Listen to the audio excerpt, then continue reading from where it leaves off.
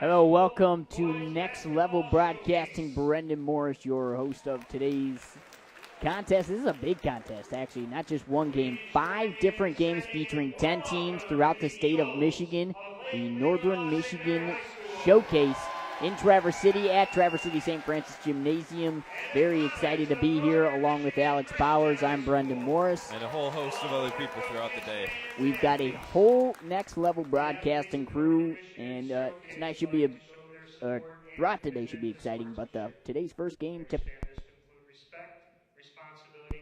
Lake Leelanau St. Mary's and Mcbain Northern Michigan Christian, 2 teams we match up with to begin this contest. But first, we do have our national anthem we'll step away for. As you rise, and gentlemen, remove your caps. As we honor both God and country with an invocation followed by our national anthem. Eternal Father, we praise your name for the very gift of life. We thank you for the birth of your Son who guides us in this world. We ask the Holy Spirit to fill our hearts with your love.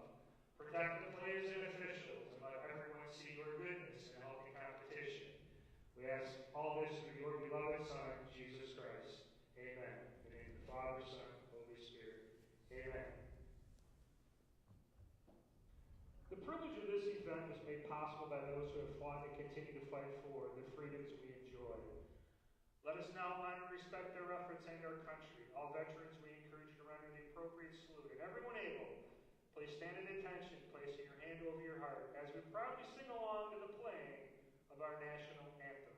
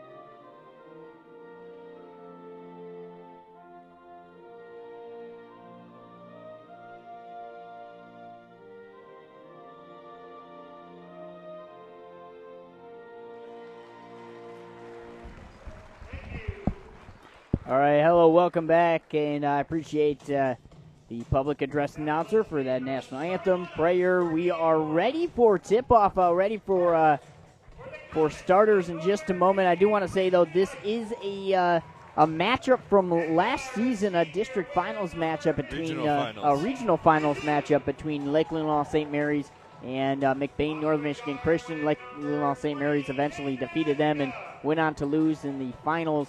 Both these teams prepared. Lake Leelanau St. Mary comes in here at 12-1 on the contest. Mcbain Northern Michigan Christian, they come in at 10-2. Alex Powers, over to you for the starters. All right, for Northern Michigan Christian, we have Blake DeZoo, number 15, a senior. Nathan Izenga, number 20. 23, Brant Winkle. 24, Ethan Bennett. And 25, Colin DeCam. And for the Eagles, we have number 2, Jerry Schaub. Number 5, Drew Thompson. Number 10, Luke Bramer. Number 13, Dylan Barnowski. And number 32, Sean Bramer. The Eagles are coached by head coach Matthew Barnowski. And the Comets are coached by head coach Kyle Bentham and assistant coach Corey Powers. And I had a chance to talk with Matt Barnowski, the head coach for Lake Leelanau St. Mary's. I've chatted with him a few times throughout this season. He really likes where his team's at right now. He's got a lot of vocal leaders. And his son, Dylan Barnowski, being one of those lead vocal leaders. You'll see him on the court, number 13. So look for Dylan Barnowski to make a lot of good moves tonight. But also Cody Courtier, Sean Bramer. Sean Bramer, another one. He's going to be one of their big body guys, number 32. Look for Lake Leelanau St. Mary's. I would say Bramer and Barnowski are going to be the two guys to look out for if you are Lake Leelanau St. Mary's. And Or if you're Mcbain Northern Michigan Christian, I should say. Hey, I got to jump in here 1 second, Brendan and Alex. Last night, of course, the Snowbirds hosted the Eagles at the Monsignor Kaminsky Gymnasium. And, yeah, Barnowski and Bramer, Schaub, they played a great game. But it was number 5, Drew Thompson. He lit it up from beyond the arc, and he played a great game as well. So don't forget about number 5 this afternoon. And does our in-game crew want to introduce themselves? Yeah, I'm Pat O'Connor, Shane Smith, Daniel Powers, Jack Cordy. We'll be interrupting the main guys throughout this game. And we'll see you at halftime, though. And here is tip-off. Your officials, Tom Johnson, Tom Post, Bill Case. Tip-off underway. Mcbain Northern Michigan Christian starting things off with the guard moving right. On the perimeter to start inside. 2 defenders. First shot up. That falls. Number 25, Colin DeCam. And first points away. So now Lake Leelanau St. Mary's gets their first possession of the contest. Shot is up. That 3 off the mark. Still rebounded. It stays with Lake Leelanau. The Eagles turned it over. Barnowski let it loose. The other way we go. That's number 20, Nathan Izinga.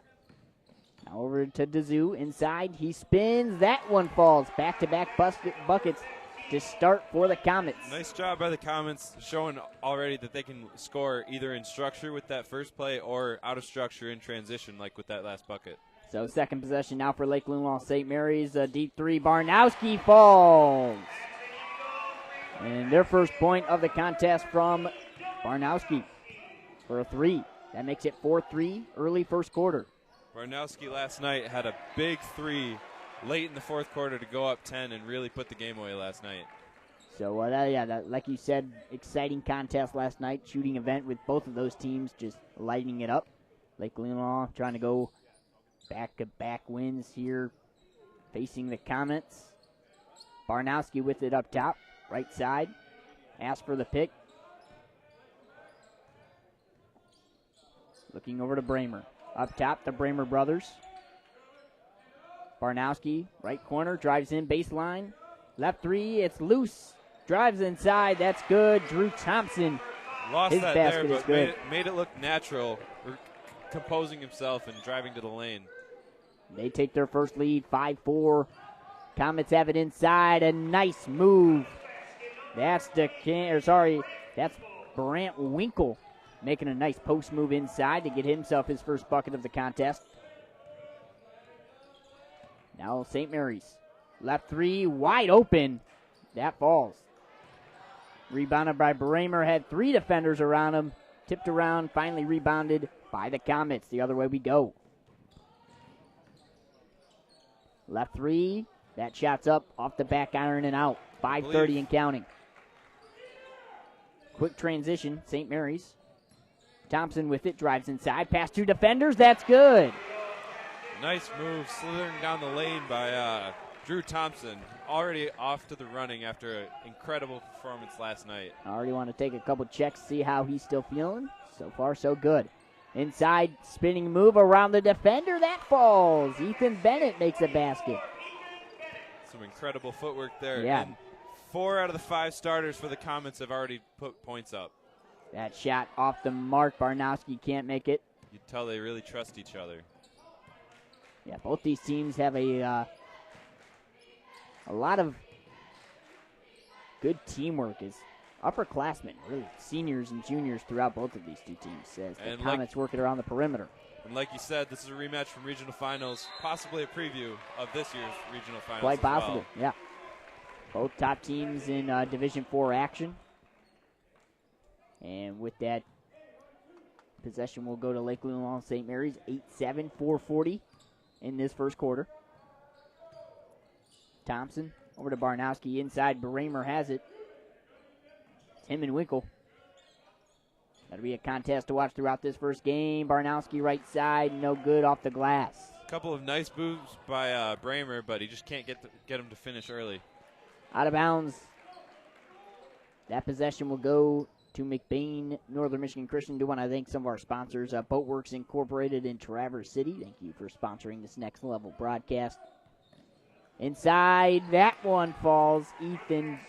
Brant Winkle Brant Winkle gets his second basket. Beautiful baseline out of bounds play there by the coach. Noticing a lot of good post work so far by the Comets as that three is up off the mark by Bramer, his second missed three, or maybe even third missed three. Still just trying to check his heat. And that one rolls around. Mcbain still with it. Up top. Three, no good. Dizu couldn't get to fall. Or Izinga. Nice pass inside, moving it around well. And St. Mary's gets it to fall off the Drew Thompson three-pointer. That's just incredible ball movement by the Eagles there. Super unselfish and always quick with those passes. That's a three. Tried to answer. No good. Loose ball. Thompson gets it. There is a foul called. Foul is going to be on number 25 for the Comets. That's Colin DeCam. So starter still out there. We'll get our first substitution for the Comets. That's number 21, Isaac Bowden. He checks in for number 20, Nathan Izinga. 3:26. It's all tied up, 10 apiece here. Your first game of the Northern Michigan Showcase, featuring 5 different games today. Teams from all over the state. And top-ranked teams across the state as well. Exactly. Drew Thompson, left three. That one falls. Drew Thompson with his second three of the night. He hasn't skipped a beat. He had 3 threes in the second half last night, and he already got 2 here today.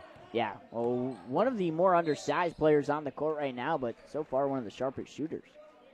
So foul inside. We'll see. The referee says it's going to be on number 32. So Bramer for the Eagles gets called for his first personal. Baseline play, inbounding it. DeCam fighting, that's Dizu. Deep look. That shot no good by Bennett. Inside. Very physical down low. Dizu fighting for it. Foul on the shot. That foul is going to be on number 10. That's on Luke Bramer. So Luke Bramer, his first personal, and at the line to shoot a pair of free throws will be Blake Dizu. Quick note, guys, on Drew Thompson. He's got 10 points already, 2 threes, 2 buckets underneath. And like you said, just picking up where he left off. I had a chance to talk to the scorekeeper from Lake Leelanau before the game, and she said that last night was the game of his life, Alex. So we witnessed, apparently, Thompson's game of his life last night. And like you said, he's picking up right where he left off with 10 in the first quarter. Maybe we're a good luck charm for him. The spotlight's not too bright for him. They're going to hire us to go right through the playoff run with him. So 1 and 2 at the line there. 13-11, 2:40 and counting in the first quarter. Lake Leelanau with the 2-point lead. Shot fake. Nice pass outside. Bramer, heat check. No good. Some slick passing. Jerry Schaub had a nice little pass. A lot of good passing early on in this contest by the Eagles. What started as a clean game, quickly 3 fouls for the Eagles, and you're going to start to see some bench players moving in for the Lake Leelanau. Nathan Schaub checks in for the Eagles. He's defending. That's Titus Best passing it off. Now inside, Ethan Bennett loses the ball. Turnover. 3-on-2. Bramer. Excuse me, that's Bramer now. His shot, no good, rims out. Eagles with it. Winkle. Nice backdoor look. Out of bounds. Ooh, just missed Titus Best. Could have had a nice hook up there. And these Comets play a little more structured, like play calls from the coaches than I've seen in high school recently. Right. I think the Eagles kind of work off their quick passing, get open shots for this Comet team. They like to work it down low, go right to the basket, as that's going to be a travel violation. Both teams can't make it right at the rim. So still 13-11, 1:40 in this first quarter. Eagles with a slight advantage as Drew Thompson brings it up, the leading scorer so far in the contest. And that's Barnowski with it, guarded closely, makes a move, jumper. That one falls. Nice, clean look. Barnowski has 5 so far. Inside, Dizu backing him down. Kind of spun away from him. got a battle down low between Luke Bramer and Ethan DeZoo, and as of now, Ethan DeZoo's winning that, drawing a bunch of fouls. Yeah, second time at the line now for DeZoo.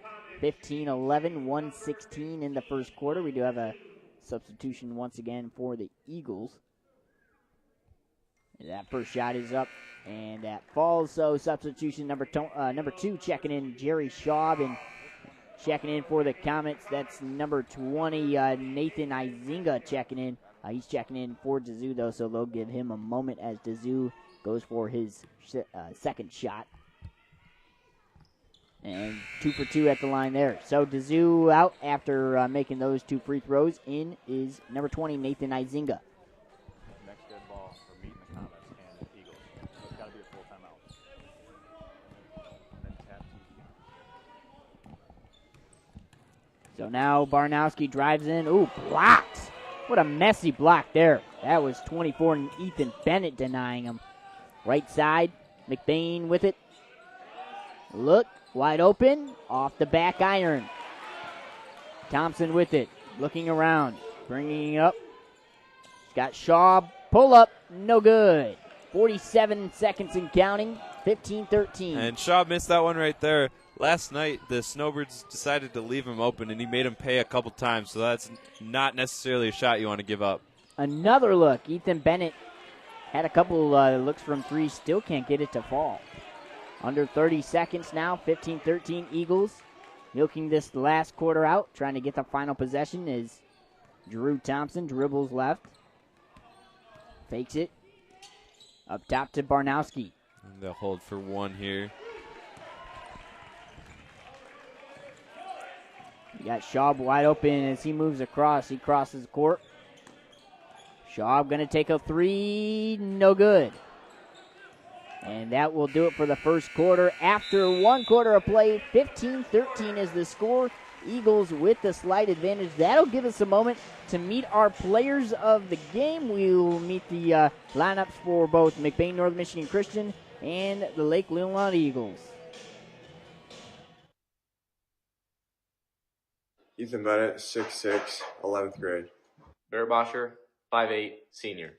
Isaac Bowden, 6'1", senior. Tucker Tossi, 5'10", senior.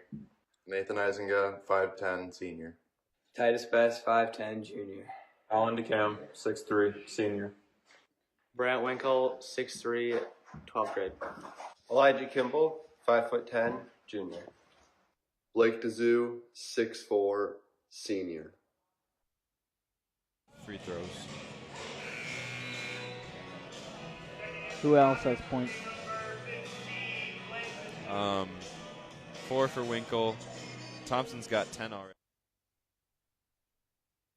Dylan Barnowski, senior, D, St. Mary's. Drew Thompson, senior, point guard. Cody Couture, freshman, Lake Leelanau, St. Mary's. James Licht, 11th grade, Lake Leelanau, St. Mary's. Jack Glen, shooting guard, number 11.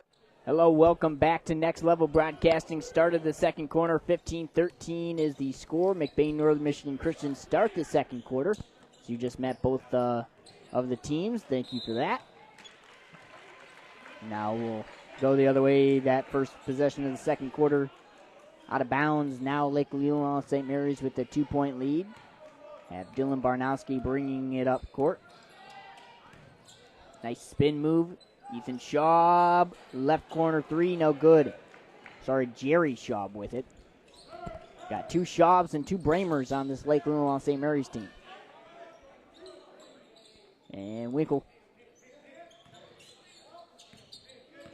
So around the perimeter, Mcbain moving it around, trying to find an inside look. That's going to be off the mark.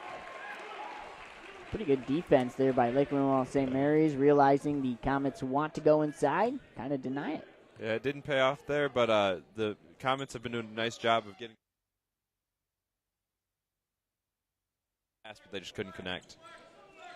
So the Eagles with it. Schaub over to Barnowski. Barnowski guarded closely by DeZoo. His shot is up. Rebounded by Schaub. And that's going to be a foul on the shot. 2 defenders around him. 2 big defenders, that is. Winkle and Bennett. The 2 towers in the post. So foul is going to be on, fouled by number Ethan Bennett. But Jerry Schaub at the line to shoot a pair of free throws, 15-13. 6:55 in the second quarter. It'd be nice for him to get a bucket, and he's had a few misses early, and see if this can get him settled in. Absolutely. Yeah, Schaub, another one of their marksmen, has range as well. He makes both at the free throw line, give them a 4-point advantage.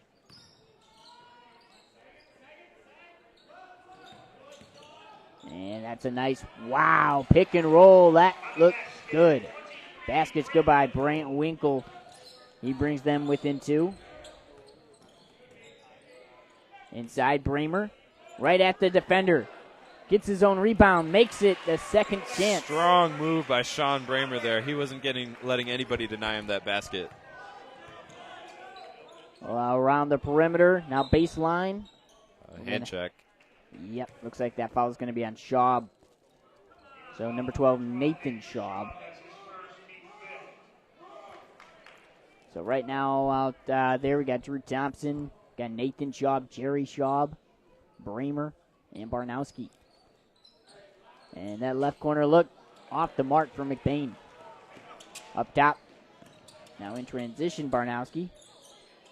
Back to Shaw. That one's good. That's what he needed. He needed to feel the ball go in the hoop, and now he's ready to play. Jerry Shaw gets a 3, joins the 3 contest, and the charge. It's a violation there. And that lights up the St. Mary's faithful. Lake Leelanau St. Mary's bringing a good crowd in today's Northern Michigan Showcase, and we do have a timeout called. So that's going to be a charged timeout by the Eagles. Great run there by the number 4 Eagles. This is the Eagles of Lake Leelanau. And actually that correction, 30-second timeout called by the Comet. So real quick, I want to thank more of our sponsors. Want to give a big thanks to Grandview Dental for sponsoring Next Level Broadcasting 2215. If you are just joining us, this is an all-day event, folks. We'll be here late as our first game of 5, Lake Leelanau St. Mary's versus the Mcbain Northern Michigan Christian Comets. We've got great matchups all day, but the headliner tonight between Traverse City St. Francis, who's ranked 3 in their division, and the number 1 overall team in the state of Michigan, Detroit Cass Tech. That will be impressive. I can't wait for that contest. 2 primetime, you would say Traverse City St. Francis, one of the top teams in Northern Michigan, and then Detroit Cass Tech, one of the top teams, if not the top team in Detroit.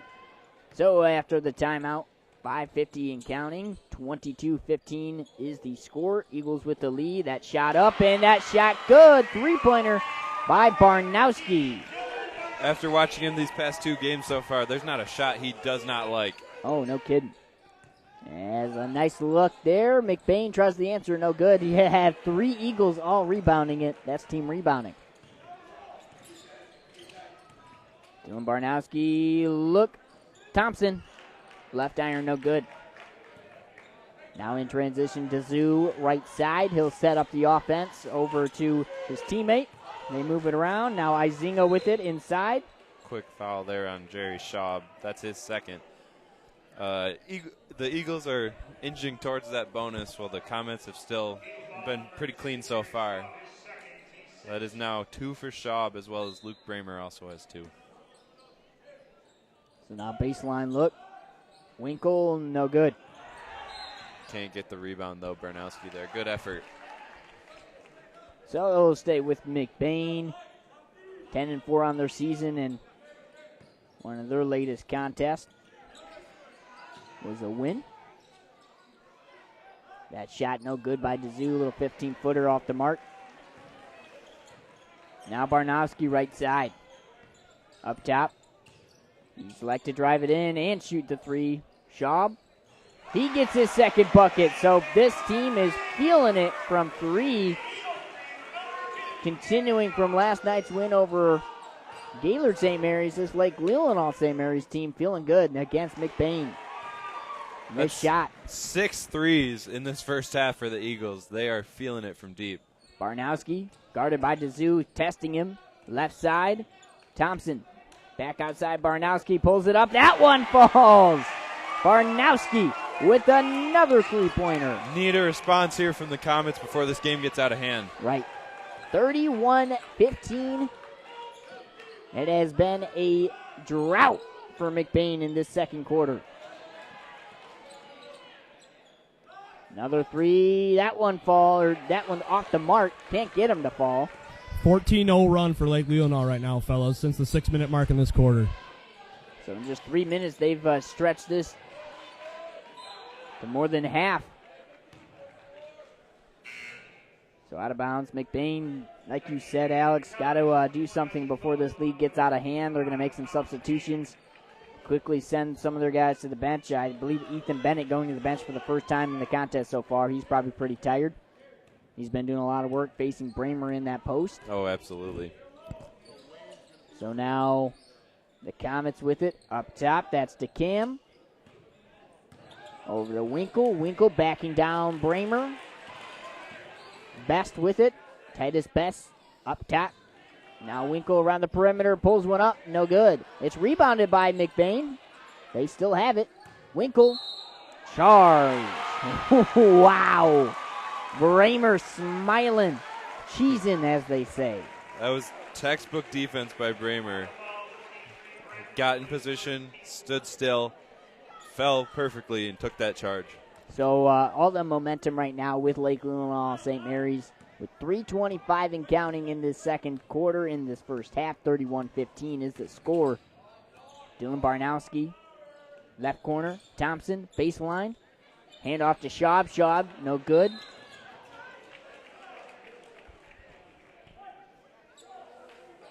Do we have a foul? Yeah. Yep. Foul called. Number 12. So foul is called on Schaub, I believe. Yep. So Nathan Schaub called for his first personal. That'll send Titus Best to the line to shoot a pair. Didn't see what the foul was. Either way, though, that'll send Schaub to the line or to the bench. There's a substitution. It was a foul 60 feet away from the court, the worst kind of foul you can get. Those are tough. As the 1-and-1, they're in the bonus now, so they get the 1-and-1 opportunity. Titus Best makes the first of 2 free throws now. And there we go. So finally they end the drought on the board again, and checking right back in after that bucket is Ethan Bennett. 31-17. Just like you said before the game, Dylan Barnowski leading the charge with help from Jerry Schaub and Drew Thompson. Bramer up top with it. Now Jerry Schaub inside, had a nice look. Thompson spinning around. Couldn't get it to fall. Still a nice move there by Thompson.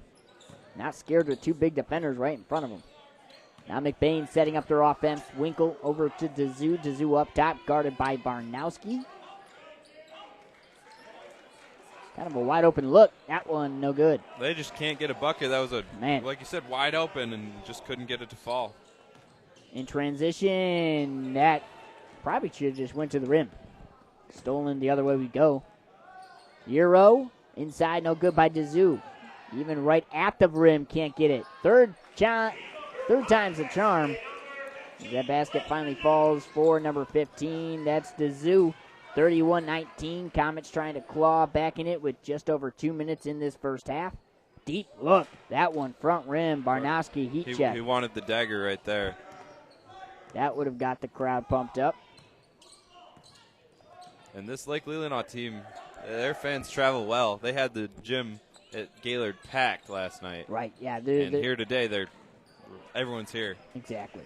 And, yeah, that's the team. They don't have a specific conference, so a lot of times they get to play all sorts of teams. So that means they're traveling a lot. And when they travel, their fans want to see their guys play. And well, they do have a small conference, just the 4 teams in Traverse City area. Exactly. So we, with that timeout, we'll go to a quick break. 31-19, 142 remaining. This is Next Level Broadcasting.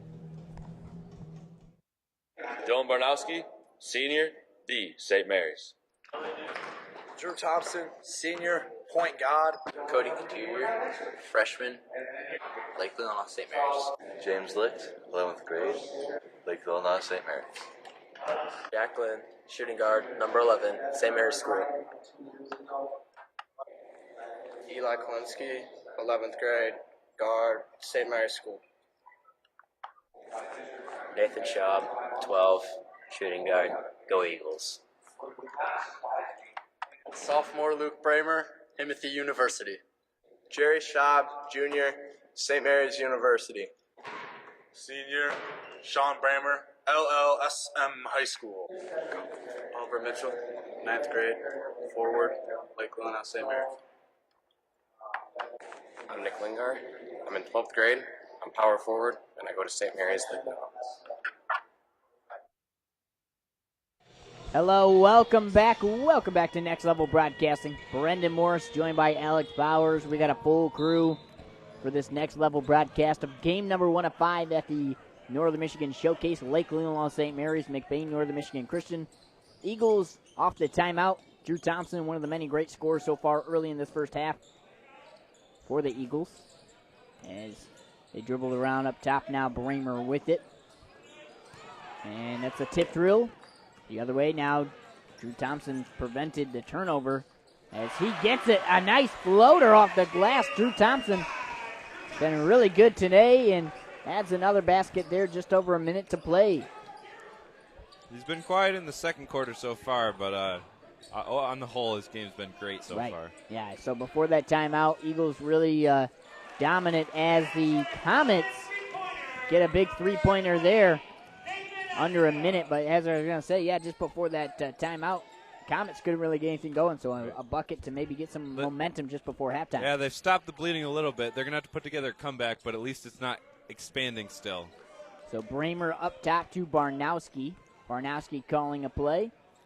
Got the Bramer brothers communicating the left side. That's Luke Bramer with it. With defenders in his face, couldn't get it to go. 25 seconds and counting, quickly in transition. And luckily they're able to stop him. That was number 10, Luke Bramer. And the Comets are in the bonus, so any foul here will send them to the line for a 1-and-1.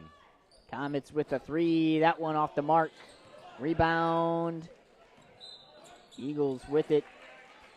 Out of bounds, though. 16 seconds. This will most likely be the final possession of this first half. 33-22. It's a 10-point contest. Dylan Barnowski slowly bringing it up. I think he wants the last shot. If not, gonna... Whoa! What a pass! Bramer inside. Sean Bramer couldn't get it to go. Okay, interesting end to that first half. The missed shot, but that'll keep it at 33-22 here in Traverse City at the Gladiators Gymnasium. That'll end the first half. We'll send it to break and be right back with your halftime breakdown here on Next Level Broadcasting. Are you interested in building a new home or renovating an existing one? With over 100 years of combined experience, J&J Construction is one of the most reliable and respected general contractors in our service area. J&J is a trusted construction partner valued by architects, subcontractors, financiers, and most of all, their clients. J&J Construction has been completing quality homes and improvement projects that add value to the communities they serve. They bring a passion for innovation and a commitment to quality to every job they do. Call them today.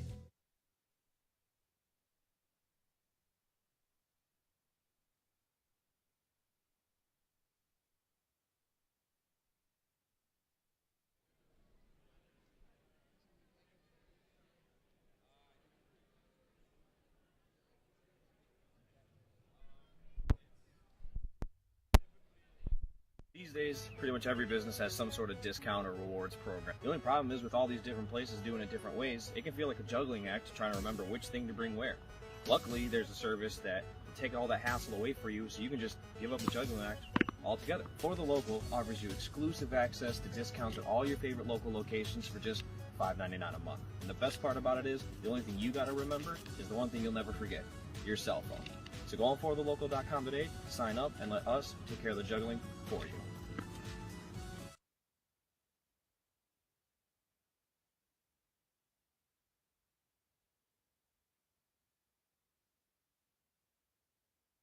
Halftime show. I'm Pat O'Connor, joined by Charles Strail, Daniel Smith on the camera tonight, Charles. And, I mean, first of all, we got to say the swag it's getting close to making me look good. Play call from coach. It's 3rd and 6.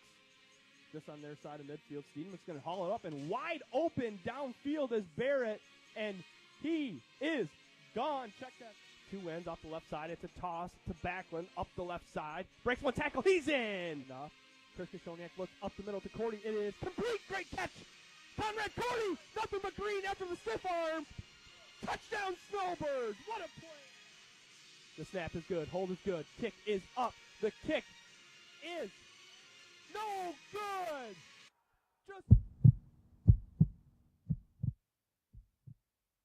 This is Charles, founder of Next Level Broadcast.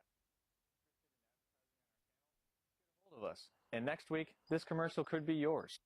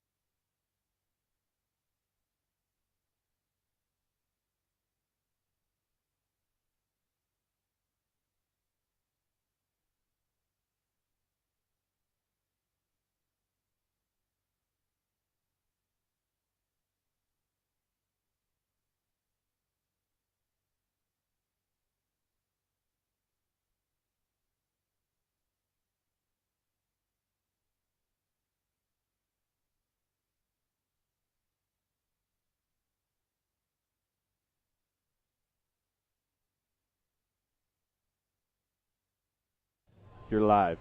All right, welcome into the Potter's Bakery halftime show here at Traverse City St. Francis High School. I don't know, we're the halftime crew. Yeah. I'm Pat O'Connor, Shane Smith, Jack Cordy. Jack, we're going to dig into these donuts, man? I'm ready, dude. I got the sour cream glaze. It's had my name on it. It's been staring at me. What a great. Does anyone else want one, or should I just mow it? Hook me up. Give me something. What do you want? The lemon jelly filled? Lemon-filled? Give me something glazed. We're going to dig into these donuts. Shane, why don't you talk some basketball from the first half? Yeah, well, I'll take care of business while they take care of our sponsor here. So Lake Leelanau coming into this game was 12-1 overall, number 5 in the state, Division 4. They just beat number 6 Gaylord St. Mary in a very close and contested game last night, and they've been averaging 64 points per game so far this season, led by senior Dylan Barnowski, who is second so far in scoring for Lake Leelanau so far today with 11 points. We also have Sean Bramer.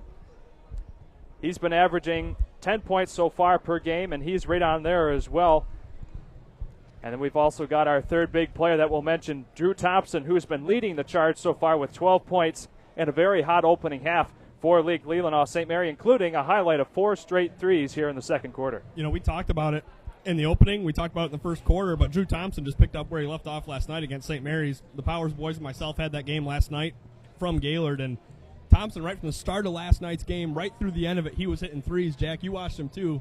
He's a fun player to watch. He can stroke it. Not only are they fun to watch, I mean, they got a lot of swag, especially Drew Thompson from the corner. I mean, that's Leelanau St. Mary's offense is they understand their roles. I mean, you got, who was that? Bramer down low.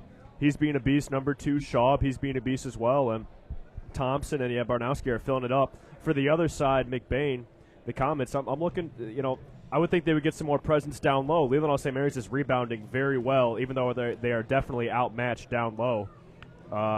Leelanau St. Mary's is playing great. Comets only down by 11, but I think they're right in this game. They could easily go on an 11-0 run and be right back in it. Well, speaking of runs, and it really was just the one run from Lake Leelanau that built that large lead. They went on a 14-0 run from the 6-minute mark to the 3-minute mark of that second quarter, and they just couldn't miss during those 3 minutes. No, and it's tough to play against a team who has 3 players, Sean Bramer, Barnowski, and Thompson, who can all shoot 35% or more from the three-point line. Something that we haven't seen a whole lot of so far this season. And don't forget about Jerry Schaub. He's not afraid to shoot. He doesn't look like a three-point shooter, but even last night he had 3. Lake Leelanau as a whole last night had 13, and I think they've had 6 or 7 here in the first half. So, again, we were worried a little bit last night talking about Lake Leelanau St. Mary's. A long trip back from Gaylord back to Lake Leelanau. They probably got home around midnight, and then they had to be here early today for that 1 o'clock tip. But they've shown no signs of tiredness so far. Well, and one thing that NMC really has to watch out for, that's Mcbain NMC, is they've had a lot of turnovers, especially in the second quarter. They've had over half a dozen so far, and that's really hurt them when Lake Leelanau went on that 14-0 run to start the second quarter. So something that they have to watch out for. Maybe shoot a little bit more from inside the paint. Their three-pointers haven't been working out so well so far in this game. So just try and get those contested two-pointers, maybe get a foul call in there, draw that out so they can get some free throw opportunities as well. Yeah, I think Mcbain 1 through 5 has more length and more size than Lake Leelanau, and so maybe they use that to their advantage, get some drives, get some looks right at the bucket. Jack, how's your donut? Delicious. It's gone. Do I got any on my face? No, you're looking pretty good. Let's go. Beard's all clean and everything. Yeah, Good. yeah. So we're just chilling here for halftime. We're going to send it to commercial here in a second, but before we do, our next game, Glen Lake. That's going to be a fun one to watch, too. Are you on that call? I am. Yeah, I'll be on that one. We've got Glen Lake versus... You're gonna have to finish your donut before you go call that game. Yeah, we've got Glen Lake versus Wayne Memorial. There they are. Yeah. So that'll be a fun game. All right, that should be fun. Hey, thanks again, Potter's Bakery right here in Traverse City. We picked these donuts up Delicious pregame. donuts. They're awesome. If you're watching and you're in Traverse City, go pick yourself up some Potter's Bakery. Thanks for the sponsor. I think we did a pretty good job plugging them. I think we did pretty good, too. I mean, I ate the whole thing in one go, and you're going to finish that before the start of the second half. All right, Ryan, kill the camera. I want to finish this donut. It's Next Level Broadcasting Halftime Show. Jack Cordy, Shane Smith. We'll see you after the game. Sounds good.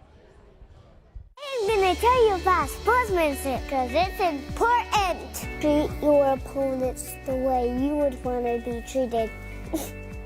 My mom says that. Listen to the referees. It's their job. Be nice to their team and our team. Cheer them on. Always play fair. It's the right thing to do. It's sportsmanship. It's not that hard.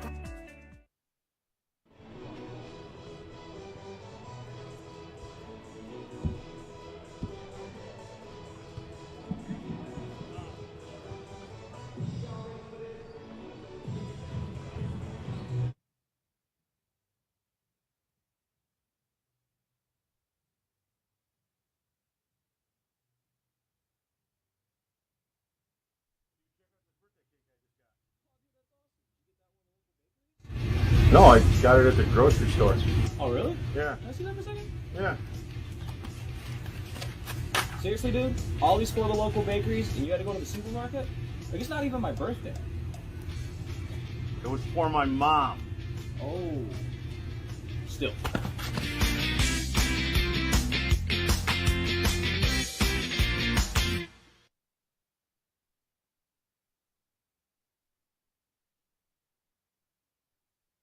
Hello, welcome back to Next Level Broadcasting. I am Brendan Morris, joining you just before the start of the second half. 33-22 is the score. Lake Leelanau St. Mary's with the lead. Alex Power is going to give us a score breakdown. Who are some of the leading scorers tonight? All right, so for the Eagles, we've got Jerry Schaub with 8, Drew Thompson with 12, Dylan Barnowski has 11, and Sean Bramer has 2 to add on. And then the Mcbain Comets, we've got Titus Best with 2, Blake DeZoo with 7, Nathan Izenga with 3, Brant Winkle with 6, Ethan Bennett and Colin DeCam both adding 2 of their own. Thank you so much. Just before the start of the second half, I want to thank John Roth, First Senate 104th District Senator, for helping sponsor this Northern Michigan Showcase on Next Level Broadcasting. The start of the second half underway. Lake Leelanau St. Mary's leading 33-22. Dylan Barnowski with it. Leading scorer so far is Schaub. Now back out to Barnowski. Left 3, no good. And that's how we begin our second half. Inside. Wanted to charge there, but yeah, couldn't get it. I think I almost think both teams wondered if they were going to draw a charge there. Foul is called, so foul is going to be actually called on Mcbain. That's going to be on number 24, Ethan Bennett. That's his second personal foul as Drew Thompson will bring it up for the Eagles. Bennett's the first Comet in with 2 fouls, so no worries of foul troubles for the Comets. For the Eagles, Schaub, Luke Bramer, and Barnowski all have 2, so something to watch going into this second half. And Thompson, the finger roll inside. What a look. Oh, my goodness. He's up to 14 already. Up top, Dazoo, no good from 3. Would have been a long 2, actually. Out of bounds. So we saw that in the first half a lot. Mcbain just could not get their shots to fall. They're taking a lot of shots, just can't get them to fall. What do you do when you're shooting outside and things just aren't developing? You got to go down low. Got to feel a couple baskets, go through the basket, and then maybe the outside shots will start to fall. Barnowski with it. Between the legs off the screen from Bramer. Up top. Luke Bramer with it now. Inside. He's denied. Out of bounds. That was off the big man, Ethan Bennett. So, yeah, Ethan Bennett, Brant Winkle, 23 and 24 inside for Mcbain. It's a tough duo to drive against if you're trying to go to the basket. Absolutely. Good thing the Eagles they have can shoot outside. Yeah, no kidding. So Thompson over to Bramer.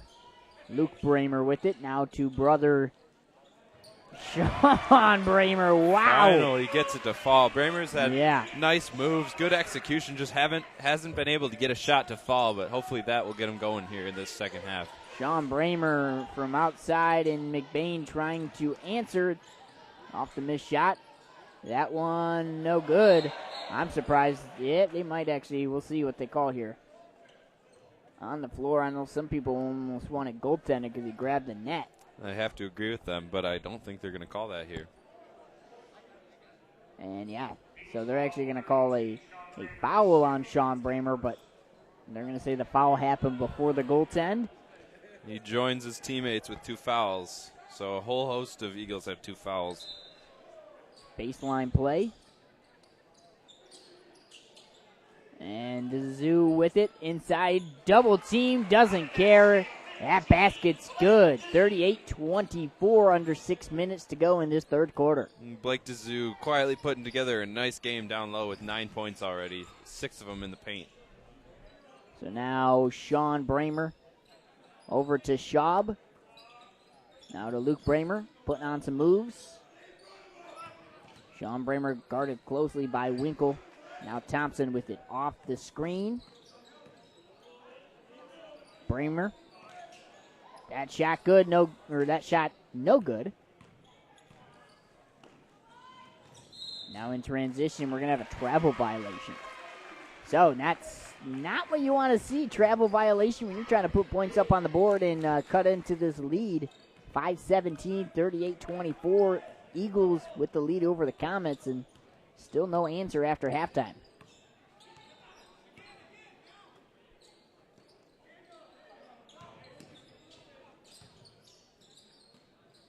Going around the perimeter.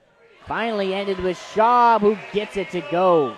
That's his third 3 of the night, so Jerry Schaub and Dylan Barnowski. They really just went around the three-point line, each passing it off until they set that up for Schaub. What a look. And Mcbain finally answers inside. That's number 20, Nathan Izinga. Nice presence there by Izinga, knowing where his defender is, pump faking, and calmly putting up the layup. So now Barnowski putting on the moves as he's inside, guarded closely by Izinga.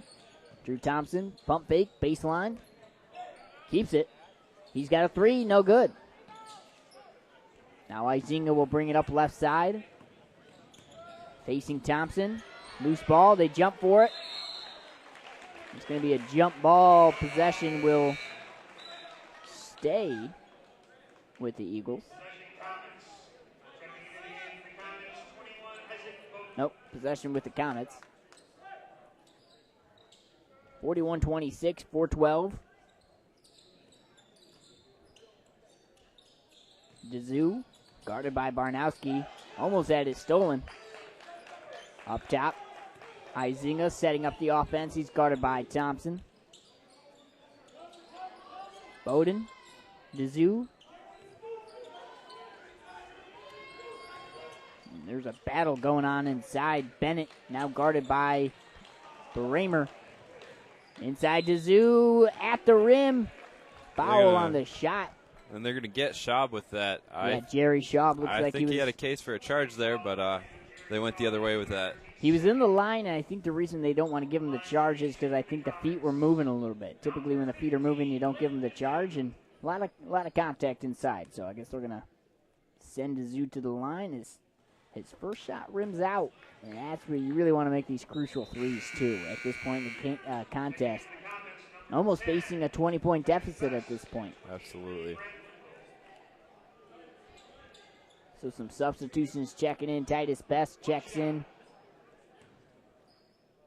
Zoo trying to at least go 1 for 2, and that one does fall. So now they're going to go with the light full court press. They're just Isaac Bowden really guarding Barnowski closely. Making sure Barnowski's not too comfortable on the court. Barnowski was getting comfortable in that second half with some of those threes he was making. So Bowden guarding closely. Now Jerry Schaub. Wow. Took it right out of his hands, did Blake DeZoo right there. Seen a lot of block shots by Mcbain. And second chance, that one not going to fall, but they're going to get a foul charge. First one there for Drew Thompson. So at the line, Brant Winkle. He'll shoot a pair of free throws off of Thompson's three. That's his first personal, as you said. Team third this quarter, this half. So first one falls. And just a reminder, folks, got a lot of games today. 5 different games. This is game number 1. After this contest, I believe we've got Glen Lake tipping off against Wayne Memorial. Yeah, very good Wayne Memorial team. So you got, I believe 5 teams from Metro Detroit area, then 5 Northern Michigan teams. 2:57. 41-29, the foul called there. Looks like Bowden called with the foul. McBain splits the difference a little bit in between the TC teams and the Detroit teams. I was about to say there's some Traverse City teams, but then you got some mid-Michigan teams, and then you got your Detroit teams. Lake Leelanau St. Mary's with it. Jerry Schaub up top to Bramer. Luke Bramer over to Drew Thompson. Drew Thompson lit it up last night. He's been helpful tonight, or today. It's only a little past 1. Bramer inside. Sean Bramer gets that one to fall. What a look. His had great footwork, great moves all night, and they're finally falling for him. Backdoor look now. Bowden with it. Defense merged in, converts quickly. Titus Best doing his best inside. That's good. Left-hand roller. Split the double right there and Euroed into the middle of the lane and got an easy layup. And a quick foul for Best down on this end. So I believe this, the score says 41-31, but I believe it should be more than that. 43, they just fixed it. They just added it. So 43-31. They did miss one of those shots earlier. Finally got the scoreboard's attention, and they were good to change that. Who got that? It was a follow right there. I believe it was Brent. Bramer cross court. Guarded closely. He's got to get this one away. Out of bounds, but hey, at least it goes off the foot of the Comets. Yeah, they're getting a little intense on the court there. Both teams starting to feel the end of the game coming. Yeah, when you're nearing that fourth quarter, things start to ramp up. But that also means some more mistakes tend to happen, so you got to limit those. Drew Thompson up top, off the inbound. Thompson over to Bramer. Went right to the rim, decided to pass it off instead up top to Barnowski off the screen. Barnowski quick to dribble. A little floater, no good. Can't get it to fall. Quickly in transition. Winkle going to take it himself. No charge, no foul, and no shot. Lots of contact, but the refs held their whistle. Sometimes I like to see that. Right. Both these teams moving quick, playing a little physical. Can't call everything. And goaltend there by Winkle, so that they're going to make that bucket count. And that'll go for Barnowski. He got up there for that. Didn't count on the scoreboard, but that was very impressive. So now fouls on number 13. the other way we go. So, is that Barnowski's first foul of the contest? Did they just call him for a foul? They took it away. They put his number up there. I don't know. Maybe they got the wrong number. I think they might have. And here's Schaub, I believe. So, yep, Jerry Schaub just called with a foul there. Now, that is his fourth. He's the first player in this game in serious foul trouble, so he'll come out.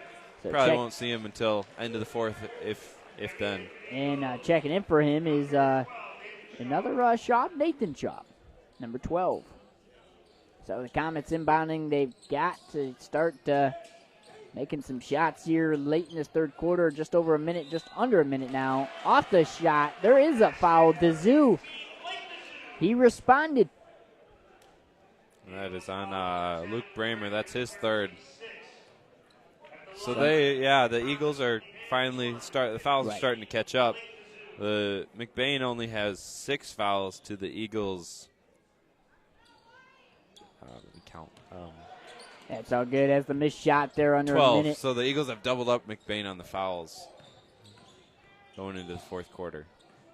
So now Comets down by 10 off that made free throw. They're trying to get another one here, and instead of the foul, they get the travel violation, and that's number 24, Ethan Bennett. He's not happy about that. They've had a couple of those kind of plays like that in this contest. Another consequence of all those fouls for the Eagles is Mcbain is almost in the bonus already going into the fourth quarter. Hopefully they'll be able to make that count, put a few points up, and make those fouls come back to bite the Eagles. And almost stolen it. There we go. DeZoo in transition. Oh, foul called. Hard foul there, and he felt it. I don't think it was intentional, though, as Thompson didn't really have a reaction. So DeZoo was not happy about that. I think partly he wanted to get that dunk up there, and they took it away from him. But 2 points is 2 points. Let's see if he can earn it the hard way. And that one good, 45-36. So that's it's a foul on Thompson. I think the scoreboard's wrong up there. I know that's more than one foul on him, but the second shot falls as well. 45-37, just under 20 seconds in counting as Barnowski has it. Guarded by Bowden. Under 10. Now under 5. Quick look, Thompson. 3, no good. So that'll end 3 quarters in the books, 45-37, as Lake Leelanau St. Mary's with the slight advantage going into the final quarter of action. We'll be back with your final quarter here on Next Level Broadcasting. Ace is the only hardware retailer that carries Benjamin Moore paint at over 3,800 stores. With Benjamin Moore's premium quality, huge selection of colors, plus Ace's award-winning service, you can be confident you're getting the best. Then buy in store or online for curbside pickup or free delivery. When you want the best, Benjamin Moore paint from Ace. Around the block, what you need in stock, with people who know their paint.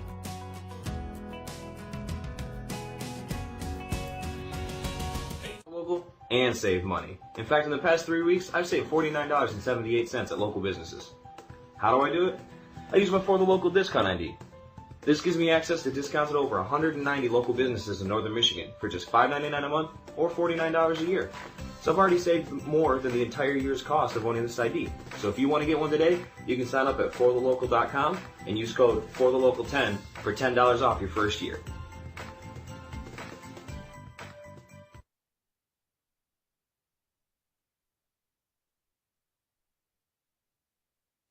Hello, welcome back to Next Level Broadcasting. Brendan Morris, Alex Powers with the fourth and final quarter of game number 1.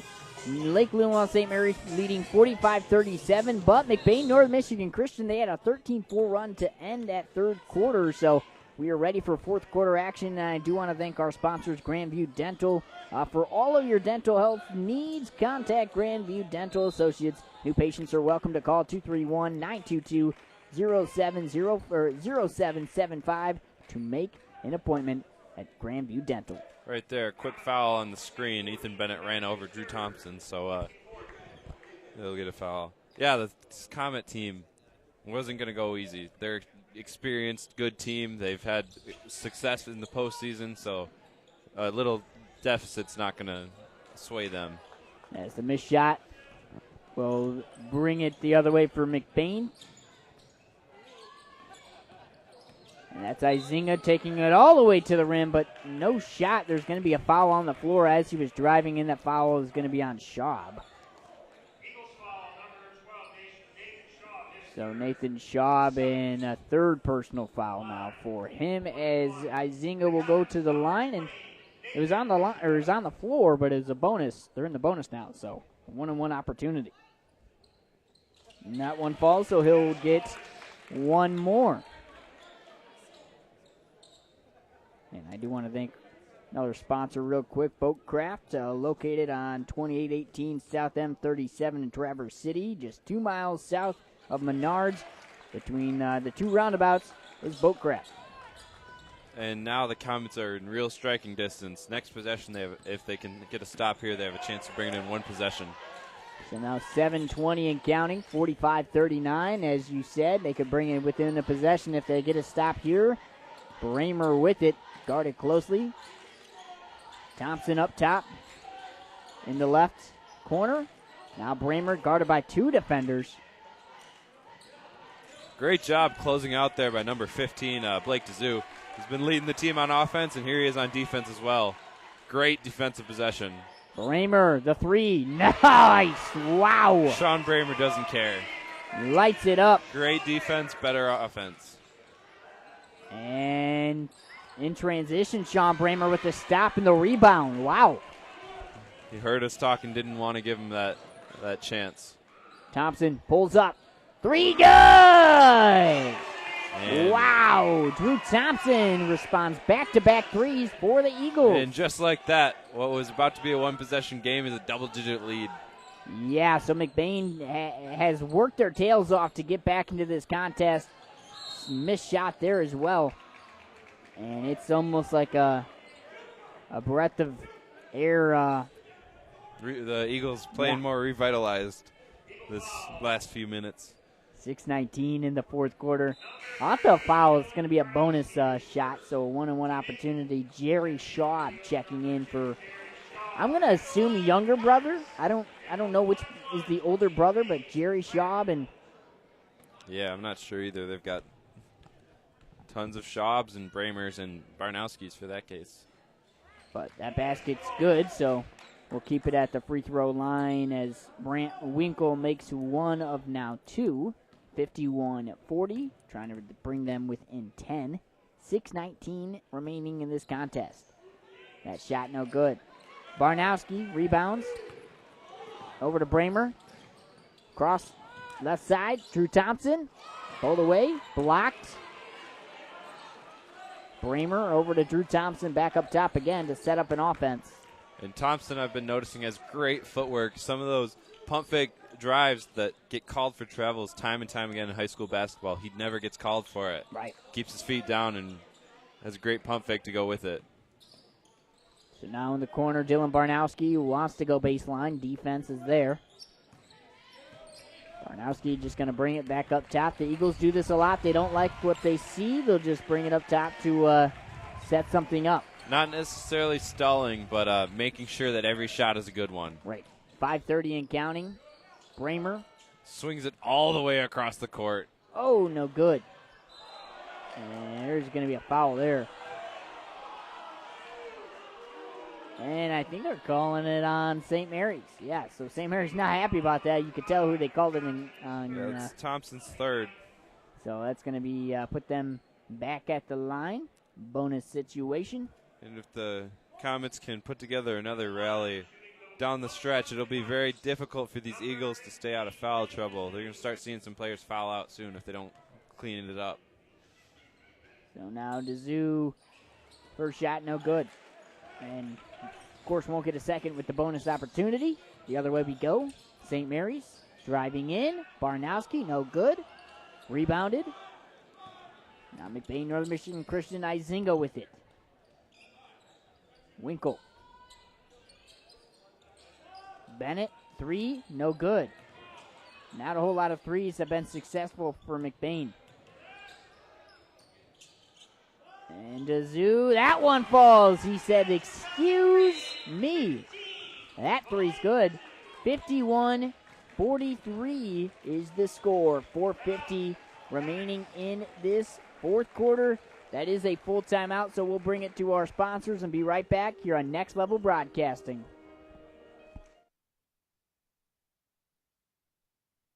Halftime show. I'm Pat O'Connor, joined by Charles Strail, Daniel Smith on the camera tonight, Charles. And, I mean, first of all, we got to say the swag. It's getting close to making me look good. Play call from coach. It's 3rd and 6. Just on their side of midfield. Steedman's going to haul it up, and wide open downfield is Barrett, and he is gone. Check that. Two ends off the left side. It's a toss to Backlund up the left side. Breaks one tackle. He's in. Enough. Chris Kashoniak looks up the middle to Cordy. It is complete. Great catch. Conrad Cordy. Nothing but green after the stiff arm. Touchdown Snowbirds. What a play. The snap is good. Hold is good. Kick is up. The kick is no good.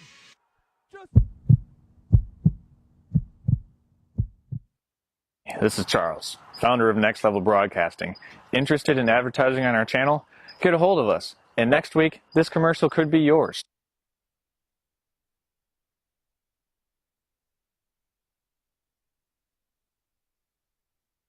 Hello, welcome back to Next Level Broadcasting. Brendan Morris, Alex Powers. 4:40 in this fourth quarter of game number 1. Lake Leelanau St. Mary's, the 51-43 lead. They've really just kept Mcbain at a distance throughout this second half, and McBain was trying to claw back, but a couple big shots have made this a questionable fourth quarter.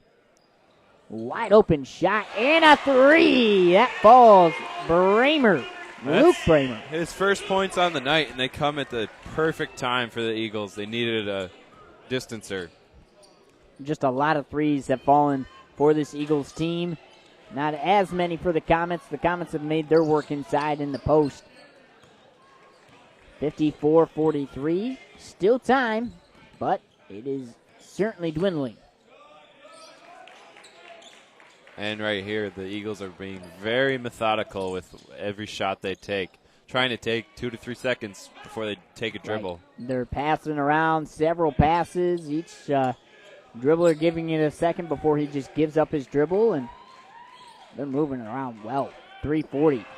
But that time it's tipped away in transition. Winkle, guarded by Bramer, inside. Good. And so when you're going to try and take your time and then start throwing around the court, sometimes that happens, but still not a horrible issue there as they're dribbling around, and that's tipped off out of bounds. I think it was tipped by a Comet, though. No. We'll have some confusion. Referees talking real quick. They're going to stay here. Yeah, they're going to get possession, keep possession with Lake Leelanau. It looks like it was tipped. So we will have a quick timeout, though, because Matt Barnowski, he wants to talk real quick. We've got 3:19 folks remaining in this contest. It's an exciting one, and we've got a lot more contests to come up, of course. So Glen Lake taking on Wayne Memorial after this. We'll be covering that game. We've got coverage of each game. There's 5 different games, 10 teams total. And for that Glen Lake team, they are currently ranked number 4 in D3 against a tough Wayne Memorial team. Their record's not the best, but they're playing down in Detroit. Right. They've got great teams, great opponents every night. Playing at Wayne County, right. Playing within Wayne County is tough. No doubt they're coming to play no matter what their record is. Got another local Traverse City team. Traverse City West plays the 6 o'clock game against Ferndale. It should be a nice matchup. Traverse City West, they've had a lot of exciting matchups this year, and they also played in a showcase last week in Cadillac. Ferndale just coming off a tough loss in the semis in their own division. And also Cadillac Grand Blanc, they play tonight. Cadillac's ranked 69th overall despite being a smaller division. They're 69th in the whole state. The whole state? Yeah, so that's several divisions ahead of them, and they're still right with them. And, of course, the nightcap to wrap it all up, Traverse City St. Francis taking on Detroit Castell. And Cadillac's opponent, Grand Blanc, is currently ranked 6th overall. So now after the timeout, 3 minutes remaining. Lake Leelanau passing it across court. Barnowski over to Thompson. They have split the half court into 4 corners, trying to take all the time they can. But this is out here we of go. bounds, so Mcbain with it. I don't know if I like that strategy of outright stalling, but we'll see how it goes. They do have a nice lead here, so as long as they can successfully play keep away, they'll be able to control it. But I like the go in and keep scoring. 3-point up. Izinga no good. Dezou with the rebound. Winkle inside, good. Just like that, Mcbain has some points that the Eagles kid didn't even have a shot to keep up with. And here they go again. Ooh, Drew Thompson close to that half-court line. Got to be careful. And there's going to be a foul. Got him with a push. Drew Thompson slipped, but he was helped down by Dezou. So Dezou's going to get his first personal foul. So he's played a pretty clean night. You mentioned earlier how he played real well defensively, and just to have 1 foul, not bad at all. Right. And something to watch, the Mcbain Comets, they are still have fouls to give here in this half, so they've got a little bit of room to work with. Jerry Schaub going to pull up the 3. No good. Had a wide open look. And these next couple possessions are going to be vital for the Comets to stay in this game. Izinga up top to Dezou, right side. Ooh, that's going to be a travel violation. I think he wanted to draw the foul, but then pulled the shot back down. Yeah. It's tough. He wanted that 3-pointer. But as it is, it's Eagles ball. We'll see if they can keep it away this possession.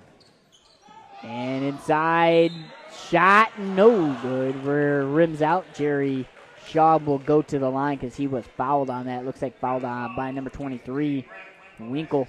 No, that's more like the Eagles came down in that possession looking to score, looking to get a quick bucket. And I don't mind that. Every other possession, try and stall a little bit just to take a little bit of extra time off. As Schaub goes to the line. Especially when the Comets come up empty, you can afford a free possession. But it's getting very close now, 54-47. We're about to reach the 2-minute warning. The second shot, no good either. So neither shot falls. Those are two points that could have made it a little bit more comfortable with 2 minutes now. Izinga guarded. Now it's Dezou, guarded by Barnowski. Inside, no good. Both teams missed opportunities. Man. The Eagles opened one up, and the Comets closed it themselves by missing that easy layup. Bennett was unable to go, so now Dezou, it's going to be Dezou called for a foul. Can't really do that. Especially Thompson is not the one you want to foul if you're trying to get them to miss free throws. So now that'll send Lake Leelanau St. Mary's to the line. Once again, 1:41, 54-47. At the line, Drew Thompson. I believe that is his 4th. Oh, no, he's at the line. My bad. And the bonus. 2 on Izinga. He'll get to shoot another one. So they're trying to keep this a single-digit score here if you're Mcbain, but really going to have to make every shot here on out. And just under a minute, 40. Winkle with it. Cross court, stolen. Kind of a short pass. Well, both teams short passes. Turnover, back and forth. Izinga with it. Izinga's going to be fouled. Bramer bodied him up. The Eagles still have a comfortable lead, but they are continuing to provide the Comets with opportunities. Right. Luckily, they're not taking advantage of every one, but there's still a minute and a half left. They could start taking advantage if the Eagles don't clean it up right here. This past minutes felt like 5 with all these fouls we've seen. Right. Now Izinga at the line makes the first one in the bonus. And Bramer now has 4 fouls as well. So now an 8-point differential. Now it's going to stay at an 8-point differential as the missed shot. Quick foul on the other end. Another foul. So we'll exchange free throw lines, go to the other end. And you never want that, but if you have to foul, a foul with 0 seconds off the clock is probably the best one. Yeah. So if Schaub happens to miss these free throws, it might turn out to be a blessing. Right. So there's back-to-back fouls, too, by Winkle. So Winkle called for another foul. And that falls Jerry Schaub, not Jerry Springer. I can tell you that. That is not Jerry Springer. That's Jerry Schaub. 1:22 in this fourth quarter. And Schaub, good. So that'll extend it to a 10-point lead. Just a minute 20. Got to have a couple big threes, possibly, if you're Mcbain, which hasn't worked a whole lot for him. They're denying Dazoo the ball, too. Inside, Winkle gets it. And we'll have a timeout. 8 points, 1 minute. Let's see if the Comets can come back. So, yeah, like you said, see what they draw up with just over a minute to go. A full timeout. We will keep it here score-wise. Who are we looking at for some of the leading scores? We'll start with the Eagles. Who's the top scorer right now for the Eagles?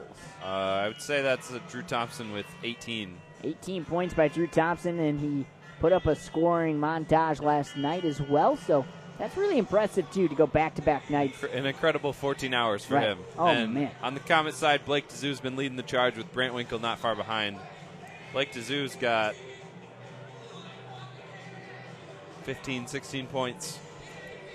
So, yeah, and this is a battle of two great programs. The Mcbain Comets, they've been traditionally a great team, always been a top team in D4. They've had, I'm sure, trophies lining the walls. And Lake Leelanau here, they're an up-and-coming program. Right. They've been traditionally not always like up there with the best, but this team, the team last year, and the teams to follow are starting a new tradition, putting them up with those Blue Bloods. And once again, I want to thank all of our sponsors. I want to thank Boatworks Inc. in Traverse City, Grandview Dental, and John Roth Senate, 104th District Senator.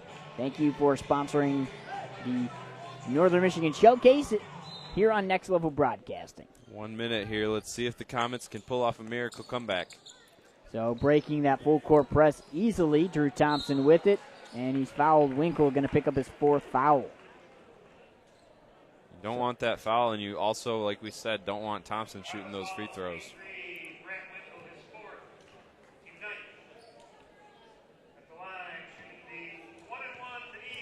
So at the line, Thompson going to extend this back to a 10-point lead. I would say if just over a minute, you're going to get, 2-3 possessions at most. So yeah, you got to make everyone count. Make 3 threes and you're in the lead, theoretically. Izinga pulls up. That one no good. And that one no good. Rebounded, ball's loose. Drew Thompson with it. Refs held their whistle on that one. Couldn't see it. Don't know if that was the right call, but it's a very important call. Yeah, see, and that's tough, too, because they're both going for the ball. Drew Thompson had barely just gotten possession of it before the foul was ultimately drawn or called. Stay with us after the game. We'll go to our game break crew before the second game of this Northern Michigan Showcase. Yeah, so what's exciting about this showcase, you got so many different teams, but not just us broadcasting, doing the play-by-play and color commentary. No, you got a game break crew to break down all the stats, break down the storylines of tonight's contest. I want to thank Charles Strahl for putting everything on Next Level Broadcasting here covering the Northern Michigan Showcase, and want to thank Traverse City St. Francis for hosting the event. Very exciting. Several teams here in Northern Michigan. Eagles wanted to travel there. Yeah, no kidding. 39 seconds and counting. 59-50. Mcbain, Northern Michigan Christian. No good. And that shot no good. Another one. Third time's a charm is Dazoo. So now under 20 seconds, this game just about wrapped up as Lake Leelanau St. Mary's will walk away with the victory. Great fight by both teams here. At the Eagles, afternoon. Round of applause. Yeah, got to give a round of applause to both these teams. Really, really impressive. These two teams know each other well. They played each other in the past, and they just played each other again with the Eagles of Lake Leelanau St. Mary's winning 59-52. That is the first game in the books for the Northern Michigan Showcase. We will send it to our game break crew to break down that first contest. And we'll also get ready for our second contest as well. But once again, I want to thank you for watching that first contest, Brendan Morris, Alex Powers. And let's go ahead real quick, send it to our game break crew. I believe Shane is waiting for us. Shane, go ahead. What do you got? Well, I tell you what, gentlemen, we've had quite the game down here on the floor watching this. We've got an amazing performance by a couple of players we want to make mention of. Number 15, Blake DeZoo for the NMC Comets, as well as Brant Winkle, who had 17 of his own. And now for Lake Leelanau St. Mary, Drew Thompson was the scoring leader tonight with 20 points. Dylan Barnowski with 11 and Sean Bramer with 10, the big scores for Lake Leelanau St. Mary's. Close game, just as Brendan mentioned here, 59-52 was the final score. Bringing my man here alongside of me, Jack. What do we have? Jack Cordy, what do we have to say? Not much. I'm just stepping in for Pat while he tries to go land an interview with the head coach, but just an absolute great game by both teams. Very entertaining. Came right down to the wire. I think Leelanau St. Mary, they won by maybe 10 points, but it just came right down to the wire. Drew Thompson stepping up big, knocking down free throws towards the end of the game. Mcbain, they came back and they made it really close, but Leelanau St. Mary just continued to knock down threes throughout the game. I mean, they're a three-point shooting team, and when you're knocking down those shots, it's kind of hard to lose. So great job to both teams, but excellent shooting by Leelanau St. Mary got them to win. Yeah, and Mcbain NMC, for their effort, they may not have had the same success for three-pointers, but what they did have was almost perfect free throw shooting in the entire second half. They only missed 2. That's what brought them in quite often. They were down as much as 15 points a couple different times in the early third quarter, and they brought it right back to as close as 6-7 points at a couple different times, thanks to their free throws and drawing those fouls there as they're going up for the 2-point bucket. Yeah, that was an excellent game. Really looking forward to this next one here as we got two teams warming up. Who do we got right here, Shane? We've got Glen Lake, Maple City Glen Lake, and then we've got Wayne Memorial Zebras, big Division I school from down there in the Detroit area. I think this is going to be another game right here. Both teams, you could clearly tell these are two higher division teams playing right here. I mean, yeah, well, Glen Lake is big too. Holy smokes! Yeah, for being as small of a town as Glen Lake. Yeah, they've got a 12-1 record, and as of yesterday, that was Friday, they're ranked number 18 in the state, Division III, 9-0 so far in conference play. Their most recent game was against Kingsley, who they beat pretty handily, 61-33. And they've been averaging 66 points per game this season, so a high outputting offense for sure. We've got scoring leaders Luke Hazelton, Benji Allen, Neil Imey, and Sean Gowa, all with 10 points or more per game. And of special note, Luke Hazelton coming in for Glen Lake.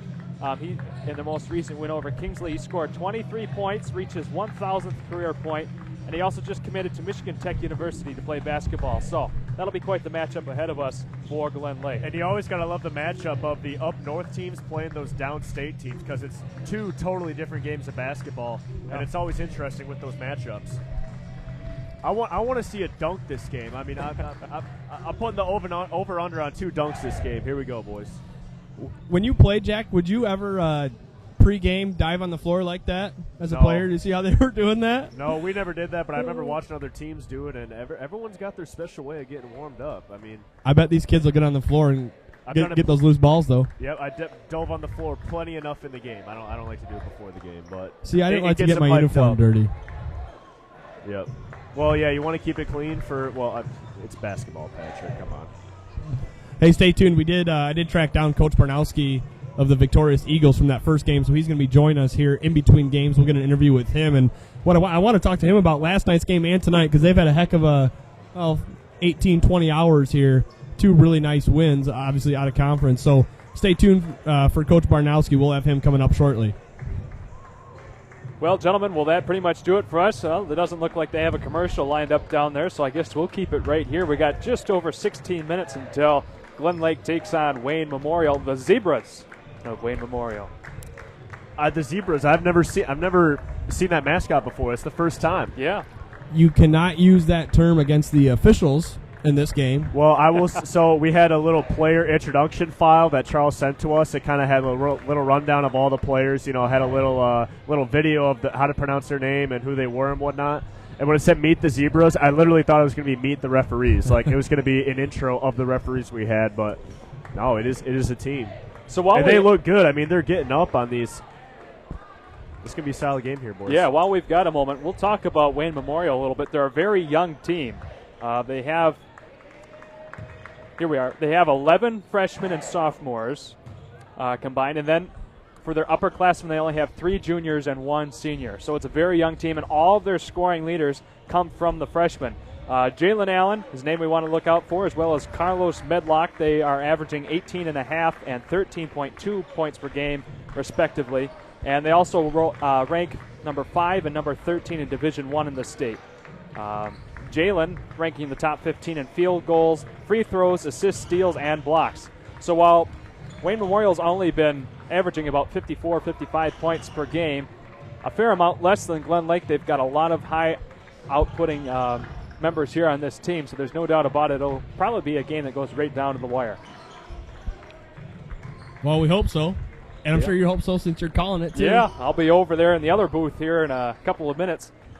I don't know how long I can stay in this game break desk because those donuts, we still have about a half dozen left, and they're still calling my name. Jack, have you had seconds still yet? over here? No, dude. I ate that first one pretty fast. I want to go see if Nick Wenzel's got an extra Mountain Dew for me to wash it down, though. That was Nick Wenzel's breakfast this morning, a donut and a Mountain Dew. Some people have coffee, some people have Mountain Dew. It doesn't surprise me that was Nick's breakfast. Jack, how did you guys do when you played? Did you ever have to travel 3-4 hours to get to a game on a Saturday? I got to imagine that takes some out of you. I can't remember specifically. I can think of long bus rides like going up to the Sioux. That one's more like a 2-hour, 2.5-hour ride. You really don't want to play. Like if I was playing in this tournament, unless I was playing in one of the later games, I wouldn't mind driving. But especially if I was like Leelanau, same area, I'd rather just drive to Traverse City, stay the night there, and then play the next day. Because when you're sitting in the car or the bus or for however for that long, it's really tough to get those legs warmed up. Well, we're getting the Dunks pregame, that's for sure. Glen Lake already, a couple guys throwing it down. Back in my day, I always thought that was a technical foul. They changed that rule, Patrick, because it's just so exciting watching people dunk. Now you can throw down and do whatever you want in the warm-up. Shane, are you nervous to call this game? Oh, no. Now that I've got some time in here talking with you guys, I'm cool as a cucumber. I'm ready to go. I tell you what, this is so much fun. This is what I want to do for my career. So this is my bread and butter right now. here. You've been calling a lot of Charlevoix basketball? Yep, the last 2 years I've been calling Charlevoix basketball with Charles and Charlevoix crew member. He's our color man up there, Dennis Halverson. He's a lot of fun to do it with. We have a lot of fun up there. Quite a bit of humor thrown around in the shows, and everyone seems to enjoy it. We have a good time. Do boys and girls for Charlevoix? Yep. How are they doing so far? Girls are just over 500, which they had both girls and boys teams up there have new coaches, so they're getting into new coaching regimes, just new things to get used to. And the girls have adapted well. They've gone toe-to-toe with some of the best teams in the northern Michigan area. The boys, on the other hand, they're struggling a little bit. I believe their record is 3-10 the last time I looked. Once again, new coach, just trying to get things turning over once again, feeling out, getting used to everybody. It's a young team, mostly sophomores and juniors, so there's a lot of experience yet to build for them. We're going to try to track down Alex Powers. He was color commentary in that first game. Want to get Alex's thoughts. Alex, welcome to the game break desk. What are your thoughts on that first game of the afternoon? After watching the Eagles for 2 games, I can definitely tell why they are one of the top teams in D4.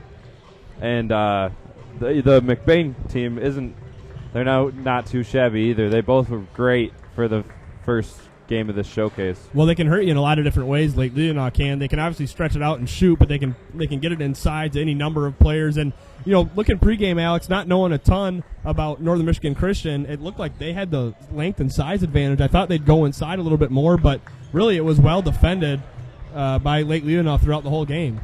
Absolutely, yeah, and a lot of it really they had great execution throughout the whole game. A lot of it really came down to if they were able to finish, and they just couldn't hit enough shots to win.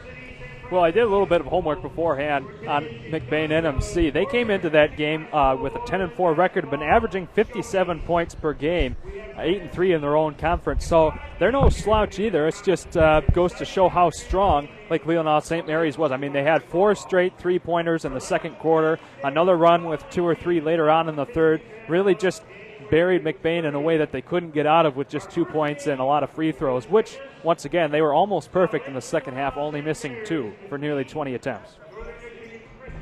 I killed my own mic. Usually when you shoot that well from the foul line, you're going to be able to make that game close at the end, but it was late Leelanau's three-pointers that just kept that game at a distance. Looks like Lake Leelanau is just emerging from their locker room. Imagine it's quite the crowded party down there with teams coming in and out, stuff all over the place. I got to imagine that's tough, sharing locker rooms and... Yeah. But, hey, that's what makes this so interesting. 5-game, 10-team tournament right here in Traverse City. Teams from all across the state, northern Michigan, central Michigan, Detroit area. I mean, what a level of talent on display today. We're under the 10-minute mark here for the between game, the warm-ups. Thanks for tuning in, folks. If you haven't yet, remember to subscribe to our Next Level Broadcast YouTube page. Well, gents, I tell you what, I'm going to go get myself ready down there at the play-by-play booth. You guys can take it from here. Ladies and gentlemen, I'll see you on the other side of this break for our exciting Glen Lake Wayne Memorial matchup here in just about 10 minutes. All right, Shane, we'll talk to you during the game. Have a good call. Sounds good. Thank you. Just watch TV, take a big handful of popcorn. Few kernels missed, went down that shirt there. I saw you, TB. You tried to hide it, though. TB, we're going to talk to head coach of Leelanau, Matt Barnowski, but before we do that, can we toss it to a break until we get him up here? All right. Halftime break. This has been the halftime show, or in between, whatever, post-pre. It's a game break. It's a game break. It is Next Level Broadcasting. Are you interested in building a new home or renovating an existing one? With over 100 years of combined experience, J&J Construction is one of the most reliable and respected general contractors in our service area. J&J is a trusted construction partner valued by architects, subcontractors, financiers, and most of all, their clients. J&J Construction has been completing quality homes and improvement projects that add value to the communities they serve. They bring a passion for innovation and a commitment to quality to every job they do. Call them today. Ace is the only hardware retailer that carries Benjamin Moore paint at over 3,800 stores. With Benjamin Moore's premium quality, huge selection of colors, plus Ace's award-winning service, you can be confident you're getting the best. Then buy in store or online for curbside pickup or free delivery. When you want the best, Benjamin Moore paint from Ace. Around the block, what you need in stock, with people who know their paint.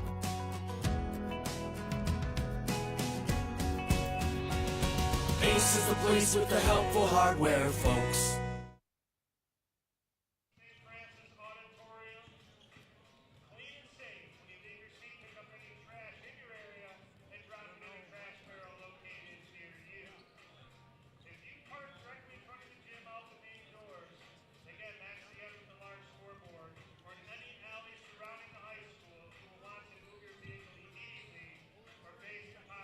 All right, welcome back to the game break desk. Pat O'Connor joined by Jack Cordy, and now we're joined by Leelanau St. Mary Eagles head coach Matt Barnowski. And Coach Barnowski, it's been a heck of 22 hours for your squad.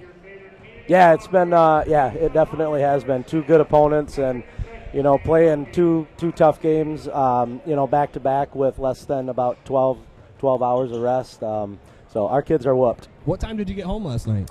I think we got home, I want to say right around close to 11 o'clock.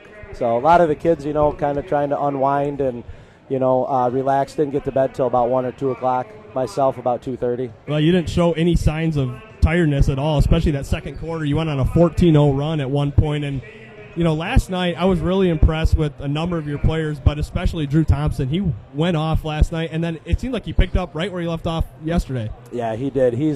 We've been waiting for Drew to kind of have some breakouts. We know he's he's a great three-point shooter. He's working more and more on his defense as well, and he's just a creator right now on offense for us, running point. And it kind of alleviates the pressure off of Sean Bramer and my son Dylan as well, where the ball doesn't have to be in their hands as much. And he's done a great job in the last few games. And we've been on him. We've told him that he needs to get things going in order for us to be successful. A lot of times in early to mid-February, it kind of feels like the dog days of winter in the high school basketball seasons. Yeah. You're playing 2, 3, sometimes 4 games a week. How big is this week for your team, ending it with 2 big wins? Oh, it's huge for us. We last week we had 3 games in a row with TC Christian. Then we went to Adrian Lenaway, which was a 4-hour bus ride, and then we come back and played Sutton's Bay. So 3 games back to back to back, and we didn't play our best game down at Adrian, and it kind of it filtered over to that 3rd game against Sutton's Bay, and you could just kind of tell our morale was down. And to beat a good Gaylord St. Mary's team last night, that helped us out a ton, and the kids were laughing and joking and having fun after the game. And then it kind of carried over to this game as well. I told them, I said, if you guys play loose, you're one of the best teams around. And, don't get caught up in the atmosphere or anything like that, and just relax and have fun. And, we know Dylan and Sean, they get a lot of press, they get a lot of praise, but I was really impressed both last night and today with Jerry Schaap. He's not afraid to pull the trigger from beyond the arc either. He's not, we've also talked with him as well, and we actually kind of chewed our offense as well, because we weren't looking for Jerry, and Jerry's a guy that can go at any given night from 5 to 15 points, and that's huge. If we can get 3 to 4 guys scoring in double digits, it's who are you going to stop? Which one are you going to focus in on now? And last year when we played NMC, Jerry had the game of his life with 4 3-pointers, and again last night he had 12 points. I'm not sure what he had tonight, but he really stepped it up for us. Yeah, we had him for 11 unofficially, so 11? Again, back-to-back nights for Jerry. Good games. Coach, we appreciate you taking the time, and congrats on the wins last night and tonight, and good luck the rest of the way, and good luck going into the postseason as well. Yeah, I appreciate it. Thanks for your time, Coach. Yeah, thanks, you. Coach. All right, that's the Next Level Broadcasting Game Break Desk. 4 minutes until tip-off for game number 2. We're going to send it to break. This is high school basketball on Next Level Broadcasting. I'm going to tell you about sportsmanship because it's important. Treat your opponents the way you would want to be treated. My mom says that. Listen to the referees. It's their job. Be nice to their team and our team. Cheer them on. Always play fair. It's the right thing to do. It's sportsmanship. It's not that hard. Dude, check out this birthday cake I just got. Oh, dude, that's awesome. Did you get that one at the local bakeries? No, I got it at the grocery store. Oh, really? Yeah. Can I see that for a second? Yeah. Seriously, dude? All these for the local bakeries, and you had to go to the supermarket? Like, it's not even my birthday. It was for my mom. Oh. Still.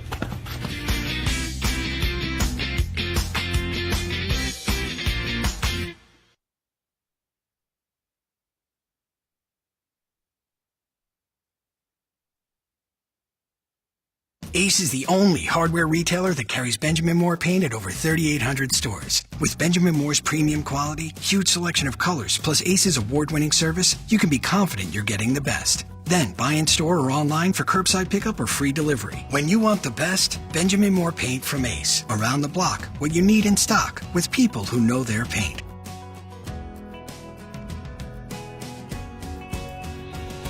Ace is the place with the helpful hardware, folks.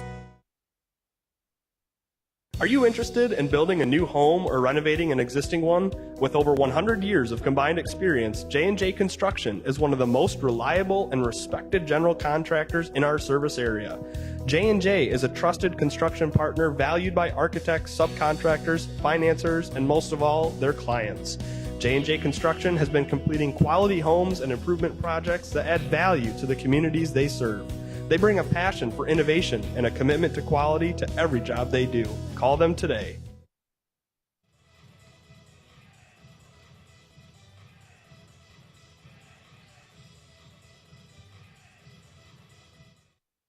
Are you interested in building a new home or renovating an existing one?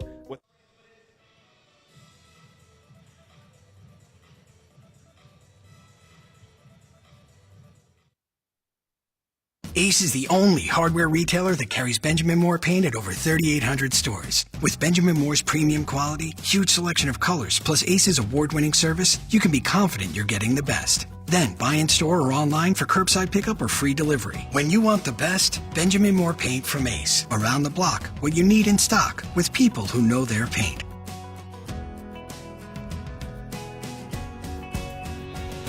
Ace is the place with the helpful hardware, folks. And here we are, ladies and gentlemen. Welcome in to another game here in the Traverse City, Northern Michigan Showcase. There it is, the showcase. Trying to find that word. My goodness, we've got just about 30 seconds away before our second game of the day. Wayne Memorial Zebras versus the Maple City Glen Lake Lakers. We'll get away with our starting lineups here in just a moment, edging down under 20 seconds.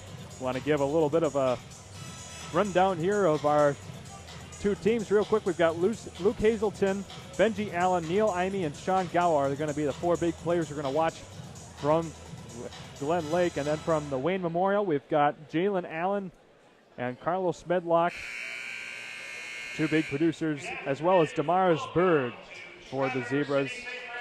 Team from right here locally, just about a half hour down the road from Traverse City, and another team coming all the way up from the Detroit area. Going to be quite an interesting game ahead of us.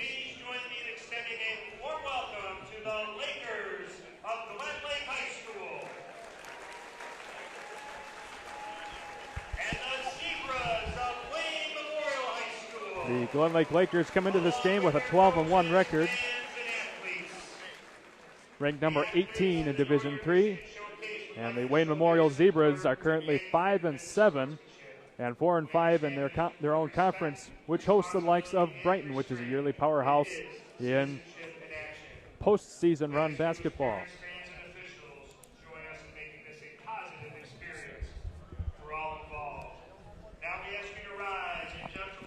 We're going to go into our national anthem and come right back on the other side of this for our opening lineups.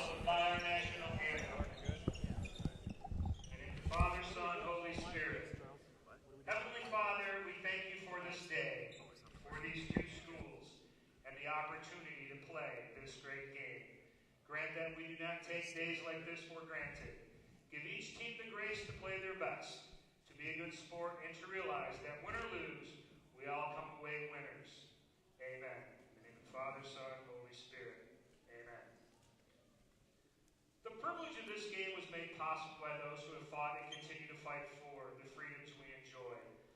Let us now honor and respect their efforts and our country. All veterans, we encourage you to render the appropriate salute, and everyone able, please stand at attention, placing your hand over your heart as we proudly sing along to the playing of our national anthem.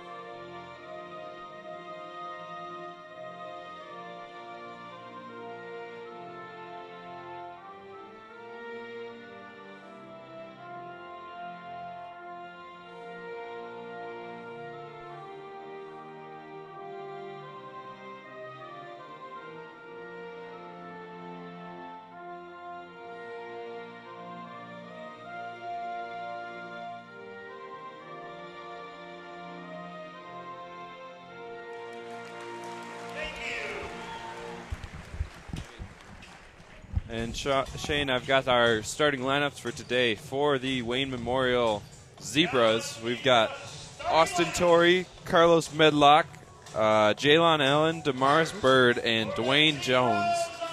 And for Glen Lake, we have Sean Galla, Benji Allen, Neil Imey, Ethan Stefke, and Luke Hazelton. And tonight's game will be officiated by Mark Leninen, Dan Ulrich, and Ken Allen. Oh, it's always good to give our refs a little bit of a recognition that they so rightly deserve coming out here and working these games. Making them possible. That's right.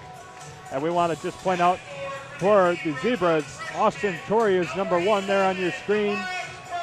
Carlos Medlock is number 3. Jalen Allen, number 5. Damaris Bird, number 11. And Dwayne Jones, number 22.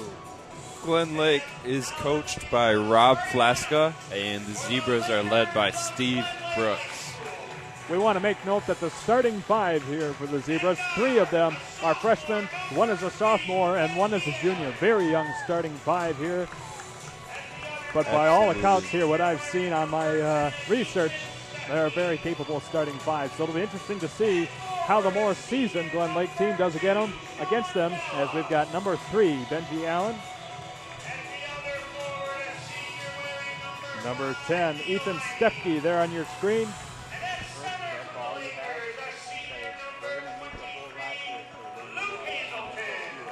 You've got the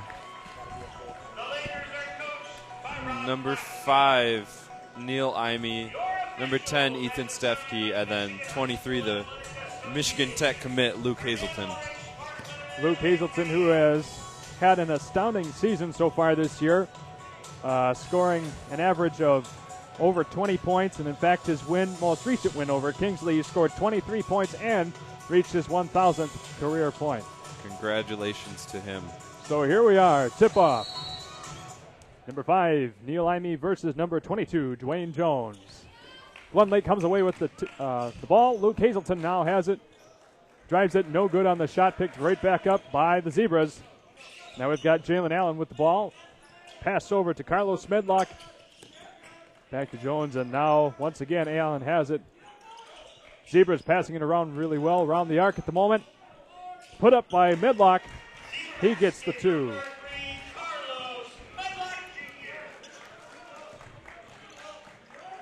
Glen Lake now taking the set up. You got Benji Allen with the ball. The pass over to Hazelton at the top of the arc. Nearly loses it in a scuffle. And we've got our first foul of the game. Yep.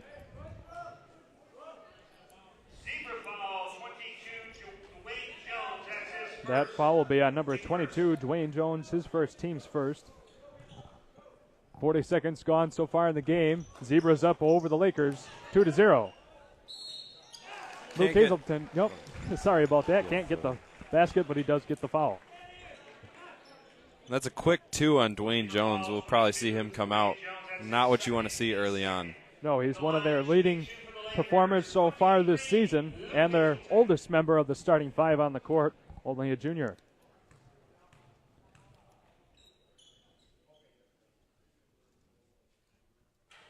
Could have heard a pin drop there. Missed the first shot. And no matter the outcome of this game, Wayne Memorial's got a lot of hope for the future with not a single senior on their starting lineup. No doubt about it.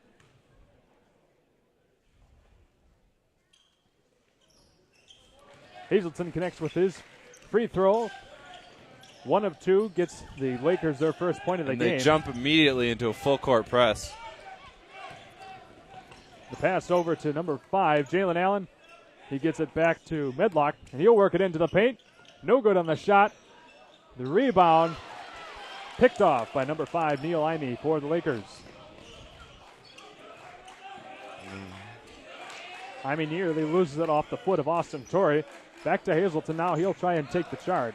The Lakers are a little sloppy to start the game here. Pass over to Ethan Stefke now. Right up top to Sean Gowa. He's trying to get something going for his own team. No good. Back over to Hazelton. He'll take it and work back across the half-court line.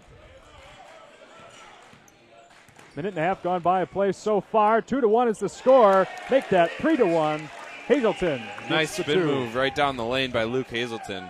No one was going to stop him there. No. Hazelton diving to the floor. Can't get a handle on that ball. Passed up to Allen now. Over to wide open Zebra player. That was number 1, Austin Torrey. No good on the shot. The putback goes in. That's number 33, Joshua Dennis. Over to Luke Hazelton now. Only scorer for the Lakers early on in this game. Ball passed over to Ethan Stefke. He'll work for two. No good. And that'll be rebounded by number 11, Damaris Bird. Quick bucket right there by Jalen Allen. Nice little floater off the glass. Stefke with the ball now. Loses control of it, gathers it back, gets it off to Ime. Hazelton has it once again. He'll try for the three. Bounces around and out.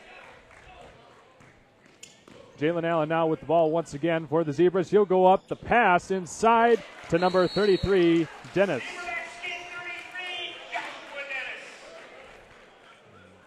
Zebras jumping out to a quick lead. And that'll give us a quick moment to introduce our Wayne Memorial Zebra starting lineup. Mr. Saddam, 6'5", 2025. Fondale Smith Jr., 5'7", class 2026. Talon Clark, 6'6", class of 2025. Earl Williams, 5'9", class of 2024. Joshua Dennis, 6'4", class of 2025. Abraham Brooks, 6'3", class of 2025. Caden Bogan, 6 foot, class 2024. Ryan Jones, 6'3", class of 2023. Carlos Medlock Jr., 5'11", class of 20. And here we are. Lakers with the ball down 5 points, 8-3 versus the Zebras. Passing to Ime, now to Stefke. He's got it. Right back over to Allen. Trying to get a shot, no good. Hazelton with the putback, can't get that one to go either, and it's gathered right back up by Medlock. He's got great footwork there, but he just hasn't been able to get him to fall here early on. 4:43 to go here in the first quarter. Zebras up 8-3 still. Allen takes it, gets the travel, right back to the Lakers. Spun so hard there, he lost his own footing. Well, got to give him A for effort, I suppose, on that one. Right. Stefke with the ball now for the Lakers. And number 3, Carlos Medlock, extending the pressure to half court right away. Pass inside to Ime. Now to Hazelton. He'll try for another three up top. Gets it in. That's got to feel good for him. He's got a couple of easy misses early on, and hopefully he can get it going after that. So far, Hazelton has all 6 of the Lakers' 6 points, and now he has 8 for 8. And Zebras 8, Luke Hazelton 8. 4 minutes to go exactly here in the first. High pass up to Damaris Bird. He's not able to get a handle on it. That'll be another turnover.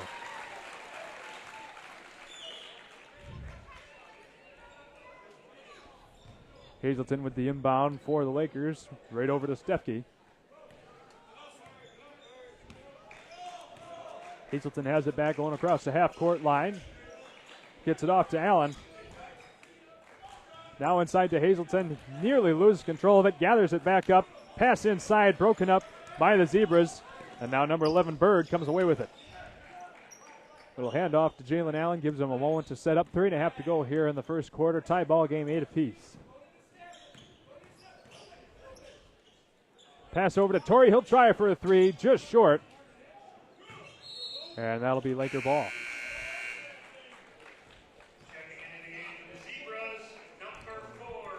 Now in for the Zebras, number 4, Caden Bolden, one of the few upperclassmen on the team, a junior. It's replacing Damaris Bird. 3:15 to go here in the first quarter. Hazelton drives it. Gets it off to Gawa now. He'll go around the arc. They'll make swinging it around, and they'll draw the foul. Are you guys surprised at all that Hazelton handles the ball up top as much as he does for a big guy? He's been dribbling a bunch. No, for him to have 23 points and going to a D2 school like Michigan Tech, it's no small wonder how good he is at all points on the floor. I would say, wouldn't you, Alex? Right, especially in Northern Michigan. A lot of times your best player becomes point guard, center, anything they need him to be. Alex, you're tall. You never dribbled that much in high school. I'm also not going to play at Michigan Tech. That's true. Sean Gawa for 3, just short. And that'll be Laker ball. Say it was tipped off the hands of number 3, Medlock. 2:52 here to go in the first, still at 8-point ball game. The pass intercepted by Joshua Dennis. And now Allen has it, works it in. The pass to Medlock, no good on the shot there. 2:40 in the first. Wide open, Neil Imey for 3. He drains it. Great job finding the corner 3 right there by, I think that was Stefke down the lane with the assist. So after being down by 5 earlier on in this quarter, Lakers got a little diamond press going on here early on. Lakers come up with a... And they force it, turnover. 7-0 run here in the last couple minutes of the game. And get the ball right back, 2 1/4 to go here in the first, up 11-8.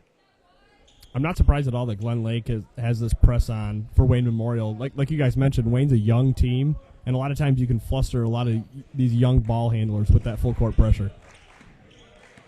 So far, Glen Lake's done just that with the pass over to number 12, Drew Dzelski, newcomer into the game. Right over to Hazelton. He'll work it in again and draws the foul. You can tell early on that part of the strategy is get Hazelton as many good shots as he can get. And as easily the tallest on the court, not hard to see why.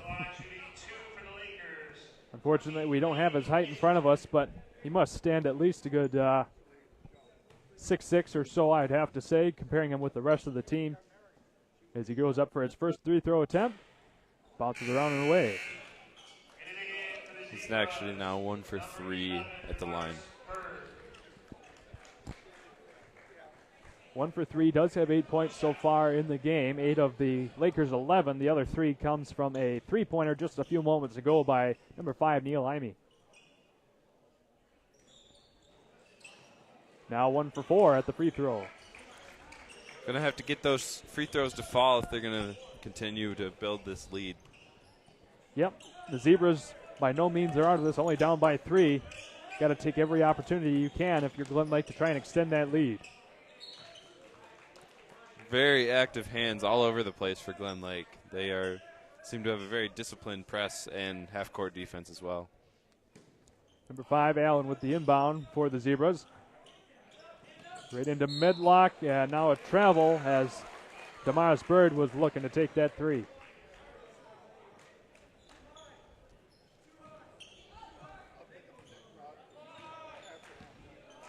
Ethan Stefke with the ball crossing the half-court line. Getting that half-court pressure by the Zebras. The pass inside, and number 5, Neil Imey connects for another 2. Try and resist the easy jokes about the Zebra team and the referees here tonight. Yeah. Keep it to a minimum. Suppose we got to keep it classy here on Next Level Broadcasting. We've got a foul on, nope, I apologize, no foul call. Number 21, Musa Sadaim comes in for the Zebras. Pass inside to Hazelton. No good on the bucket. He does get the foul going to the line. Not happy with himself for not finishing that, but looks a lot like his older brother Reese at Ferris State with the calm patience underneath. We do have a foul call now. That'll be a number 5, Jalon Allen for the Zebras. Minute 19 to go here in the first. Hazelton gets that one to bounce in. He has 9 points now. It's got to feel good for him after missing a few free throws early. Yeah.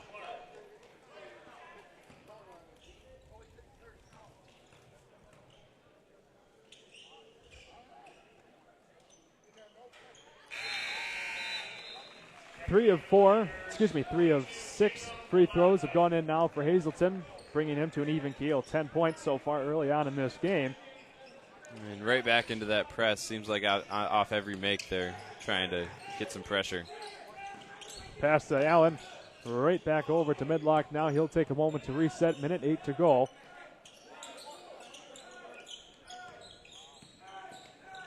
Pass over to Allen as he's working against Gowa. See, they're trying to get down low to Taylon Clark. It resulted in a turnover for the Zebras. And now Hazelton has it right back with 47 seconds to go here in the first quarter. Pass into Cooper Buffalini. He gets the points. Quick two. 17-8 game now. The Lakers have flipped the script on the Zebras. Originally, it was an 8-3 game early on in the first quarter. The Zebras have been unsuccessful in getting 1 point here in about the last 6 minutes of gameplay. Buffalini now over to Hazelton. He'll work it in for the two. Cannot get it to fall in. They get it right back, though. Number 12, Drew Zadelski. Turnover. 7.6 seconds to go here in the first quarter. Zebras will have it back for one last attempt.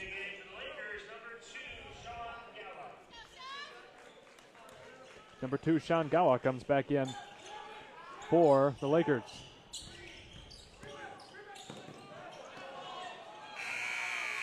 The buzzer beater, no good by number 0, Mondo Smith Jr. That'll give us a quick moment for a commercial break. We'll be right back on the other side of this. Stay tuned. Mr. Saddam, 6'5", 2025. Fondaire Smith Jr., 5'7", class 2026. Talon Clark, 6'6", class of 2025. Earl Williams, 5'9", class of 2024. Joshua Dennis, 6'4", class of 2025. Abraham Brooks, 6'3", class of 2025. Caden Bogan, 6 foot, class 2024. Ryan Jones, 6'3", class of 2023. Carlos Medlock Jr., 5'11", class of 2026. Damaris Bird, 6'4", class of 2026. Dwayne Jones, 6'3", class of 2024. Jelon McClellan, 5'9", class of 2025. Austin Torek, 6 foot, class 2025. Jalen Allen, 6'1", freshman.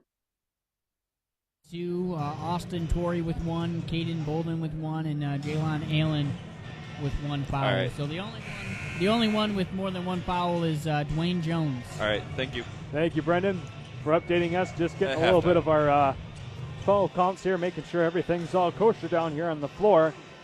The Glen Lake Lakers up 17-8 here to begin the second quarter. Since the 5-minute mark in the first, they went on a 14-0 run after head coach Rob Plaska called a timeout when they were down 8-3. Zebras looking to respond here and climb back into this game. Number 3, Medlock with the ball at the moment. Passed right back over to number 5, Allen now. He'll take it, works it into the paint. And that'll be the first foul for the Lakers, I believe, on 11. Cooper Buffalini. So that'll be his first. Yep, team's first. Well, I will have to say I'm impressed with the Lakers. Have been pressing the whole first quarter, and that's their first foul here early in the second. So only 1 so far for them. Good, clean game so far. The shot no good from the corner by number 3, Medlock. Especially hard to do when you're running a press like that. Yeah. The Zebras will keep it, though. Allen with the inbounds pass.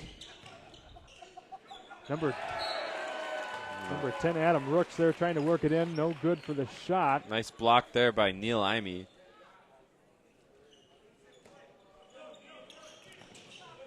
Allen once again, the inbound pass over to Medlock. Does seem like any iteration of either lineups, the Glen Lake team should have the height advantage, so we'll see how that plays through the rest of the game. Medlock once again working into the paint, trying to get the first 2 points in the last 6 minutes of gameplay for the Zebras. No good. Right back over to Buffalini. Now to number 5, Imey for a 3. No good, just short. Picked right back up by Allen. He'll take it coast to coast and get the first 2 points for the Zebras in 6 minutes of gameplay. Scores now 17-10. 7 minutes to go here in the first half. Pass inside to Hazelton under the basket. Gets the 2. Great footwork there by Hazelton to split the double team on the post up and a quick turnover. Looks like he stepped on the line.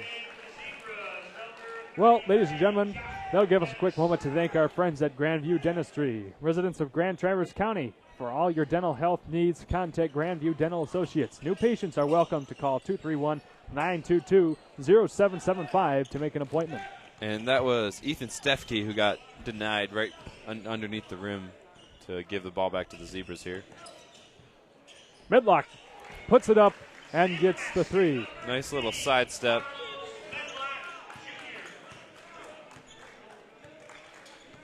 The scorekeepers are going to have to update that. They gave the points to the wrong team. The shot by number 11, Cooper Buffalini, just short. Falls away, picked right back up by the Zebras. Number 5, Jalen Allen now, no good. Hazelton fighting down there under the basket, gets it back for the Lakers.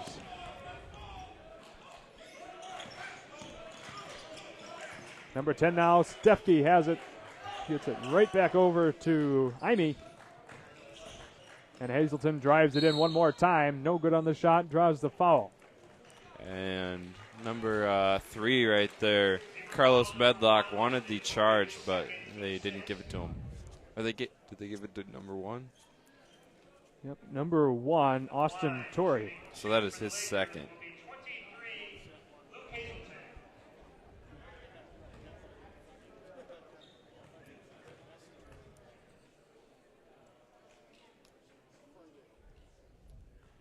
First one right off. Hazelton struggling at the line early here in this game. It's what, 4 missed free throws maybe? Yeah, 3 for 7 from the free throw line at the moment. 19-12, 7-point game. Trying to make it an 8-point here. Cannot connect with it. Picked up by Joshua Dennis for the Zebras.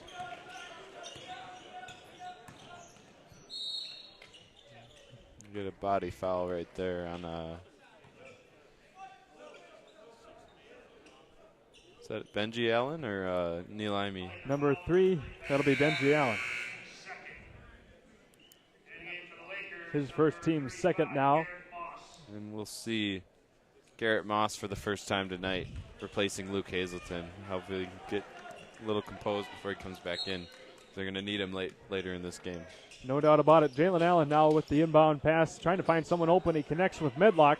He's in the corner, works around the paint, drives it inside. Not able to get the 2 points, but does draw another foul.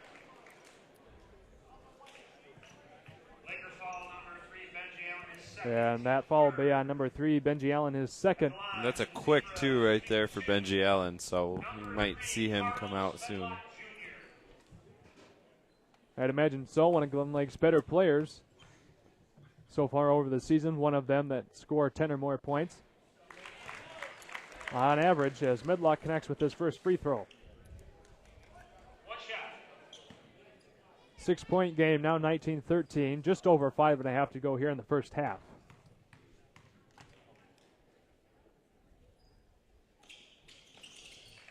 And gets both of them. He's having no trouble at the line early on, his first 2. Definitely. He's had 6 points now for the Zebras. Scoring leader out of their 14. Number 11, Cooper Buffalini, gets it over to Garrett Moss, and right back around it goes to Allen. Moss with the ball, working around the top of the arc. And the inbound inward pass goes to nobody other than number 5, Jalen Allen. He's great defense there by Sean Galla to contest that shot. Sorry, jumped in over you. No, you're fine. You're fine. No worries there. Benji Allen with the ball, gets it over to Sean Galla. No call on the flop there. Galla runs it in for the 2. No good. And they're saying Zebra ball. He saw him fall and wanted to get that layup, but great defense to keep him down while they're shorthanded. And here comes Luke Hazelton in again, as well as Drew Dzelski for the first time tonight, or I guess this afternoon. Number 15, Ryan Jones there with the inbound for the Zebras, holding his arm there a little bit, some pain. Seems to be all right, though, and that'll remain Zebra ball. Swarming Lakers defense right here, causing a lot of mistakes with Wayne Memorial early on, speeding up the game. Carlos Medlock with the ball now, 4:42 to go in the first half. Quick pass inside. And 1. And that'll be number 33, Joshua Dennis, getting the 2 and drawing that foul. has 6 points this game. Yeah, number 5, Neil Ime, for the Lakers, gets his first foul.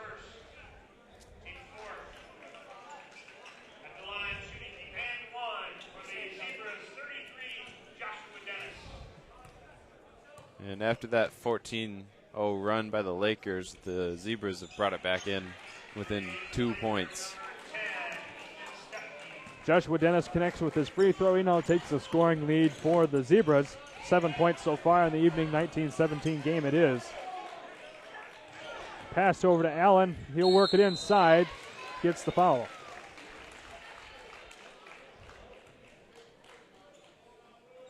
That'll be on number 2, Jalen McClellan. His first, team 7th now, so that'll put Glen Lake in the bonus. And number 3, Benji Allen, will be going up to try and get his first points of the evening.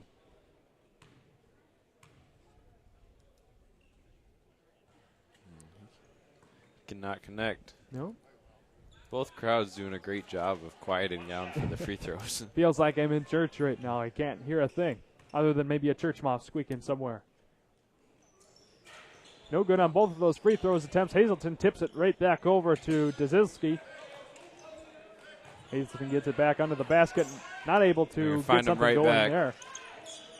He'll try again and gets the foul. Get back to the line, and I'm not sure he wants that. Oh, sure he was hoping to get that down and maybe not get that foul called. Yeah, he hasn't been so good so far.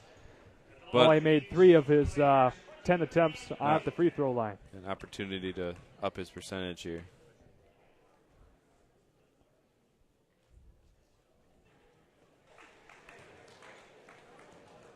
Alrighty, well, I think Hazelton found something he'd like to work on a little bit more. Yeah, and you can tell he's not used to this. Every time it drops out, he's just shocked. Yeah. He does make his second. And a player like that, he's been practicing those since he was 8. 4 for 12 now from the free throw line. Ryan Jones gets it right back over to Medlock. And now number 5, Jalen Allen for the shot. No good. Picked up by Allen. Allen to Hazelton. He'll pull up for the 3. Falls away. Not before Ime can get his paws on it. No good on the putback. And taken away by number 5, Jalen Allen for the Zebras. Hazelton hasn't gotten a lot to fall tonight, but it's nice to see him flying all over the court. Oftentimes the best players might be able to take a break on defense, but he's not missing a step. Bodies went flying all over the place, and number 3, Carlos Medlock, was able to connect for a 3, tying a long 2 there, bringing the game within 1 point, 20-19.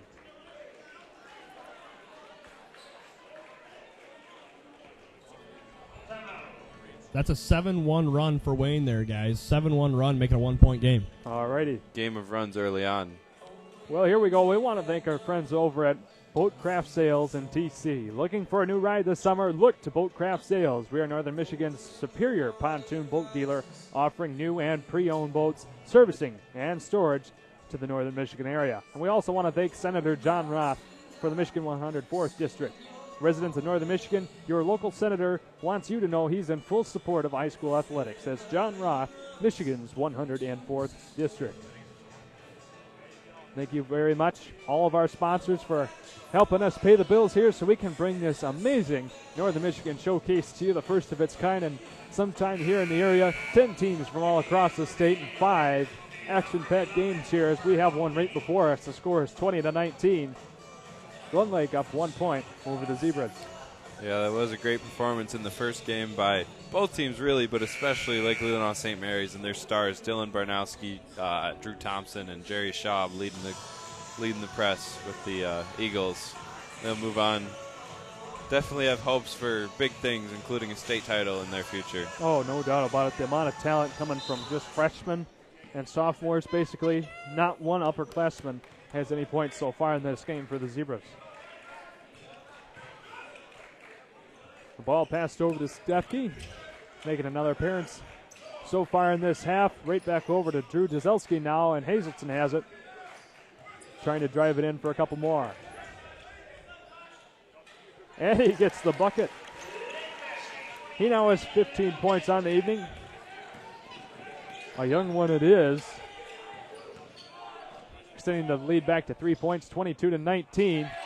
No good on the shot there, but the putback goes in by number 15, Ryan Jones. His first 2 points of the game.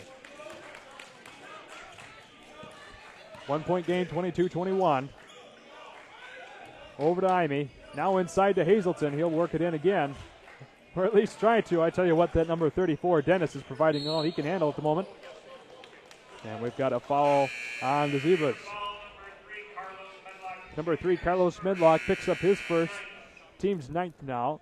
So there'll be double bonus the rest of this half. Number 3, Benji Allen, comes back in for the Lakers, giving Ethan Stefke a rest on the bench. And number 11, Cooper Buffalini, will be at the line. He has 2 points so far this evening. As number 22, Dwayne Jones, comes back in now for the Zebras. A little disappointed they don't have stripes on their uniforms. Yeah, that would certainly help with their team, wouldn't it? Although, it probably wouldn't help with the refs. That's would be true, yeah. Be tough for them to deal with that. Yeah, and both of those go in for Buffalini.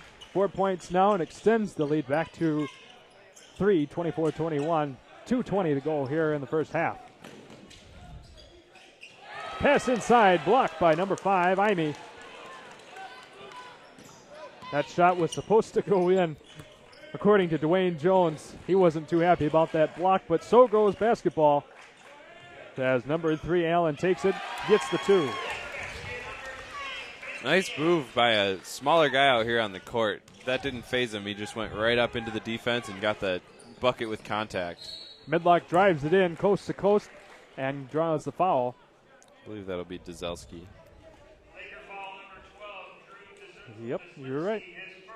That's his first, team's 5th now. Back to a 5-point game, 26-21. Dwayne Jones trying to pull it back within 1 score. Leaves it a little short on that first one. He'll have to get his legs going and get it over the rim.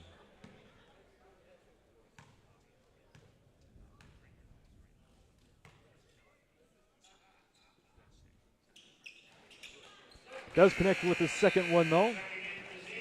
His first point tonight. Tell you what, that silence is almost deafening, but it almost feels good at the same time. It just kind of, you can hear yourself so loud in these headsets for those of you who may not know at home, ladies and gentlemen. So to have that quiet, sometimes just a nice breather moment. You have to wonder if when the game gets big, if someone's going to start trying to distract the players during the free throws, or if they're going to stay at that quiet. Yeah, we'll find out. As Hazelton, he'll go for the quick jumper, falls right in. 17 points for him so far. Back to a 6-point, 28-22 game. Under a minute and a half to go. Medlock takes it, passes it right over to number 2, McClellan. He's not able to connect. And we've got a jump ball? Yep, jump ball, Lakers.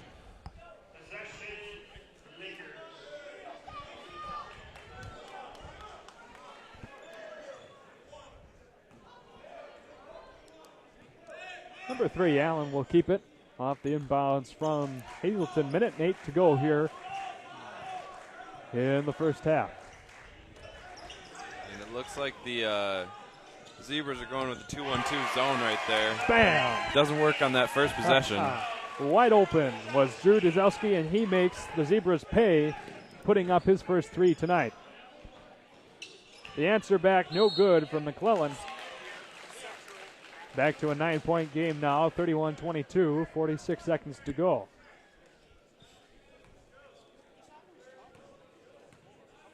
Hazelton into Allen now. No hurry here to try and drain as much clock as possible before the half expires. Pass over to Hazelton. Right back over to Allen now, 26 seconds to go.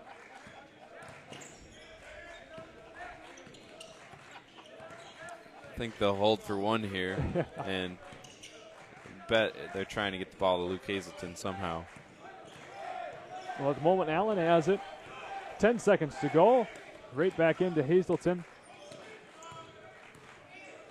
Now Buffalini will take it right back over to Steffi now. No good on the buzzer beater, so that'll do it for our first half of action here. The Wayne Memorial Zebras and the Glen Lake Lakers. Glen Lake up over the Zebras 31-22. We'll get to a commercial break and come right back with our halftime crew after this.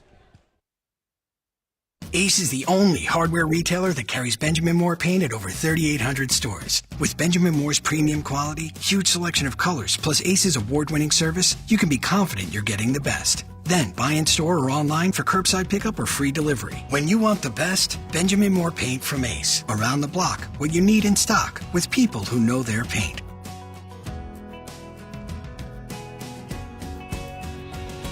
Ace is the place with the helpful hardware, folks.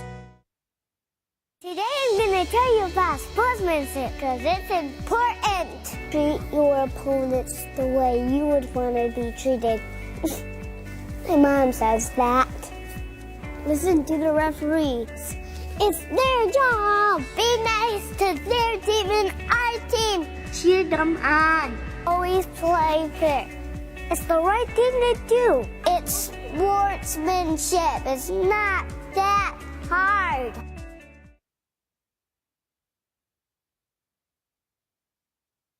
Halftime show. I'm Pat O'Connor, joined by Charles Strail, Daniel Smith on the camera tonight, Charles. And, I mean, first of all, we got to say the swag. It's getting close to making me look good. Play call from coach. It's 3rd and 6. Just on their side of midfield. Stiedeman's going to haul it up, and wide open downfield is Barrett, and he is gone. Check that. 2 ends off the left side. It's a toss to Backlund up the left side. Breaks one tackle. He's in. Enough. Chris Kashoniak looks up the middle to Cordy. It is complete. Great catch. Conrad Cordy. Nothing but green after the stiff arm. Touchdown Snowbirds. What a play. The snap is good. Hold is good. Kick is up. The kick is no good.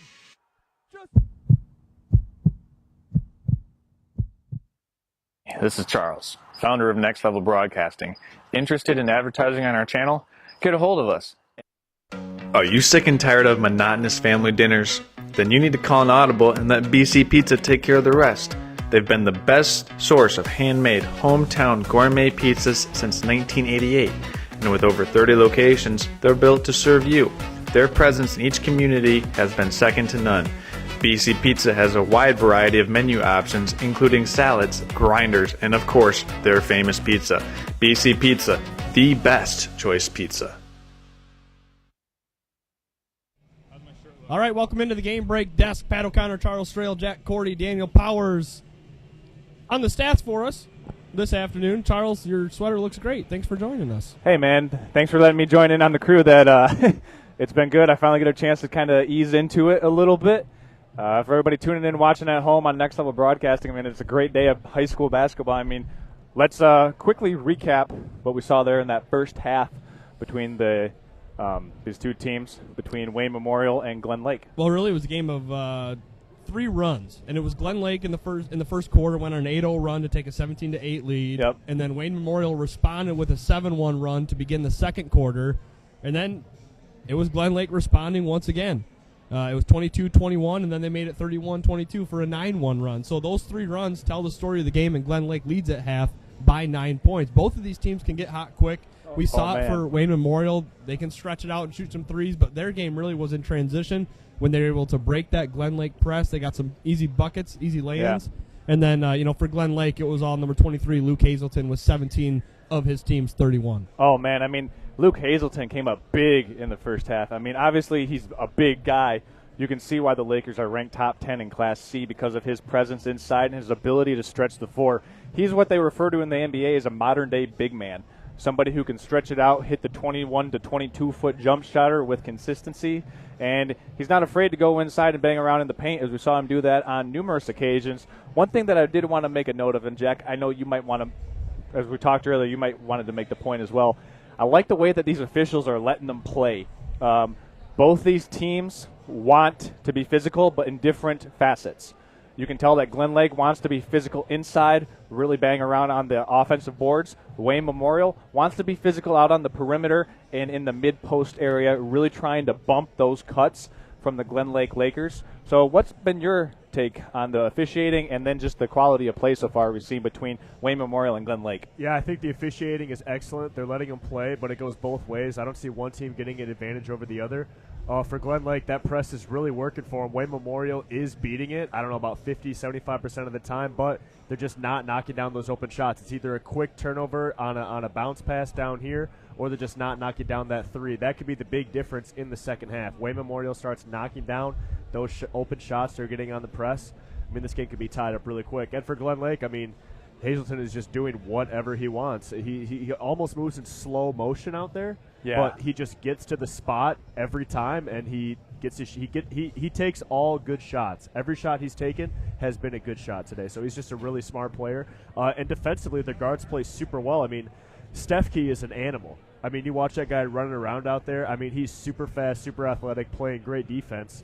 And again, for Wayne Memorial, Carlos Medlock, between him and Jelon Allen, they are, the ones that are the keys to beating that press. Really, they are so quick. I mean, my ankles would have been broken at half court 2 or 3 times by now. But Medlock, I mean, that last time they broke that press, that in-and-out crossover was awesome. Pretty that was nice. juicy. So I love having that view right up the center court. You can see that. So it's just a great game. A downstate team against an up-north team. It's a great matchup. It could be anyone's game. That point on officiating, Charles, I wanted to say, in fact, Jack and I mentioned early on in the first quarter of this game, you wonder if that up-north officiating that translate generally is more ticky-tacky. Yeah. They let him play a little bit more downstate, but you're right. They have been letting him play.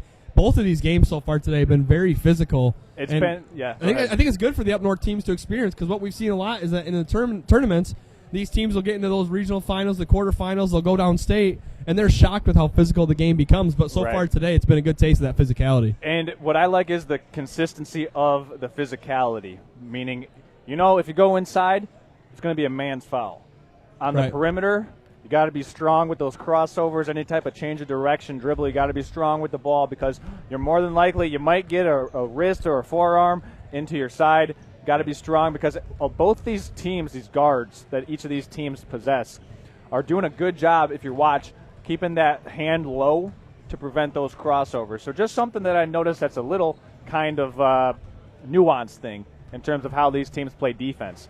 And it's good defense both ways. I mean, it's good guard play both ways. It's good post player matchups down low. It's just good basketball. I mean, even if you're a fan and your team is down right now, it's just good basketball. It's entertaining all around. And one of the things, like we kind of recapped the first half of Glen Lake versus Wayne Memorial, but we want to kind of look ahead to the next game that we got going on. And I mean, one of the things that are coming up in that game, it's going to be another contrast of styles, as we have TC West taking on Ferndale. So interesting to see how those teams play. TC West, not as big as they've been in past years, but still with a very, very imposing front court and very young front court.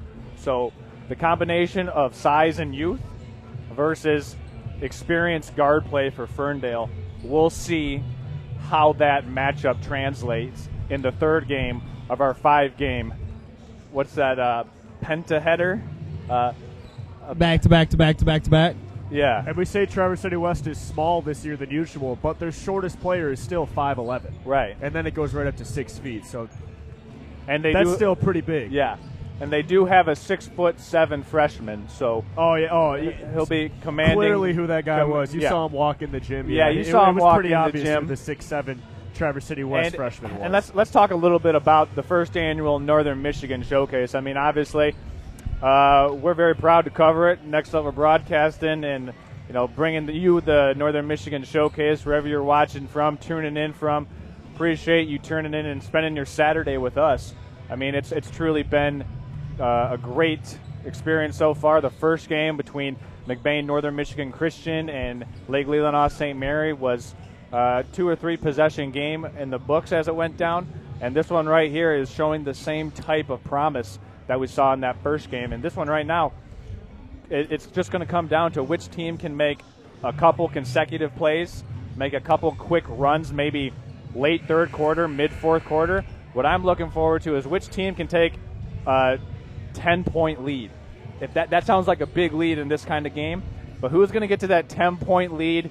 And then once they do, will they start playing conservative, or will they continue to keep the foot on the gas? Stay tuned to find out. Before we send it back to Alex and Shane, we want to thank our game break sponsors, Grandview Dental, Boatworks TC, Light 93 FM, Potter's Bakery, and the Michigan 104 Senator John Roth. Charles, thanks for joining us. We'll catch up with you later. This is the Next Level Game Break. Back to you. All righty, thank you very much, gentlemen. Here we are, 31-22 is the score going into the second half of action. Both teams here, pretty quick-paced game of play. The Wayne Memorial Zebras will be getting the ball first with number 11, Damaris Bird, handling the inbound. And right here, so far leading the game is Luke Hazelton for the Lakers, and then Carlos Medlock Jr. and Joshua Dennis for the Zebras. Yep, Luke Hazelton so far jumping out to an early 17 points in this game. As number 5, Jalen Allen takes the ball, drives it in, gets it right over to Carlos Medlock, but it was tipped away by Stefke. Zebras keep it.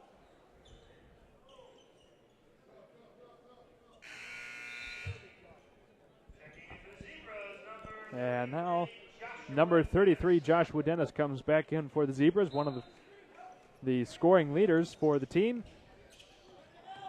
Medlock drives it in. No good there on the shot. Rebounded by number 33, Joshua Dennis, knocked away by the Lakers, so the Zebras will keep it once again.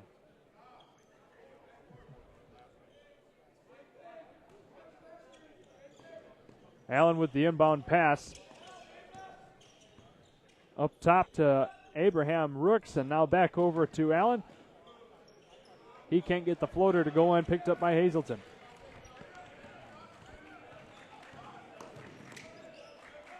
Hazelton now over to Allen. So they'll get into a set here. Gallo with it inside now to Imee. He can't connect with the basket either. Picked up by number 33, Dennis, and the Zebras come right back the other way. Scoreless so far here in the first minute of the second half, and we've got a travel there on Torrey. Little calls like that, you can't have that when you're trying to bring a lead back in from 9. That's a free possession you just gave up. Yep, 9-point differential when you've got a team that has players with the likes of Luke Hazelton. You don't want to give up those opportunities at all. As number 2 now, Sean Gowa, gets it back into Hazelton. Speaking of him, he'll get it back out to Allen. Hazelton take it, drives it again, bounces away, picked up by number 5, Allen. Goes right back the other way now. A couple of straight turnovers for both teams. And that'll be a foul call as we've got a Zebra player that went right up over the back of Sean Gala. That'll be Carlos Medlock's second foul. Could have been a dangerous play, but whoever he fouled held up a little bit. This was not to flip him over his head. So that'll be Medlock's second foul of the game, team's first this half. Gowa gets it into Hazelton. He can't, but he does get the foul. And let's see if he can get free throws going. Struggled here in the first half, so it'd be nice to open up the half with a couple of free throw makes. Joshua Dennis comes away with that with his first free throw. Hazelton with only 4 made shots so far from the free throw line. Make that 5.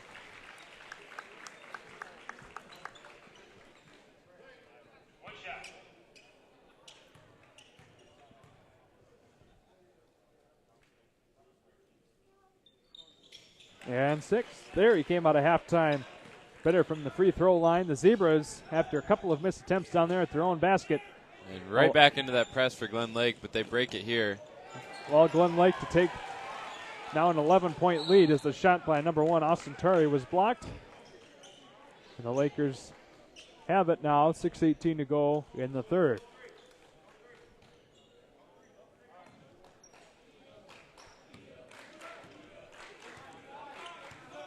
Hazelton taking his time, gets it over to Stefke. Pass around, broken up by Torrey once again. Not before Ime can get his hands on it. And we've got a foul on number 5, Jalen Allen.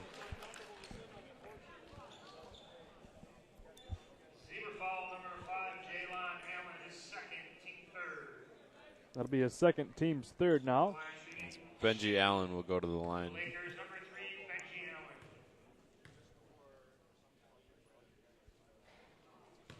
Foils well short there. Barely made it to the rim. See if he can make a second to make it a 12-point game.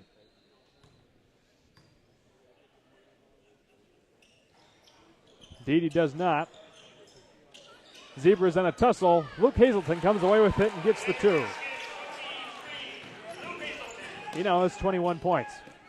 He's got almost as many points as the Zebras have. Yeah, I didn't think about that. Yeah. Interesting way to look at things, isn't it? As Zebras trying to claw their way back into the game, down 13, 35-22. And we've got a rare travel call there. It's a pretty easy one, though. Yeah. Hopped twice almost. Number 11, Cooper Buffalini comes back in.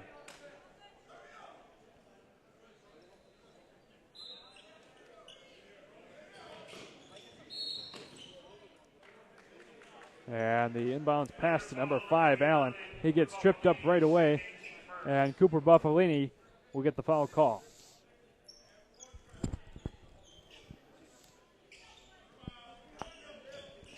So after that, number 5, Allen comes away with the ball, gets it off to Torrey. Right back to Allen as he stares down Allen. Works it into the paint, gets the 2. Nice little Euro there by Jalen Allen. Splitting the defense.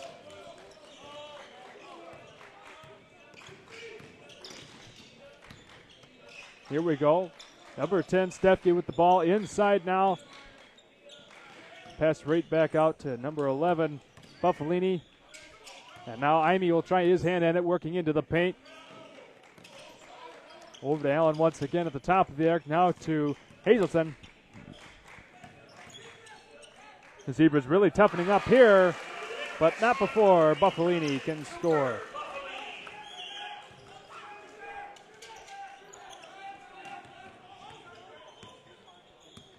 Looks like for this possession, they called off the press. Got back into their half-court D. Maybe it was a mistake as Jalen Allen just cut right through the defense. Jalen Allen gets his 8th point of the evening now. 37-26, 11-point game in favor of the Lakers. Pass inside to Allen. It's an easy foul on Carlos Medlock right there. So he has 3 now, so he'll have to start worrying about playing a little bit more carefully.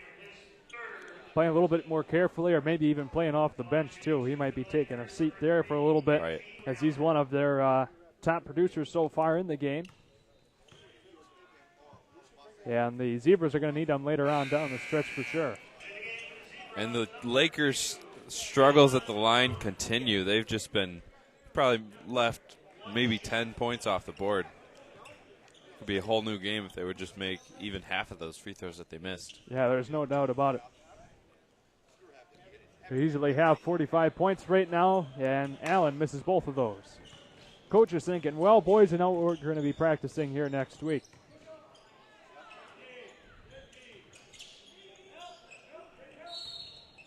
We've got a foul call there. That'll be on number 3, Benji Allen.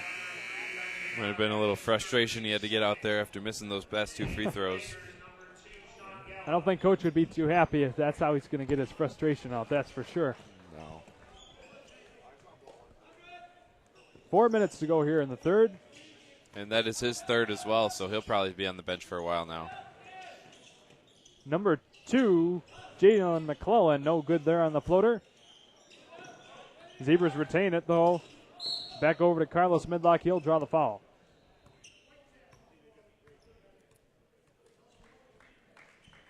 And Stefke picks up his first.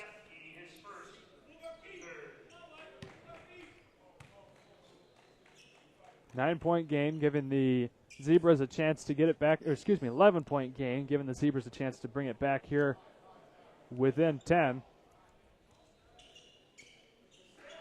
If they can make a basket off of this free possession. Medlock has it, working against Stefke. Right back over to Allen now. He'll try and work it into the paint for the jumper. Bounces in. Nice footwork on that spin move by Jalen Allen as he now has 10, leading his team. The Wayne Memorial, they only have 3 players with more than 2 points.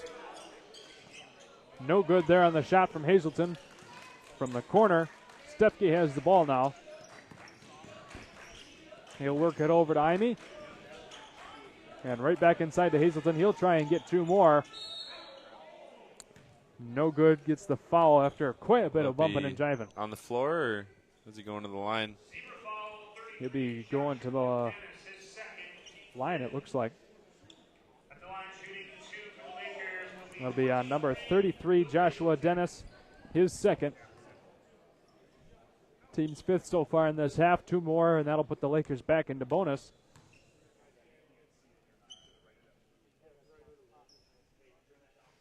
Hazelton has been 3 for 3 so far from the line coming out of halftime break. It's like he composed himself at halftime and came out ready to play again. Put the free throw struggles behind him. Hopefully he can keep it where he's at right now. Make that 4 from 4.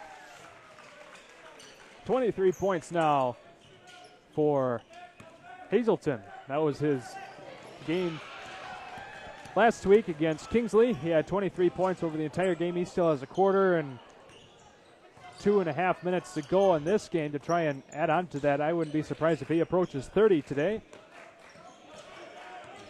As Allen takes it around, gets it right back over to Hazelton. At the top of the arc, he's trying to work it in for 2 more. Can't get that layup. Great job there by Hazelton. Couldn't get the finish, but he went left and then spun back right, blocking off his defender and giving him a clear layup. Too bad he couldn't get the finish. Yeah, now in for the Zebras, number 21, Musa Sadaim.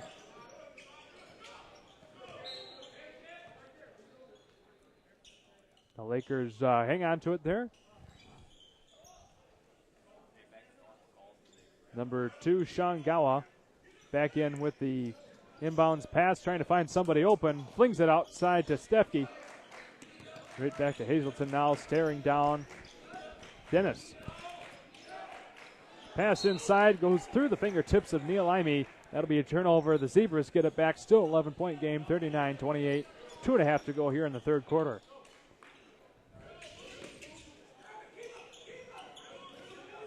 Pass back and forth at the moment. Carlos Medlock comes away with it for the Zebras. Now right back over to Allen. He'll take it to drive in for the floater. Bounces around and out. And third time's the charm with the putback. And one. And one. All right. It's got to feel good for Dwayne Jones, who's been on the bench for most of the game as a result of his 2 fouls. Typically, or is that Musa's? Yeah, that'll be number 21, Musa Sadaim. I guess Dwayne Jones is still on the bench.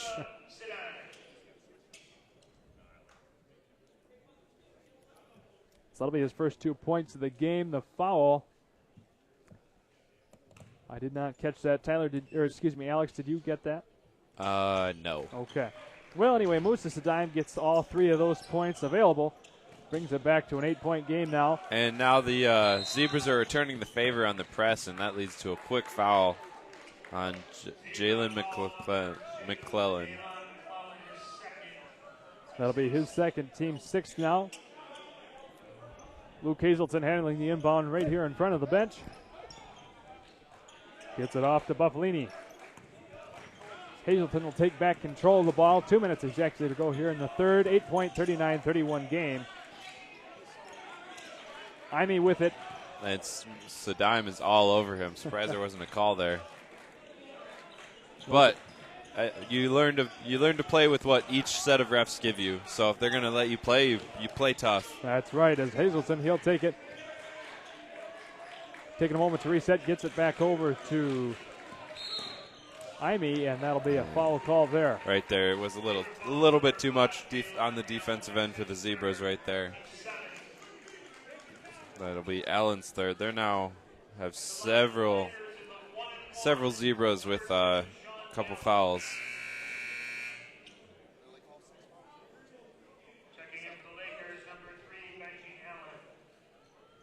Number 3, Benji Allen comes back in for the Lakers. Hazelton will head to the bench for a quick breather. Well deserved. He's got 23 points so far. Sean Gallo comes up to the line.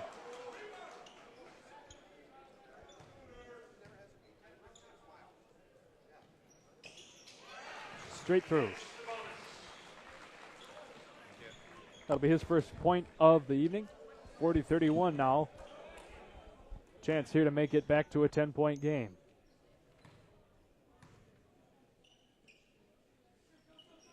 Indeed he does.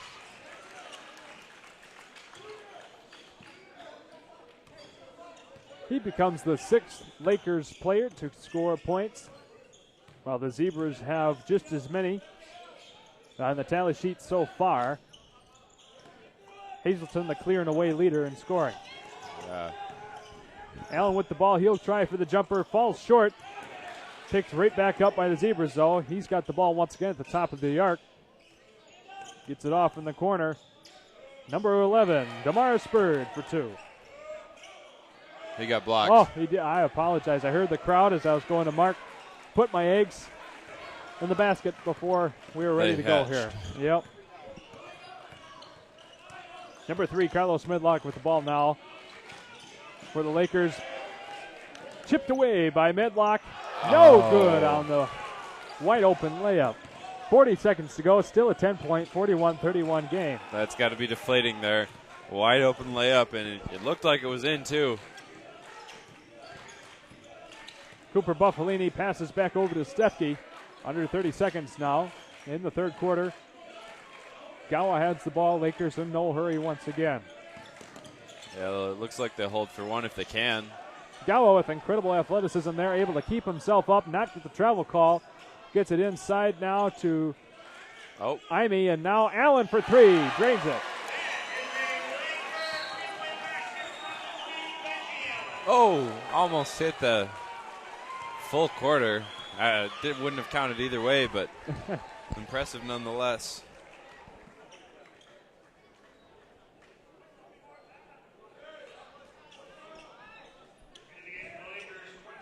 In for the Lakers now, number 23, Luke Hazelton, after his quick break on the bench.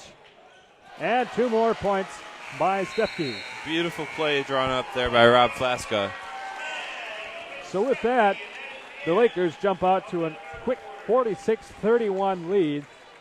We've got a quick commercial break, and we'll come right back on the other side of this for your fourth quarter action. Hey, dude, check out this birthday cake I just got. Oh, dude, that's awesome. Did you get that one at the local bakeries? No, I got it at the grocery store. Oh, really? Yeah. Can I see that for a second? Yeah. Seriously, dude? All these for the local bakeries, and you had to go to the supermarket? Like, it's not even my birthday. It was for my mom. Oh. Still.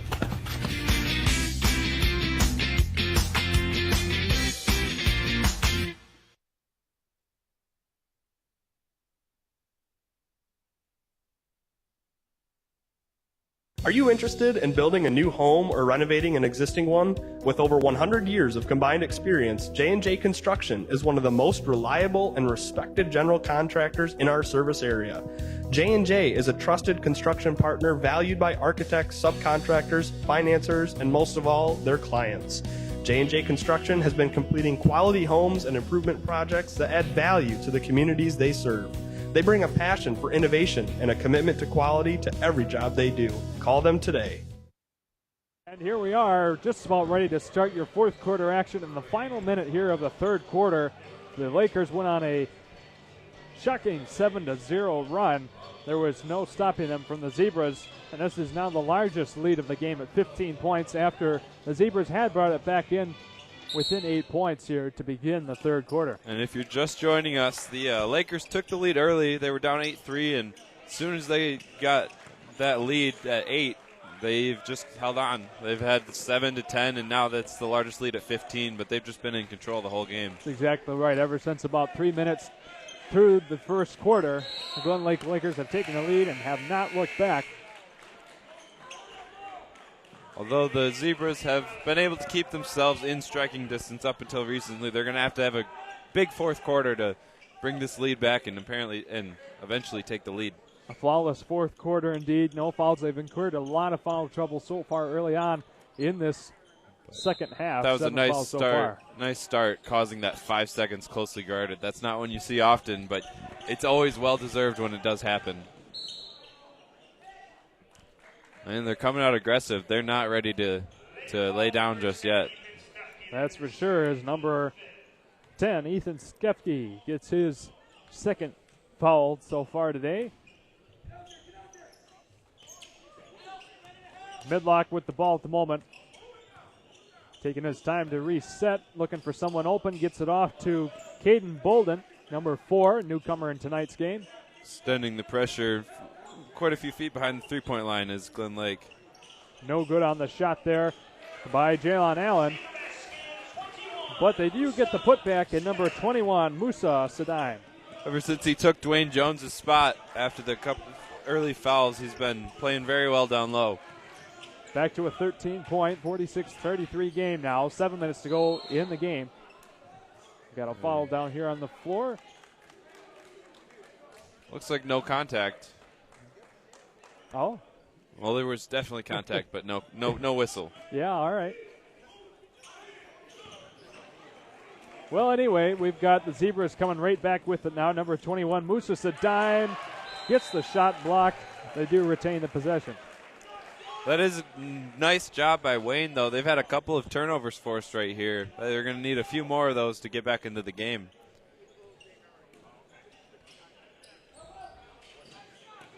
Allen with the inbounds pass.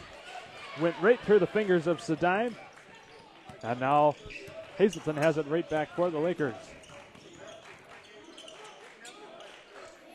Over to number 5, Imee at the top of the arc.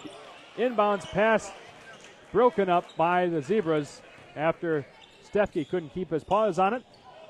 So that'll leave Jalen Allen to drive it. No good on the shot there either. 6.5 to go on the game, 46-33.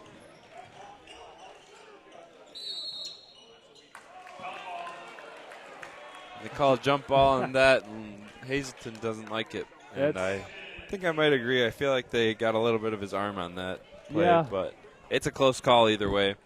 Easily be the most animated I've seen a player on the court so far today. Yeah. With the 10 to 12 point lead they've had this whole time, not a whole lot of dramatic plays coming this way yet. But that's right. Hopefully we'll be in for a little bit of a change here in the last 6 minutes. Now Musa Sadaim once again gets it off to Caden Bolden. He'll try and make his first points of the game. No good.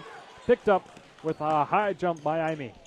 6 minutes to go exactly. Still a 13-point, 46-33 game. Stefke over to Hazelton. Top of the arc, looking for someone to pass it to. Gets it over to Buffalini. Now back inside to Hazelton. He'll go for 2. Bounces away, but he does draw the foul.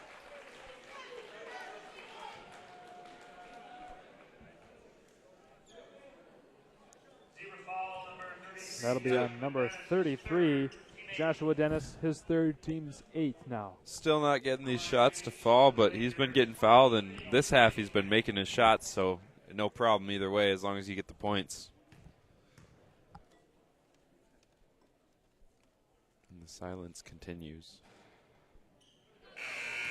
Took a while to decide whether it's going to go in or not, but indeed it does, bringing Hazelton his 24th point now. If there's anything that you can say that the Zebras have had luck with, it's been the Glen Lake free throws. They've made less than 50% this entire game, keeping the Zebras somewhat in the middle of the game here, not too far from the action. And Hazelton drains both of those for 25. 48-33, 15-point game, 5:40 to go. If the Zebras have any thoughts of trying to pull out a win, things would start have to falling into place right now.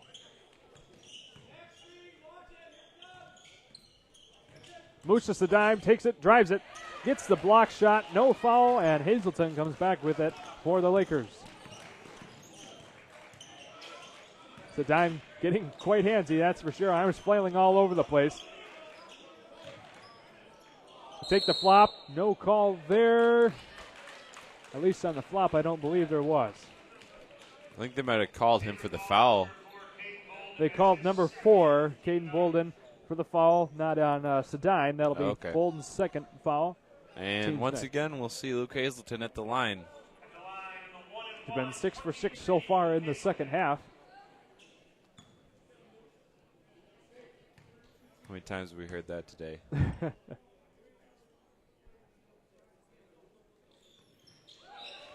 Gets it right in. 26 now. He's probably gotten his percentage back up to 50% after that rough start from the line. He's almost half his points coming from the line tonight. And just as that, he makes his first of 2, 7 of 8 so far in the second half. Yeah, his first miss of the half. Much better from the line than he was earlier on. Hazelton has it once again, passes off to Gawa. And now inside to Allen. He gets the 2. Nice move there by Benji Allen. With that, the lead extends now to 18 points. 51-33, just over 4.5 to go in the game.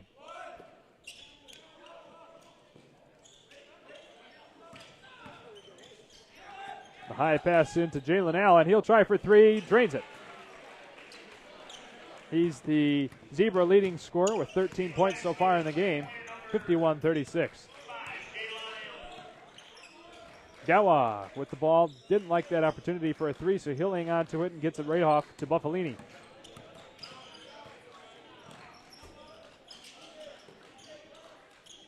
Imee trying to get something going here. Gets it back off to Hazelton. Just under 4 to go in the game. You can see the Lakers have slowed up, trying to burn a little clock. Not necessarily stalling, but every player is taking a couple more seconds before they start dribbling and making a move. Hazelton with the block layup. Sedime goes in for 2, and he gets the travel call. And for the Zebras now, 33, Joshua Dennis.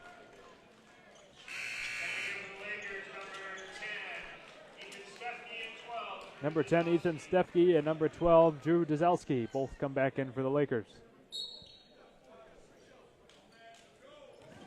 And these Glen Lake Lakers have high hopes for this season. Right now, they're currently ranked number 4 in Division III.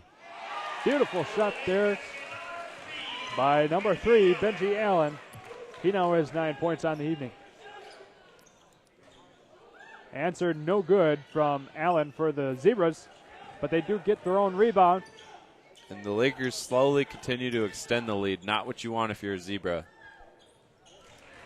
Well, Carlos Medlock certainly isn't ready to get up.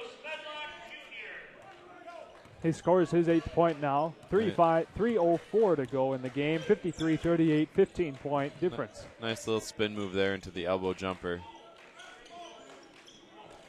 Neil Imee gets the ball taken away, but we've got a foul. As soon as he lost it, he grabbed a hold, tried to make sure he didn't get that wide open layup or dunk. Probably a smart foul by Imee right there. So that'll give him his second, team 6th. Lakers themselves are 1 away from going into the bonus. Number 2, Sean Gawa comes in for the Lakers. Sedime handling the inbound, gets it off to Medlock. Just under 3 minutes to go in the game. Medlock tries for the underhanded layup, no good. And we've got another foul. This will be against the Zebras. This game has come to a screeching halt with help of both Zebras. The Zebras incurred their foul there on number 21, Musa Sedime. That's his first, team's 10th now. First team of the 4 we've seen so far in the Northern Michigan Showcase to cross the 10 foul threshold. Imee gets his 6th point now.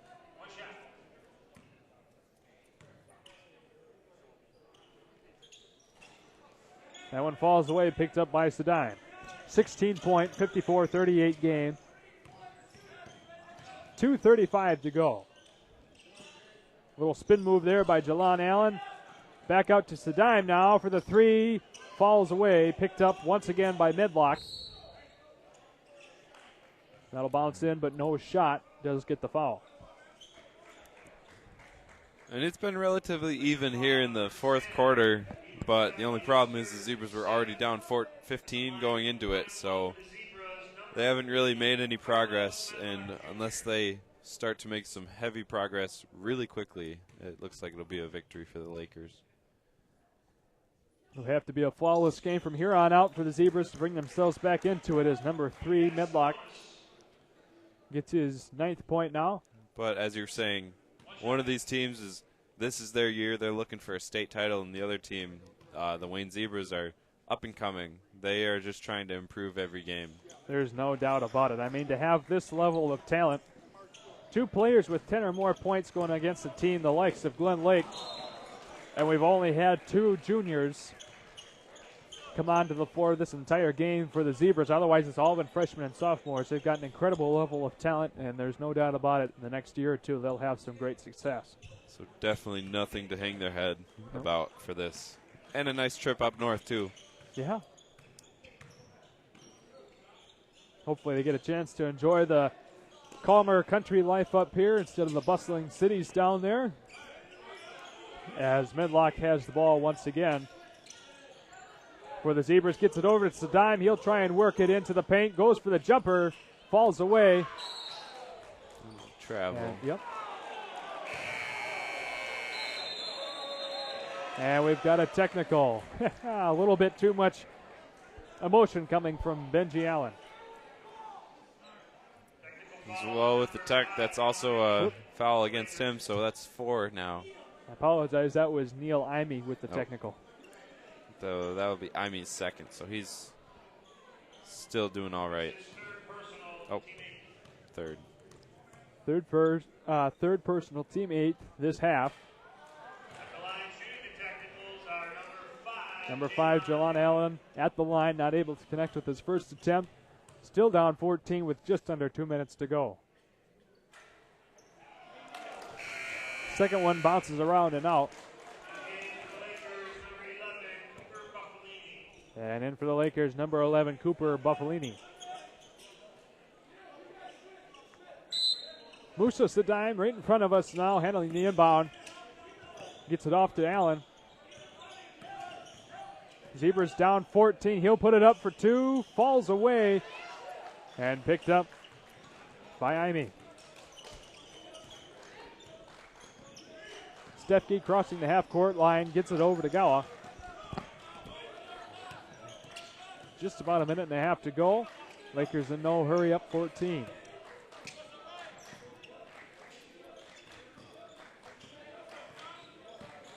Zebras putting the pressure on, but no traps, no double teams. It looks like they're just trying to finish this game out strong. Imey under the basket, gets that jumper, and that'll remain Glen Lake possession. I'd be surprised if we saw them trying to foul here. I think they'll probably just let the clock run out.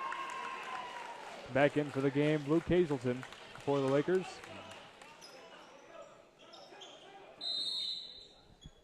With that, Glen Lake calls a timeout. That'll give us a quick moment to thank our friends at Grandview Dentistry, residents of Grand Traverse County. For all your dental health needs, contact Grandview Dental Associates. New patients are welcome to call 231-922-0775 to make an appointment. And Boatcraft Sales TC. Looking for a new ride this summer? Look to Boatcraft Sales. We are Northern Michigan's superior pontoon boat dealer, offering new and pre-owned boats, servicing and storage in the Northern Michigan area. And we've got a good one coming up after this game. We've got TC West against Ferndale. And so I'll be joining the Game Break crew, and we'll be bringing back Brendan to replace me. And Shane, you'll be right here. That'll be an exciting game for sure. Great to see all these different players from around, teams from around the area.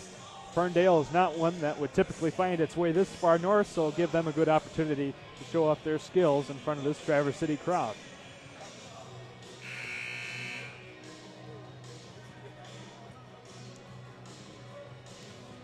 just want to take a moment to thank you all tuning in to listen to our broadcast here at Next Level Broadcasting. It's a joy to be able to do this here at this special occasion for the Northern Michigan Showcase. The first annual, yeah. Sorry, I didn't mean, we were thinking on the same radio wave there for a moment. So hopefully it'll continue to grow as they continue to host this showcase. That's right. And here we go, Glen Lake with the ball. Minute 12 to go in the game. Both Cooper Buffalini and Ethan Stefke ran into each other trying to get the inbound pass. And then we've got a zebra foul on number 3. Carlos Medlock, his 4th. Team's 11. He was a little disappointed to get that foul called, so I think that confirms our theory that they're just trying to finish the game out. Yep. Buffalini at the line now. First one falls right in.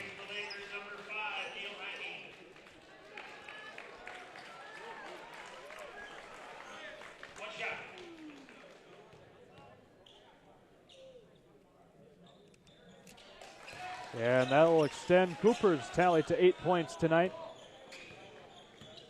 He and Benji Allen, with 8 and 9 points respectively, come in second and third to Luke Hazelton's 26 points on the evening. Luke Hazelton's been the unquestioned leader here tonight. One could almost say the same for Carlos Medlock as he ties up for the most points scored for the Zebras at 13. He drains that 3 there, back to a 13-point game, 56-43, just under 40 seconds to go.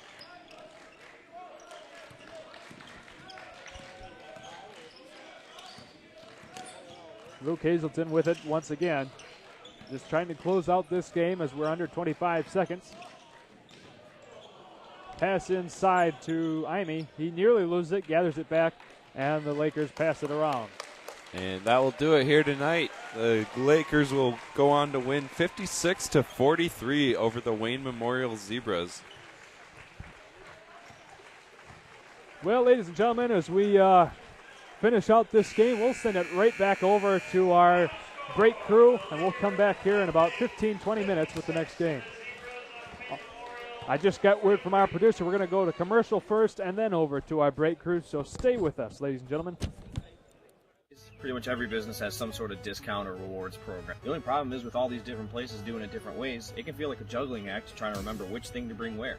Luckily, there's a service that will take all that hassle away for you, so you can just give up the juggling act altogether. For the Local offers you exclusive access to discounts at all your favorite local locations for just $5.99 a month. And the best part about it is, the only thing you gotta remember is the one thing you'll never forget, your cell phone. So go on forthelocal.com today, sign up, and let us take care of the juggling for you.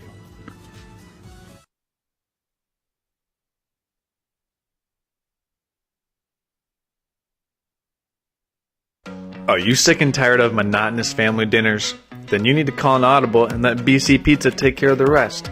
They've been the best source of handmade, hometown gourmet pizzas since 1988. And with over 30 locations, they're built to serve you. Their presence in each community has been second to none. BC Pizza has a wide variety of menu options, including salads, grinders, and of course, their famous pizza. BC Pizza, the best choice pizza. Ace is the only hardware retailer that carries Benjamin Moore paint at over 3,800 stores. With Benjamin Moore's premium quality, huge selection of colors, plus Ace's award-winning service, you can be confident you're getting the best. Then buy in store or online for curbside pickup or free delivery. When you want the best, Benjamin Moore paint from Ace. Around the block, what you need in stock, with people who know their paint.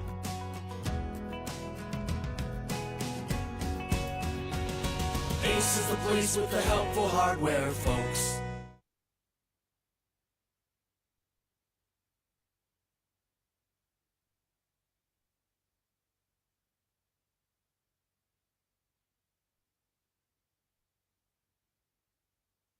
Business owner, you learn to wear a lot of hats.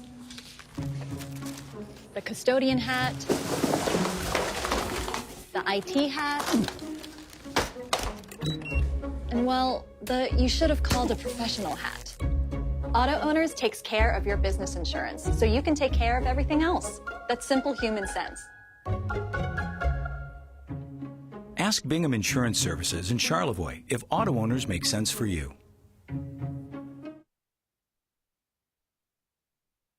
Ace is the only hardware retailer that carries Benjamin Moore paint at over 3,800 stores. With Benjamin Moore's premium quality, huge selection of colors, plus Ace's award-winning service, you can be confident you're getting the best. Then buy in store or online for curbside pickup or free delivery. When you want the best, Benjamin Moore paint from Ace. Around the block, what you need in stock, with people who know their paint.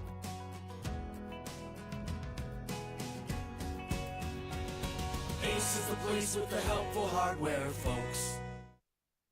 These days, pretty much every business has some sort of discount or rewards program. The only problem is with all these different places doing it different ways, it can feel like a juggling act trying to remember which thing to bring where.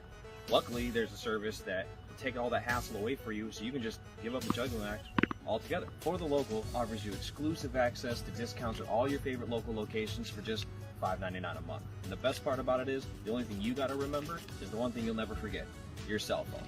So go on forthelocal.com today, sign up, and let us take care of the juggling for you.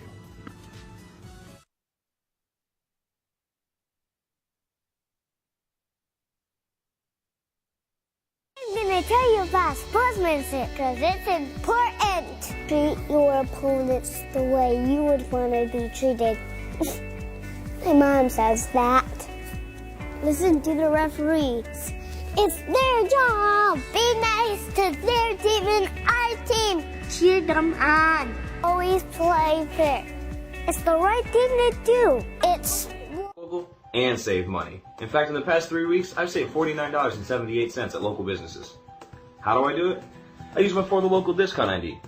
This gives me access to discounts at over 190 local businesses in northern Michigan for just $5.99 a month or $49 a year.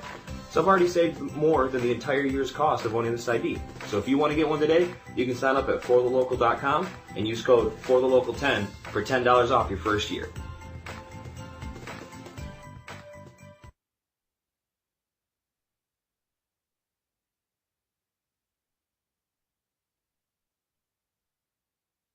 Halftime show. I'm Pat O'Connor, joined by Charles Strail, Daniel Smith on the camera tonight, Charles. And, I mean, first of all, we got to say the swag. It's getting close to making me look good. Play call from coach. It's 3rd and 6. Just on their side of midfield. Stiedeman's going to haul it up, and wide open downfield is Barrett, and he is gone. Check that. 2 ends off the left side. It's a toss to Backlund up the left side. Breaks one tackle. He's in. Chris Kashoniak looks up the middle to Cordy. It is complete. Great catch. Conrad Cordy. Nothing but green after the stiff arm. Touchdown Snowbirds. What a play. The snap is good. Hold is good. Kick is up. The kick is no good.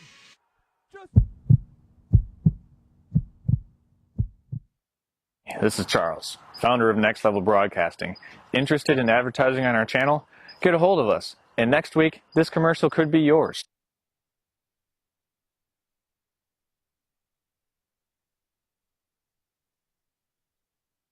All right, welcome back into Game Break here on Next Level Broadcasting. I'm Pat O'Connor, joined by Brendan Morris, Jack Cordy. 15 minutes till tip-off in game number 3 for this Northern Michigan Showcase. But first, Brendan, let's talk about that last game we just witnessed. Glen Lake, the Lakers, they overtook the Zebras of Wayne Memorial by a score of 56-43. Pretty good game, some runs going both ways, but in the end, Glen Lake just had a little bit more than Wayne. Yeah, and I think that kind of showed, too, with the fact that Glen Lake just had a little bit more upperclassmen working with them. Oh. Yeah, there we go. How's the mic sound now? Either way, I hope you can hear me. Sounds good. Sounds all right?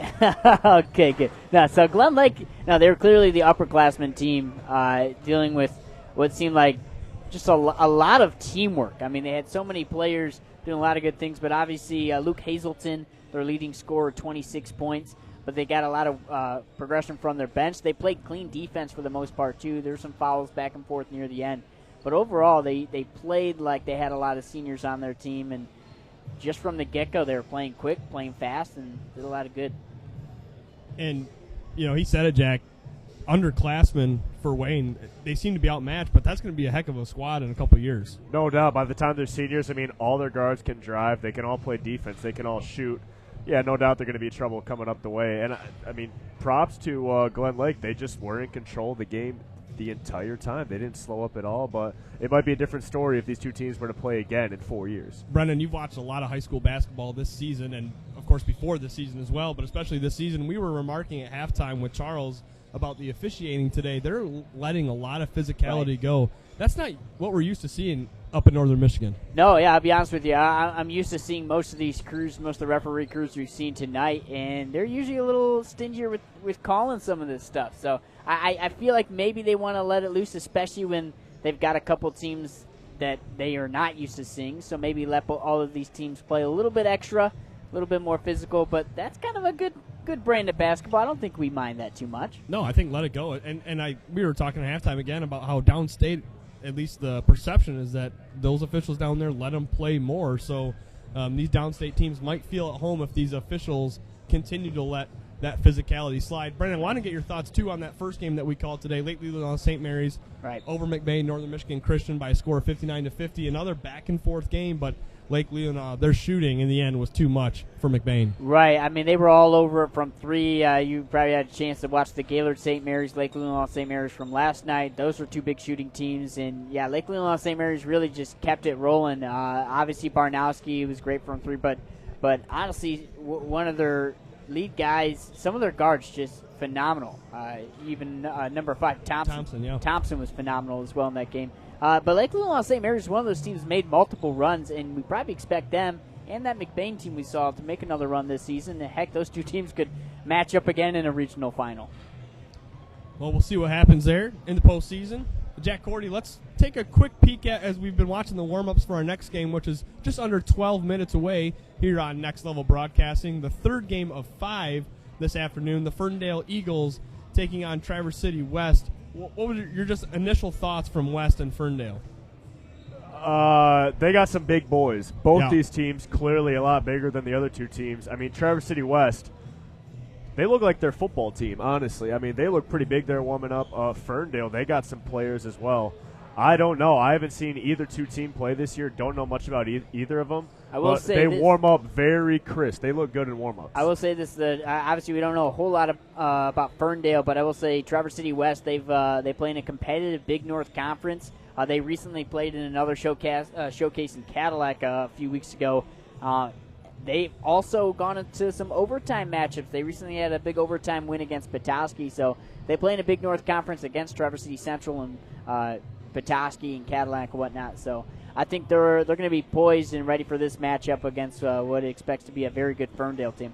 In terms of enrollment in class, TC West, of course, our largest up north team so far today. And Jack, what do you think of this showcase? Obviously, the first annual showcase here, hosted by Traverse City St. Francis, who will play the nightcap against Detroit Cass Tech. But Jack, it's not very often in northern Michigan you get to see teams like this in one location on one day, 10 great teams, and so far it has not disappointed. No, absolutely, and I think it's now that all the the COVID, everything that's been going on with that, now there's really no more rules left, and people really just want to get out and ball, and especially it's on a Saturday. It's in Traverse City. We'd have a ton of people here. Everyone's having a great time, and the games are all competitive. I mean, really, where else would you rather be? I mean, if they had a showcase every Saturday, I'd want to be there. It's just basketball is such a great sport. It brings everyone together, and yeah, excellent event. We used to say before our broadcast, Jack, no place we'd rather be. No right? place we'd rather be. That's right, than here right now. And it's a beautiful gymnasium, a great setup, like you said, Jack. It's a great setting for a showcase like this. We're going to take a break in a moment, but first I want to thank our Game Break sponsors. They're sponsoring our food, our water. They're helping Charles out with all the production, and that's Grandview Dental, Boatworks TC, Light 93 FM, Potter's Bakery, and Michigan 104th Senator John Ross. So we're going to take a quick break, 9.5 to go until tip-off in game number 3 on the Northern Michigan Basketball Showcase on Next Level Broadcasting. Halftime show. I'm Pat O'Connor, joined by Charles Strail, Daniel Smith on the camera tonight, Charles. And, I mean, first of all, we got to say the swag. It's getting close to making me look good. Play call from coach. It's 3rd and 6. Just on their side of midfield. Steenman's going to haul it up, and wide open downfield is Barrett, and he is gone. Check that. 2 ends off the left side. It's a toss to Backlund up the left side. Breaks one tackle. He's in. Enough. Chris Kashoniak looks up the middle to Cordy. It is complete. Great catch. Conrad Cordy. Nothing but green after the stiff arm. Touchdown Snowbirds. What a play. The snap is good. Hold is good. Kick is up. The kick is no good.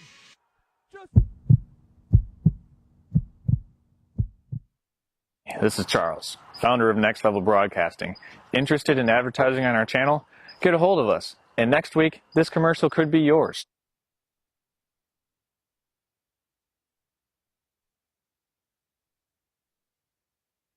Local and save money. In fact, in the past 3 weeks, I've saved $49.78 at local businesses. How do I do it? I use my For the Local discount ID. This gives me access to discounts at over 190 local businesses in northern Michigan for just $5.99 a month or $49 a year. So I've already saved more than the entire year's cost of owning this ID. So if you want to get one today, you can sign up at forthelocal.com and use code FORTHELOCAL10 for $10 off your first year.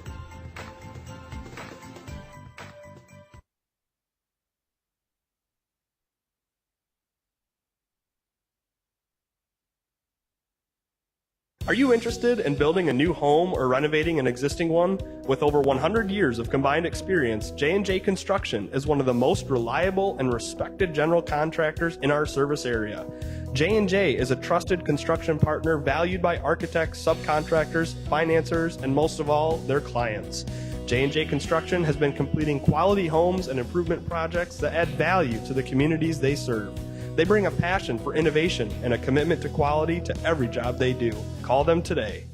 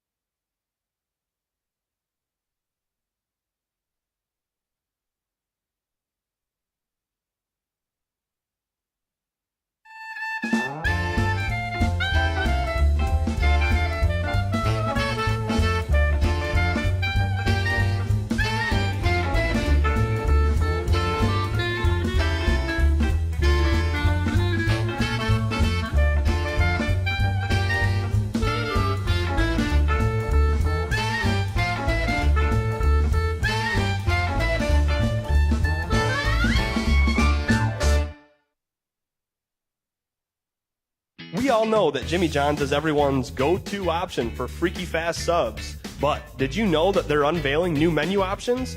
That's right, Jimmy John's new menu has something for everyone and is a great way to feed the whole family. So, whether you're watching the big game, hard at work, or taking the family out to eat, Jimmy John's wants to make finding a gourmet sandwich easy. The crew of Next Level Broadcasting trusts their pregame meals to Jimmy John's, and you should too, at Jimmy John's in Gaylord.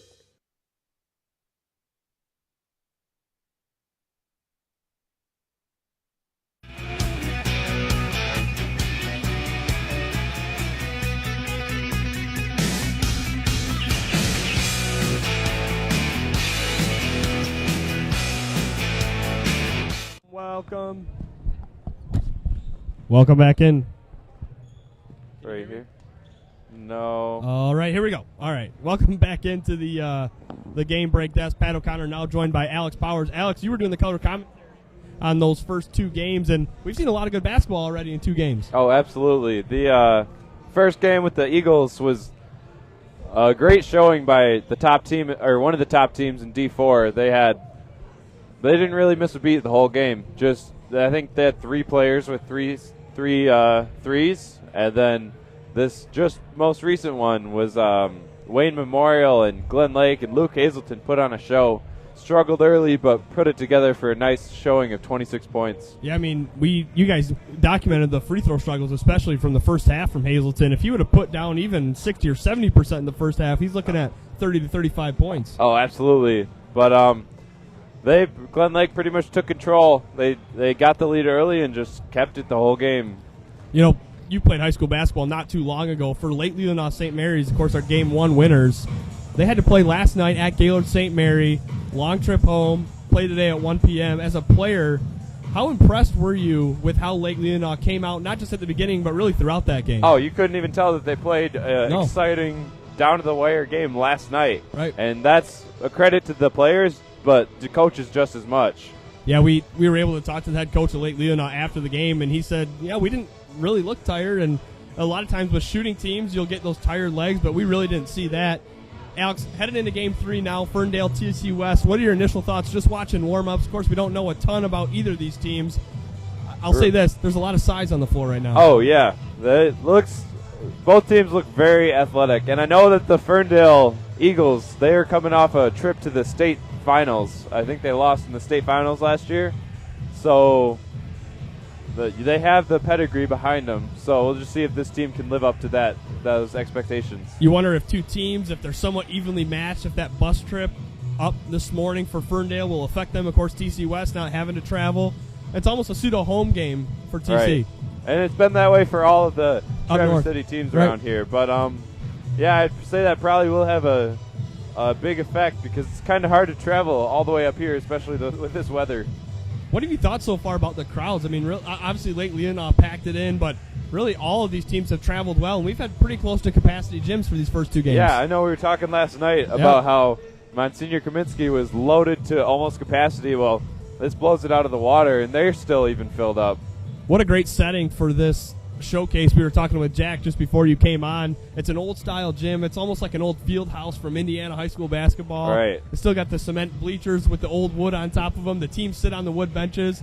There's parts of it that remind me of Monsignor Kaminsky's gymnasium. Of course, this one's a lot more wide open, but what a great setting for the showcase. Oh, yeah. Couldn't have picked a better area for this showing of all these great teams. Shout out to the MHSAA just in general as a whole. They allowed for this season 2 extra games to be played, so teams can play 22 official games. That's 2 more than the previous 20, and that just opens up opportunities like this for fans to see more basketball in these Saturday showcases, and there's been a handful of them around Northern Michigan. That is great for them and for these players to get experiences like this, but I do have to say it's a little too late because that extra game would have given us a game at Little Caesars Arena my senior year. You're scheduled to play one there? We couldn't schedule it. We had an opportunity, but we had 20 games already.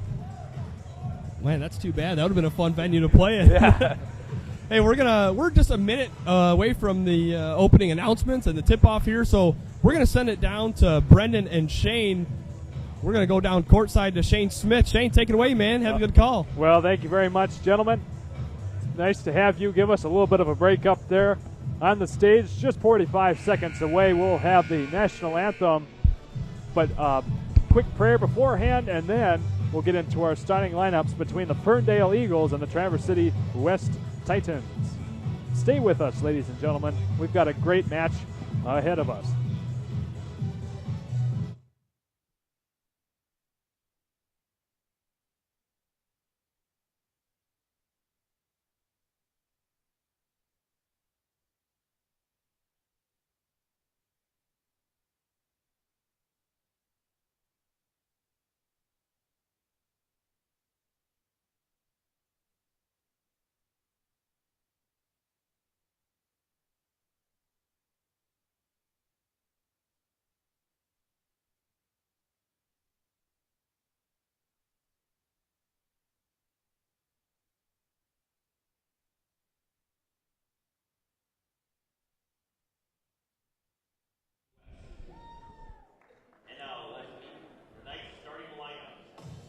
All right, well, they're not doing the national anthem, so we'll get right into the starting lineups. Why not? Thank you so much. So, Shane, I do actually have your starting lineups for you. First for the Ferndale Eagles. Number 0, Cameron Reed. Okay. Number 2, Caleb Renfro. All right. Number 4, Noah Blocker. Gotcha. Number 13, one of their lead guards, Christopher Williams. And number 20, Jaden Hardeman. Thank you very much. And the starters for Traverse City West. Number 1, Ian Robertson, their lead senior. Number 2, Ben Habers. Number 12, Lincoln Locker. And number 30, Quentin Gillespie. And number 40, Kyler Brunin. It's the starting lineups for West. I feel like I'm going to have some fun with that name, Lincoln Lockhart. Yeah, Lincoln Lockhart. And real quick, I do got to mention as we kick off the broadcast,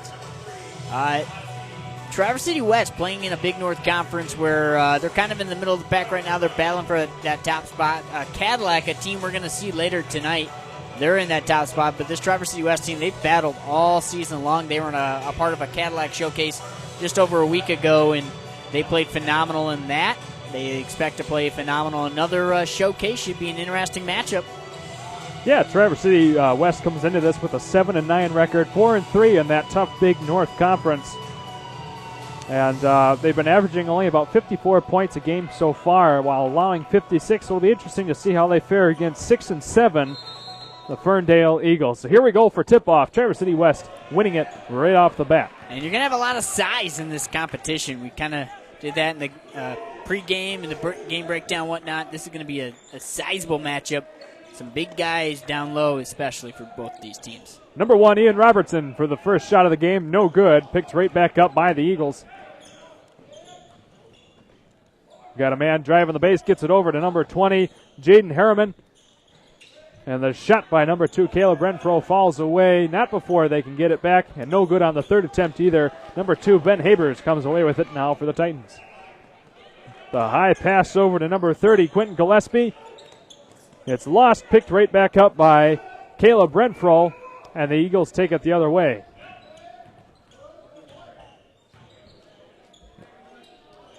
The shot by number 4, Noah Blocker, falls in. And Blocker is going to be one of their main guys you're going to watch for. Talked to their coach in pregame, and Coach Rickman said he's a guy who can move around the court quickly. He commands with good shots as well.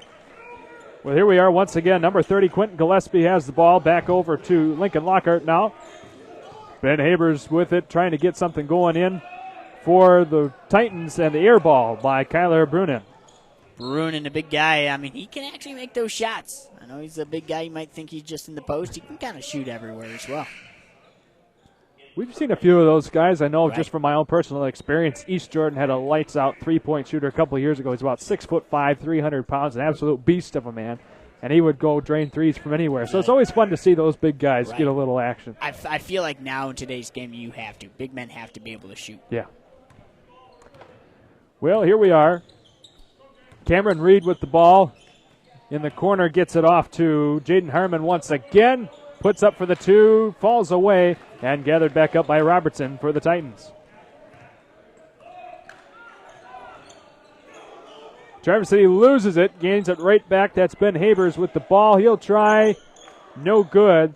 The shot from Lincoln Lockhart there. We've got our first foul of the game. Foul is going to be called on number 2. It's Ben Habers. Looks like he got called in for the reach there. So that'll be his first, team's first. Just about 2 minutes of play gone so far in this game. 3-0.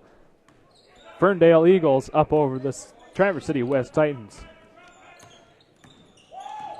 Trenton Ruth now passes it to a man in the corner. Can't quite make out his number. That was number 4, Noah Blocker.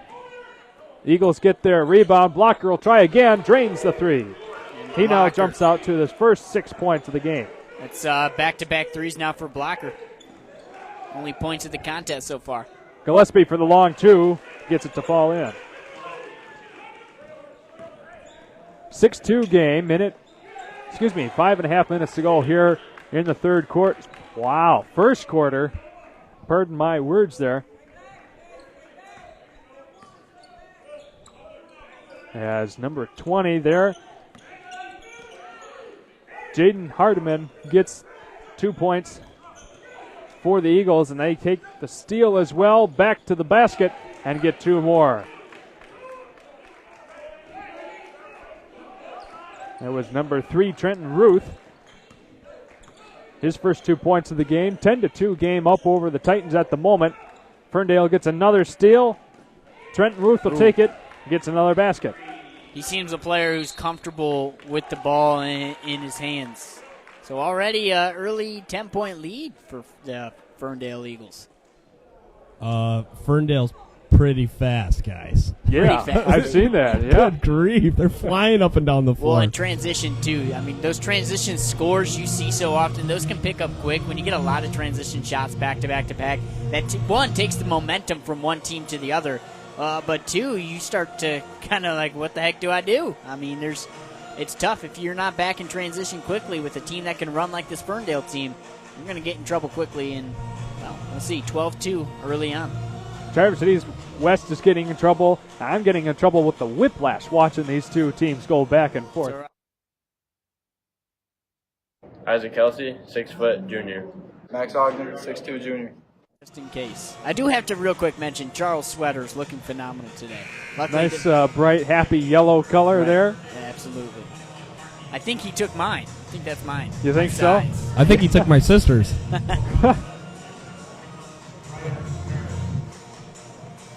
So we'll see what Coach Bauman said at that timeout. Doesn't make a lot of substitutions, too. Well, I would say so. That starting five wasn't exactly working out for West too well as they're down 12-2. But they do have the ball to start here. Looks like he brought out a lot of guards as well. Ian Robertson with the pass. Goes back around to number 10 now. Winslow Robinson for his debut tonight. No good on the shot. Picked up by Cameron Reed for Ferndale. Now over to Trenton Ruth once again. He'll work into the paint. No shot, gets the foul. So fouls inside, looks like number 10. Yep, it's going to be number 10 there. So Robinson, his first personal for the night.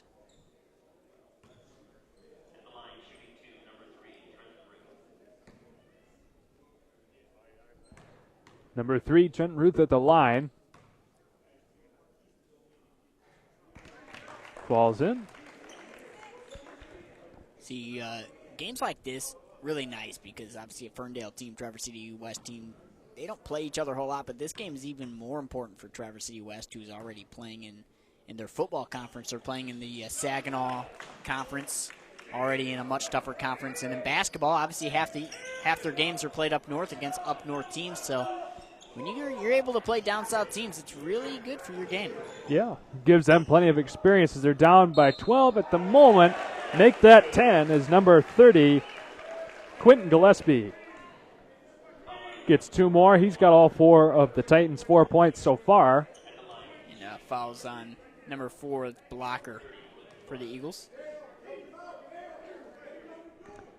It's his team's first now as Gillespie goes to the line trying to get the old-fashioned 3. Gets it. Ben Habers is the only other player for West so far getting points on the board, with Quentin Gillespie the other 5 of West 7 points. Number 33, Caden Huston comes back in, and number 4, Noah Blocker for the Eagles. 39.6 seconds to go here in the first quarter. The chuck up court to Isaac Kelsey. And now around to Canty. And back to Habers for the 3. So Habers up to 5 points now. Back to a 10-point game. Traverse City will have that fall on them. Be number 23, Gunnar Canty. His first, team's 3rd.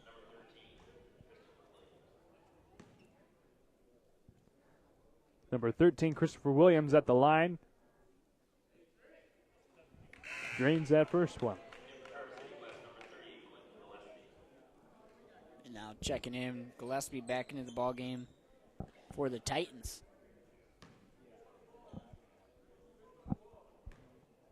Traverse City gets this ball back, be just under 23 seconds to go, and now a 12-point deficit, 22-10.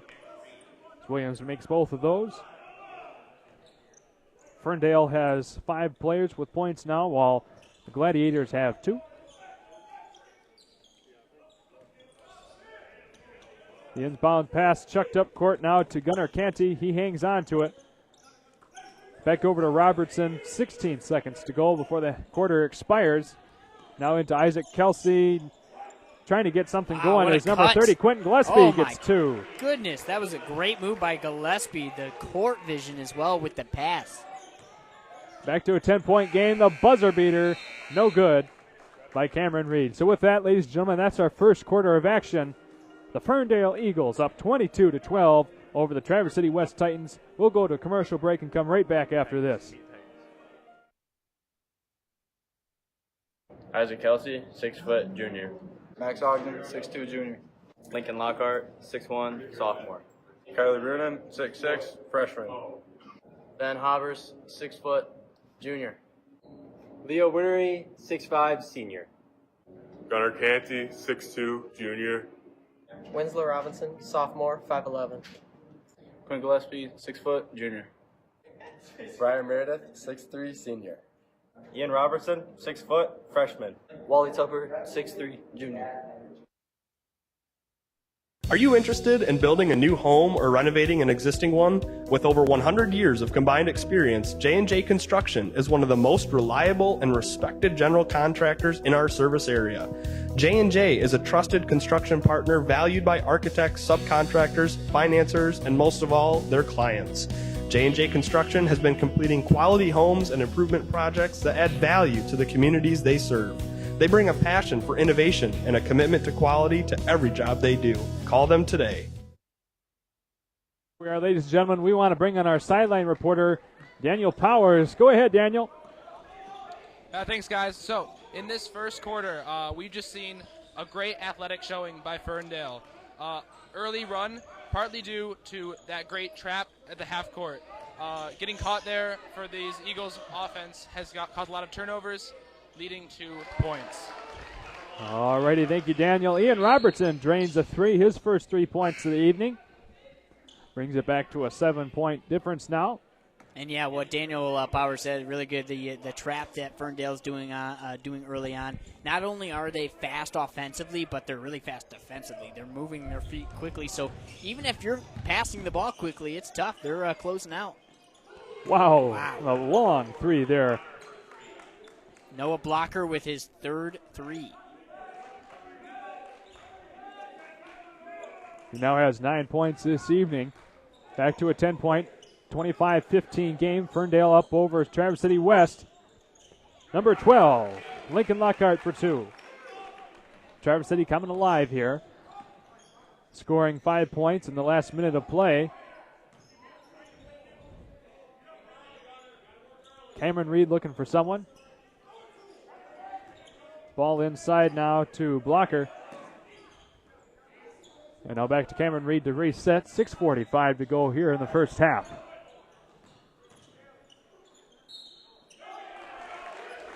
And that'll be a foul on Ferndale. It'll be number 0, Cameron Reed. His first, team's second now. As Isaac Kelsey handles the inbound for the Titans. We'll have the Gladiators here in a little while. I've got their name right in front of me on the floor. So we're in St. Francis's gym. Ferndale comes away with the steal there. Trying to make it back to a 10-point game. Oh, my goodness. What a move there. Ruth. That'll be Ruth's 8th point now. The foul will be on Robertson. Yep, Robertson, his first, team's 4th now. So bucket was good by Ruth. He'll try and make a 3-point play, and really like the breaks he had. Just the body control going up for that shot, really impressive by Ruth.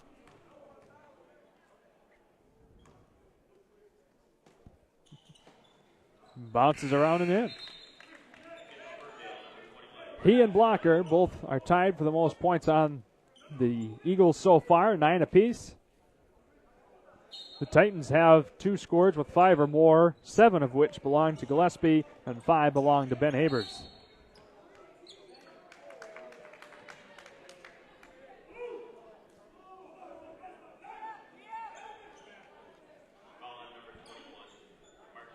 Got a foul on number 21 for the Ferndale Eagles. That's Marquise Young, his first, team's 3rd now. Not sure why West is kind of going to the corner. I mean, he just went that corner, now about to go in another corner, and that's the last spot you want to be in a trap. Number 10, Winslow Robertson, nearly loses the ball, gains it right back in front of us. Ball kicked around, bit of a soccer match going on. Quentin Gillespie finds himself in a lot of trouble.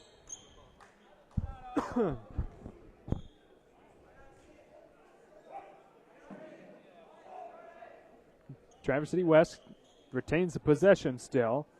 28-17 game. Just under 6 minutes to go here in the second quarter. Gillespie losing it. And we've got a foul called on number 4, Noah Blocker. That's his second, team's fourth now. Both teams with 4 fouls apiece. In all the games we've seen so far, some teams, no one's fouled out. Dude, I don't believe anyone's fouled out in any of the games we've played, but there's been some chippy games early on. The last game we played was a little chippy, so we'll see how this one gets. Yeah, we saw our first technical of the night earlier when Stepke hard bounce on the floor with the basketball in protest of a ref call. You don't typically do that and get away with it. That's a nice basket. Good by, who's that, number 12? Lincoln Lockhart there for the Titans. Back to a 9-point, 28-19 game. Cameron Reed takes a moment to sit up there on the far side of the three-point line. Far pass over to Trenton Ruth. He's at the top now trying to get into the paint. Instead, he'll go for the three. Drains nice. It. Beautiful, beautiful stroke there. Trenton Ruth is having himself a game right now. He's got 12 points so far. He's got the ball right back. And the no foul. Or excuse me, no points. I don't know. Man. I don't have the replay in front of me. That was a good move by Ruth, though. Yeah. So Traverse City comes away with a lucky break on that one. Number 12, Lincoln Lockhart. Pass over to Carlson, and now to Winslow Robinson. No good from the three. Lockhart able to get the rebound. Back over to Robinson once again. Nearly loses it. Gets it back over to Habers. Habers squirts it back over to Robinson. And now Ben Carlson trying for the three. No good. Picked right back up by Williams. Had a couple chances there. Couldn't convert. Caden Huston, no good from the corner. Ferndale gets the rebound. So excellent rebounding early on by this Ferndale defense.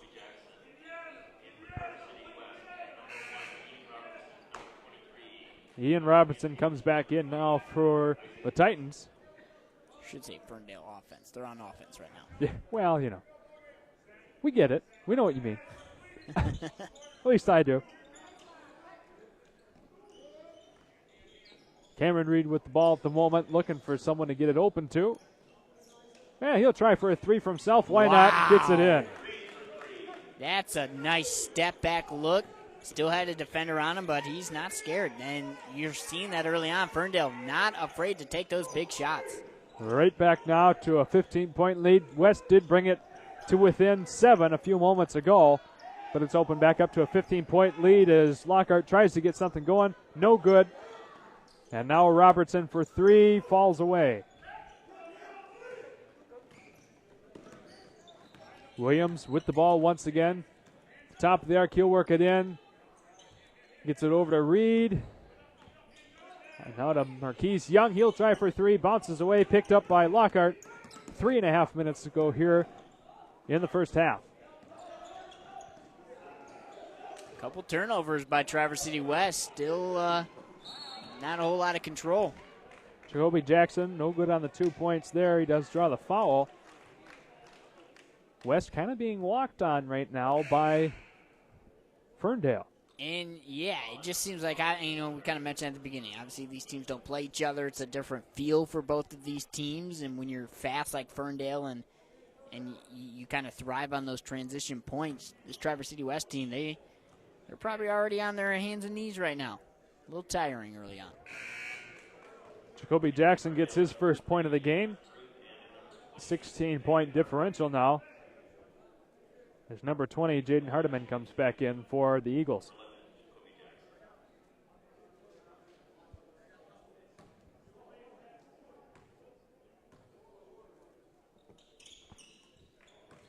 And swish goes the second one. 17-point game, 36-19. Pass up court to Isaac Kelsey. Now back to Lockhart. Kelsey once again to Robertson. And now Ben Habers will try for the three, bounces away. That'll be off the hands of the Titans. Eagles get it right back. 3 1/4 minutes to go here in the first half. 17-point game. So Habers and Gillespie probably going to be the top two guys this West offense is going to have to lean on. But as far as defensively, this is going to be a team defensive stop. No good on the shot there. Picked up by Marquise Young. Yeah, looks like.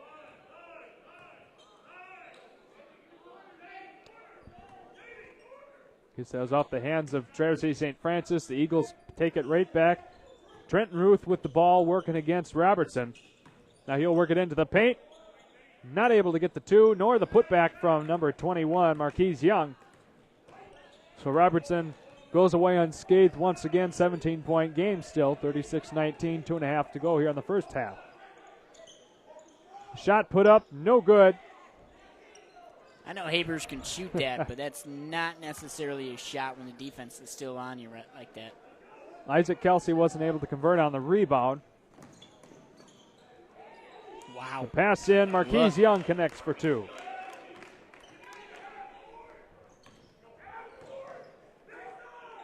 Ben Habers passed over to Isaac Kelsey. He works it in. Now back to Habers, and he'll get two more. Both Habers and Gillespie have 7 points apiece, and the backhanded layup by Jaden Hardiman. And yeah, this is some team basketball early on by Ferndale. Several players with scores early on in this first half. Ferndale giving the Titans a bit of a clinic on how to rebound and get those second and third chance shots. And it seems like Ferndale's getting to their sets a lot, like getting to their marks a lot sooner. Like where they want to shoot, where they want to do this or that. They're getting to their spots a lot early in the possession than Traverse City West is. Oh, wow. Oh, man. The block by Jaden Hardiman. Lincoln Lockhart not able to connect with the basket. 1.5 minutes to go here in the first half. Is it worse than a block on social media? I guess so. Yeah, there was no love on that block, that's for sure. Lincoln Lockhart with the ball. Got stuffed in the corner. Back over to number 30, Quentin Gillespie. Draws the foul.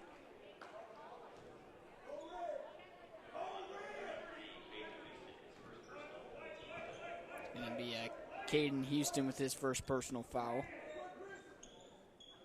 First minutes in the ball game for Ferndale. Lincoln Lockhart with the ball.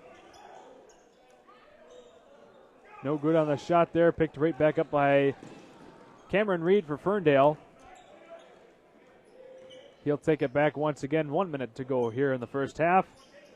Trenton Ruth trying to get the bucket. A lot of contact, too. Yeah, ran into 3 Titans. No foul there. Robertson with the pass over to Lockhart.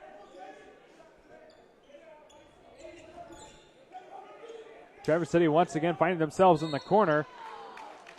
And the shot by Gillespie was blocked, but he does draw the foul. It's going to be on number 13, Christopher Williams. That'll be his first team 6 now. Ferndale 1 away from putting Traverse City into the bonus.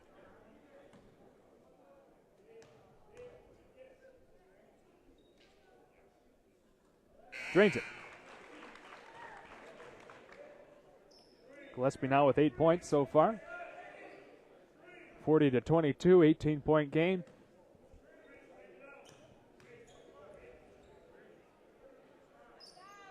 Make that 17. Number 4, Ben Carlson comes back in for Traverse City West now.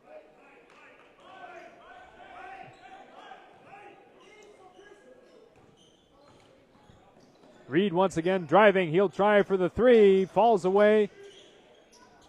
Picked back up by Lincoln Lockhart, and the foul will be called on Trenton Ruth. Right, and the situation like that, you're going for the ball, but you're still crossing, reaching across the defender. Going to be called for a foul every time on that.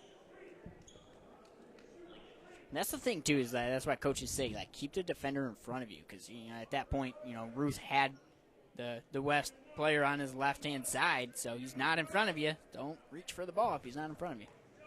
So that'll put the Titans in the bonus. No good on the shot there. Still a 17-point, 40-23 game.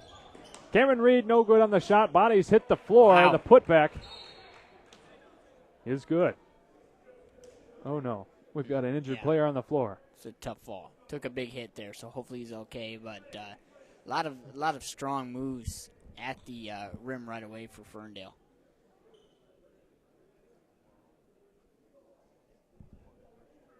Well, while we figure this out, hopefully the young man will come up. We'll cut to a quick commercial break and come right back with an update after this. Business owner, you learn to wear a lot of hats. The custodian hat, the IT hat, and well, the you should have called a professional hat. Auto Owners takes care of your business insurance, so you can take care of everything else. That's simple human sense. Ask Bingham Insurance Services in Charlevoix if auto owners make sense for you.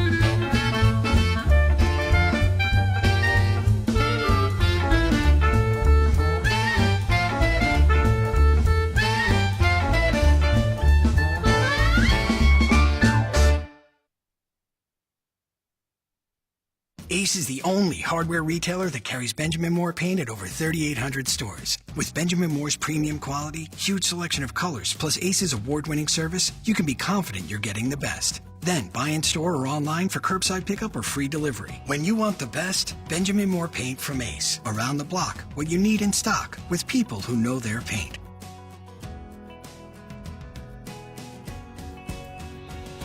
Ace is the place with the helpful hardware, folks.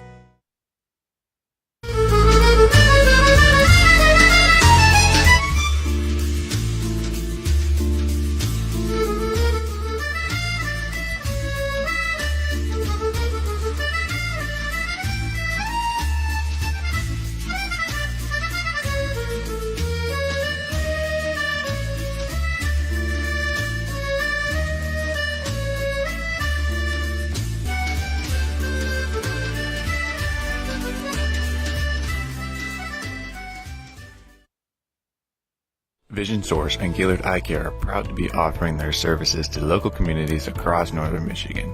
With locations in Gaylord, Point City, Bel Air, and Sheboygan, they're committed to serving you and providing a trusted source of credentials and expertise. If you're struggling with anything vision related, then don't hesitate to schedule a consultation and meet their friendly and experienced staff for yourself.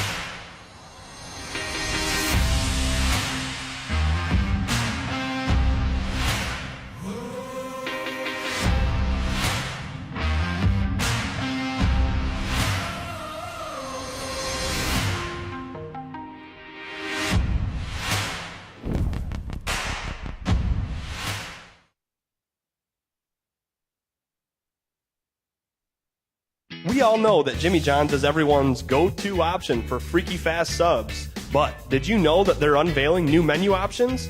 That's right, Jimmy John's new menu has something for everyone and is a great way to feed the whole family. So, whether you're watching the big game, hard at work, or taking the family out to eat, Jimmy John's wants to make finding a gourmet sandwich easy. The crew of Next Level Broadcasting trusts their pregame meals to Jimmy John's, and you should too, at Jimmy John's in Gaylord.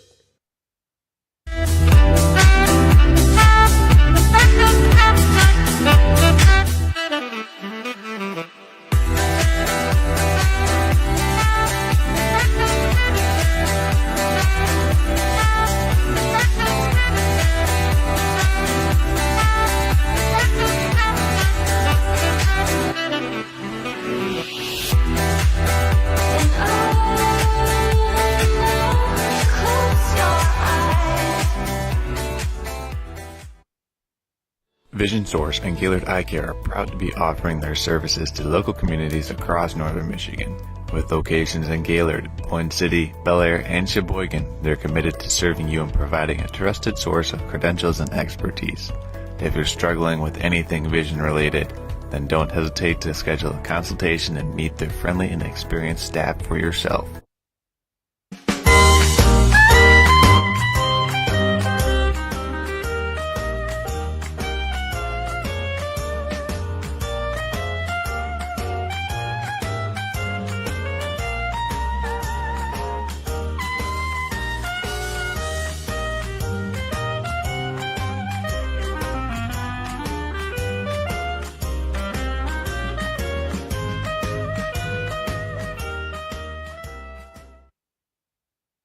Ladies and gentlemen, the refs and coaches decided to call halftime early, so we'll begin after halftime with the final 21 seconds of the second quarter before we begin play in the third quarter. Unfortunately, the young man who went down, Wally Tupper II, he is still on the floor.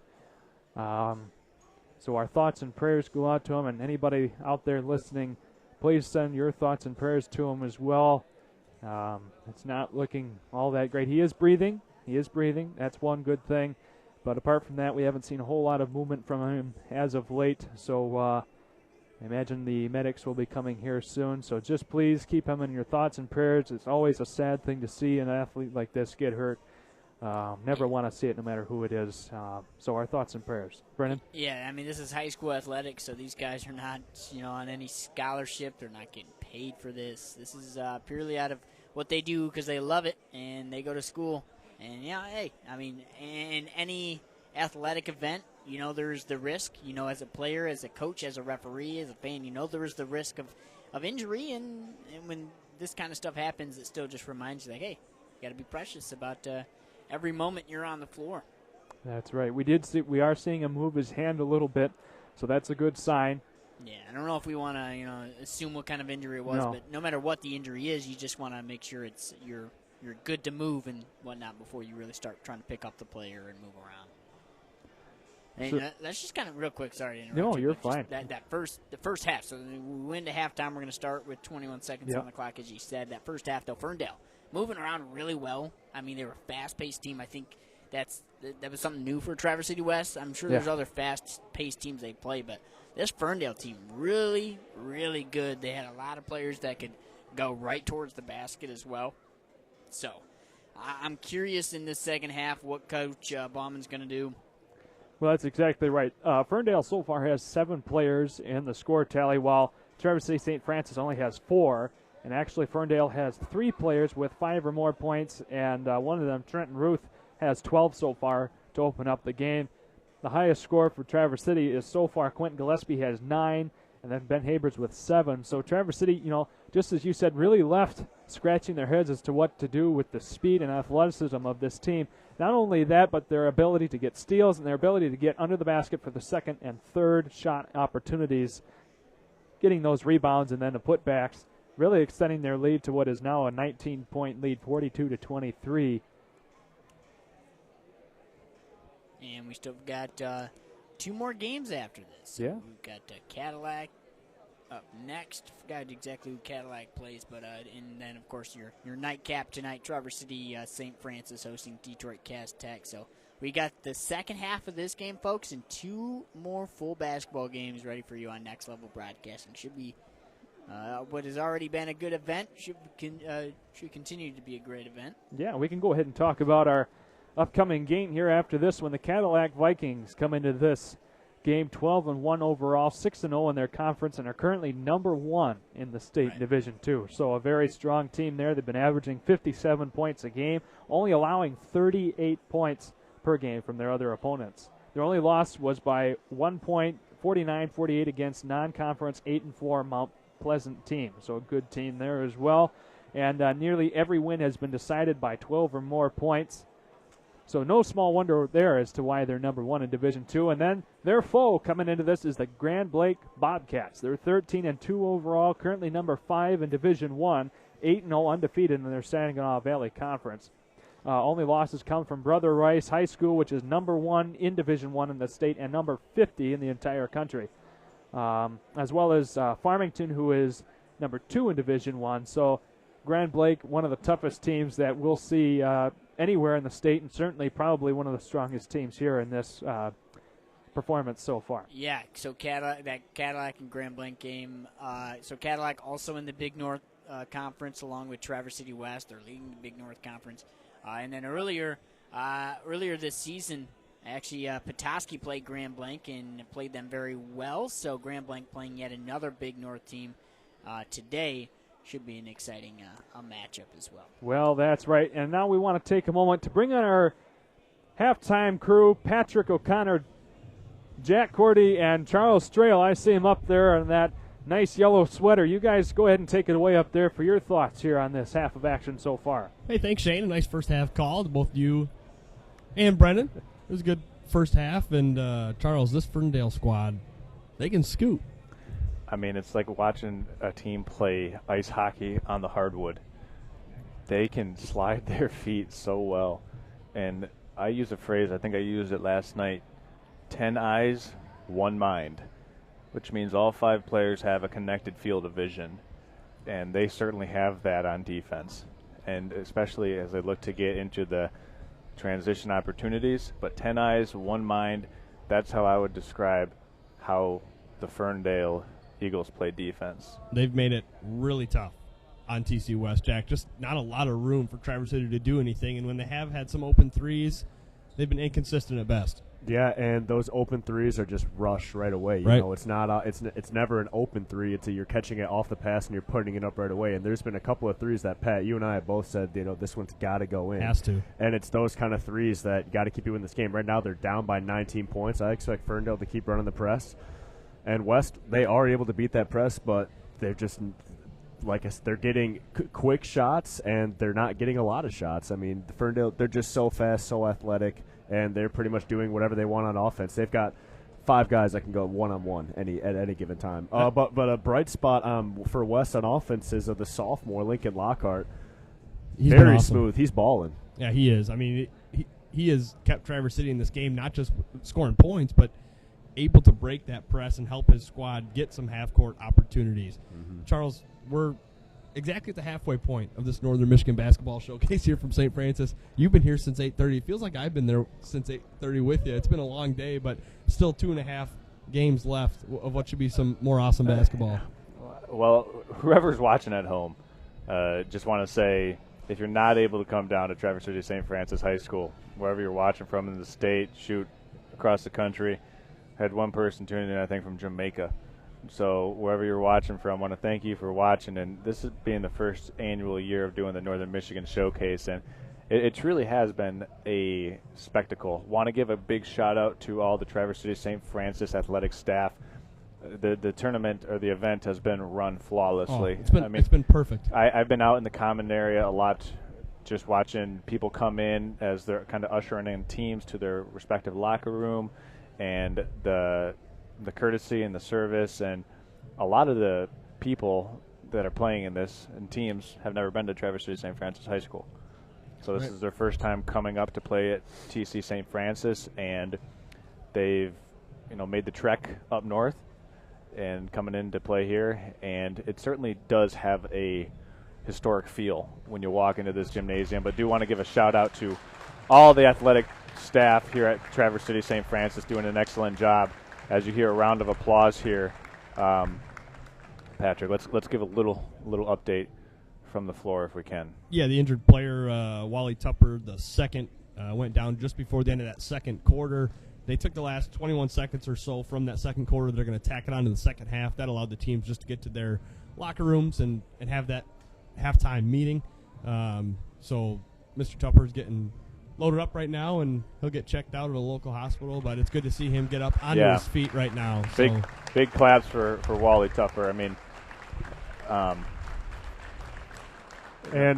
whoever that athletic trainer there is for Traverse City West, whoever that guy is with the beard right there, I mean, give that guy a raise. I mean, he was on the floor right away, especially with a neck injury. You really want to be careful. You want to stay down. You don't want to move. So he was out there right away. I mean, almost a second after it happened. I mean, that's just a veteran move right there to know exactly what to do in that situation. So props to that athletic trainer right there. Again, Wally Tupper the second on his feet. And like I said, he'll go get checked out, but it is good to see him vertical on his feet. And so second half play will continue in just a few minutes. But really, that was the first dark spot on what's been a really great day here so far from the St. Francis Gymnasium. I mean, it has been a great day. And all this obviously wouldn't be possible without the help of our sponsors and advertisers on Next Level Broadcasting. We want to thank Grandview Dental. We also want to thank all the other sponsors that help bring this to you. That's Potter's Bakery, Grandview Dental, and I'm drawing a blank here, Patrick. Well, we got Light 93 FM, Boatworks TC, and Michigan 104 Center, John Roth. Those donuts this morning, Charles. Those donuts this morning, man. We got more, don't we? I think there's got to be. I don't know. I said yes. I went there for seconds. I got to tell you that. So, Patrick, Jack, I am going to grace you with the presence of Alex Powers. I'm going to go re-rig our backboard camera, and great job so far. And a big shout out to Zach Perry. He's been balancing that camera to perfection, it seems like. The guys behind the scenes, Jack, I mean, it took, are there 10 of us here? 12? Yep. There's a number of cameramen, producers, people behind the scenes that you won't see today. Been really an awesome time. And it's a good thing that we have a lot of voices, because I don't think anybody could do 5 straight games. I'm already worn out, and I haven't even called a game yet. We could do it. We could do it. Well, we're going to find out. It's going to be the second half of the St. Francis game, and we're going to be hurting. Yep. Yeah, the boys over there at the table right now, Brendan and Shane, are laughing at us because they know how hard it's been. What do you think, guys? How you holding up over there? Hey, you know what? Holding up well. I'm excited. I feel like maybe you need a 5-hour energy here soon. Yeah, maybe the concession stand could cook me up a coffee or something. I know I've cracked out my Starbucks double shot here. Yeah, it's already going. Oh yeah, this was good. Gave the throat a little bit of a break here. I tell you what, it's going to be a long day here. We've got another 2 games to go. You guys, you can enjoy your fun up there for the last 2. I'll enjoy taking a little bit of a back seat there joining you up there for the pre, post, and halftime shows here in the final 2 games. But what a day it's been so far. We're excited for this final second half here with Ferndale and Traverse City West just about underway. Remember, we do have the final 21 seconds of the first half to begin before we technically begin our third quarter of action, as time ticks away under 45 seconds before that begins. Can we just get a shout out to Charles Strail right now, up on a 10-foot ladder, rigging up his backboard camera, and he's up against the clock right now. Also, I didn't realize just now, Charles Strail, he's got some kicks on right now. Look at those shoes. Those are nice. You're right. I've never seen shoes him like wear that. those. Never seen him wear those. Officiating shoes. Yeah, shiny black kicks with Can we get a shot army of his green shoes? pants and chartreuse yellow sweater. All right. That should be the uniform for all next level on-air personality. Charles is something else, and just in the nick of time, he got that camera rigged up.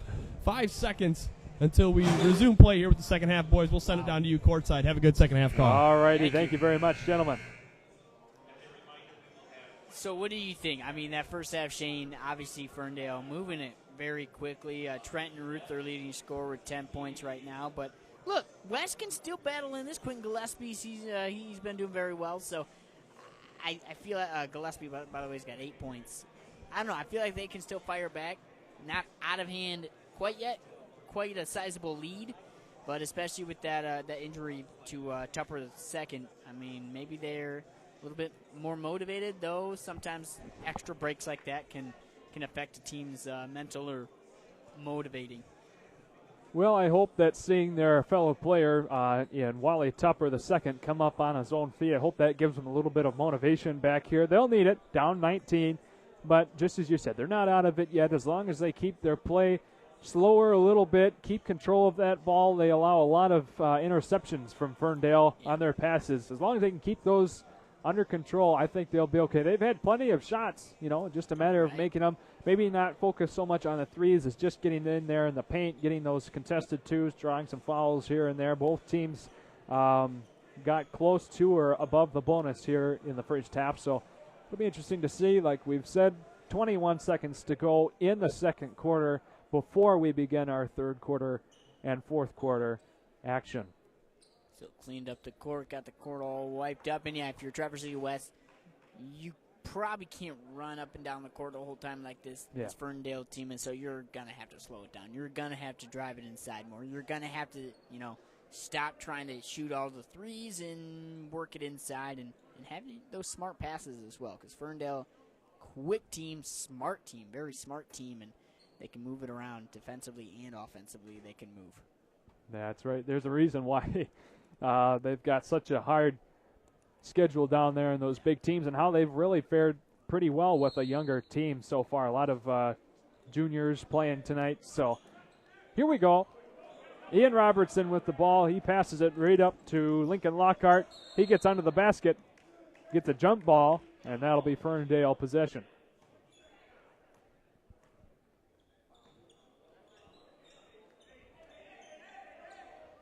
So, yeah, once again, for people to know, we won't have another halftime. It'll just be 21 seconds, then like a quarter break.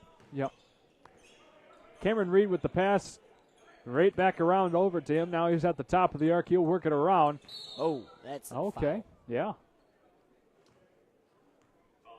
That'll be on the big man, number 40, Kyler Brunin. His first, team's sixth so far in this half.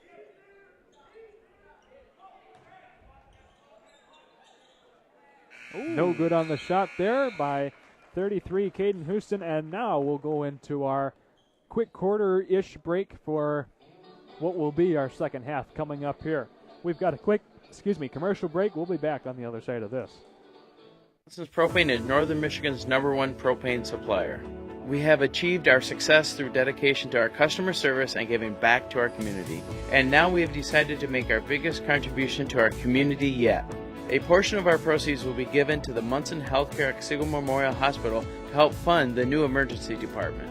So when you choose Johnson's Propane, you also choose Northern Michigan. Call our office or visit us online to become a new customer today.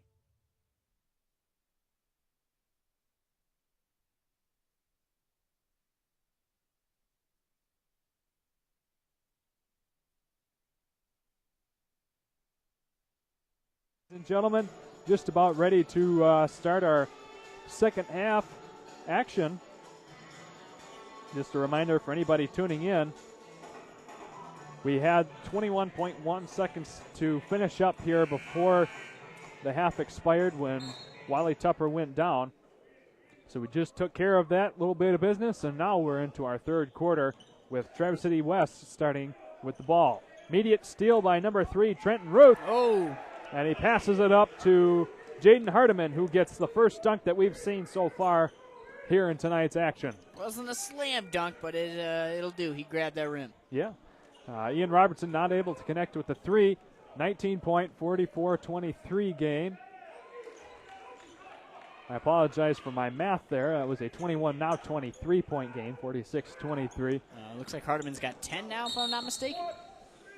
Yes.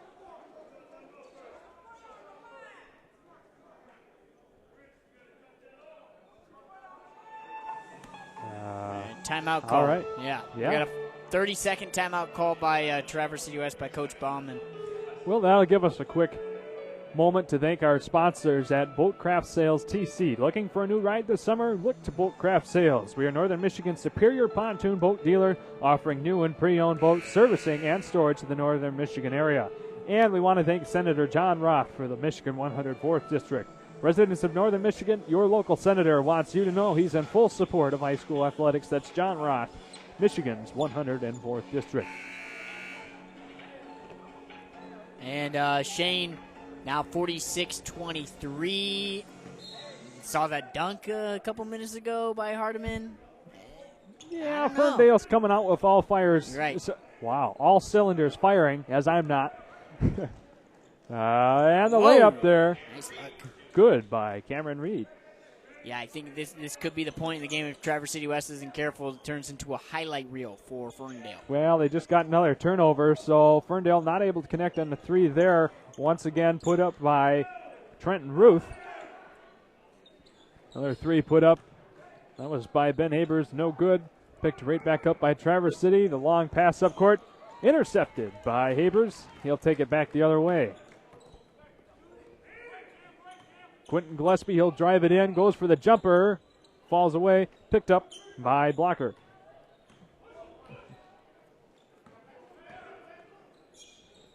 Trenton Ruth with the pass over to Blocker. He buries that three.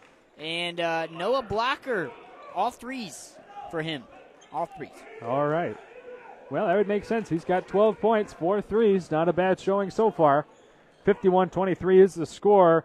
Ben Habers connects for the three. Had to finally respond with something there. Yeah. Back to a 25-point, 51-26 game. Traverse City comes away with a steal there. Kyler Brunin, good defense, kept the hand straight up, didn't get a foul called. Robinson with the errant pass picked up by Ruth. Now passed up court. And the layup goes in for number 13, Christopher Williams. Williams, one of the top post players there for Ferndale.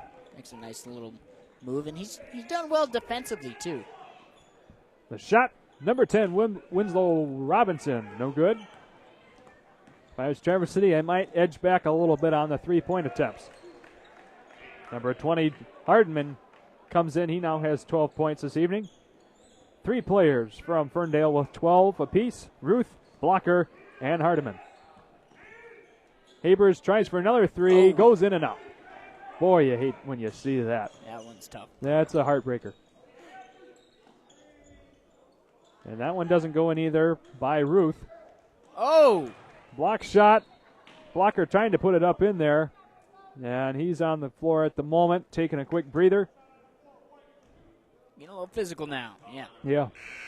That foul will be on number 2, Ben Habers, his second. Yeah, that got him in the eye a little bit. So Blocker, I'm trying to work on that right eye real quick. Those are always tough when you get the eye poke. It's all watery and stuff. Yeah, oh, man, it's kind of important to have your full vision, that's for sure. 21, Marquise Young goes for 3, just a smidge long. I will say, though, how well Noah Blocker's been shooting the ball. I don't know if he needs both eyes. I think one will be enough for him. Might have to run a little experiment later, put an eye patch over and see how he does. I don't know. Anyway, Ben Carlson with the ball for the Titans. He puts up for 2. His first 2 points of the game. So Cameron Reed, who's bringing the ball up right now, look at that. Oh. Look at, misses the shot, but all the way to the rim from the very other end of the court. Ben Carlson, he'll drive it for his own, gets that blocked, and Noah Blocker, blocking is right in his name, gets it back for the Eagles. He'll put up for 3, falls right through. Wow. And the assist, by Reed between the legs. He passed it. Oh, my goodness. Ben Habers goes for the 2, not able to fall in. You know what? Got to bring in Dennis Halverson here. One of our Charlotte Lake crew members, he calls that a 4-point shot. That's what I would call that, too. That was from way downtown. Another one almost goes in as Ben Carlson picks it back up for the Titans. No good there on the shot from Habers or the putback from Canty. 3.5 to go here in the third quarter. 30-point game, 58-28. Ferndale Eagles up over the Titans. Make that 33 points. Man. Wow. Number 4, Blocker for 3 more. He might be one of those players who only warms up from 3. Well, Titans kind of falling apart a little bit. The wheels are coming off. Another turnover. Just the passing by this Ferndale team. Behind the back, between the legs. A quick push up court to Ben Carlson. He'll send it back over to Habers. And number 11, Max Ogden there in the corner could not connect. The rebound by Jackson sends it right back the other way. Marquise Young, no good on this shot. He does draw the foul. Marquise Young trying to get some more action in there. His teammates have been fantastic. So is he. He wants to get a couple more scores in because it looks like we're going to have some substitutions as well. So that foul will be on number 23, Gunnar Canty for the Titans. This is the Ferndale team who we kind of mentioned throughout this broadcast. Several players with scoring and now with double digits. Just impressive. If you're Coach Rickman, got to be happy with your team making the 3-hour, 40-minute drive from Ferndale all the way up to Traverse City, Michigan, and playing some pretty crisp basketball right now. Yeah, 3 players with 10 or more, 2 more players with 5 or more. Great effort on all sides of the ball so far by Ferndale, and that one bounces around and in. Marquise Young picks up his 4th point now. Traverse City still with only 1 player, and that's Ben Habers with 10 or more, and he sits right there at that 10-point right mark. To him. Shot no good, nor the putback. Ferndale gets a 3rd opportunity here, something that Traverse City has not been able to do, and Marquise Young, no good from 3.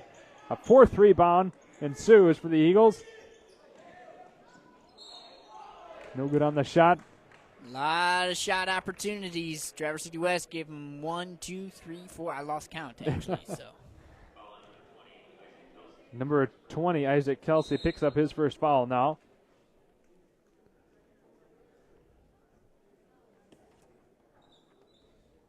real quick, checking over at the scores table, making sure they got the right number.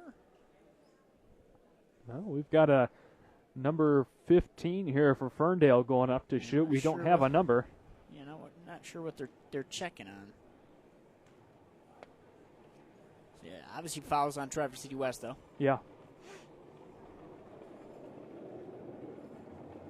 Is that foul on Isaac Kelsey, maybe they're saying? Yeah, we'll see. Referee's still meeting.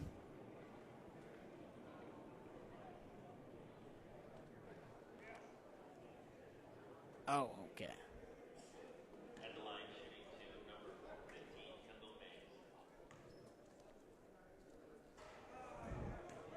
So this is first there. Traverse City scratching their heads with the ref, trying to figure out what was going on. I mean, it must have been a technical call, I guess. Missing the shots there, that's tough.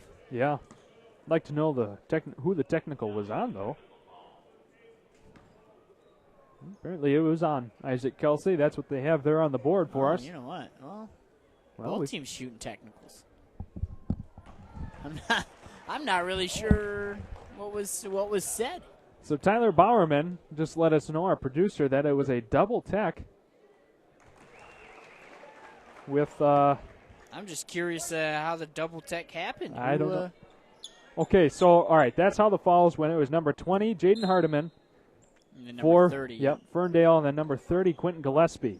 Both picking up fouls there. So they must have just been at each other. I guess so. Oh, what a look. What a score. That was number 33, Caden Houston there for his first two. I mean, just steal after steal. Ball Hawks. Gets it right back for two more, and that was Trenton Ruth.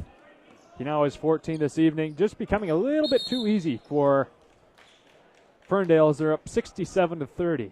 I don't know how good Ferndale's football team is, but a couple of these guys need to probably go out for defensive back with how well their vision is. I tell you what, some of these guys, especially number 3, Trenton Ruth, he plays like defensive back style. Like he's got eyes on the quarterback at all times. They're going to send him to the bench to get some water. He well-deserved break. Oh, yeah, no doubt about it.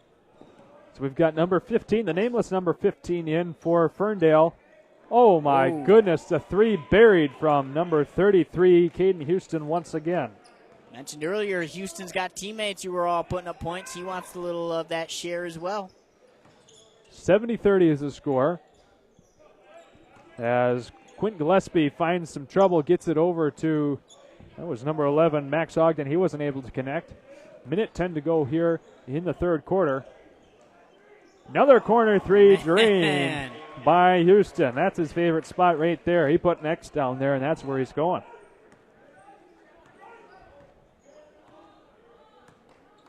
Under a minute now. I mean, this is clearly a one-sided affair, out of hand. If you're Traverse City West, you're just trying to play respectable, get some points this possession. Robertson missed another three there. Traverse City has not gotten a three to go in the last 6 minutes of gameplay. It's 40 points the 40 point? Yeah. Yep, 40 point is the, okay. So clock is going to continue running.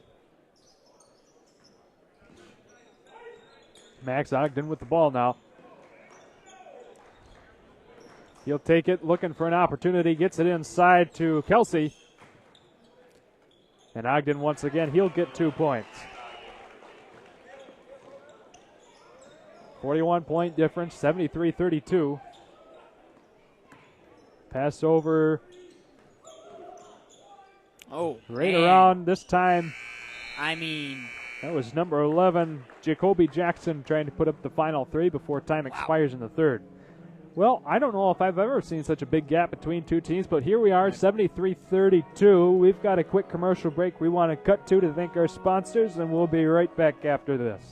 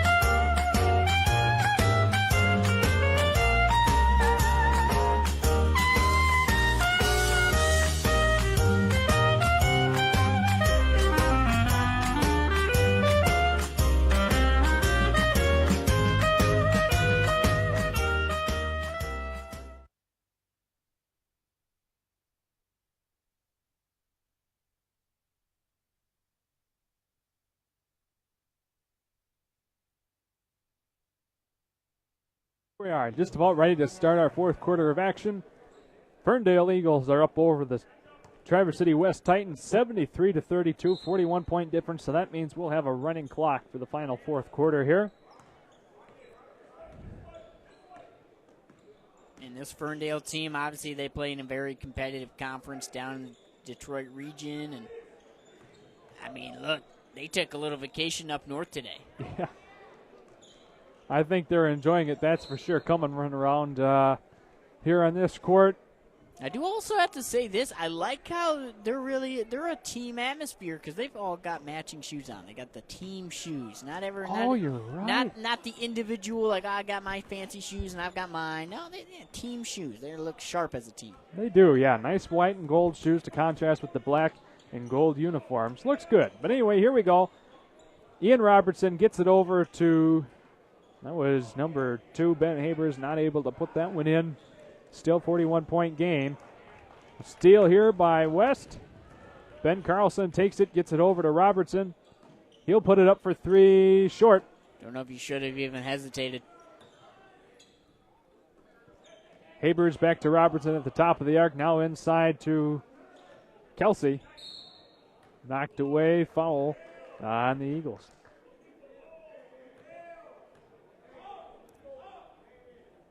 Now it's going to send number 1, Ian Robertson, to the line, who hasn't done a whole lot of scoring. He's got the single 3 tonight.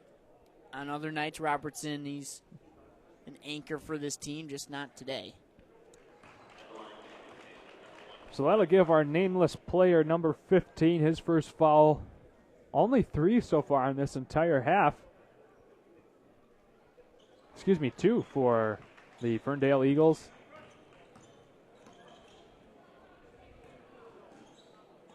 As they waltz it right over to Jacoby Jackson. He's not able to put it in for 2. Picked up by Robinson. Going the other way. Habers drives it in, no good on the shot.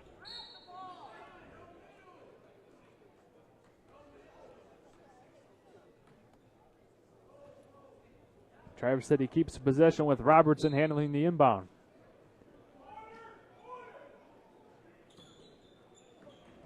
The pass broken up there. Remains Traverse City ball. Running clock, 5.5 minutes to go in the game. 73-34 score.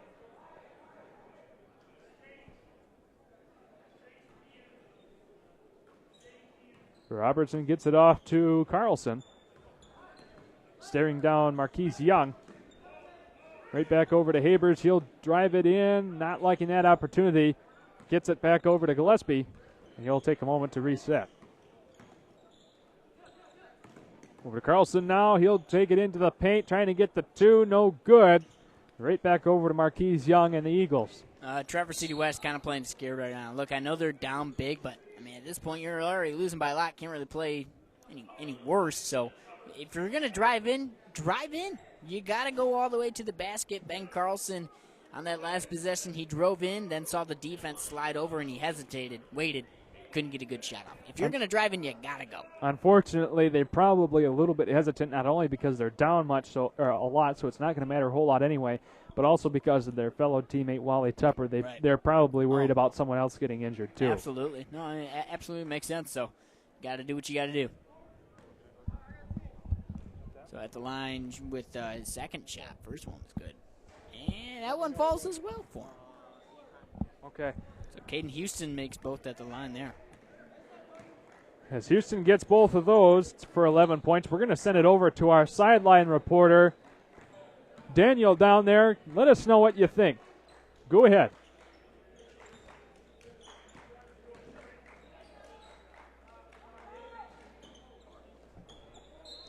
We're losing. Yep, unfortunately, we don't have them in. So once again, we're going to have to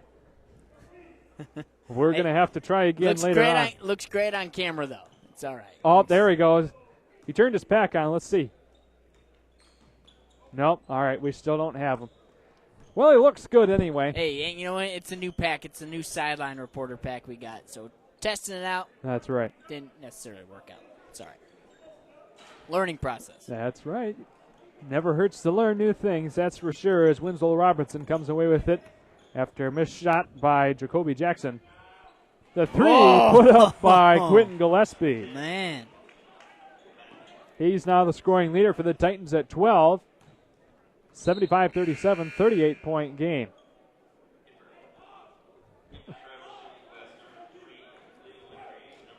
Got a shift change here for the Titans.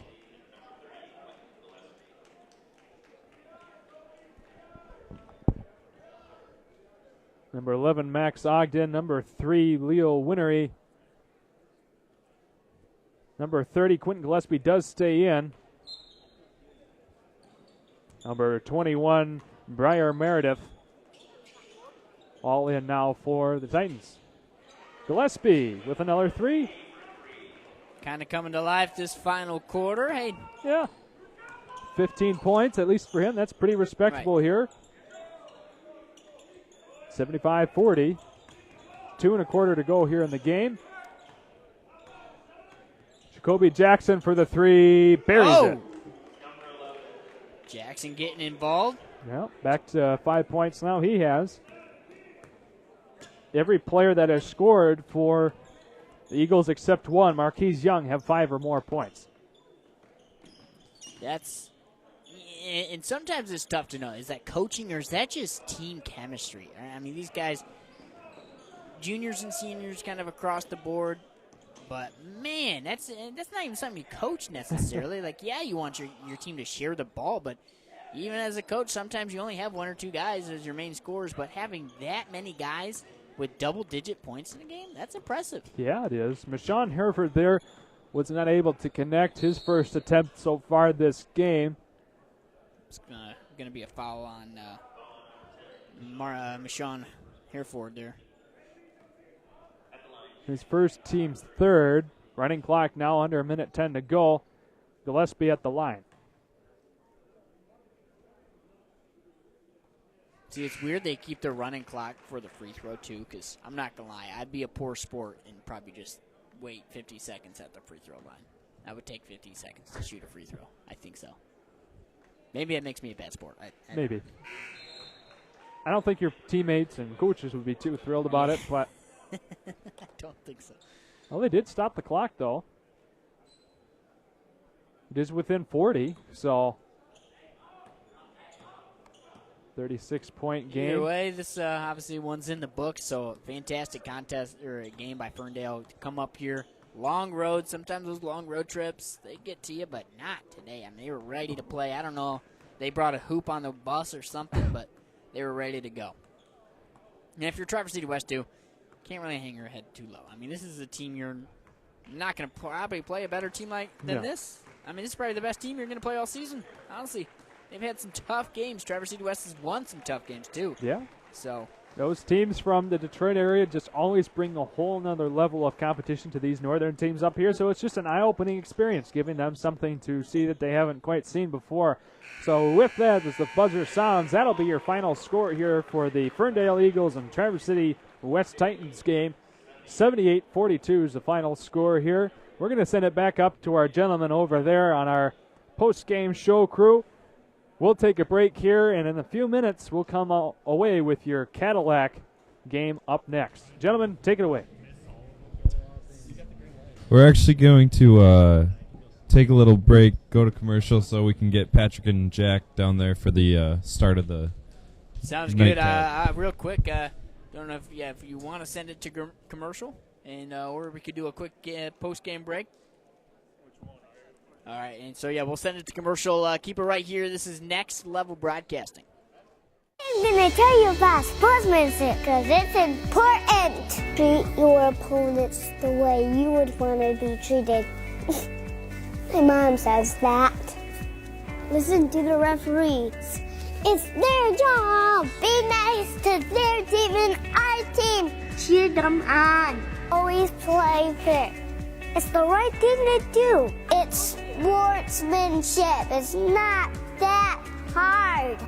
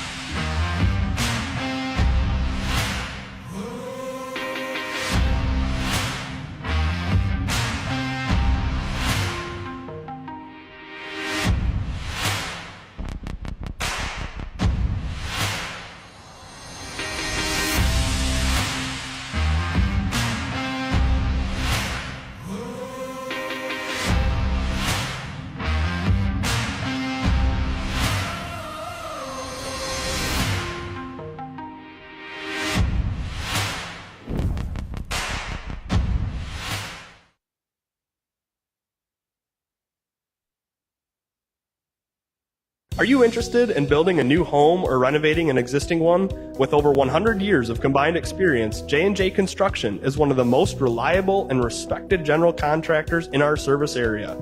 J&J is a trusted construction partner valued by architects, subcontractors, financiers, and most of all, their clients.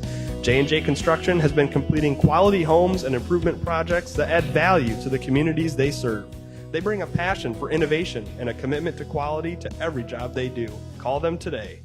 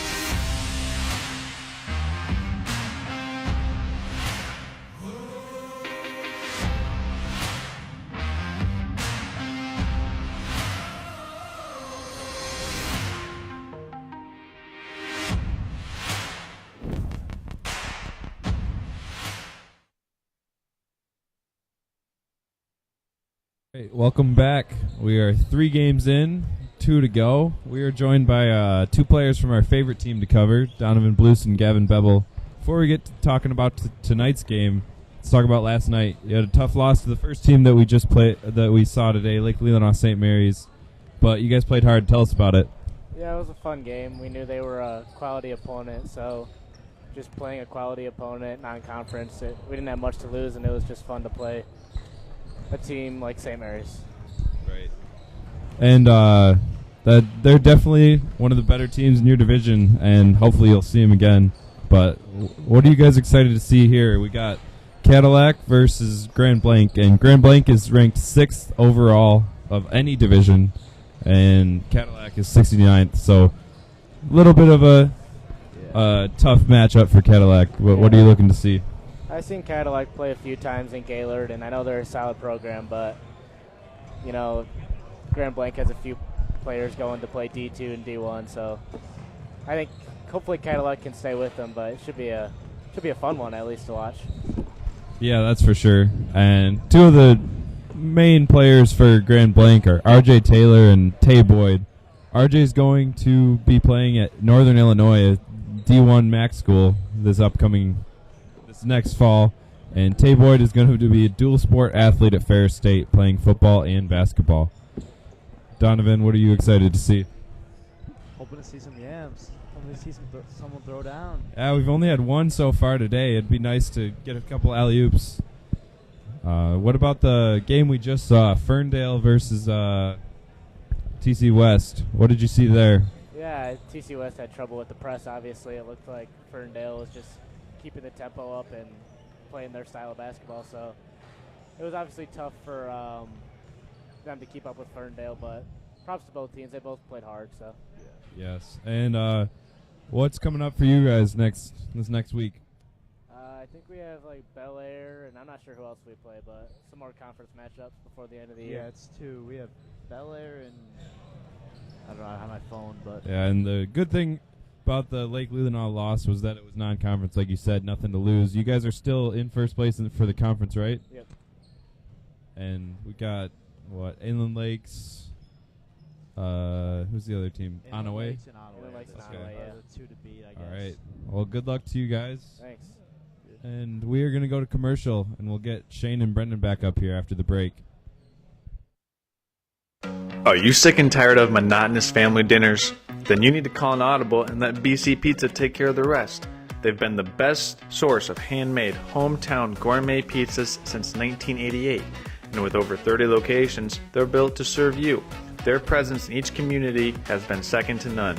BC Pizza has a wide variety of menu options, including salads, grinders, and of course, their famous pizza. BC Pizza, the best choice pizza. Are you interested in building a new home or renovating an existing one? With over 100 years of combined experience, J&J Construction is one of the most reliable and respected general contractors in our service area. J&J is a trusted construction partner valued by architects, subcontractors, financiers, and most of all, their clients. J&J Construction has been completing quality homes and improvement projects that add value to the communities they serve. They bring a passion for innovation and a commitment to quality to every job they do. Call them today.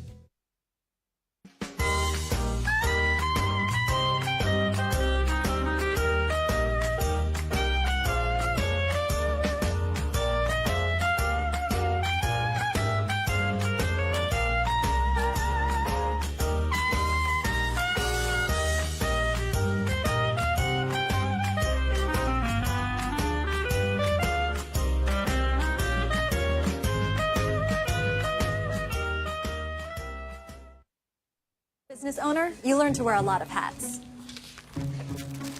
The custodian hat, the IT hat, and well, you should have called a professional hat.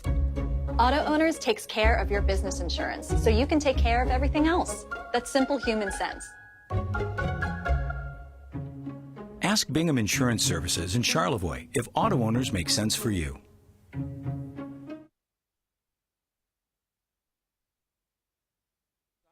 Halftime show. I'm Pat O'Connor, joined by Charles Strail, Daniel Smith on the camera tonight, Charles. And I mean, first of all, we got to say the swag. It's getting close to making me look good. Play call from coach. It's 3rd and 6. Just on their side of midfield. Stiedeman's going to haul it up, and wide open downfield is Barrett, and he is gone. Check that. 2 ends off the left side. It's a toss to Backlund up the left side. Breaks 1 tackle. He's in. Chris Kishoniak looks up the middle to Cordy. It is complete. Great catch. Conrad Cordy. Nothing but green after the stiff arm. Touchdown Snowbirds. What a play. The snap is good. Hold is good. Kick is up. The kick is no good.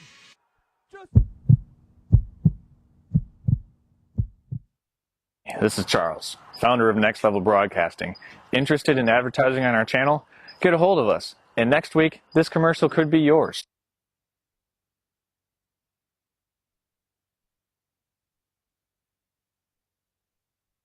I'm going to tell you about sportsmanship because it's important. Treat your opponents the way you would want to be treated.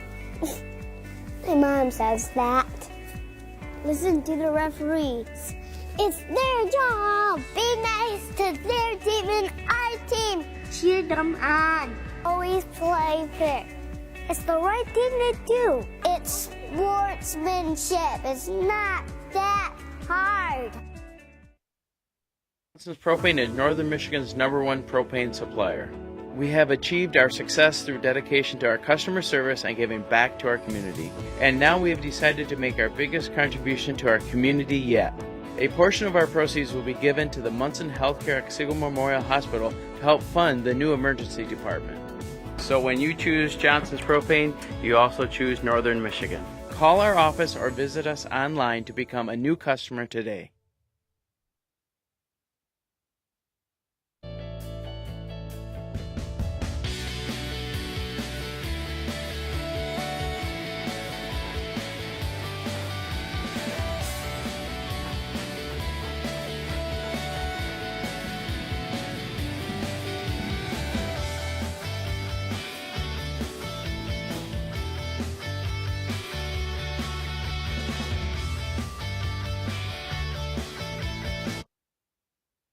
Vision Source and Gaylord Eye Care are proud to be offering their services to local communities across northern Michigan. With locations in Gaylord, Boyne City, Bel Air, and Sheboygan, they're committed to serving you and providing a trust. Ace is the only hardware retailer that carries Benjamin Moore paint at over Anything vision related, then don't hesitate to schedule a consultation and meet their friendly and experienced staff for yourself. Ace is the only hardware retailer that carries Benjamin Moore paint at over 3,800 stores. With Benjamin Moore's premium quality, huge selection of colors, plus Ace's award-winning service, you can be confident you're getting the best. Then buy in store or online for curbside pickup or free delivery. When you want the best, Benjamin Moore paint from Ace. Around the block, what you need in stock, with people who know their paint. Ace is the place with the helpful hardware, folks. We all know that Jimmy John's is everyone's go-to option for freaky fast subs. But did you know that they're unveiling new menu options? That's right, Jimmy John's new menu has something for everyone and is a great way to feed the whole family. So, whether you're watching the big game, hard at work, or taking the family out to eat, Jimmy John's wants to make finding a gourmet sandwich easy. The crew of Next Level Broadcasting trusts their pregame meals to Jimmy John's, and you should too, at Jimmy John's in Gaylord. These days, pretty much every business has some sort of discount or rewards program. The only problem is with all these different places doing it different ways, it can feel like a juggling act trying to remember which thing to bring where. Luckily, there's a service that will take all that hassle away for you so you can just give up the juggling act altogether. For the Local offers you exclusive access to discounts at all your favorite local locations for just $5.99 a month. And the best part about it is, the only thing you gotta remember is the one thing you'll never forget, your cell phone. So go on forthelocal.com today, sign up, and let us take care of the juggling for you.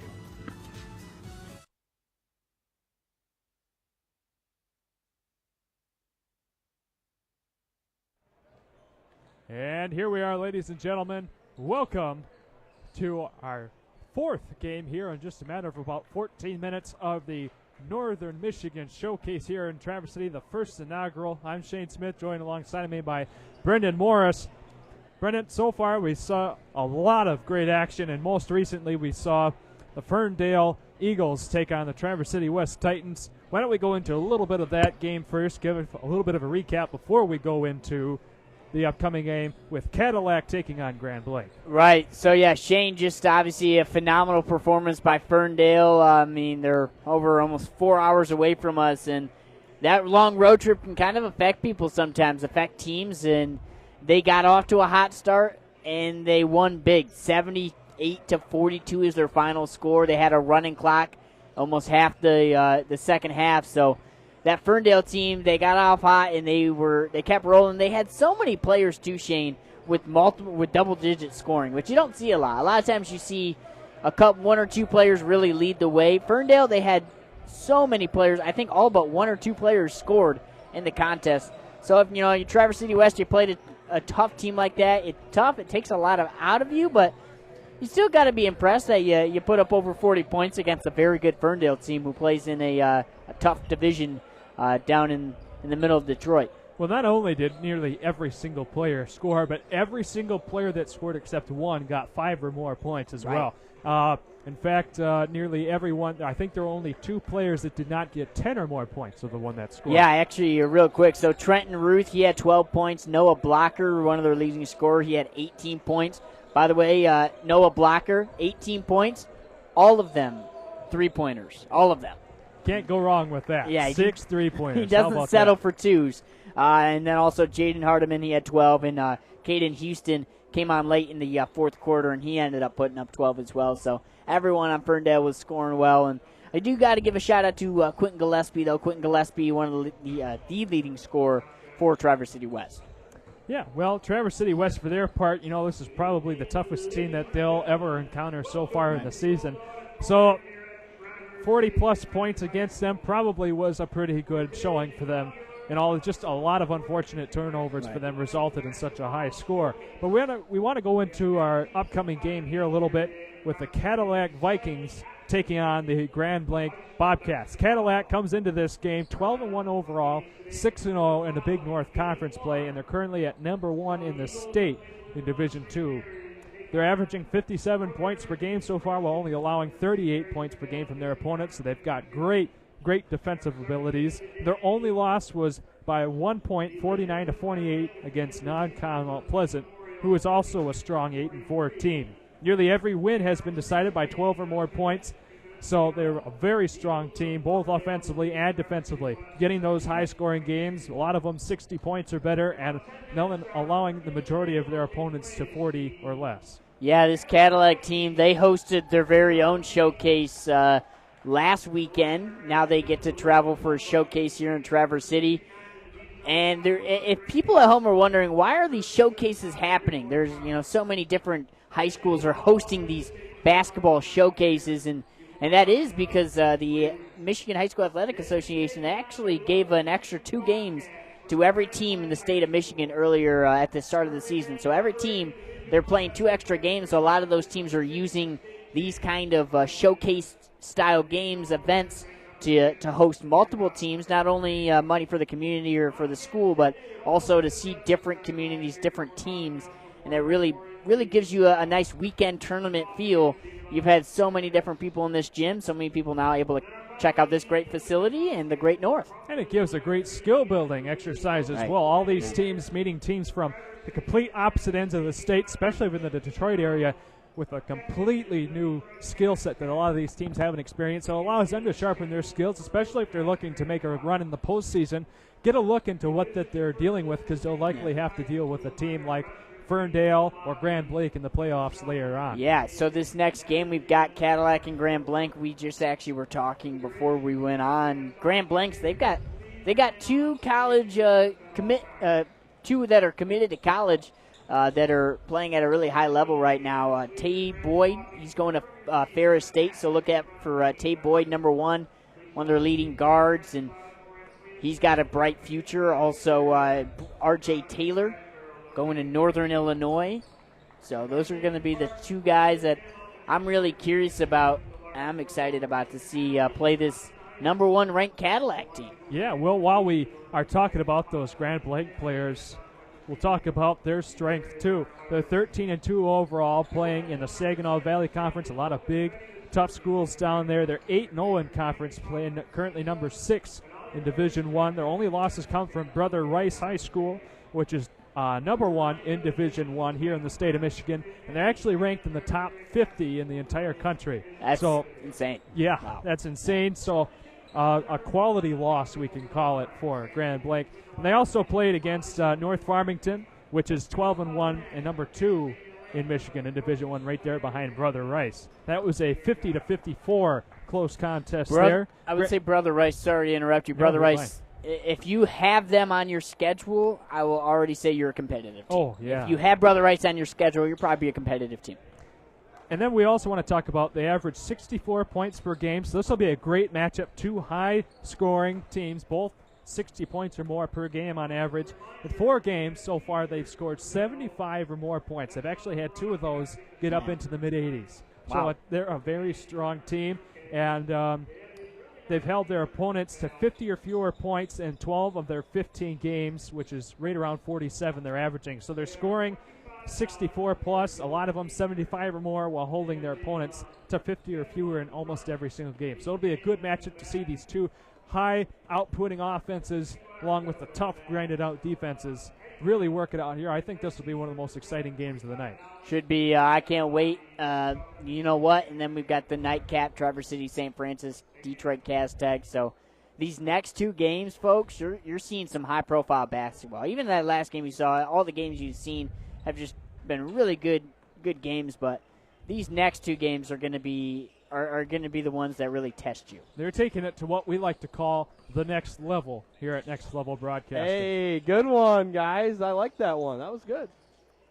Got some notes coming in here. What do we have, Yeah, Brendan? so it's showcase leaders right now. Luke Hazelton, he's the showcase leading scorer right now, 26 points. Wow. Saw him with Glen Lake. Luke Hazelton, too. He's been on that Glen Lake varsity team, I believe, his entire high school career. So Luke Hazelton. And he's committed to Michigan Tech, too. I believe, too, yeah. Luke Hazelton is already committed. Yeah, senior. But also Lake Leelanau St. Mary's Drew Thompson. Thompson put up 20 points in the debut game. The first game earlier today, Drew Thompson put up 20. Blake Dazoo, he also played in that first game. He had 19 points for the opposite side, Mcbain Northern Michigan Christian, who fell to Lake Leelanau St. Mary's. And also Brent Winkle for Northern Michigan Christian, he had 17. Carlos Medlocki, I'm not going to lie, I cannot read your handwriting there. So what is this last name? Carlos Medlock. Medlock. Okay, yes. There we go. Right on live air, Brendan. Call him out. Throw him under you the know bus. what? Why not? I just figured, you can see it, so instead of me looking at me struggling, I'm just going to ask him. No, thank you so much. So Medlock, he had 15 there, and that was for Wayne Memorial, the Wayne Memorial game we saw earlier. So Medlock is really well. Those are just some of your top leading scorers early on, and should just be exciting. We'll see who some of the leading scorers are on this. We'll be sure to get all your stats, your points and whatnot, and here eventually we will send it down to Pat O'Connor, Jack Cordy calling your play-by-play on tonight's contest. Should be really exciting. I do want to say, though, thanks to everyone watching at home. We got some positive feedback from the fans here. Those of you watching at home, I appreciate you, and hopefully you stick with us throughout the rest of the night. Even if your team's done, well, as they're driving up home, you can check out some more basketball. I'd like to echo those sentiments. It's an honor to be able to cover this experience for you all here, the first annual Northern Michigan Showcase, and to have you all tuning in here and supporting us means a lot to us, keeps us going, keeps us interested in all that Michigan sports have to offer. And with that, I got word that gentleman down there at the play-by-play booth, Jack Cordy, and you guys Pat down O'Connor. there, Pat O'Connor, you guys can go ahead and take it away. That'll wrap it up for us up here. Hey, thanks a lot. We will see you at halftime. Thanks a lot to Shane and Brandon. A lot of fun. Great job, boys. Good job on the pregame show. Jack Cordy, courtside. I'm Pat O'Connor, and man, it's just O'Connor Cordy basketball broadcasting. It's just your classic okay broadcast. Where we're just okay. Where you're just okay. And we won't apologize for it. That's right. I'm very excited. I already watched 3 good games. Kind of had it easy. Only had to cover at the game break, but now we got the 2 OGs back in action right here. Cadillac against Grand Blanc. Gavin Bevel has informed me about this very exciting Grand Blanc team. Some great players. Cadillac, we watched them play Gaylord earlier this year. They beat them handily. both teams are undefeated in their conferences, and I don't even know what to expect. Yeah, I mean, it's going to be a great game. We're just under 4 minutes away from tip-off here. Two really high-profile teams, and I think, Jack, as these games have been going, we've just been building and building up, and this game I do not think will disappoint. We're getting into that primetime slot. People are settling into their homes, turning on Next Level Broadcasting, and they're in for a treat with these next two games. Oh, and that the announcer is keeping it upbeat with that music. He plays this song with 3 minutes, 30 seconds to go. He's been consistent with that. Watching both these teams warm up, I got to say the favorite is Grand Blanc. But this could be anyone's game. I mean, Cadillac was filling it up from the three-point line in these warm-ups, too.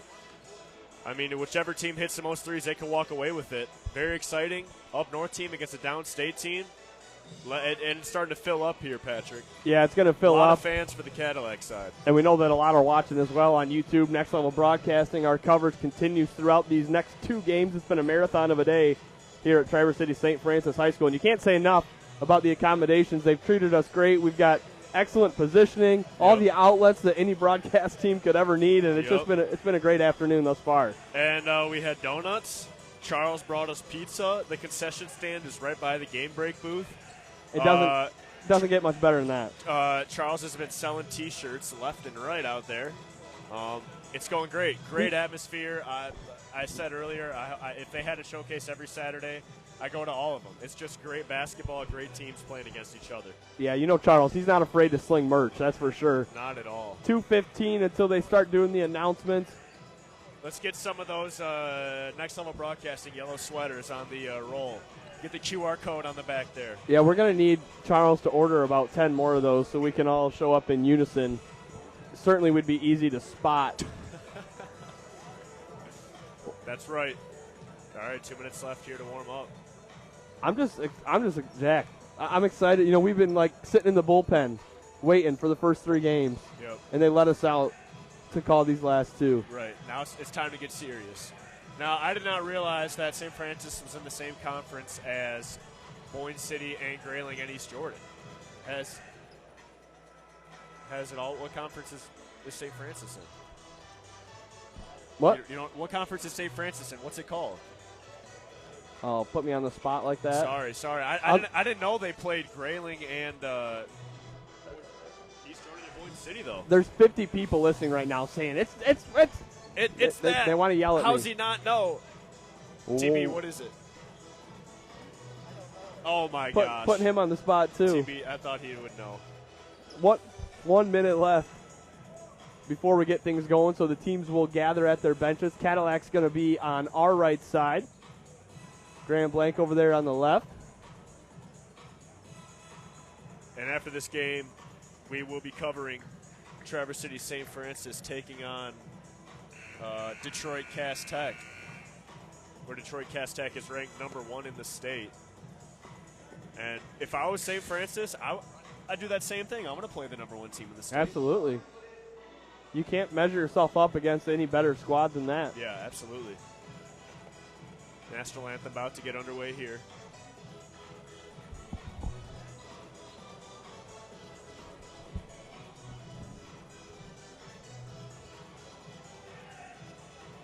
We'll see. They didn't do a national anthem before the third game. They did it before the first and second. So we'll see if they go back to the national anthem for game number 4 as the buzzer sounds. Looks like both teams are ready for it.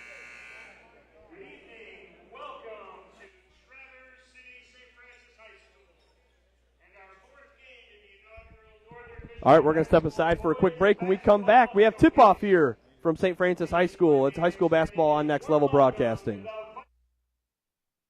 We all know that Jimmy John's is everyone's go-to option for freaky fast subs. But did you know that they're unveiling new menu options? That's right, Jimmy John's new menu has something for everyone and is a great way to feed the whole family. So, whether you're watching the big game, hard at work, or taking the family out to eat, Jimmy John's wants to make finding a gourmet sandwich easy. The crew of Next Level Broadcasting trusts their pregame meals to Jimmy John's, and you should too, at Jimmy John's in Gaylord.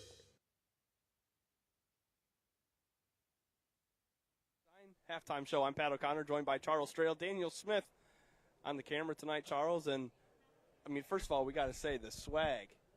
It's getting close to making me look good. Play call from coach. It's 3rd and 6.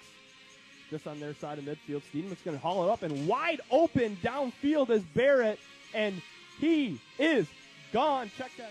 2 ends off the left side. It's a toss to Backlund up the left side. Breaks one tackle. He's in. Enough. Chris Kashoniak looks up the middle to Cordy. It is complete. Great catch. Conrad Cordy. Nothing but green after the stiff arm. Touchdown Snowbirds. What a play. The snap is good. Hold is good. Kick is up. The kick is no good.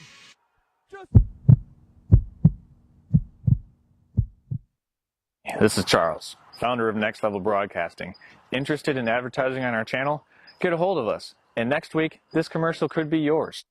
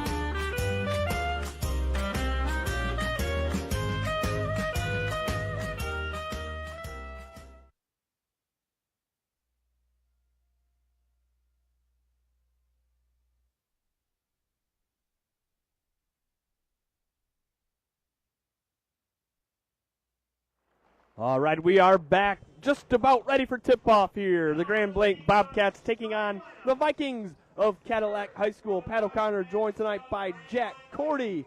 Tyler Bowerman on the controls for us tonight. All right, Jack, here we go. We'll start with the visiting Grand Blanc Bobcats. Their starters, number 1, the senior, Tay Boyd. Number 5, Anthony Perdue. Number 10, R.J. Taylor, the 6-foot senior. A junior, 6'7", number 11, Bryce O'Mara, and number 23, Nathan Richardson. Jack Cordy, the starters for Cadillac High School. Take it away. Yes, sir. Let's hear it. We got a senior guard wearing number 5, Jamin Montag. Number 32, a junior, Charlie Howell, forward. Number 33, Gavin Gates, a sophomore at forward. Number 34, Tegan Baker, a senior at guard. And rounding it out, the center, 6'5", senior, wearing number 42, Riley Wade. And they are coached by Ryan Benzenberg. And Benzenberg has been there for a while. I remember when I was playing, he's been coaching. Cadillac's got a very solid program. Our officials for tonight's contest, Mike Reed, Chuck Bolt, and Mike Muldowney. In the striped jerseys with the whistles around their necks. Cadillac in their white uniforms. The Bobcats in their road blacks. Should be a good contest. This place is pretty well full for 2 teams that are on the road. Size matchups pretty even. As opposed to those first 3 games, there was a clear size advantage, one way or another. But this showcase has shown that size doesn't really matter. It's just who wants to ball the hardest is going to get the win. Taking center court for each team, number 5, Anthony Perdue for Grand Blanc, and 32, Charlie Howell for the Vikings. Looks like a good officiating crew.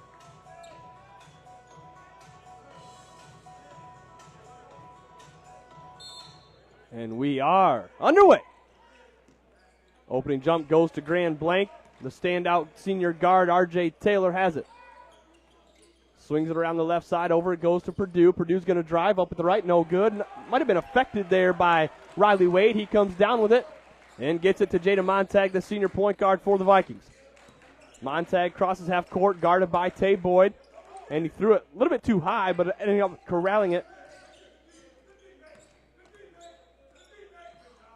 Charlie Howell still has it, top of the key, kicks it over to Baker. Back it goes for Howell, drives into a double team, step back off the glass and in. Cadillac's on the board, 2-0.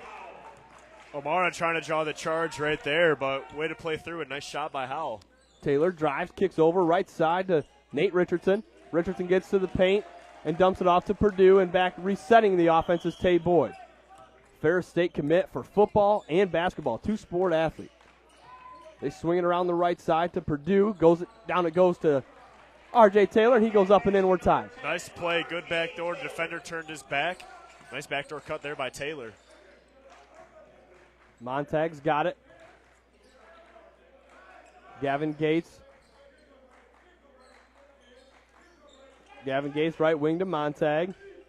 Nice cut with it. One dribble. Howell kicks right corner. Riley Wade three. Got it. Rattles it home, and Wade's on the board. 5-2 Cadillac. And the big man, confident shooter. You knew he was going to shoot it before it touched his hand. Stepped right into it and knocked it down. R.J. Taylor probes left side, gets to the foul line, kicks it down to O'Mara. Three with the response, R.J. O'Mara. And the big men the back-to-back threes.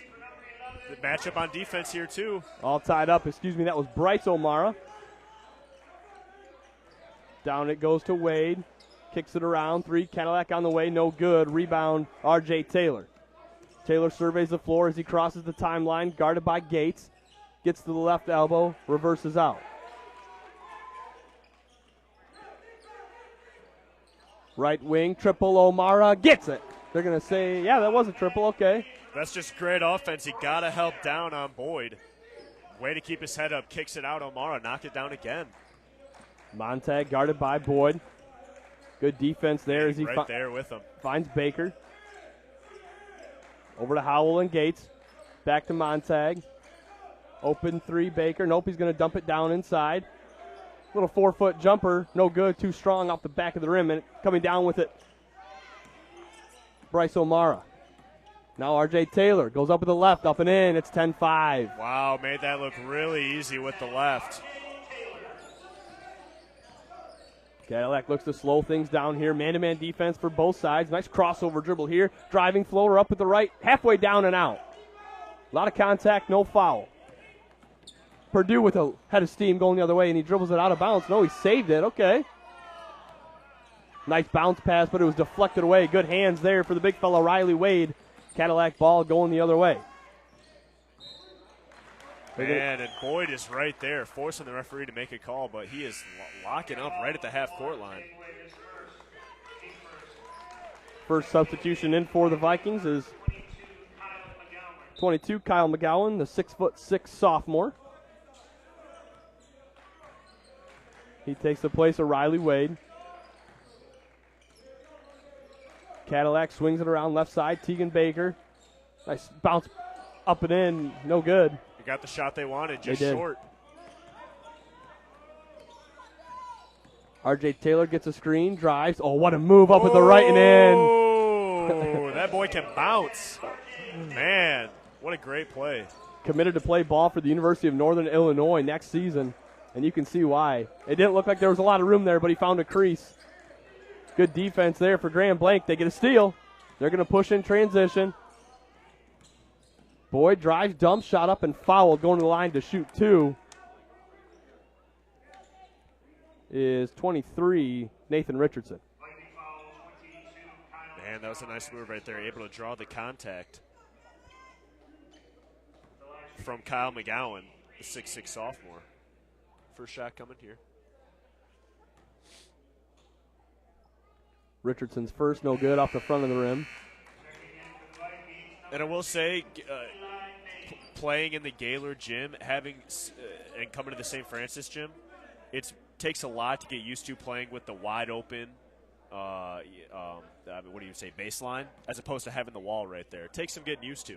Yeah, shooting into this concession stand area, tough to do. Richardson misses both. And Tegan Baker comes down with it. He's got it, guarded by Taylor.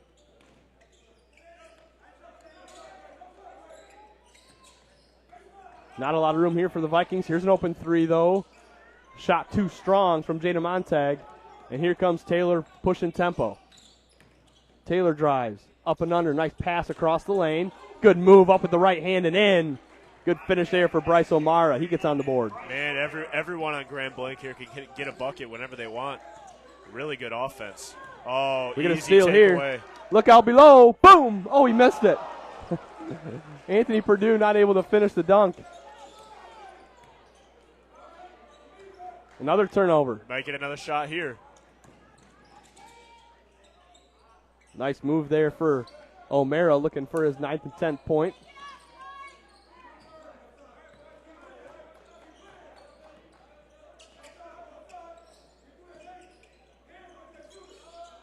Triple Baker, no good. Cadillac's gone cold. 2:50 to play first quarter. Pull-up jumper, no good, but getting his own rebound is Taylor. Nice dish across the lane. And Nathan Richardson cleans it up. Coach Benzenberg needs a timeout. We're going to stay right here. Thank some of our in-game sponsors here. Yes, sir, absolutely. And we've got Grandview Dentistry, residents of Grand Traverse County. For all your dental health needs, contact Grandview. Excuse me. Contact Grandview Dental Associates. New patients are welcome to call 231-922-0775 to make an appointment. That's 231-922-0775. We've also got in the area Boatcraft Sales Traverse City. Looking for a new ride this summer? Look to Boatcraft Sales. We are Northern Michigan's superior pontoon boat dealer, offering new and pre-owned boats, servicing and storage to the Northern Michigan area. That's Boatcraft Sales in Traverse City.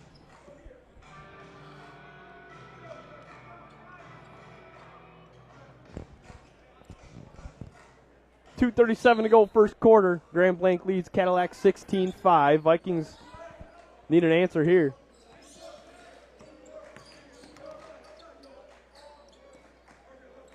Grand Blanc's defense is just suffocating, really hard to get a shot. Kyle McGowan looks it inside to Howell. Dumps it over to Baker, and Baker goes up and gets it to fall. Just as I say that, Baker gets a nice floater on the inside.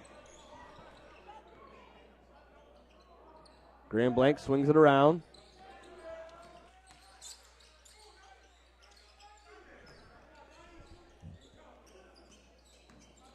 Drive here for Taylor. Oh, my goodness. Can he finish around the rim? Wow. That's so easy for him with a defender right in front of him. Taylor's got a quick 8 for the Bobcats. Shot up and in. Good move there for Charlie Howell. What's R.J. Taylor going to cook up here? A little behind the back dribble. He's looking to attack every single time. He's not afraid to dish it, though, either. Oh, look at that. Tate Boyd couldn't get the finish. 1-on-3 going the other way. That's going to be a charge. Nope, no call. Okay, we'll take it. Just like that, it's a 7-point game. R.J. Taylor seems like the kind of kid that just like, when I want to score, I'm going to. Yeah, he just does whatever he wants on the basketball court. Wow, that was pretty by Huddleston, the sophomore.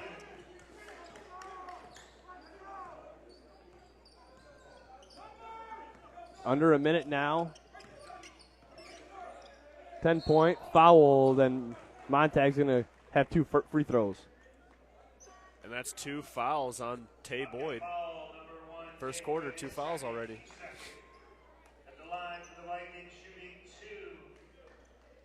So he'll probably take a seat. Bryce O'Mara looks to be checking in for him. First free throw no good for Montag. That's exactly what it is. Charlie Howell, Tegan Baker will take a seat for the Vikings.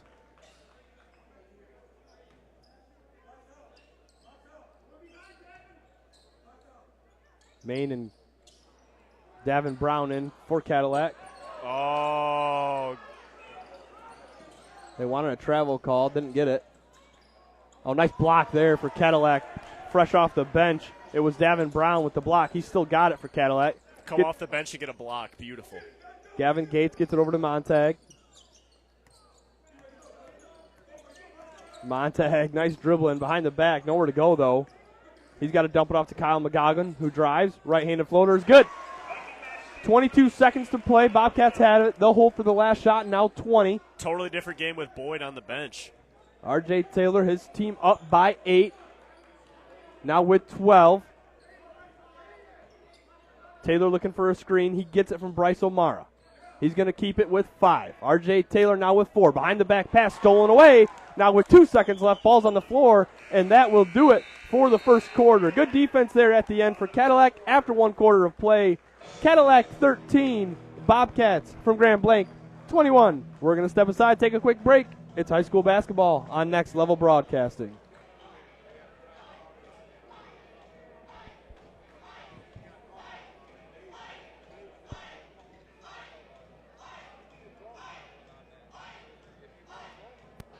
That they have momentum in the game and that they're going to maintain it and just taking the air out of the gym. Similar to what happened last game, if you can get that grip early, you can just maintain it for the rest of the game. Points come easier, and that defensive end, you stay more on your feet. Bob.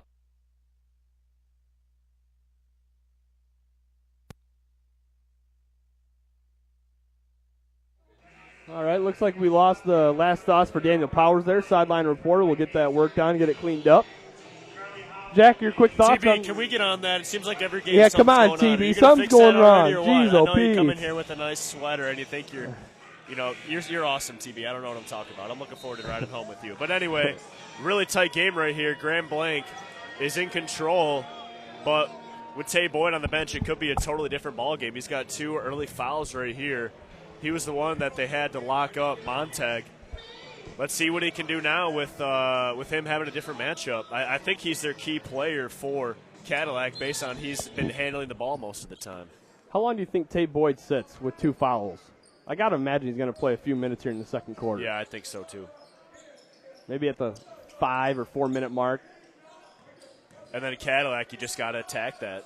You got to make shots too. That one's off the mark. Davin Brown couldn't get it to go. Fast-paced game. Bobcat step back 3. Got it. Wow, there's a pure shooter. Well, that looked really, really pretty right there. Donnie Huddleston. That was automatic. That was pure. Back to a 10-point game. Good hustle right there. And head coach Torrey Jackson loves it. Yeah, nice defense there from Trayvon Johnson. Robert Williams comes across half court, the senior guard. Hands it over to Johnson, who in turn gives it to Donnie Huddleston. Running a little weave, looking for some open area. Thinking about the 3 there was Johnson. Robert Williams drives, dumps back to Johnson, left wing. He's looking for room, nothing there. And nice move, step through. Wow. Trayvon Johnson. That was a great lefty layup right there. Driving up with the shot for Cadillac, no good. That was Charlie Howell. Here come the Bobcats in transition. Behind the back, up with the left. Look at Trayvon Johnson. That was pretty and fast. Man, we've seen a lot of speed in this gymnasium today. Holy cow, these teams can fly. 3 look here for Potvin. No good, front of the rim. And look at the little guy in there getting the rebound. Williams, the point guard, getting his nose dirty. Here's Johnson again. No good, heat check. But again, an offensive rebound this time for Williams. Shortest guy on the floor getting the last 2 rebounds of the game. Johnson now.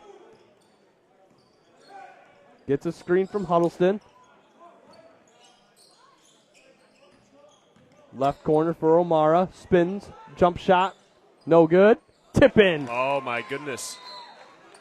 Trayvon Johnson with the tip in, and Cadillac needs a timeout. The senior Johnson playing super well right there. Both those possessions, credit to him.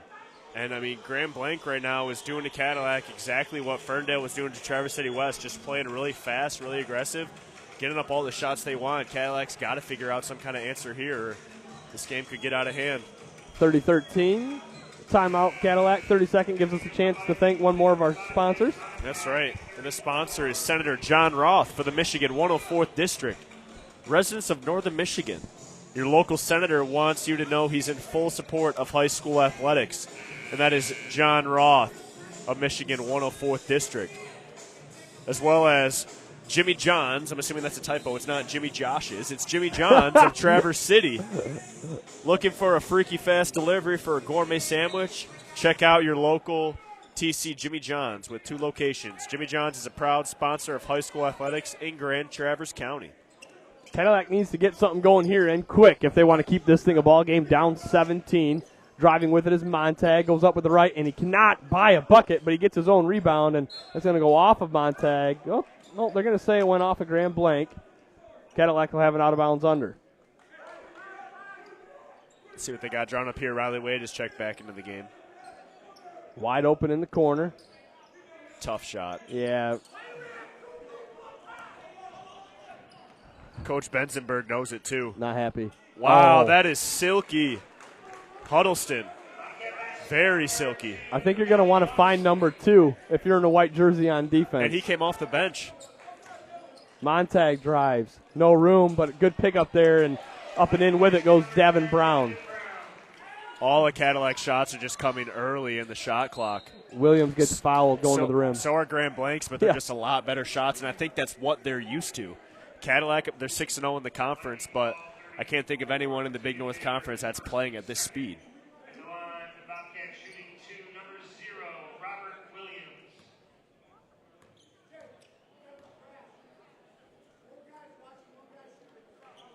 Williams' first free throw up and good. Stretches the lead to 18. After Cadillac here, you just want to go on like a 9-2, 9-3 run. Try to get it down to like a 10-point game at halftime. Give yourself some confidence going in the locker room. Absolutely. Williams hits both free throws.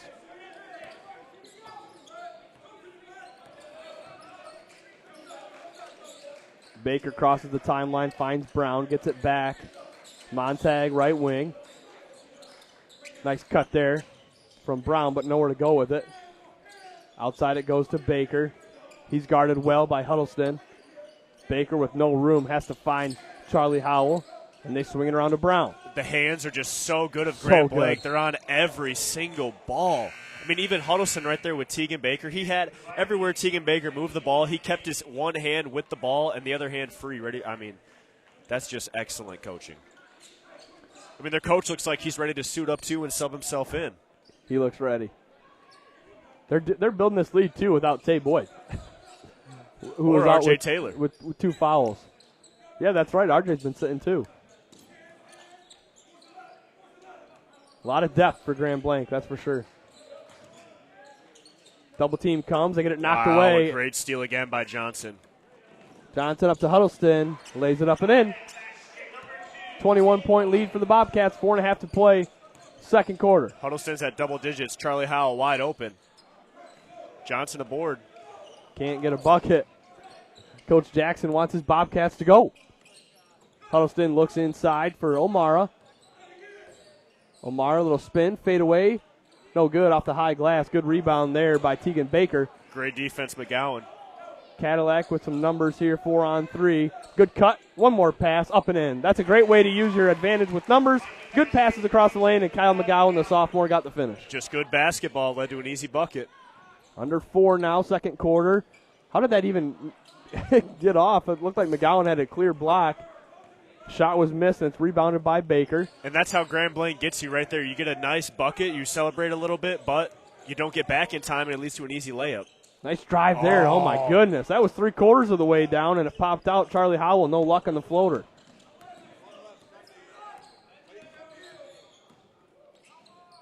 Johnson drives off the high glass and in. That's touch.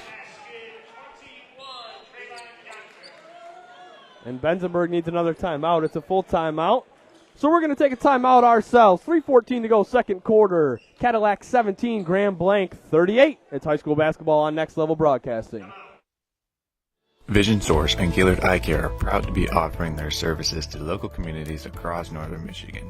With locations in Gaylord, Point City, Bel Air, and Sheboygan, they're committed to serving you and providing a trusted source of credentials and expertise.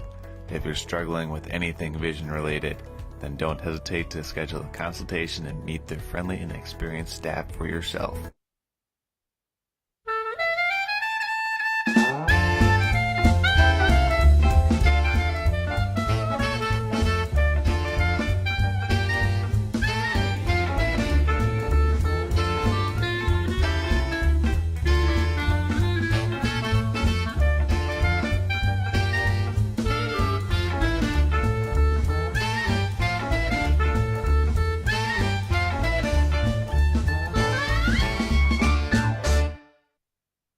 Welcome back into Traverse City St. Francis High School. Pat O'Connor, Jack Cordy on the broadcast, Tyler Bowerman on the controls, Brendan and Shane over there on the game break desk, Daniel Powers, our sideline reporter, and a bunch of other guys helping our crew here at Next Level Broadcasting. It takes a lot of people to pull off 5 games like we've done 3+ so far. I can't say that we've done 5 yet. 3+, and then last one was a running clock, so it only counts as 3/4 of a game. Cadillac needs to get something going. Pass deflected out of bounds. You'll notice starters back on the floor for Grand Blanc. That includes Tay Boyd and R.J. Taylor. They got Jacob Lindquist out there, too. Baker as the double team comes. Good find. Top of the key 3. Got it. Just a good pass and a good finish by Eli Main. And you got to be ready to shoot that 3 because that's almost the best shot opportunity you're going to get against this Grand Blanc defense. Miscommunication temporarily here for the Vikings. They switch on the screen. Now Baker guards Taylor, and Main's got to go inside to guard Tay Boyd. Main holding his own so far, but Boyd gets a nice shot off. Good defense there. And Cadillac goes the other way, down 18, 2.5 to play, second quarter. Main to Gates. Corner to Howell, up at the right, foul, then he'll shoot 2.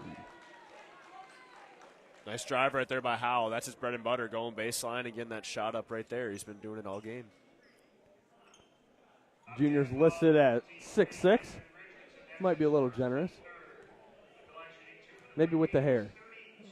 The hair definitely helps. First free throw is good for Charlie Howell.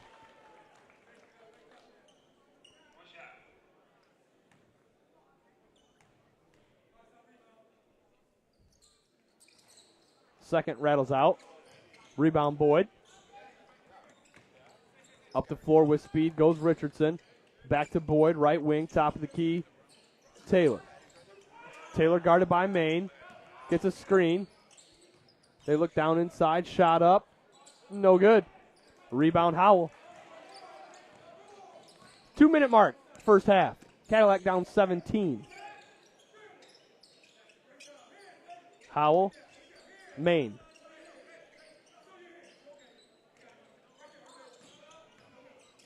Tegan Baker spins at the right elbow. Hands over to McGowan. Open 3. Now gets it. Charlie Howell, the junior, with the triple. And that's huge. Those are the shots you got to hit. It's a 14-point game right back in it. Tay Boyd swings it up. R.J. Taylor. Back to Boyd. Hot pass. Finally pulled down by Richardson. Back it goes to R.J. Taylor. Taylor looks to drive up with the right and in. He's not going to miss that. Well, that was easy. That was a really that just one step is so quick, able to get by the defender. Right when Cadillac was starting to play some really good defense right there, too. Yeah, Taylor makes it tough on the pass. defense, and Baker just throws it away. Eli May not able to track it down. 1:04 to play, second quarter. Is that defense by the guards? Cadillac is just not. They're not comfortable on offense.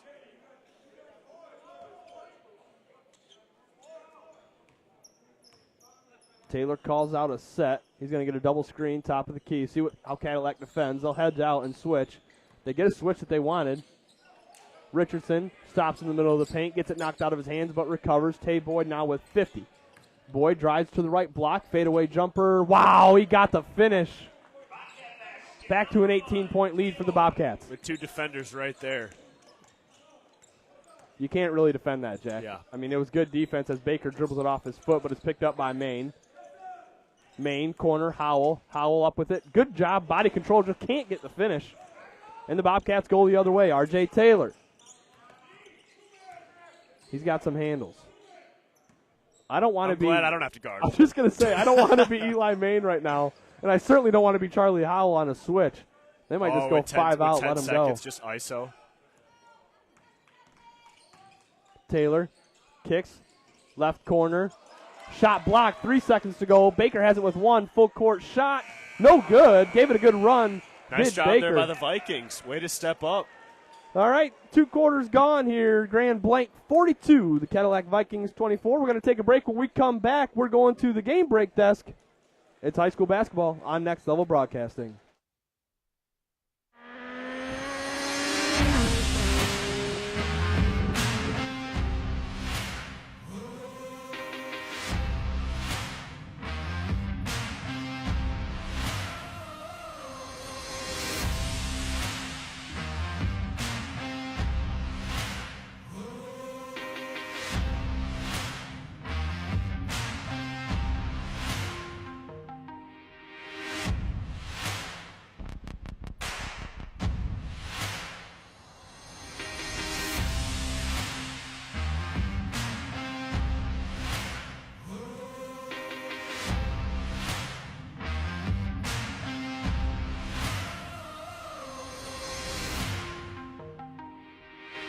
Nowadays, pretty much every business has some sort of discount or rewards program. The only problem is with all these different places doing it different ways, it can feel like a juggling act trying to remember which thing to bring where.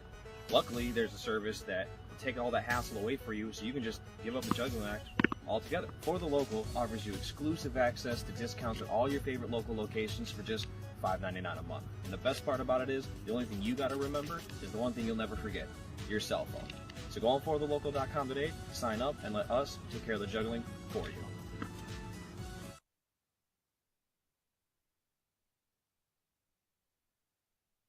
Are you interested in building a new home or renovating an existing one? With over 100 years of combined experience, J&J Construction is one of the most reliable and respected general contractors in our service area.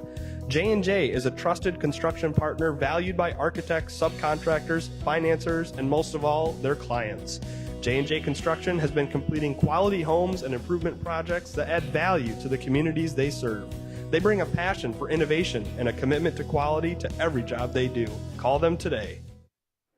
All right, welcome into the halftime show on Next Level Broadcasting. Grand Blanc leads the Vikings of Cadillac High School by a score of 42-24. I'm Pat O'Connor, joined tonight by Jack Cordy, Tyler Bowerman on the controls. We're tired. We're going to take a break. We're going to send it up to the game break desk. Alex, Shane, Brendan, take it away, boys. All righty, thank you very much, Jack. Excuse me, Patrick. That's Patrick down there. Pat O'Connor and Jack Cordy. I'm Shane Smith, joined alongside of me by Alex Powers and Brendan Morris. Well, I tell you what, gentlemen, we've had quite the fast-paced first half of action. And, in fact, Grand Blanc has gone on a 21-11 run here since the beginning of the second quarter. Brendan, I'll start with you. You got some things to say here about Cadillac going on. They're down by 42-24, pretty sizable deficit so far, but what do you see that they can do to come out of it? Look, Coach Bensenberg, he was not happy at times. You saw him, I don't know if you could see him from your camera angles, but he was not happy, yelling at times, really trying to get his players to refocus. I kind of actually heard him at one point of one of the timeouts, and like, why are we doing everything I'm telling you not to do? That's one of the worst things you can hear as a player. Yeah, I know, and it's tough. You know, it is one of those situations where right now Grand Blanc's feeling themselves. They're running up and down the court. Not a whole lot of scoring going down. You do have everyone with a point or two, but their top leading scorer, Cadillac, right now, just 5 points by Charlie Howell.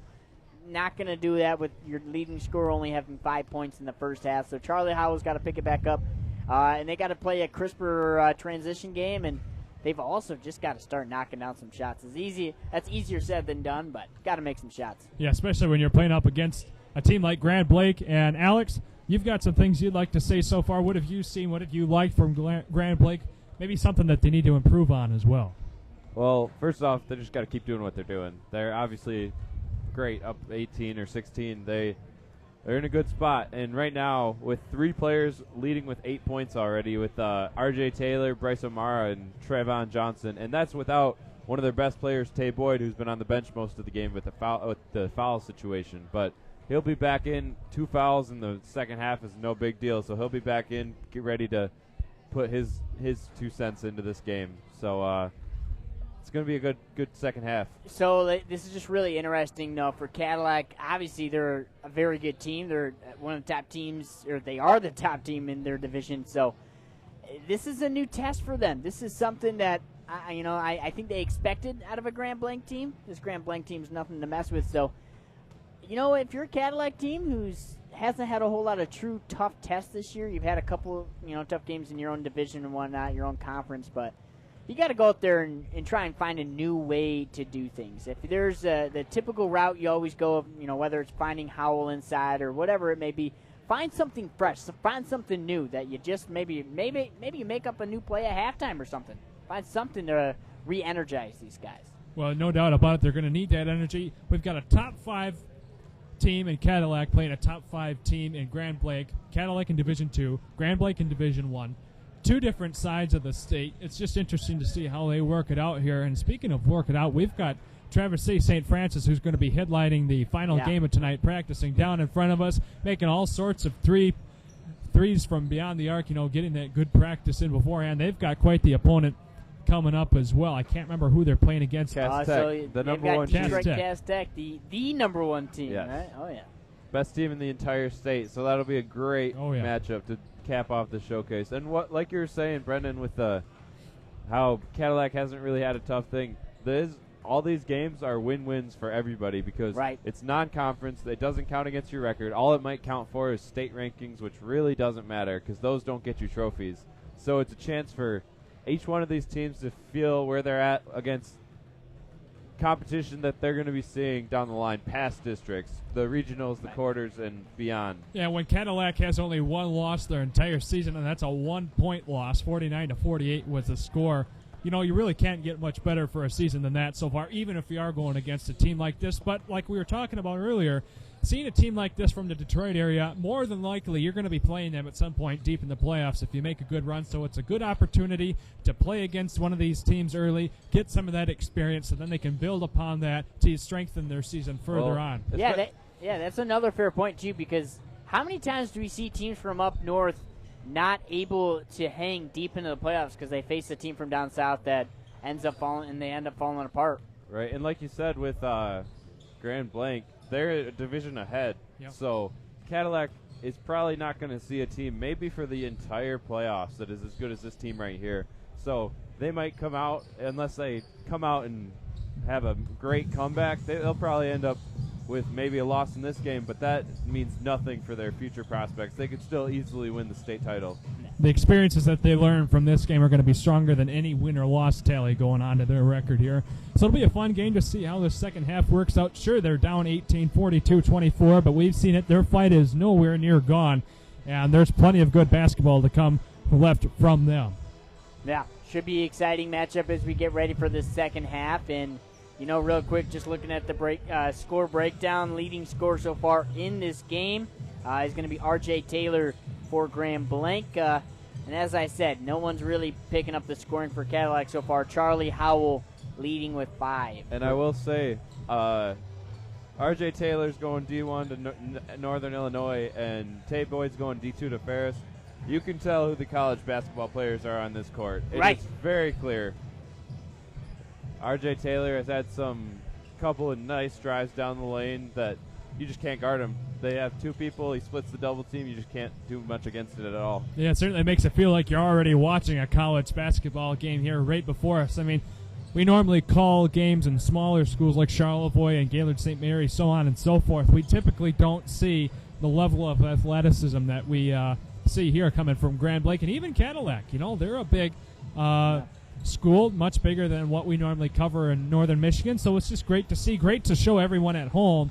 And with that, we want to thank you all for tuning in at home, giving your support, you know, giving us compliments. We've gotten a few here from people whose spouses are watching at home. So we love having you tune in. It's an honor to be able to bring the first Northern Michigan showcase here right here on Next Level Broadcasting. And with that, we've got just about a minute until we begin our second half action. We'll send it back to the guys down there at the table. Alex, Pat, Jack, go ahead and take it away. Hey, thanks, Shane. Nice halftime show, fellas. Very nice. Under a minute now, Jack. I got the point totals, the official point totals from the score table. And just one thing I want to highlight. 4 players from Grand Blanc, Donnie Huddleston, R.J. Taylor, Bryce O'Mara, Trayvon Johnson, have at least 8 points. In fact, all 3 of them have 8 points except R.J. Taylor. He's got 10. Pretty evenly distributed scoring for Grand Blanc, and it makes it tough for Cadillac. Who do you defend? And then Tay Boyd, the kid that's going to Ferris for a 2-sport athlete, he's only got 2. So he's probably going to go off in the second half. Yeah, and they've been dominating with Tay Boyd on the bench for a lot of that first half there. So if I'm Cadillac, I don't know. It seems like it's really tough. What do you do defensively? Who do you key in on? I don't really know if there's an answer there. It's just, I don't know, for Cadillac, maybe slowing the game down. I mean, the Grand Blanc forces them to play at 100 miles an hour, play at their speed. So it's going to take a lot for Cadillac to come back from this 18-point deficit, but we've seen a lot of crazy things, haven't we, Patrick? Yes, we Thank certainly you, Nick have. Wenzel, as well. Successful concession stand run. He got the water, the pizza, and the peanut donut. Did you get yourself anything? Not even a Mountain Dew? Just some straight cash. Just He's some taking straight that cash. home. That's right. commission. That's right. Second half underway. Grand Blanc has it. Drive here for Boyd. Shot no good. I think it was affected by Howell down there. Rebound Baker. Baker across the timeline. Guarded by Taylor. Baker Down low it goes, and they're going to get a quick foul. They're going to call it on 5. Anthony Purdue. Yeah, I got him on the arm right there, trying to get the steal. Cadillac out of bounds under will be triggered by Gavin Gates, a 6'6 sophomore forward. Gates surveys. Nice cut. Howell, but a nice steal. Tay Boyd. Up quick. Long pass up the court. Shot up and good. Good finish there. Nice finish. I think Montag got all ball there. Richardson able to finish despite the shot being affected. 20-point lead for Grand Blanc. Montag resets the Cadillac offense. Near side it goes for Howell. Back to Montag, left wing. Cutting through the lane is Wade. Back it goes to Howell. Charlie Howell to Gavin Gates. Gates hands to Baker. Baker guarded by Taylor. Finds Montag, guarded by Boyd. Montag stops, spins in the lane, right-handed floater, no good. Rebound, Grand Blanc. Excellent defense. Taylor drives. Baker gets on the floor, gets a steal. Now he needs to find a teammate. He does. It's Riley Wade. Back it goes to Baker. Cadillac trying to start to chip away at this 20-point lead. Look at those hands from R.J. Taylor. Up with the right and in. He just took it right from him. He's got 12. Charlie Howell keeps. They get a switch. Montag guarded by Boyd. Montag 3. Got it from downtown. Got to see more of that if they want to come back right here. Nice pull-up. Real confident. Able to knock it down. Great shot. O'Mara gets it to Boyd. Boyd guarded by Gates. Tay Boyd gets to the foul line. He's looking to score. Good double team comes here for Cadillac. Kicking it to the corner. R.J. Taylor behind the head pass back to Boyd. Long triple. No good. Battle for the rebound. Won by Grand Blanc. Triple R.J. Taylor. You got it. You just know that's going in. Yeah, he's not going to miss that. That's his first 3 of the night, but yet you still knew it was going in. Great shot. That puts him up by 22. He's got a quick 5 in this third quarter. Go along with his 10 from the first half for team leading and a game leading 15. R.J. Taylor, the Northern Illinois commit, fouled here on the floor. Tegan Baker drove. I think they called the foul on Anthony Purdue. Cadillac ball underneath. Riley Wade will take a seat for Cadillac. Kyle McGowan in, the sophomore. He had 4 points in the first half.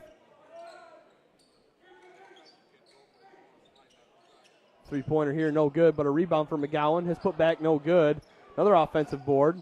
Montag has it right wing. Top of the key, Baker fakes a shot. Nice back cut here for That's McGowan, I believe. But if I'm Montag or Baker, I'm pulling that shot. I mean, you're pump faking to drive to get one other shot. Yeah, a layup that's going to get blocked. You almost have to take that 3. Just pull the trigger, especially when you're down 22. You got nothing to lose. Shot up and good. Tay Boyd can elevate. He's got 4. And they're going to get a reach-in foul. I think he got him on the wrist right there. Now, after he got that one pickpocket, he's going to be going for it every time.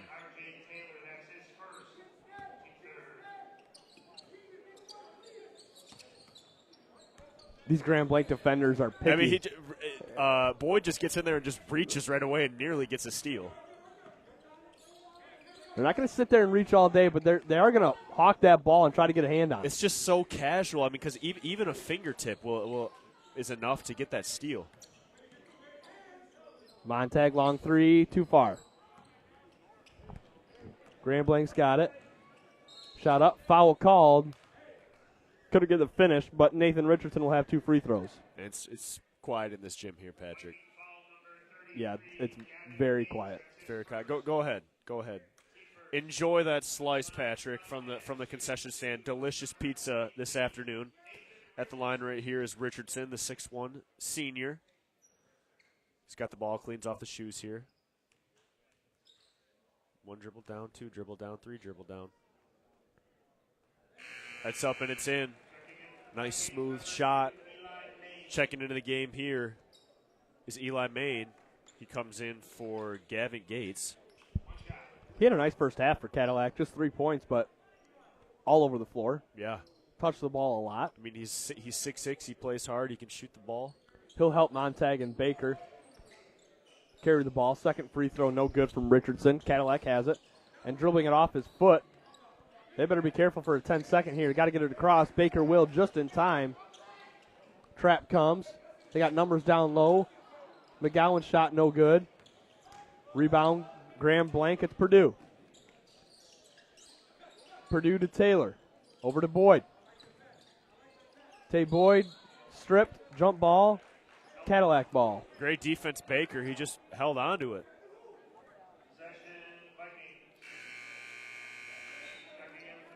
It's going to be Cadillac ball on the jump. Johnson. Sorry about that. Johnson and Huddleston checking back into the game. 3:53 to go, third quarter. Montag just sprints through that pressure. Gets through it so easy. Baker, Howell, nearly threw it away. But Main corralled it. Down it goes to Howell, inside to Main, hands to Baker, 4-foot runner, no good. Fight for the rebound, won by Graham Blanc. Nice outlet pass up there. Oh, RJ Taylor. Nice no look. Oh, man, the kid can distribute it. Very easy pass. Trayvon Johnson finishes it up, but you're right, it was all that look from RJ. Oh, read it like a book. Nice read from Trayvon Johnson going the other way. Davin Brown checking in. Howell to the bench. Robert Williams also in for RJ Taylor. Another sub here. Nemechek. He's in for O'Mara. Williams had a really nice first half for Graham Blanc. When Tay Boyd and RJ Taylor were on the bench, he was all over the place. I still got that rebound in my head when he jumped through everyone and got it right down low.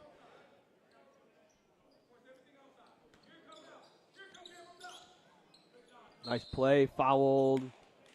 Got him on the wrist there. Devin Brown will have 2 free throws. Nearly got it to go. Well, this place is pretty full here now, Patrick. Well, I got to believe it's filling up for. We got to be at our maximum amount of viewers right now too. I think people are going to get ready for that nightcap. Yeah. Getting ready for that nighttime. Everyone just relaxing at home, getting some popcorn. Patrick, you be with the family right now. You family man, wishing you were Some of them are wishing coming. you were on that tractor. Some of them will be here tonight. Let's go. My wife will not miss an opportunity to come back to her alma mater. Nice finish there. Drive left side, right-handed floater with the contest. Doesn't matter. I told you Boyd was going to go off in this half. He only had 2 in the first half. He's got 4 now here in the second. And they bring that double team just so quickly. They're fast. And they know exactly where to help when they do it. Yeah, you can't play 40 feet away from your rim. You're not going to score from there. Baker's got it. Finds McGowan. Over to Montag. Montag drives right side, stripped away. Clean hands. Williams up ahead to Boyd, but too far. Oh, the dog is scared. The dog is scared. Little white puppy down there. Cute little white dog has been here all day. So cute. So cute. And Tay Boyd, they're up by 28, and he's all the way up in full court. You think they want a running clock? They might be thinking that.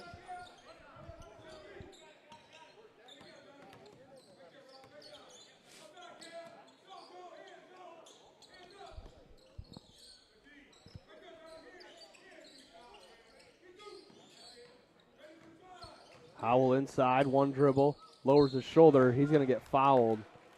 Yeah, they got Huddleston on the wrist right there.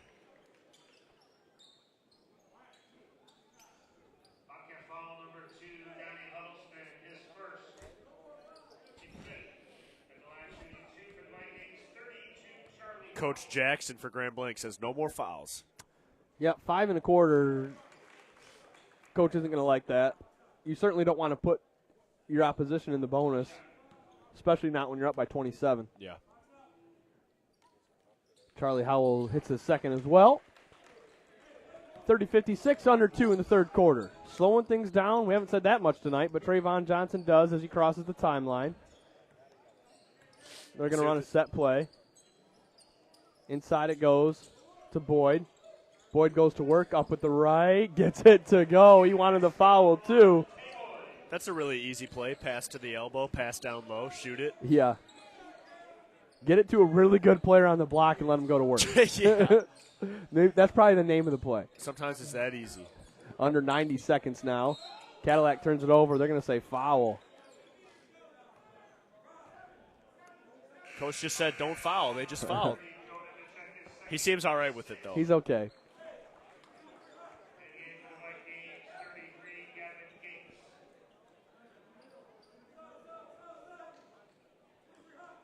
Out of bounds under Cadillac. Gavin Gates has it, dumps it into Howell.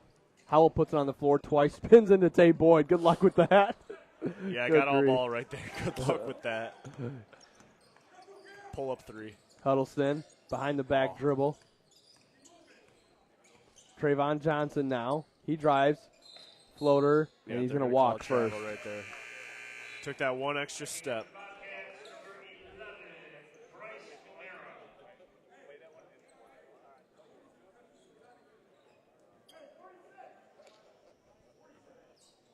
I like all these official crews we've had tonight. They've all been great. The officiating has been outstanding all day today. Under a minute now, third quarter. Charlie Howell jumper. Can't buy a bucket right now. Rebound Joe Nemechek trying to save it. For Grand Blanc was Williams. Goes the other way for Cadillac. Howell in the lane. Look at those hands. Williams has it. Left foul line extended. Drives into the trees in the paint. Kicks it to the corner. Half a minute to play. Up with it and in. Wow, that was really smooth.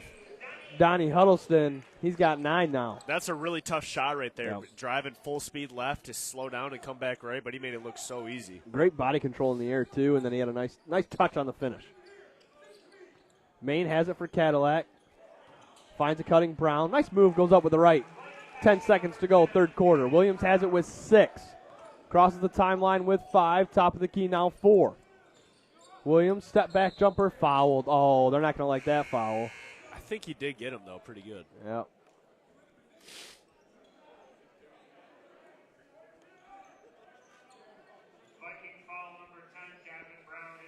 They got to line up. There's 0.7 left. So Robert Williams will shoot. He got bailed out on the jumper there from Davin Brown. Williams first is good from the lefty.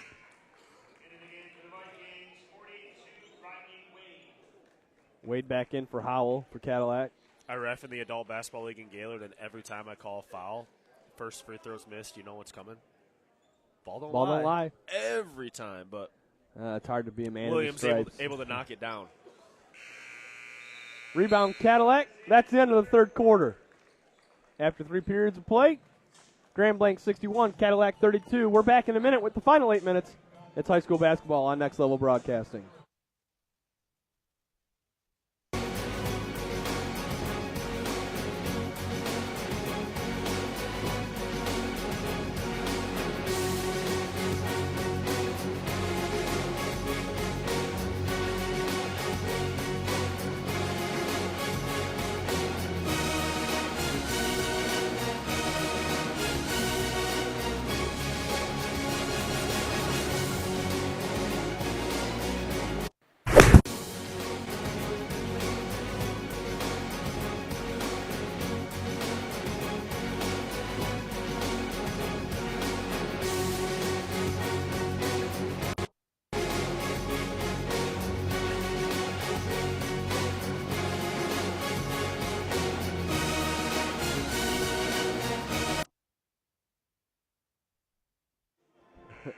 All right, we're back. Fourth quarter action just about to begin. I'm Pat O'Connor with Jack Cordy. So many stories when the Next Level Broadcasting crew gets together, whether it's the ride there, the ride home, the stays in Marquette when you cover a game in the Uper Dome. We're a dangerous bunch to take anywhere on the road. Shout out Luis Villanueva, plays in the Adult Basketball League. Super baller. Okay, shout out to Luis. Triple here for Grand Blanc. No good. They're going to get an over-the-back foul. Yep, that's an easy one. Joe Nemechek going to get called with that one. And they're going to be shooting already. And the bonus. Wow, to start the fourth quarter.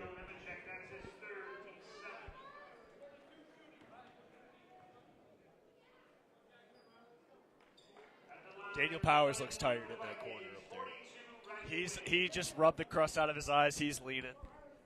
Been a long day. We need to get that man, Wenzel, get that man some Mountain Dew. First free throw's good from the big fella Riley Wade. Nice shot. He's got 4 now.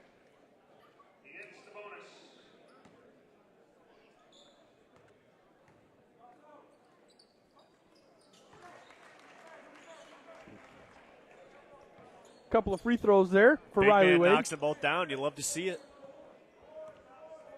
We'll see if Grand Blanc's tempo changes a little bit here in the fourth quarter with the big lead.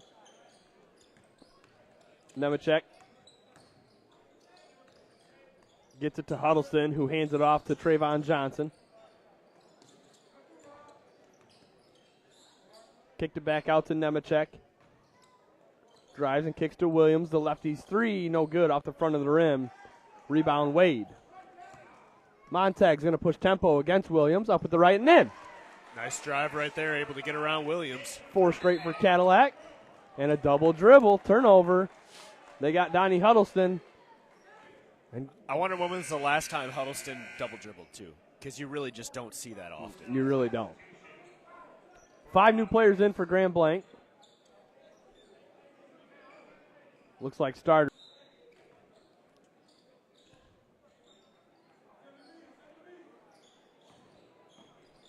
Wade hands. Montag has it. Shot fake. 12-foot jumper. No good. Fight for the rebound. And it went off of a Grand Blanc player. Cadillac basketball. Yeah, they're going to call that out on Purdue. And Purdue looks confused by it. Just as confused by head coach Torrey Jackson. 3 on the way for Cadillac. No good. Rebound Tay Boyd. Boyd crosses half court with some speed. Foul line. Goes left corner to O'Mara. Now Taylor. Taylor, O'Mara, triple. Got it. He's a pure shooter. Don't leave him open. Back up to a 28-point lead. And it's a 6'7" shooter. You're like, okay, coach, really, what am I supposed to do? Yeah. When you're 6 foot and you're going up against 6'7" shooter shooting at the top of his jumper, good luck. Cadillac does get an offensive rebound here. Nice pass down low and a good finish there for Eli Main. O'Mara, easy money. That's exactly what they do. You got to be ready at all times. And you don't see that in the Big North. No, you do not.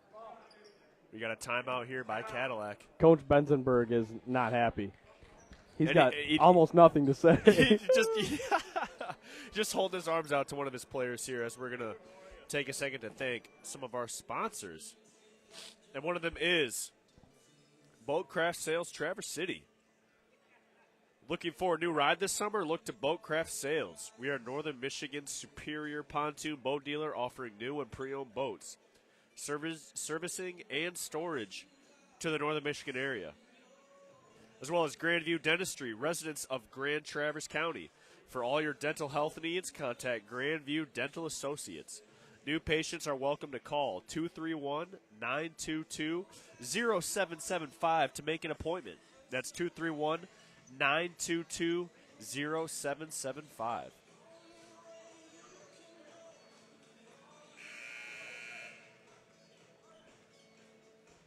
Ten seconds left to go. We are about to continue this fourth quarter, 66-38. Cadillac is in the bonus. But I don't know if that's really going to affect this game too much here. Yeah, 28 with 6 to go. I don't know. R.J. Taylor wants that full court pressure, almost up 40. Watch how Taylor plays on-ball defense. Playing with his feet, and he'll only use his hands when he absolutely has to. Really impressive. Montag kicks to the corner. Nice catch on the pass by Howell. Montag way downtown. Can't get the three to go. Good offensive rebound. Getting up with the right hand was Bryce O'Mara. Taylor has it, gets a screen. Oh, nice pass, but it goes out of bounds. Good idea, not great execution. And it's a turnover.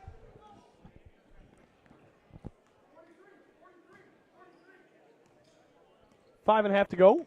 Montag has it for the Vikings. Cross half court, guarded by Boyd.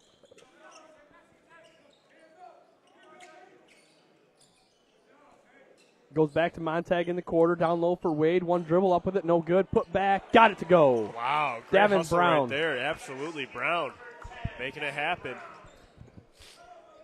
Graham Blanc takes it personally when you score on him, and they're going to run down the floor and get a quick answer. Comes back and gets it right back. Tay Boyd with the 10-foot jumper. That's pure. Baker looks for the response for three. Instead, he'll drive on Taylor. Way downtown. Triple for the big fella. No good. Fighting for the offensive rebound and getting it is Charlie Howell. Howell up with the right. Good move. Just cannot get the finish. A lot of contact. No call. But they've been calling the game like that all night. Purdue with the rebound. Taylor. Oh. On his leg, got all caught up there. Oh, he's able to get up, though. Yeah, Purdue got caught. That looked funky as he went down.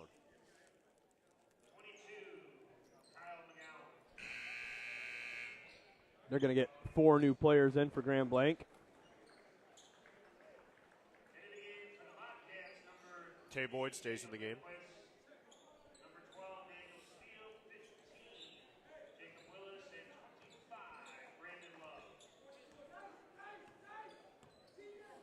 They go to a 1-3-1 zone. Different ways to confuse an offense. And they throw it away. And it works right away. Yeah. They didn't even apply any pressure. They threw the ball out of bounds.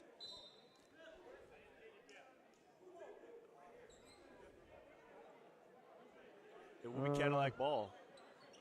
They said it was tipped.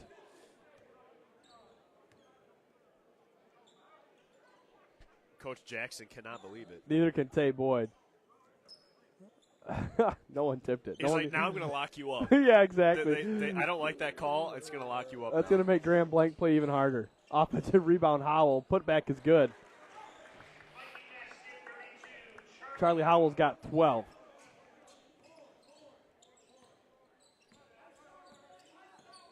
As we approach halfway mark, fourth quarter. It's been all Graham Blanc pretty much from the tip. Their speed, their shooting, their transition ball, all been slightly better than Cadillac. Tay Boyd drives. You knew he was taking it to the rack. That was athletic. Oh, my goodness. He's still upset with that call. He's like, I did not tip it. He's still got it in his head. Montag couldn't do anything. He just had to stand there and watch him score. Charlie Howell up with it. Looking for back-to-back buckets. He was able to get his own rebound, and he put it back. Wow, and they go right away. Corner three for Graham Blanc. A little bit too strong, no good. Rebound Montag. Tay Boyd right up in his grill. 3.5 to go, fourth quarter. Trying to go over him. Didn't work. But getting it back and getting it over to Howell. Up and in. Great play. That was McGowan. McGowan, nice my bad. They're like the same size, similar numbers. It's tough. Yeah, I saw the two. Very similar looking players. Tay Boyd. He's got 14. He's just going to get a bucket every time now. He wanted the and one. 2 in the first half, 12 in the second. Now they go to a 2-3 zone. Another little switch up.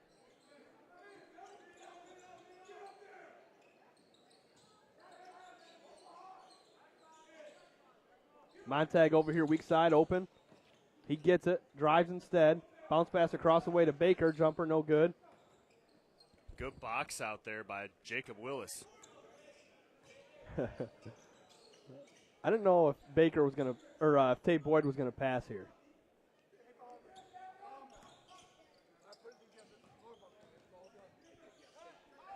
Oh, tried to go to Tay Boyd. Daniel Steele was there, though.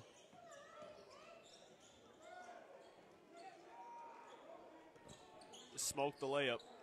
Cadillac ball. View's a bit obstructed here, Jack.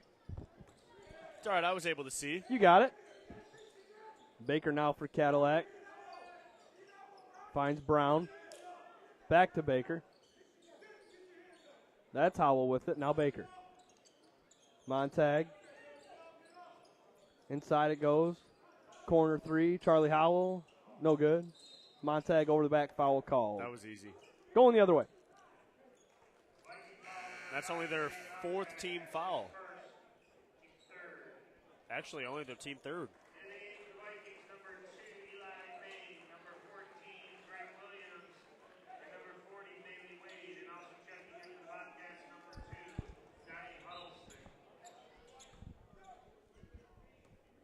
Grand Blanc has just won this game at every part of the game. You ever heard of a crock pot Oh, yeah. blowout? Oh, yeah. It's not like a team just goes off and the other team doesn't score. It's just kind of a slow burn, a Yep. slow cook. Yep. Yep, like they were up by 7, then they're up by 14, then they're up by 21, and then, yep. Kind of how this one went. Yep. 75 seconds to go. Long 3. Montag, front of the rim, no good. And Cadillac's playing some good ball. It's just Yeah, Grand Blanc has forced them to play their game. Listen, Cadillac's a great team, but Grand Blanc is I mean, you different got level. Huddleston coming off the bench who shoots 2 pull-up threes and buries both of them right Yeah. off the bench. So it's the depth from Grand Blanc, Yeah. really impressive. Under a minute now. Stripped of it was Huddleston, and Montag has it. Main kicks back to Montag, who replaced him in the right corner. Can't get a shot to go. Good box out down there by Brandon Love. And Grand Blanc gets the rebound, goes the other way. Shot up, no good. 25 to play.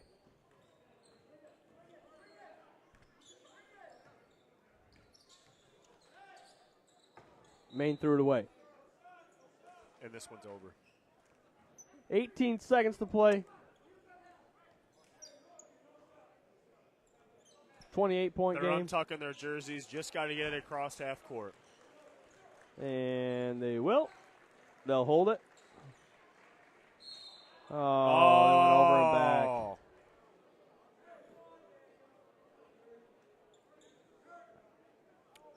Cadillac gets one shot left.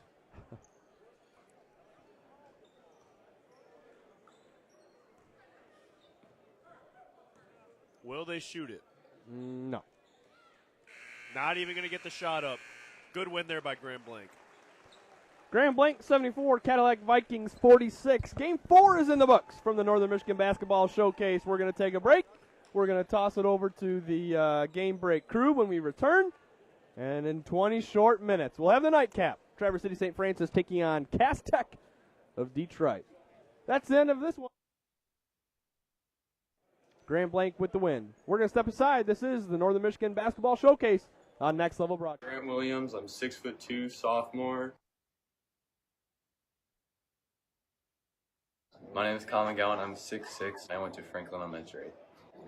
My name is Grant Williams, I'm 6'2", sophomore, and I went to Franklin Elementary. Riley Wade, I'm 6'5", I am a senior this year, and I went to Franklin Elementary. I'm Davin Brown, 6'3". I went to Forestfield Elementary. My name is Tegan Baker. I'm a senior, 6 foot, and I went to Franklin Elementary. My name is Bailey Wade. I'm 6'4". I'm in 10th grade, and I went to Franklin Elementary. Gavin Gates, sophomore. I'm 6'5", and I went to Lincoln Elementary. Charlie Howell, junior, 6'5". I went to Lincoln Elementary. Jaden Montag, senior, 6'3", Kenwood Elementary. I'm Eli Main, 6'1", sophomore from Franklin Elementary. Nate Roberts, 6 foot, sophomore, Franklin Elementary. I'm Clayton Potvin. I'm a sophomore. I'm 5'10", and I went to St. Anne's.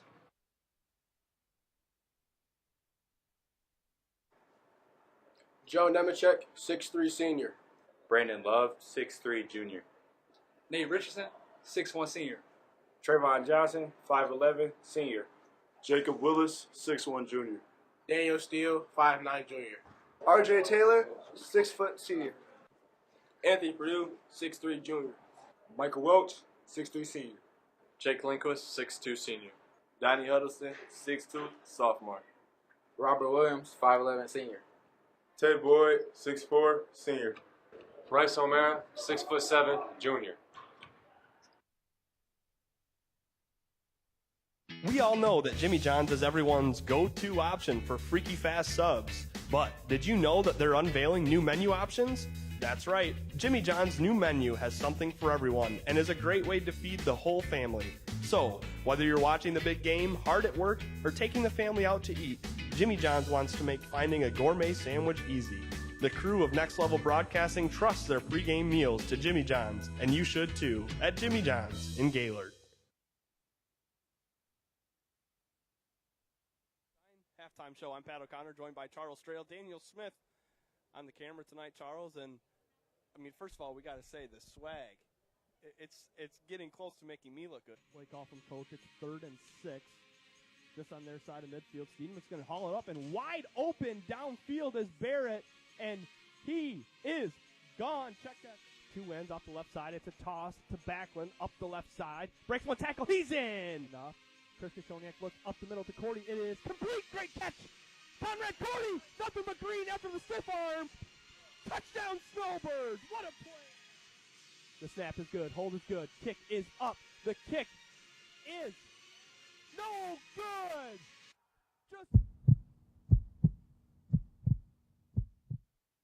This is Charles, founder of Next Level Broadcasting. Interested in advertising on our channel? Get a hold of us. And next week, this commercial could be yours.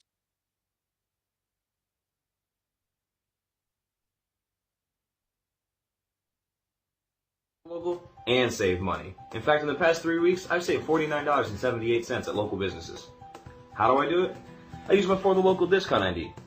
This gives me access to discounts at over 190 local businesses in northern Michigan for just $5.99 a month or $49 a year. So I've already saved more than the entire. You can sign up at forthelocal.com and use code FORTHELOCAL10 for $10 off your first year.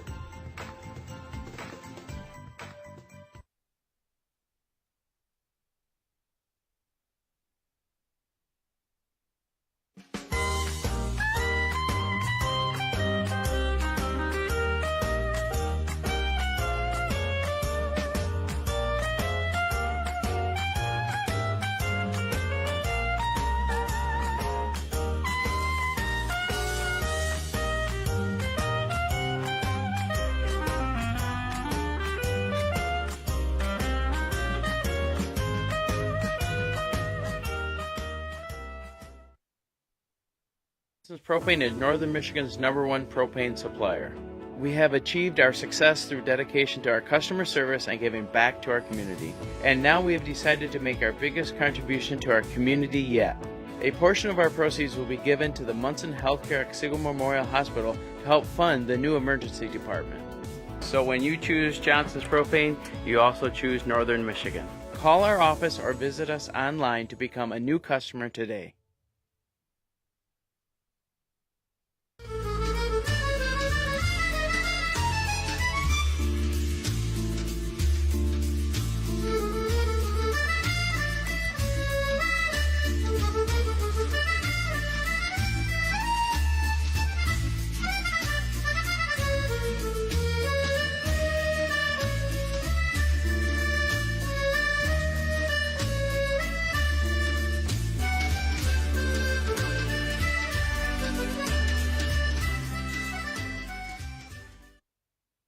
Business owner, you learn to wear a lot of hats.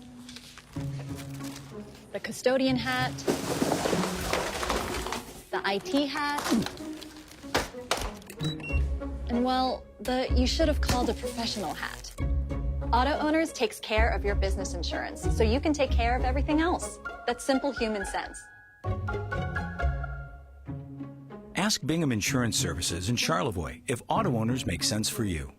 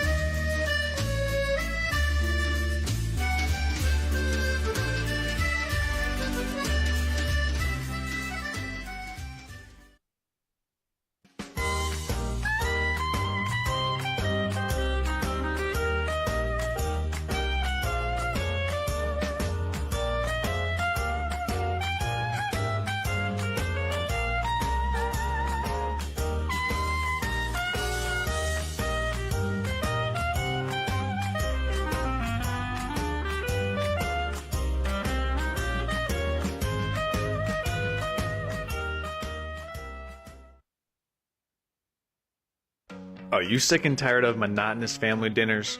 Then you need to call an audible and let BC Pizza take care of the rest. They've been the best source of handmade, hometown gourmet pizzas since 1988. And with over 30 locations, they're built to serve you. Their presence in each community has been second to none. BC Pizza has a wide variety of menu options, including salads, grinders, and of course, their famous pizza. BC Pizza, the best choice pizza. These days, pretty much every business has some sort of discount or rewards program. The only problem is with all these different places doing it different ways, it can feel like a juggling act trying to remember which thing to bring where. Luckily, there's a service that will take all that hassle away for you, so you can just give up the juggling act altogether. For the Local offers you exclusive access to discounts at all your favorite local locations for just $5.99 a month. And the best part about it is, the only thing you gotta remember is the one thing you'll never forget, your cell phone.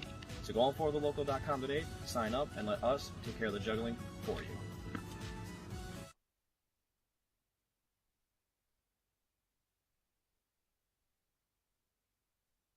And save money. In fact, in the past 3 weeks, I've saved $49.78 at local businesses.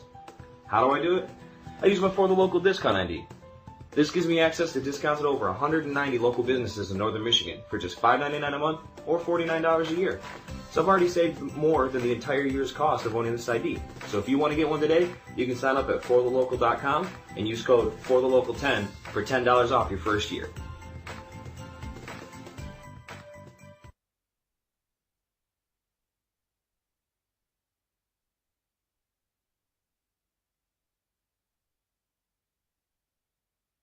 Halftime show. I'm Pat O'Connor, joined by Charles Strail, Daniel Smith on the camera tonight, Charles. And I mean, first of all, we got to say the swag.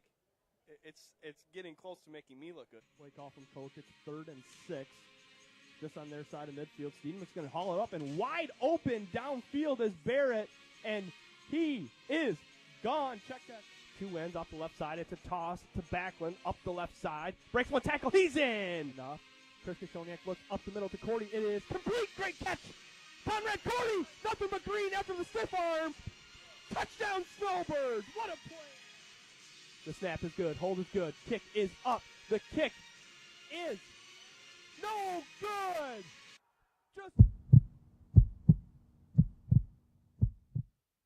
This is Charles, founder of Next Level Broadcasting. Interested in advertising on our channel? Get a hold of us. And next week, this commercial could be yours.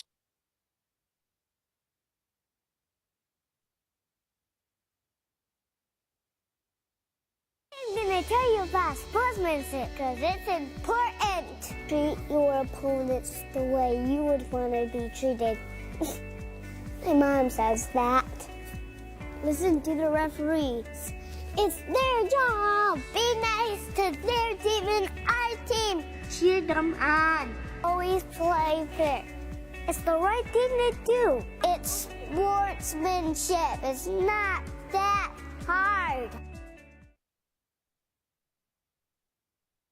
Ace is the only hardware retailer that carries Benjamin Moore paint at over 3,800 stores. With Benjamin Moore's premium quality, huge selection of colors, plus Ace's award-winning service, you can be confident you're getting the best. Then buy in store or online for curbside pickup or free delivery. When you want the best, Benjamin Moore paint from Ace. Around the block, what you need in stock, with people who know their paint.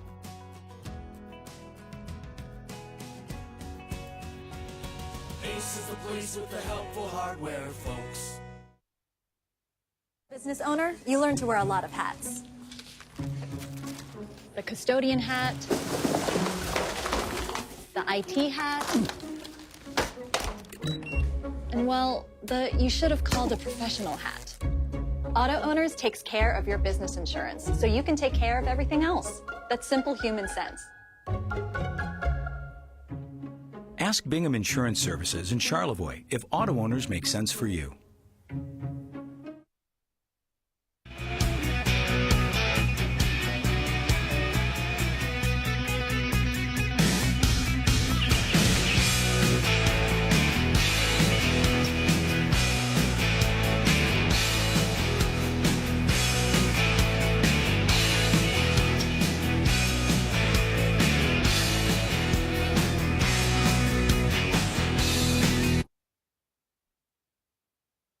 We all know that Jimmy John's is everyone's go-to option for freaky fast subs. But did you know that they're unveiling new menu options? That's right, Jimmy John's new menu has something for everyone and is a great way to feed the whole family. So, whether you're watching the big game, hard at work, or taking the family out to eat, Jimmy John's wants to make finding a gourmet sandwich easy. The crew of Next Level Broadcasting trusts their pregame meals to Jimmy John's, and you should too, at Jimmy John's in Gaylord.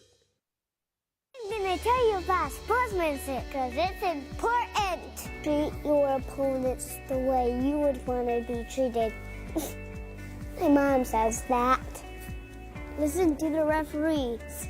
It's their job. Be nice to their team and our team. Cheer them on. Always play fair. It's the right thing to do. It's sportsmanship. It's not that hard.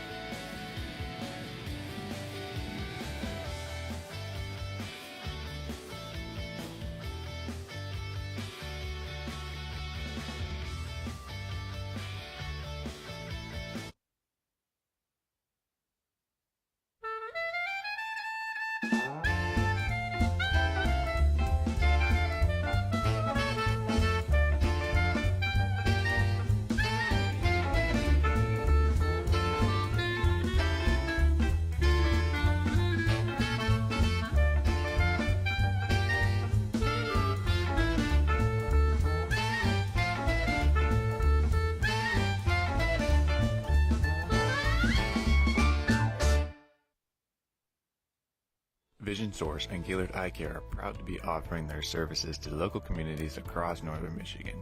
With locations in Gaylord, Point City, Bel Air, and Sheboygan, they're committed to serving you and providing a trusted source of credentials and expertise. If you're struggling with anything vision related, then don't hesitate to schedule a consultation and meet their friendly and experienced staff for yourself. Are you interested in building a new home or renovating an existing one? With over 100 years of combined experience, J&J Construction is one of the most reliable and respected general contractors in our service area. J&J is a trusted construction partner valued by architects, subcontractors, financiers, and most of all, their clients. J&J Construction has been completing quality homes and improvement projects that add value to the communities they serve. They bring a passion for innovation and a commitment to quality to every job they do. Call them today. I'm gonna tell you about sportsmanship because it's important. Treat your opponents the way you would want to be treated. My mom says that. Listen to the referees.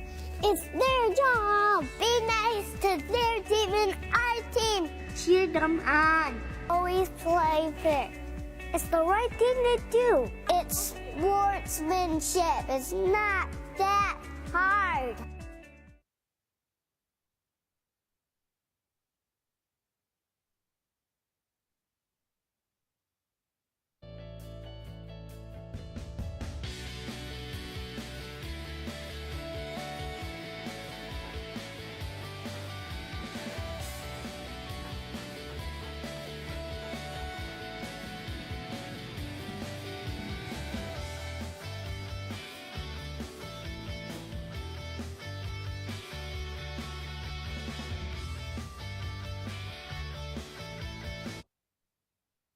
Propane is Northern Michigan's #1 propane supplier. We have achieved our success through dedication to our customer service and giving back to our community. And now we have decided to make our biggest contribution to our community yet. A portion of our proceeds will be given to the Munson Healthcare at Siegel Memorial Hospital to help fund the new emergency department. So when you choose Johnson's Propane, you also choose Northern Michigan. Call our office or visit us online to become a new customer today.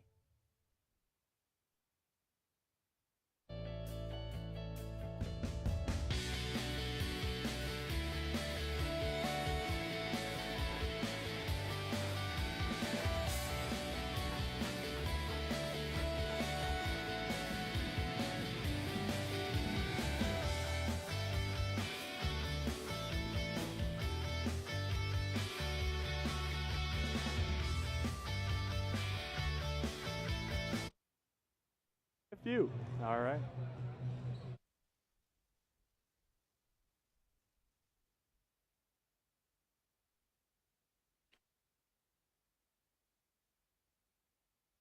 Johnson's Propane is Northern Michigan's #1 propane supplier.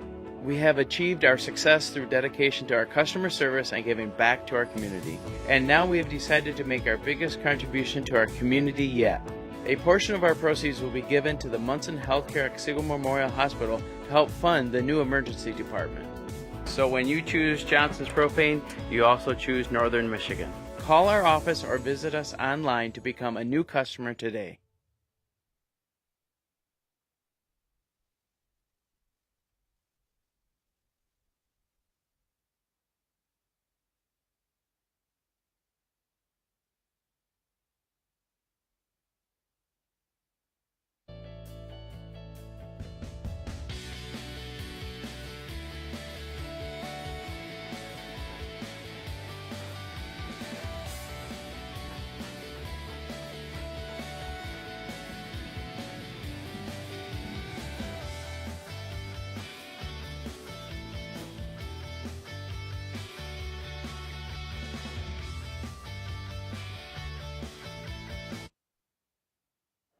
All right, welcome back to high school basketball coverage on Next Level Broadcast. Somehow, some way, Jack Cordy, we have made it to the 5th and final game of the Northern Michigan Basketball Showcase. What a day it's been, and I think we're going to continue to see some great basketball.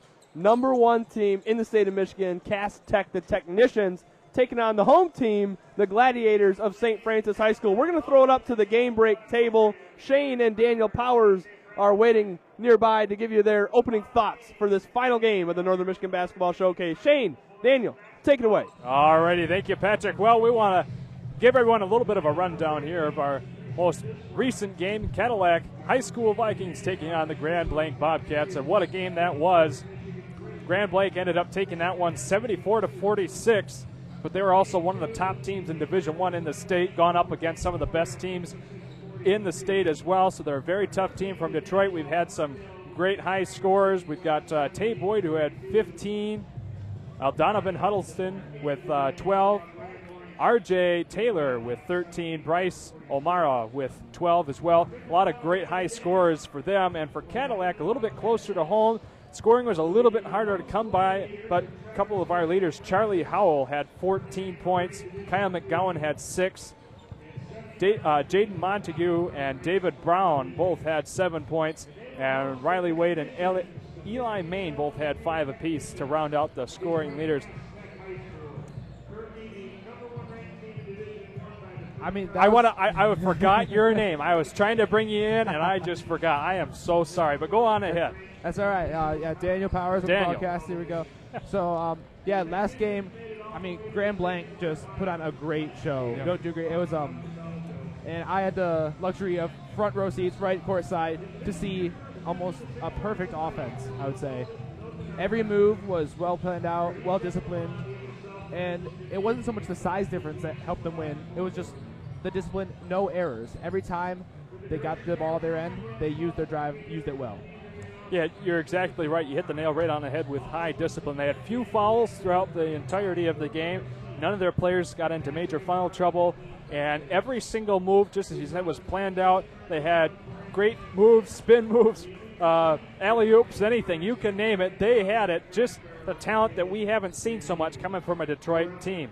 And, at one point they went on a 21-11 run to finish out the game up over the Cadillac Vikings. And now we want to take a moment to talk about our upcoming game here. Traverse City St. Francis coming up against Detroit Cass Tech, who like to call themselves Press Tech. So we'll run with that. Press Tech, as they are like the #1 team for the court press here in Michigan. So we want to talk about Traverse City St. Francis a little bit. The headlining team, of course, the home team here in the Traverse City St. Francis Gymnasium. They come into the game with an 11-2 record, making them number 6 in Division III in the state of Michigan. They're 7-1 in LMC, Lake Michigan Conference, placing them at second, only behind 13-2 Boyne City, who's had one of their best years this year in recent history.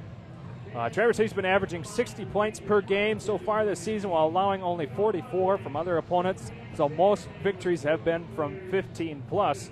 And only losses come from number 8 in Division I team in Grand Haven, who was 12-3, and that score was 60-48. And to Boyne City, of course, and that game was close, 50-44. And we want to make sure that you guys remember Boyne City is number 1 in the LMC. Coming into this game, Cass Tech from Detroit. They have a perfect 16-0 record, just as they sit down there at the table, number 1 team in the state in Cass Tech. So we've got a high-flying offense between both Cass Tech and Traverse City St. Francis. And Daniel, I don't know about you, but I'm excited to see this one. Oh, yeah, definitely. And on the Press Tech warm-ups, it says pressure, and I think that encapsulates this game itself.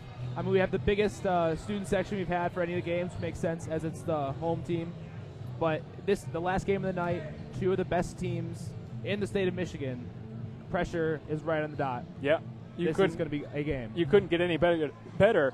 The stadium is packed shoulder to shoulder with fans from all across northern Michigan and central and southern Michigan have all come up here to witness these games today. And on Cass Tech's uniforms, they literally have the definition of pressure because they are the team that brings the most pressure to anybody that they play. That's why they're number 1 in the state. They've scored over 1,170 points so far this season. So you don't get much higher, much better producing than them. That's for darn sure.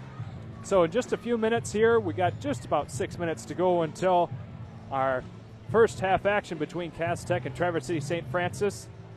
We've got just a few minutes until that happens, but we want to take a moment to thank you, our viewers, for tuning in here to all 4 of these games that we've had and to continue to tune in here on this next game, which is going to be one thrill ride here between 2 top-ranked teams in the state. We're so thankful to have you all here watching us tonight. It means a lot to us to be able to bring home to you as our viewers the first annual Northern Michigan Showcase between teams from all across the state, all divisions, all athletic abilities. You guys are what make this possible here to watch us and to keep bringing in the interest that we have to bring in these games at home. So thank you so much for tuning in. We'll send it back down to you. Patrick and Jack, take it away. All right, thanks, Shane. That was the pregame show from the Next Level Game Break Desk. Jack Cordy, it's the St. Francis Gladiators and the technicians of Cass Tech High School. This is what you came here to see, folks. It's the final game of the night, the primetime game. Traverse City St. Francis fans are filling up. It is clearly a whiteout. Yeah. Love to see it. Good student section. Obviously the best one we had. Great atmosphere. I'm loving it. Again, Patrick, where would you rather be than right here? I can truly say nowhere else I'd rather be. I mean, even your Saturday family's night. here now, I too, know. so let's go. Well, lucky man. That's right. What's the key going to be for St. Francis? How can they stay in this game? Well, we're talking about it. They talked about it at the game break desk. It says on the Cass Tech shirts, pressure. And Press Tech. So St. Francis, so that is their game. Cass Tech, their game is to, play 100 miles an hour. Now, for St. Francis, I think the key is going to be to slow it down. Each possession, try and get 30 seconds, 45 seconds, a minute out of each possession. Because if Cass Tech forces you into that run and gun game that they play, it's going to be an L. It's going to be a quick L. It's going to get out of hand pretty quick. So slow the ball down. And I don't know. I haven't seen either of these teams play, but based off just warming up and what we've heard, that's what I would expect. If it's a track meet, Cass Tech's going to run away with it. Absolutely. End of the story. You're exactly right. You got to slow it down. You got to find a way to break this press. Well, when you're watching Cass Tech warm up, there isn't a guy that sticks out that's way better than everyone, which is very unusual for a number 1 ranked team. It's almost scary watching the other team warm. Like, why are they number 1? You really don't know until that ball is thrown up in the air and the game starts. Because they're all really good. So, especially a team that presses a lot, look for them to have a deep bench. You need guys coming off that bench that can do the same thing. So, should be a good one. Oh, and the St. Francis is in the Lake Michigan Conference. Thank you, Bill Wall. Yeah, Bill Wall and probably 100 other people screaming at their cell phones or TVs while they were watching us struggle with that. Sometimes you get on this mic, Jack, and you forget everything you thought you knew before you got behind the mic. Yeah. It's just, even though I've been doing it for a couple of years now, I still just get so nervous knowing there's people at home listening. So, no, I'm just kidding. It doesn't even matter anymore, Patrick. I'm excited for this matchup here. I think everybody else is too. Under 3 minutes now to go before we get the national anthem and the prayer and the starting lineups going. We're going to step aside, take a break. When we return, we'll have your starting lineups and opening tip, the Gladiators and the Technicians, live from St. Francis High School on Next Level Broadcasting when we return.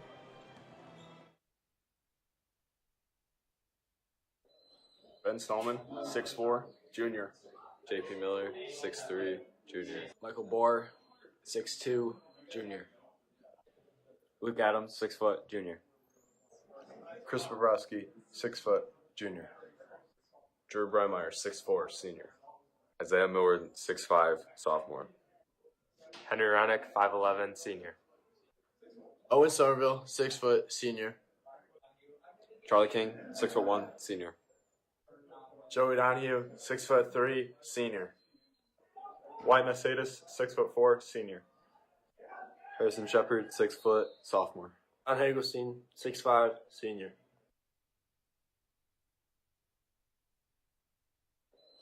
Ben Stallman, 6'4", junior. JP Miller, 6'3", junior. Michael Bohr, 6'2", junior. Luke Adams, 6 foot, junior. Chris Bobrovsky, 6 foot, junior. Drew Breimeyer, 6'4", senior. Isaiah Millward, 6'5", sophomore. Henry Ronick, 5'11", senior. Owen Somerville, 6 foot, senior. Charlie King, 6'1", senior. Joey Donahue, 6'3", senior. White Mercedes, 6'4", senior. Harrison Shepard, 6 foot, sophomore. John Hagelstein, 6'5", senior.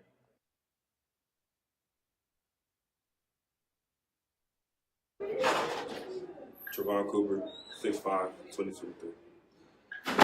Chris Harris, 6'2", 2023.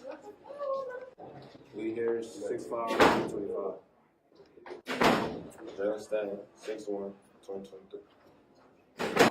Shar Hodges, 5'8", 2023. Tristan Pierce, 6'5", 2024. Amari Johnson, 6'5", 2024. My name is Isaac Sanders. I'm in the class of 2023, and I'm 6 foot. My name is Matthew Collins. I'm 5'8", and I'm class of 2024. My name is Kyle Walker. Darius A. Cuff, 6'2", 2025. Kenneth Robinson, 6 feet, 2023. Makai Walker, 6'2", 2023.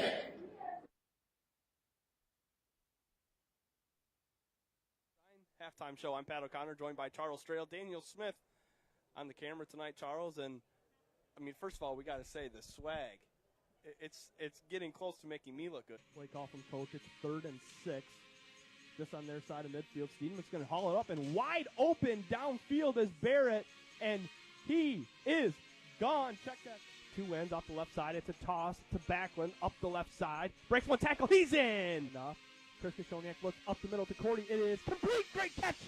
Conrad Cordy. Nothing but green after the stiff arm.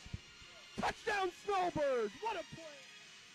The snap is good. Hold is good. Kick is up. The kick is no good.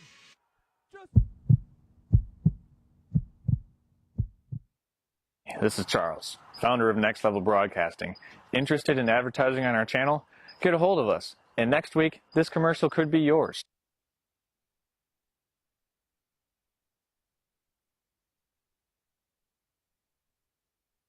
I'm gonna tell you about sportsmanship because it's important. Treat your opponents the way you would want to be treated. My mom says that. Listen to the referees. It's their job. Be nice to their team and our team. Cheer them on. Always play fair. It's the right thing to do. It's sportsmanship. It's not that hard. Are you interested in building a new home or renovating an existing one? With over 100 years of combined experience, J&J Construction is one of the most reliable and respected general contractors in our service area. J&J is a trusted construction partner valued by architects, subcontractors, financiers, and most of all, their clients. J&J Construction has been completing quality homes and improvement projects that add value to the communities they serve. They bring a passion for innovation and a commitment to quality to every job they do. Call them today.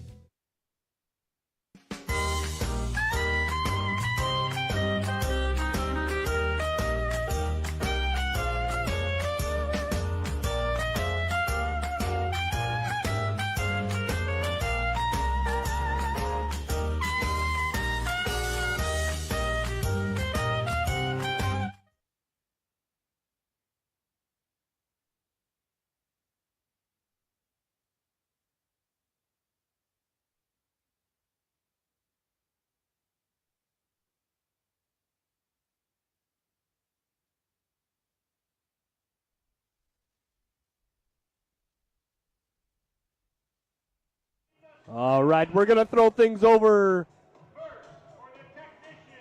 in a moment. There he is, our sideline reporter. Brandon, what do you got? What are you feeling down there? Hey, what's going on, gentlemen? Should be an exciting matchup. The final matchup, a little culmination of high school basketball here tonight. This is what everyone's been waiting for. Traverse City St. Francis, probably the team of the North. Everyone that lives up here knows Traverse City St. Francis. Really doesn't matter what sport they're a part of. They're always making deep runs, and they've really led by Wyatt Nausatis, three-sport athlete, really good player. But the Detroit Cass Tech team, #1 team in the state Division I action, you're going to be seeing a lot of good players. But I would say two guys to look out for Detroit Cass Tech. #4, Travion Cooper. #5, Darius Akuff.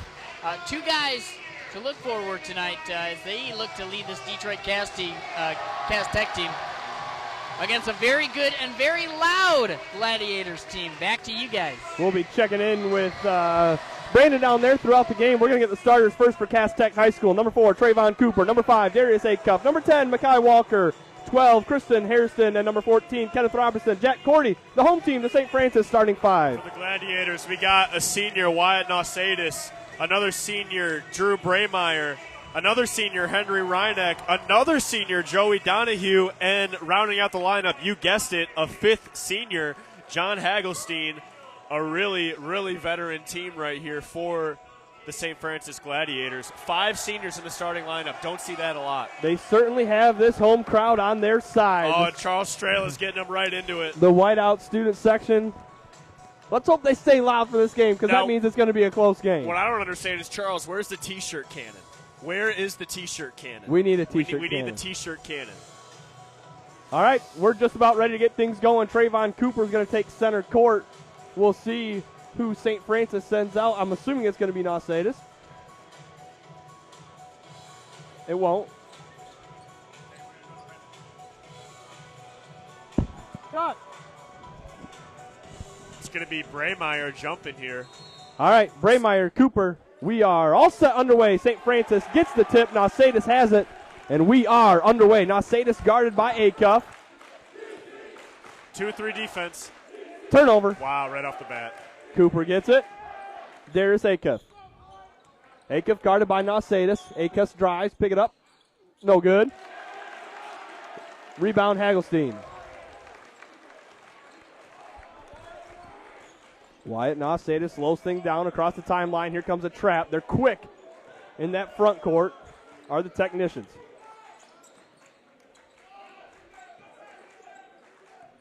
Reineck has it for the Glads. Bounce pass inside. Up with it, Hagelstein. Fouled. Can't get the bucket to go, but John Hagelstein, the senior, will go to the line for 2. Great play right there. They are slowing the ball down.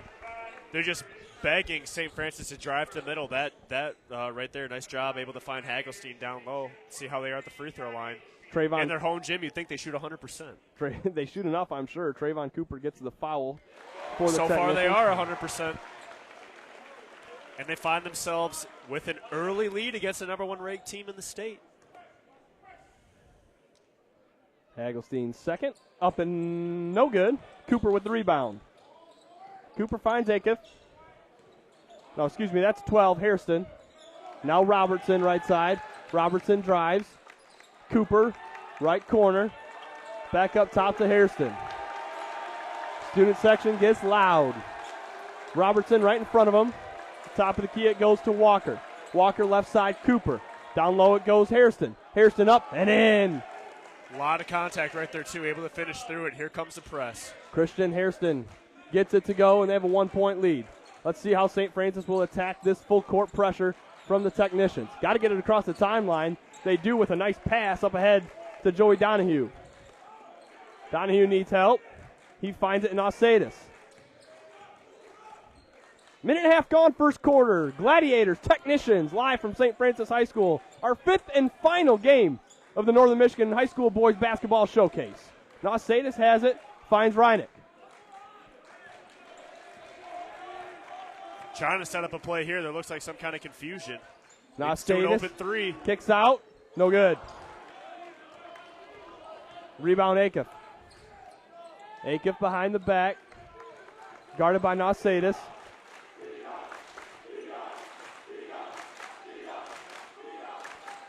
Ball knocked away momentarily, but able to gather it back was Mekhi Walker. Slowed right down, right from the get-go. Acuff hands to Robertson, who gets it to Hairston. Hairston over to Acuff. Gets a screen. Ausatus all up in. They almost get a steal. Knocked to the left wing. That's Hairston. Hairston loses it momentarily. Inside it goes. Kicks it out. Acuff three. Too strong, no good. Good positioning there for St. Francis, but unable to get the rebound was Hagelstein. And the offensive possession continues for the Technicians. We got a game here, boys.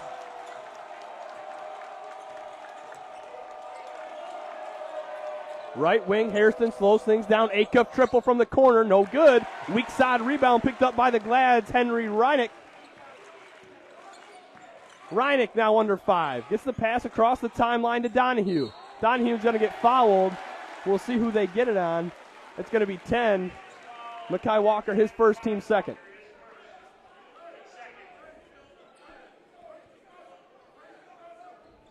Good defense by both teams right here. Nice job by St. Francis handling this pressure. Reineck goes to the backcourt to get it. He's guarded by Robertson. Finds Ausatus. Back it goes to Reineck. Ausatus cutting, unable to secure the pass. Ball on the floor. Ausatus goes down and gets it, and able to get it to teammate. Triple. No good. Back of the rim and out. But another offensive rebound for the Glads. And kicking it out wisely. Ausatus deep three. No good. Front of the rim. Battle for the rebound won by the Technicians. They're going to push in transition. Here comes Acuff. Gets it to the top of the key. Dribbles with his left. Hands off to Robertson. Excuse me.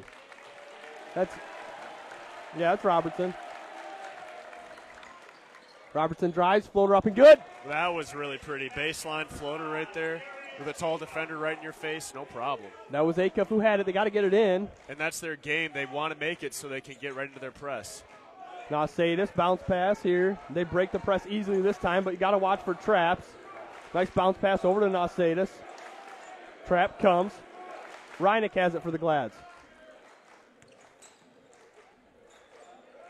Reineck to Hagelstein. Back it goes to Henry Reineck. Reineck not really looking like a scorer, just someone to take care of the ball. Jumper here, no good from Ausatus. Traverse City can't buy a bucket. Fight for the offensive rebound, but it's picked up by the Tex. Acuff dumps to Robertson. Robertson drives. Shot up. Athletic shot up and in off the glass. Robertson. Through the contact. He was straight up. Good defense with the left hand there. 6-0 run for the Technicians. Long pass up ahead. Now it's 2-on-1 going the other way. 3-on-1. Pass knocked away. And resetting for the Gladiators is Baymeyer. Ausatus drives with the left. Spins near the top of the key. Over it goes to Donahue. One dribble, foul line jumper. Rattles it home. Wow, that's a tough shot. Coming right off the three-point line. One dribble into your pull-up. Able to knock it down over the contest. Harrison has it for Cass Tech. This crowd back into it after the first field goal of the game. Comes 5 minutes in for the St. Francis. Even the St. Francis bench getting into this cheer. Harrison thought about a three, instead he hands to Robertson, who drives up with the left. No good. Rebound Glads. Oh, a hard foul there. That one's tough. I mean, you just go in swinging so aggressively. Even if you get all ball, that's an easy call for the official to make. It looks like a foul. That's unfortunate, getting a foul like that far away from your basket. Compared to our other games, Jack, low scoring, just 6-3. Yeah. 4.5 minutes into this one. TB's sweating over there. He's feeling it. This is a tense game. Now Sadis has it on the inbound. Doesn't want to get trapped. Bounce pass across the timeline to Braymeyer. Right, nice pass down low. Shot up and good. Yeah, and they want the and one right there too. St. Francis finding a way to beat this press. It's leading to easy buckets. Haggleston through the contact. There's Acuff guarded by Nausadis, and it's stolen away. They got another steal. They're on the run. St. Francis chance to take the lead with 2 minutes left in the opening quarter. Keeping this home crowd into it. Nausadis, corner three. The shot, crowd's going to go, no good. Crowd was about to explode right there if that shot would have went in, just down by one. Braymeyer had a great look. Have not called the name of Trayvon Cooper since that first possession from Cass Tech. You got to think number 4 is going to get into the action. Right now it's Darius Acuff, the sophomore. There's a back cut and just off. Like that, they nearly had it there, Pat. I felt like they were going to look for Trayvon Cooper, and they did. Nice back cut, but it went off his hands out of bounds. They'll set up the pressure again. 1:42 to play. St. Francis trails by 1. It goes in. And St. Francis looking to break it, and they're going to get a foul. Ooh, I don't know about that. They're going to get Trayvon Cooper with his second. That one was tough right there. They were both right in his grill. Could have been a jump ball. Braymeyer able to get the ball out of there. Yeah, that was tight. Could have been a jump ball. They're going to have to get Cooper out of there. They're going to sub in Amari Johnson. He got 2 fouls already? already? He had the first one of the game, and he picked up his second there. So Haggleston goes and gets it. Gets it right back to Joey Donahue, the original inbounder. 90 seconds to go, first quarter. Donahue drives up with the right, and in! Wow, that was pretty. St. Francis, their first lead since the opening free throw from Nausadis. 1:20 to play, first quarter. It don't matter who's ranked number 1 when you're in this gym. Home court advantage. Certainly means something.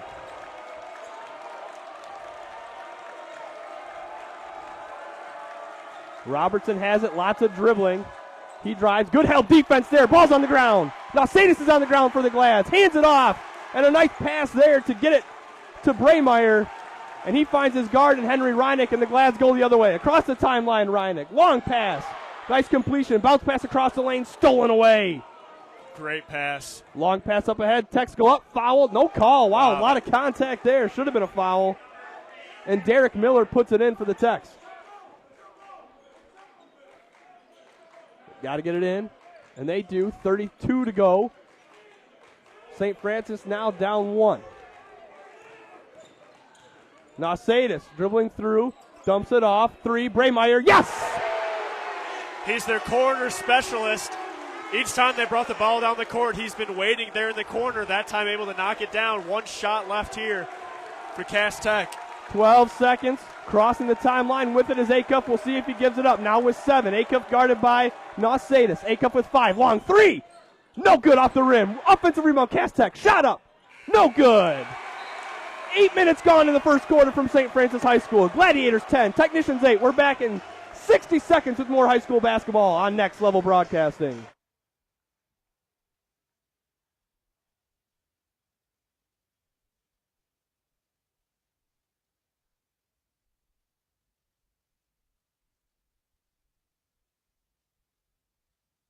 A good contest early on. It's loud in here. It's loud, and it might be Traverse City St. Francis faithful just, going crazy, but they've got good reason. 10-8, they got the 2-point lead, and down at this basket, you've seen a lot of good defensive work inside. Donahue making some good stops as well. Look, they're being really suffocating on the defensive side, and they got to keep doing that. They got to keep on this Detroit Cass Tech team, who's a fast-moving team. And so far, so good. St. Francis, they look like they want to take this one all 4 quarters. Back to you guys for the second quarter. All right, thanks a lot, Brendan Morris, our sideline reporter for this nightcap. Jack Cordy, what a heck of a first quarter that was. What a great game, and absolute great game, and I love calling both these teams because they're two teams we have yet to call this year. So brand new set of players, brand new coaches, brand new playing styles. This one's definitely going right down to the wire. You got your money's worth tonight, folks. Big key so far, I think, for St. Francis, no fouls through that first 8 minutes of play. On the other side, Trayvon Cooper was out with 2 fouls. That's the one player to look for. 14 fouls total for Cass Tech. We'll see what Cass Tech does to change it up here. It's been one set against another set on offense, and it's neck and neck. Acuff gets it to 3. Derek Miller. Miller over to Hairston. Hairston drives and kicks back to Acuff, gets to the foul line, but Nausatis is on him. Acuff drives, dumps it to Hairston. Hairston up with the right. A lot of contact again, no foul. Nausatis rebound. Gladiators have a chance to stretch their lead. It's a no call, but it goes both ways, Pat. Nausatis gets it inside. Now it swings around to Reineck. Top of the key it goes. Joey Donahue up with it. No good. Donahue playing an excellent game right now, getting boards and getting solid points down low. Robertson using speed, going the other way. Can't get it to go, but he gets his own offensive rebound. 3, Cass Tech. No good. Again, good rebounding there for the Gladiators, and Donahue pulls it down. Nausatis back over to Reineck. Nice bounce pass. Inside, shot fake up. Oh, a lot of contact. That's going to be a foul. Looks like they're going to get 12. Christian Hairston. And going to the line to shoot 2, John Hagelstein. And that was a great play right there. Able to get the ball up the court quickly. Nice pass fakes. Get the ball up the right side wing. They had to help off of Hagelstein, and he's able to cut wide open down low. And a beautiful pump fake. Yeah, good shot fake. Sends him to the line here. Got his man up in the air. Up 2 foul shots. First one short. 1 for 3 so far in this game for Hagelstein.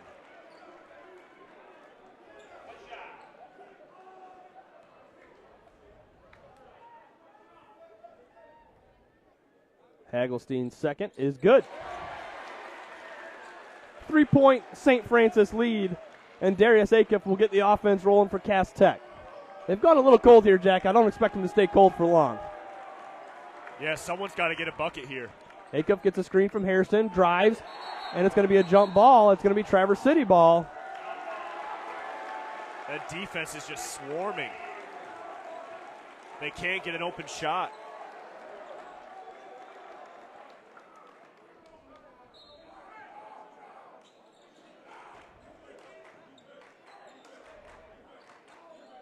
Nice job getting it back to Donahue. Donahue settles things down.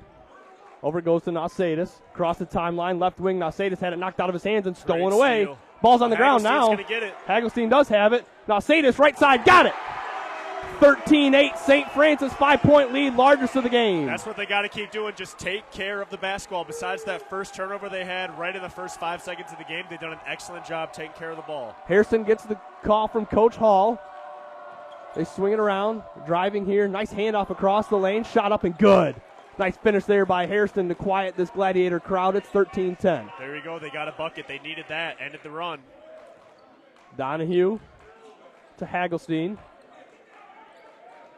Gets it to Reineck, back to Hagelstein, then Donahue.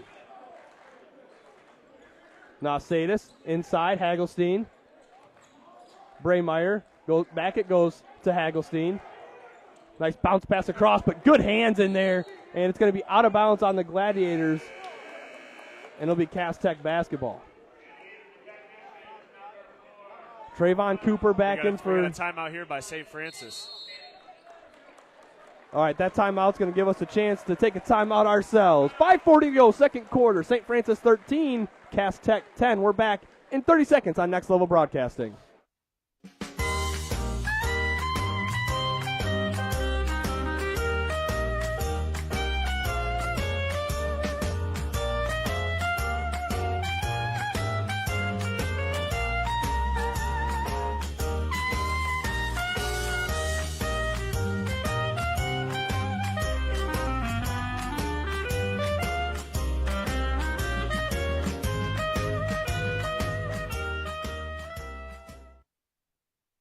Welcome back. High school basketball on Next Level Broadcasting. Pat O'Connor, Jack Cordy. Jack, So far of the 5 games, this has been the best start to any one of these 5 games. Yeah, and there's nothing like Dynamite by Teo Cruz at the game break to really make you feel like you're in a high school basketball gym.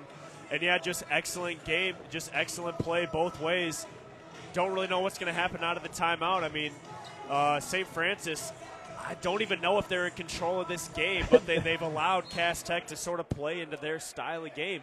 I mean, the Gladiators have totally ruined their game plan by breaking the press just about every single time. That's been the key. They've broken the press. They haven't panicked. They knew it was coming. And they haven't fouled. That's been a big key, too. Acuff has it, guarded by Nausatis. Jalen Stanton fresh off the bench for the Technicians. Guarded by Braymeyer. Cooper back in the game as well. Cooper up and fouled in one. Just Fouled as the we bucket. say that and one, that was fast. Did he even shoot the ball at all in that first quarter there? Gets back in the game and gets an and one just like that. I think he's going to go to the basket a lot more. I mean, they need him offensively. They haven't really been able to get a lot going. Definitely. And remember, he was out with 2 fouls most of that first quarter and the start of the second. Yeah. Arguably their best player. Cooper, free throw good. We're knotted up at 13, 5:16 to go, second quarter. And he's going to be big on this pressure, too. You know, sometimes you forget about a scorer, how important he is in a press like this, as Nausatis has it. Yeah, nice and he's pass to 6'5". Hagelstein. Hagelstein fouled. Hairston can't believe it. He thought he got all ball. They do give it to Hairston. That is his second. Hagelstein back to the line, trying to give the Gladiators another lead. 5th free throw of the night for him. That one's good.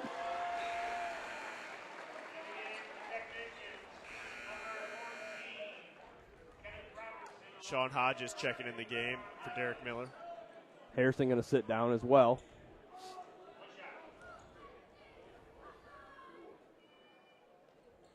Second one up and good for Hagelstein. 2-point lead, St. Francis.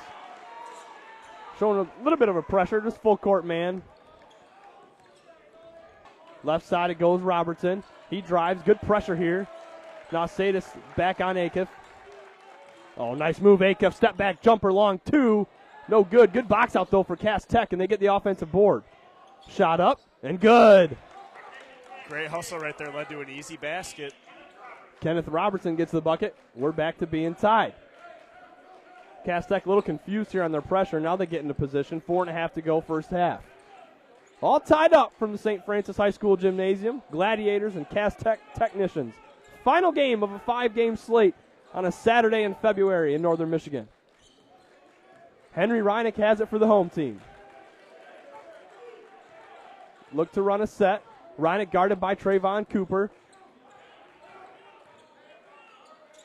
They get a switch on a screen. Hagelstein guarded top of the key. Nice hands there for Cass Tech. Nearly took it right from him.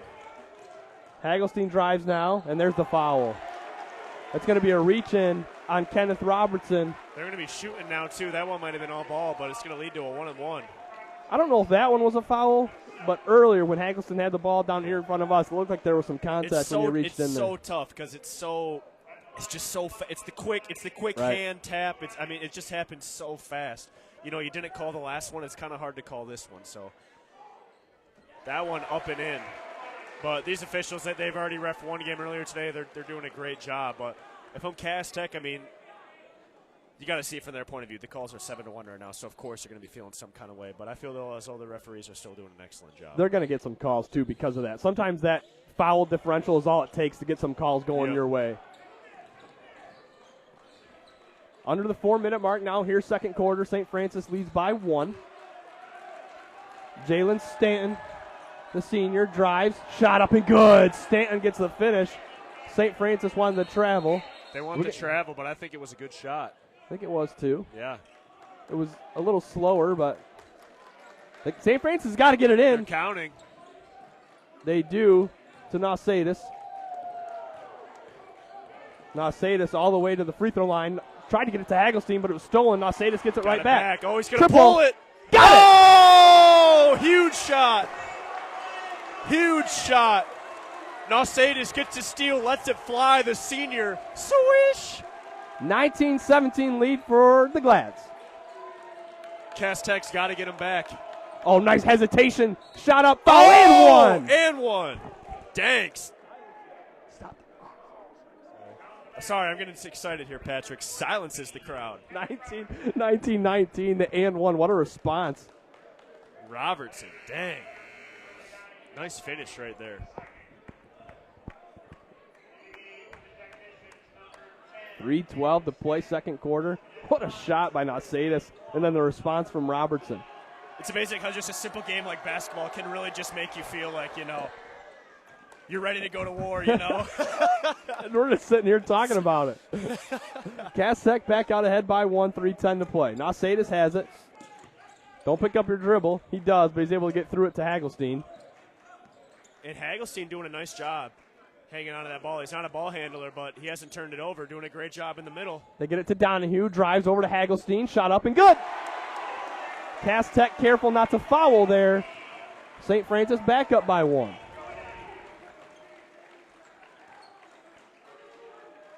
Kenneth Robertson, they swing it around back to Acuff. Darius Acuff guarded by Nausatis. Corner, Cooper, 3, too strong. Weak side rebound picked up by Donahue and falling out of bounds, saves it and gets it into Braymeyer. Nausatis has it for the Glads.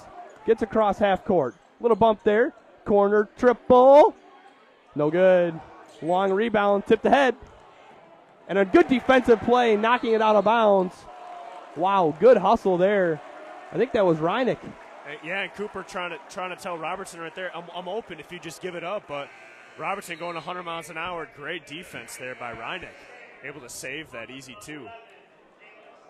We got new players in the game here. Isaac Sanders, a senior, as well as number 11, Jalen Stanton. Acuff and Hodges take a seat for Cass Tech. Right back inside it goes.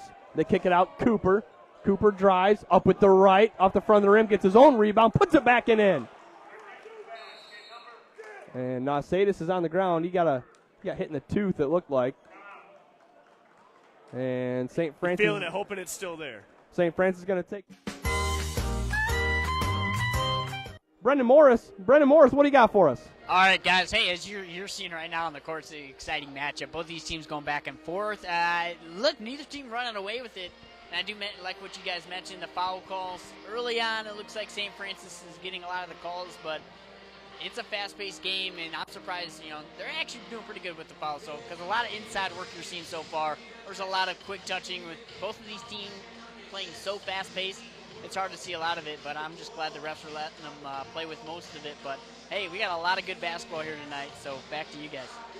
All right, thanks, Brendan. Jack Cordy, I'd say it's been a pretty entertaining first half. Absolutely. And a big key I'm looking at now, too, is the Cass Tech bench is quite a bit deeper than St. Francis. St. Francis has had 1 or 2 guys. I see almost their whole team still in warm-ups. I don't know if they've made a substitution so far. Actually, no, I don't know if they have either.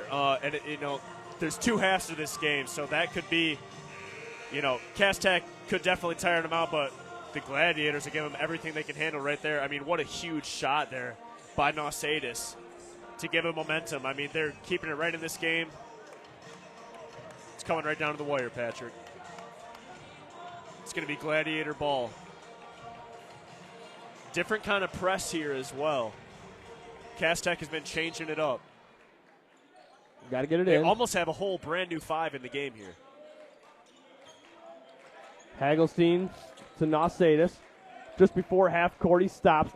Now Hagelstein gets it across the timeline. Here comes the trap, but he gets it to Nausatis. Wyatt spins, bounce pass Donahue. Donahue to Reineck. Reineck guarded tough by Stanton. Reineck, Hagelstein, back to Reineck. Right wing, Donahue.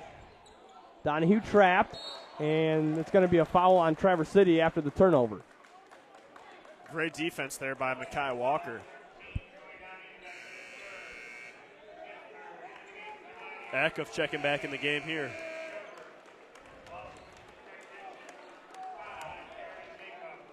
That was Donahue's 3rd foul. He has all 3 fouls for Traverse City, so he's going to have to take a seat. And we got our first sub in the game. That's 22, Harrison Shepard, a sophomore. And he's got to play defense on Stanton. Hagelstein guards Sanders. Up it goes to Acuff. 1:20 to go. Gladiator faithful going to get excited over this defensive possession. Stanton hands to Acuff. Nice hedge there. 3 ball, no good. Good box out there for Sanders, and he didn't get the rebound. The rebound goes to Braymeyer, but a good position earned Braymeyer the rebound. Under a minute now. Now Sadis across half court for St. Francis. Corner 3. No good. Too strong from Braymeyer. Great box out down low by Isaac Sanders. Here's Acuff going the other way. Acuff drives up with the right. Can't get it to fall. Falling rebound. Blocked away. And St. Francis comes down with the putback rebound. Sanders, great hustle again. Able to get that rebound. Just can't get it to fall. Cass Tech pressing off the miss. Now Sadis gets it across half court in time. Hagelstein up there to help him. Tried to get it to the free throw line, but unable to find Braymeyer, and it's a turnover. 20 seconds to go. Cass Tech looking to extend their 1-point lead. Acuff, top of the key. They're going to hold for one shot. Acuff with 15 at the volleyball line, guarded by Braymeyer. Acuff with 10. Right at half court. This defense is going to get into it. They get a pass down to the baseline. Swing it around. Down low it goes. Up with the shot. Fouled in one. Count the bucket with 0.3 seconds to go. Way to get a bucket to end the half right there.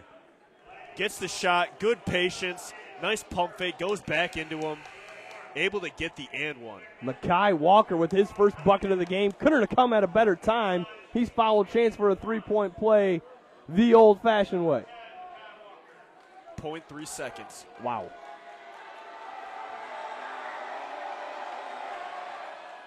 Free throw up and in for Walker. Not enough time to even do that. All right. 2 quarters of play in the books. I believe the score is... I don't think that's right. It's 25-21. Yeah, 25-21. Cass Tech over St. Francis. We're going to step aside. When we come back, we'll have the game break update from the boys on the stage. This is high school basketball on Next Level Broadcasting.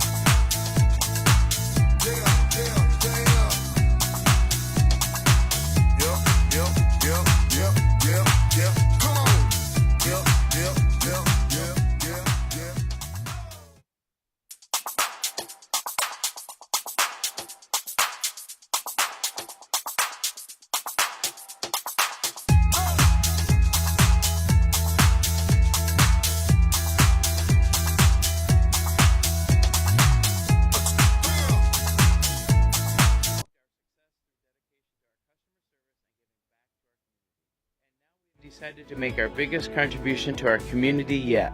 A portion of our proceeds will be given to the Munson Healthcare Executive Memorial Hospital to help fund the new emergency department. So when you choose Johnson's Propane, you also choose Northern Michigan. Call our office or visit us online to become a new customer today.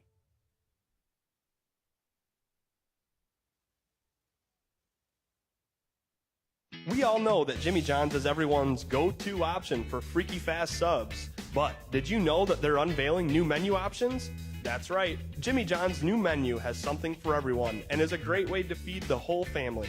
So, whether you're watching the big game, hard at work, or taking the family out to eat, Jimmy John's wants to make finding a gourmet sandwich easy. The crew of Next Level Broadcasting trusts their pregame meals to Jimmy John's, and you should too, at Jimmy John's in Gaylord. I'm here from St. Francis High School. Traverse City St. Francis Gladiators trail the visiting technicians of Cass Tech High School 25-21. It is halftime. We're going to send it up to our game break desk. Shane, Brendan, Daniel, take it away, fellas. All right, thank you very much, gentlemen down there. What a first half we've had. The Cass Tech up 25-21 over Traverse City St. Francis. Brendan, you were down there on our sideline. I want to bring you in first for comments that you've got so far in the game. Well, look, really exciting atmosphere. I mean, it's deafening out there. Obviously, this is a home game for Traverse City St. Francis and Cass Tech. They've got some fans here, but obviously they traveled. But early on in this contest, a lot closer than I think some people thought it would be. I think some people, although Traverse City St. Francis is a phenomenal team and very good team up here, I think we all kind of thought Detroit Cass Tech being the #1 ranked team in their division, they're probably going to run away with this thing. No, not at all. We've seen a lot of good movement so far by Traverse City St. Francis.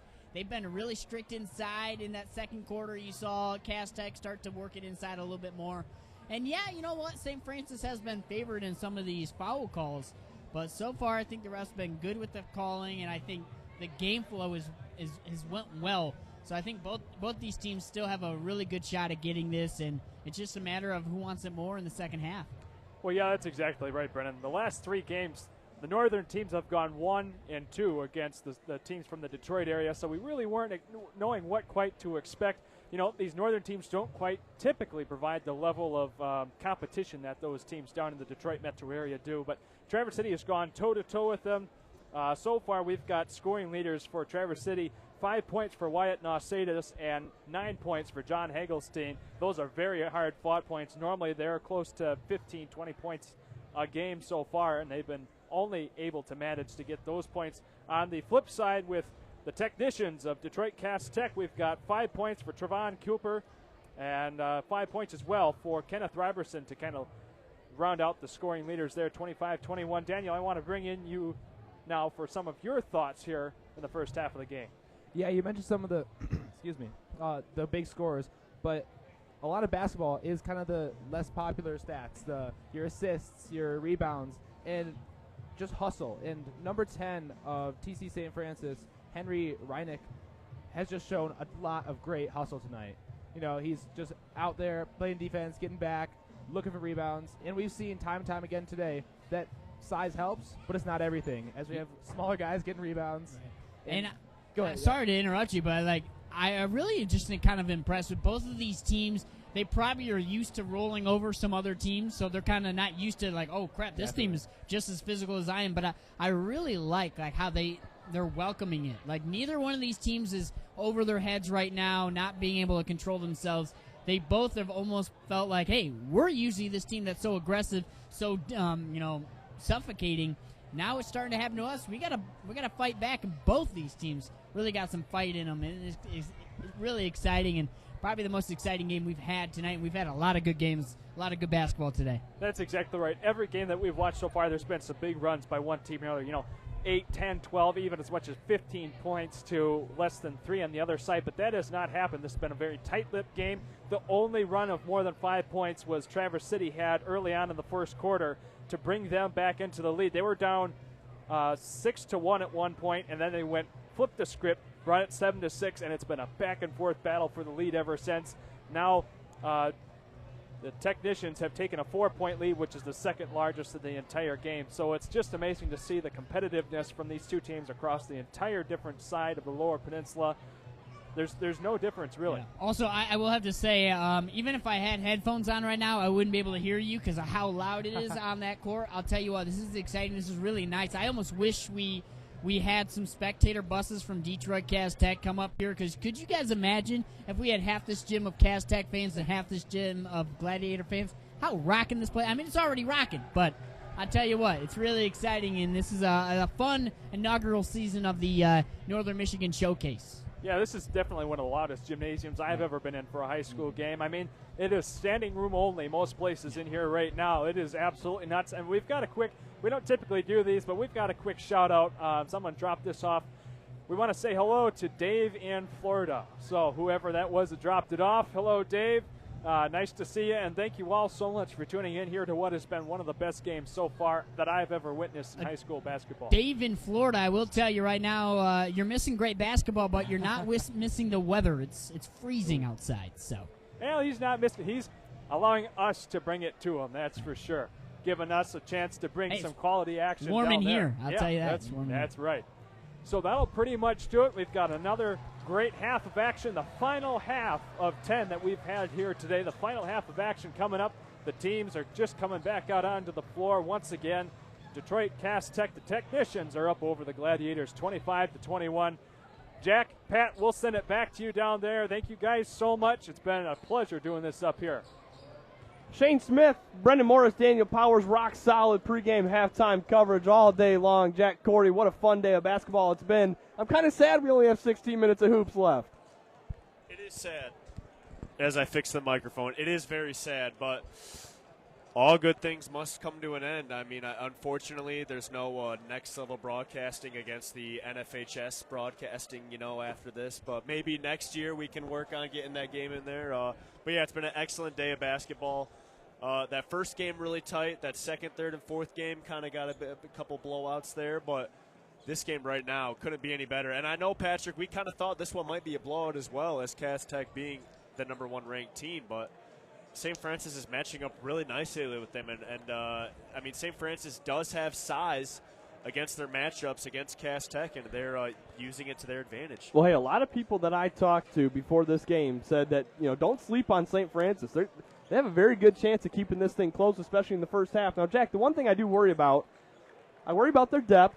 I worry about the 3 fouls that Joey Donahue had in that first half. We don't know what his minutes are going to be in the second half. Certainly they'll be limited. So I do worry about that depth. Cass Tech has played with many more players than Traverse City has so far. So we'll see if Traverse City gets tired or if they're able to maintain that pace that they've been playing with, especially on the defensive side of the ball. Well, with the Gladiators, they've got 5 starting seniors. Yep. Those are just 5 veterans. They've been in these situations. All right, if we're playing a team that presses, we got to slow the ball down. If we're playing a team that slows the ball down, we got to try and speed it up. They know how they play together, and they've been showing it with their chemistry on the court. Cass Tech, I don't know much about them. They've got a mix of juniors and seniors and sophomores. But they're playing just as solid as well. But it's the veterans for the Gladiators right now that are really, really showing. Robertson, Hairston, and Trayvon Cooper all with 2 fouls apiece. So we'll see if fouls become an issue for the technicians. And this could be a brand new ball game here in the second half. Could be 2 totally different teams. I'm going to look for Trayvon Cooper, number 4 at Cass Tech, to have himself a second half. Yeah, he only had, 2, 3, 4 points there? Yeah, he had. They gave him 5. 5, okay. All right, we're underway. Drive here. Can't see who shot it. Some players in front of me. But it was a miss and a rebound. That was Makai Walker. So Donahue in the game despite his 3 fouls. Hagelstein goes to the corner to Braymeyer. He drives to the foul line. Jumper, no good. It was deflected, I think. Tough shot. Nope. Tough shot right there. Defender right in your face. It's not a 3. Acuff brings it across half court. Guarded by Nausatis. We're going to get an away from the ball foul. And it's going to go. It's going to go on Cass Tech. It was a foul on Christian Hairston. Wait. What? It's a foul on Cass Tech, but it's still their ball? No, they got Donahue. They got 13. Okay. That's his 4th. Wow. Said he got him in the face. Okay. I thought I saw the ref flash at 12. I was a little confused. Here's I thought a 3. so too. Oh, good positioning for St. Francis. Wow, that was fast. It's going to be off of Cooper. Great hustle by Cooper. St. Francis basketball. Here comes that pressure.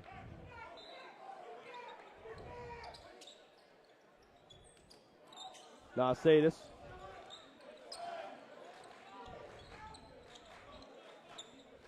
Reineck back to Nausatis. They get it to Hagelstein in the middle. Hagelstein turns back to Nausatis, and over it goes to Reineck. Henry Reineck, right wing Nausatis into Hagelstein at the foul line. Swinging around. Long pass Nausatis. He drives up with the left, can't get it to go. Hagelstein went up for it, couldn't get it. They're going to go in transition. Nice bounce pass, but it went off the feet of Cooper and out of bounds. St. Francis basketball. Just forcing it right there. That's one right there. You're giving up a 7-footer for a 4-footer. Just put it up right there.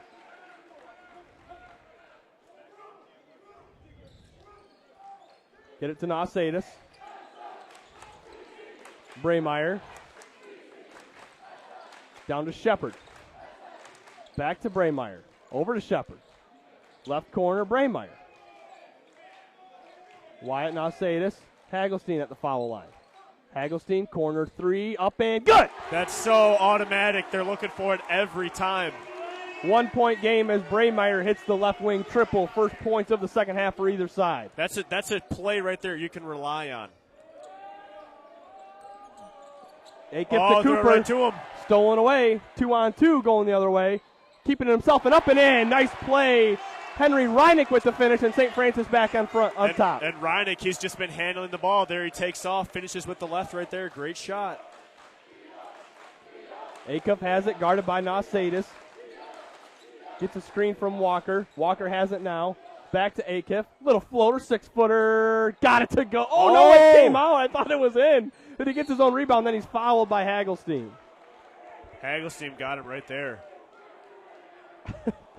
It looked like it was going down. Even gravity was defied there. You called it, Patrick. You called it, and it goes in. That's the ultimate broadcaster jinx right there. 1 point game. Acuff's first is good. Front of the rim and in. Tie ball game. The ties and the lead changes that we've had, it's like no team has been able to stretch it past a 3 or 4 point lead. Acuff second. Again off the front of the rim and in. Cass Tech back on top. Shepard gets it into Hagelstein. Hagelstein, 3 guys come to meet him. Reineck finds Shepard. I threw it up. Acuff has it now up at the right and in. He made that look real easy. 3 point lead, Cass Tech. They get it back to Hagelstein. He picks up his dribble, gets trapped, and it's stolen away nearly, but he gets it right back. Nausatis 3. Front of the rim, no good. Offensive rebound, though, for Shepard. Reineck gets things reset for the Glads. Braymeyer has it in the corner. Now to Shepard. Back to Braymeyer. He's going to drive, stop, kicks it back out. Shepard, 3. No good. Stepped into one, but it's going to go out of bounds off Cass Tech. It's going to be their ball. And you can hear head coach Hall there for Cass Tech telling them to let Shepard shoot it. They're going to give the sophomore that shot opportunity. Reineck gets the pass in to Shepard. Nausatis to Hagelstein. Ooh, he tried to get him on the give and go. Nothing there. Hagelstein almost threw it away. Wow. But good job by Reineck to pick it up with his left hand. Nausatis back to Reineck. Inside Hagelstein. Back to Reineck. Good defense here, Cass Tech. Not a lot of room for St. Francis. Reineck, inside it goes. Nice pass. Oh, it went off the leg, though, of Hagelstein. Good defensive possession. Yeah, really nice defense there for Cass Tech. Coach Hall wants him to push the pace a little bit. Acuff behind the back. It's going to be a foul, his first on Nausatis. Man, that's just such a quick behind. That change of direction is so fast. Oh, they got Nausatis for a second.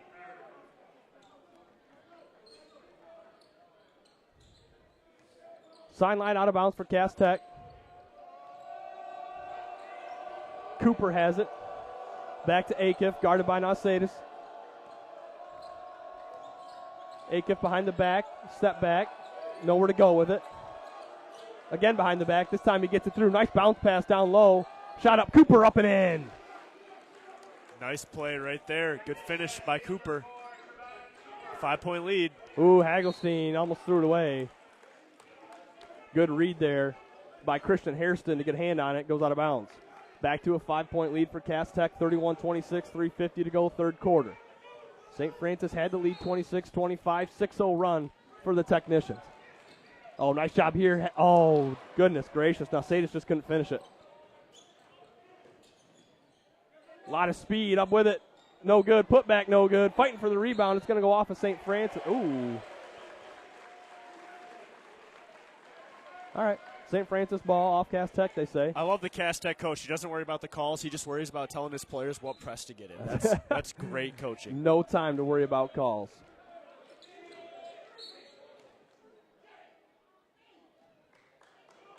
Pass went off of Trayvon Cooper. St. Francis gets a fresh 5 seconds to inbound, and they'll restart this break. Now Sadis gets stolen away. Cooper up and in. Ooh. They need a timeout. Traverse City going to take a timeout. Good call. They got it right there.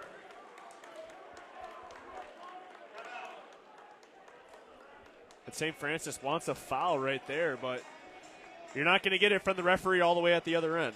Full timeout. We're going to go to, we got Brendan Morris on the sideline.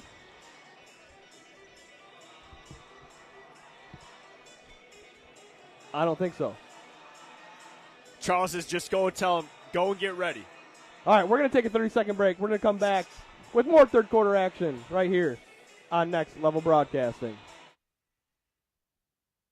We all know that Jimmy John's is everyone's go-to option for freaky fast subs. But did you know that they're unveiling new menu options? That's right. Jimmy John's new menu has something for everyone and is a great way to feed the whole family. So, whether you're watching the big game, hard at work, or taking the family out to eat, Jimmy John's wants to make finding a gourmet sandwich easy. The crew of Next Level Broadcasting trusts their pregame meals to Jimmy John's, and you should too, at Jimmy John's in Gaylord. All right, welcome back in. We're going to go to Brendan Morris on the sideline. Go ahead, Brendan. Hey, so far, really, really exciting game. You just saw some Nausatis action up there as well. Let's hear for a student section. Let's go, guys! They're hyped. They're ready to go. We got 3:32 in this third quarter. Hey, Gladiators are still fighting in this. We'll see what they got left in the rest of this quarter. Back to you guys. All right, they first need to break the press, Jack. They just had their first real bad turnover of the press, and Trayvon Cooper made them pay with the 2, and a 7-point lead for Cass Tech, their largest of the game here in the third quarter. They're starting to slowly build that lead. Gladiators got to get it back to a 2-possession game. Nice pass here. Long pass across, and they nearly threw it away. Great job there by Drew Braymeyer to save it. And they reset things to Henry Reinick. Reinick to Shepard. Shepard back to Reinick. Near side Braymeyer. Reinick to Shepard. Nausatis, threw it out of bounds. And Cass Tech is comfortable here. They can just sit in that zone with that 7-point lead. Traverse City right there, just an unforced turnover.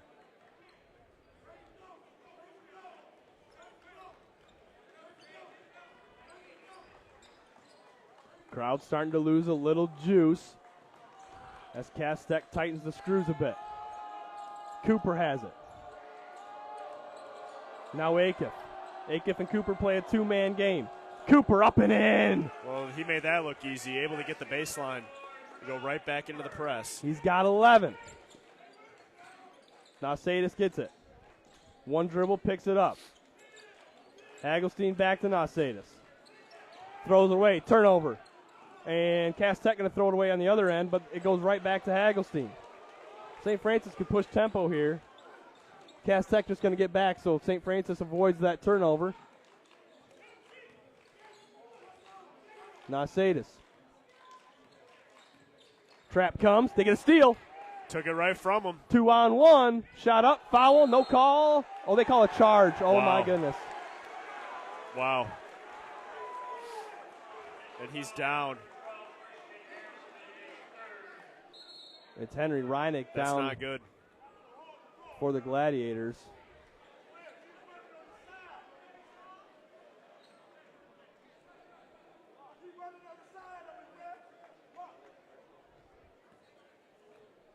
with Reineck down, we'll step aside. We'll come back with more third quarter action after the break on Next Level Broadcasting.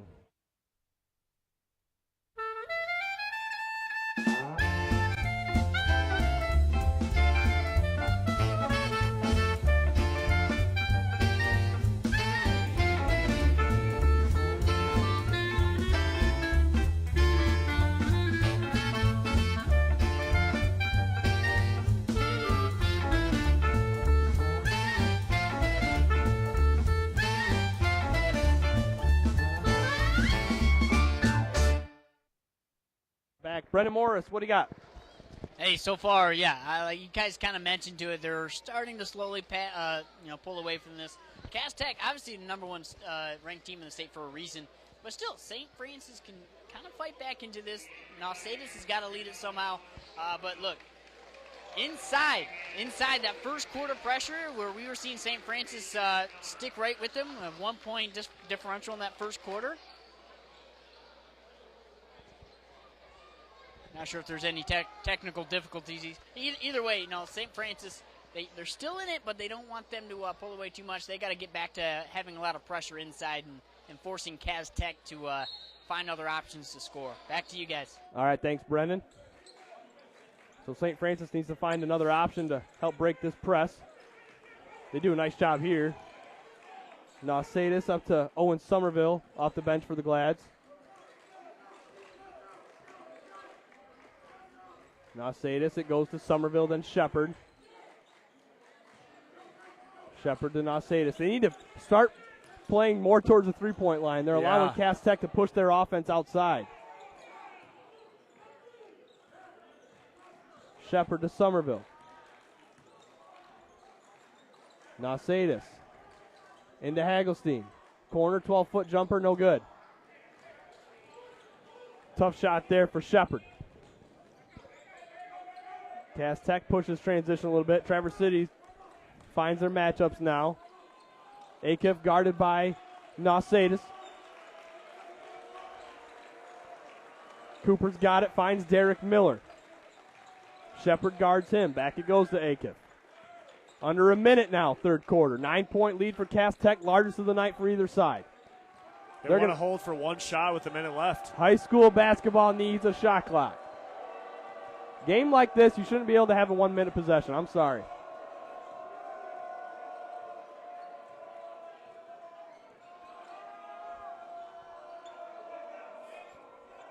Acuff gets it to Stanton with a half minute left. Back it goes to Acuff. And stolen away. Nausatis gets the steal. Up with the right hand and in. Just took it right from him. Acuff got a little too fancy. Let's see what happens here. Got to be careful here. Crowd on their feet. If you're Nausatis, you can't get a reach-in foul. You have to. You don't want to pick up your third before the fourth quarter. He got it. Darn it. And that's I don't know what Nausatis is talking about. That was a clear reach-around foul right there. So his third. Cooper will inbound to Acuff. Nope, he's going to go down low. And going up with it, blocked away. It'll stay here, so it'll be an out-of-bounds under for Cass Tech with 6.4 to play and a 7-point lead. One shot left. 6 seconds.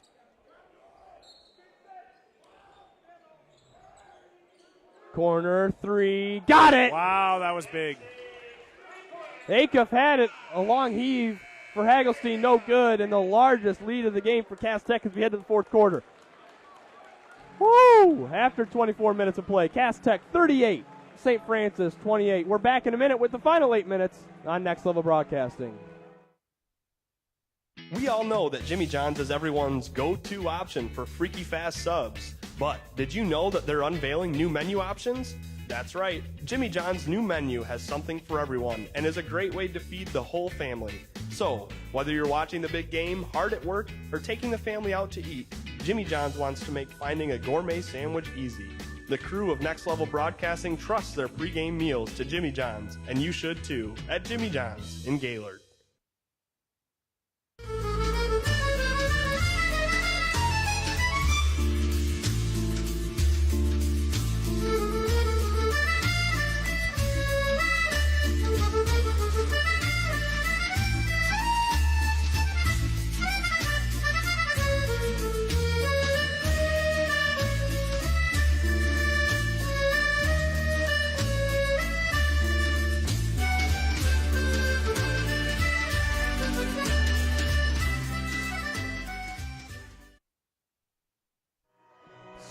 Caroline, Jack Cordy. The Good times. The MC for St. Francis, I mean, just keeps them going. Best He's of the got best. Dynamite. I mean, Sweet Caroline.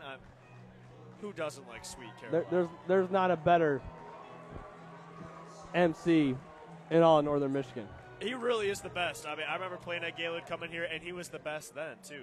I mean, that was only 6 years ago. But what a gym, what an atmosphere, what a night. Again, all right. Folks, where would you rather be? Somerville has it for St. Francis. To Hagelstein. Donahue back in the game with 4 fouls. He's just going to play till he gets his 5th. Hopefully that doesn't come if you're a St. Francis fan. Inside it goes. Now back out. Somerville left corner. Now Braymeyer. They Back got to to get Somerville. Braymeyer back in the corner. Hagelstein, Nausatis, layup, got it. Good play there. Finally got something going to the rim, and Nausatis didn't miss. He's got 9. Nausatis has to play the game of his life here in this fourth quarter if they want to win. He's got to step up big. Jalen Stanton has it for Cass Tech. Calls a 5-out play. Trayvon Cooper. Back it goes to Stanton. Content to burn a little clock with these offensive possessions. 60 seconds gone, fourth quarter. That's exactly what they're going to do. Stanton to Akiff, guarded by Nausatis. Akiff crosses him over. Now he backs up to the volleyball line. 45 seconds gone already this possession. Not even looking to score. Swinging around, open 3. No good. They got the shot they wanted. So possessions are going to be limited here. If you're St. Francis, you got to take advantage. Nausatis has it. Tries to find some room. Dribbles with his left. Swing it down to Braymeyer. Reaching foul called down there. Just the second of the half for Cass Tech.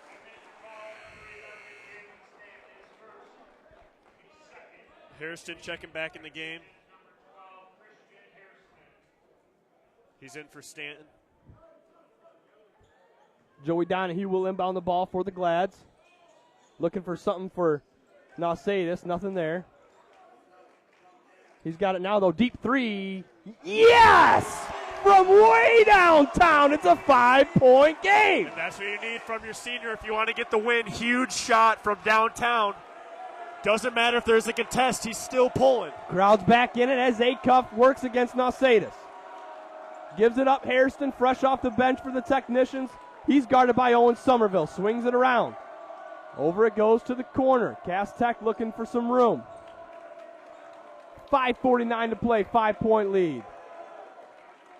Jack, if I'm Cass Tech here, I'm not burning clock like this. I'm trying to get my offensive possession. Here's a drive for Cooper. Swings it to the near side corner. Akiff 3. Yes! Well, that's what it led to. They waste 30 seconds off the clock. Swing the ball around, leads to a wide open 3. Beautiful offense there by the Technicians. Nausatis has it. He's bumped. No call. Somerville.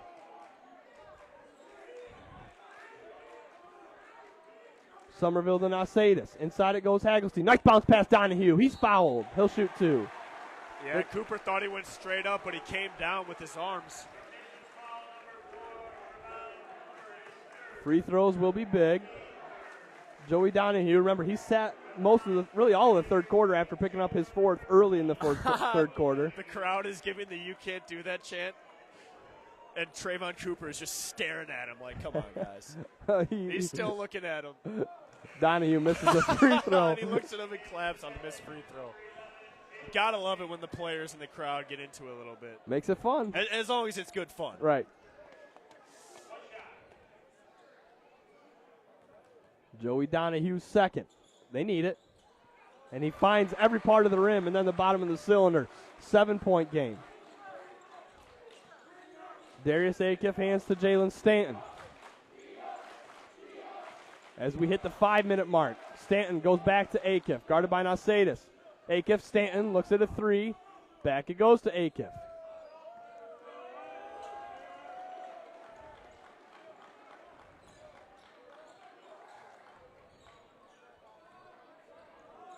Again, long possessions here for Cass Tech, waiting to get a good shot. Content to burn some clock with a 7-point lead under the 5-minute mark. Akiff drives, kicks, Three ball. Oh. No good. A little bit too strong. And a good rebound for Nausatis. Looks really good from here. He spins out of there. Avoids a couple reaches. Donahue. Hagelstein. Donahue looked at it. Now he drives. Kicks corner three. Braymeyer. Yes! 4-point game! Needed that. Big shot from the corner. Drew Braymeyer right in front of the student section, and they love it. Acuff crosses the timeline as we approach the halfway point in the fourth quarter. 4-point lead. Back to Acuff for Cass Tech. Where else would you rather be on a Saturday night in Northern Michigan? Number 1 team in the state going up against Division III, Traverse City St. Francis Gladiator. 4-point game. Acuff works on Nausatis, in with the left. Now he kicks out. They're just content with the ball in the hands of Acuff. Just let him do whatever he wants. Acuff drives. Up with the right. Blocked. Rebound. St. Francis. Hagelstein came down with it. And good timeout. Very good timeout. 3:25 to play. We're going to keep it right here. And we're going to send it down to our sideline reporter, Mr. Brendan Morris. This is going to be a good one as we come down to the end, Brendan. Oh, no kidding. No kidding. So, yeah, 37-41. Nausatis doing some good work in there. Also really impressed with the rebounding effort. Look, this Detroit Cass Tech, both these teams have shot really, really well today. But I've just been impressed with the rebounding by St. Francis on the defensive side to get themselves some extra possessions, to get down, get some of those big looks. And once again, let's give it up for our student section making some noise, all right? Heck yeah. Back to you.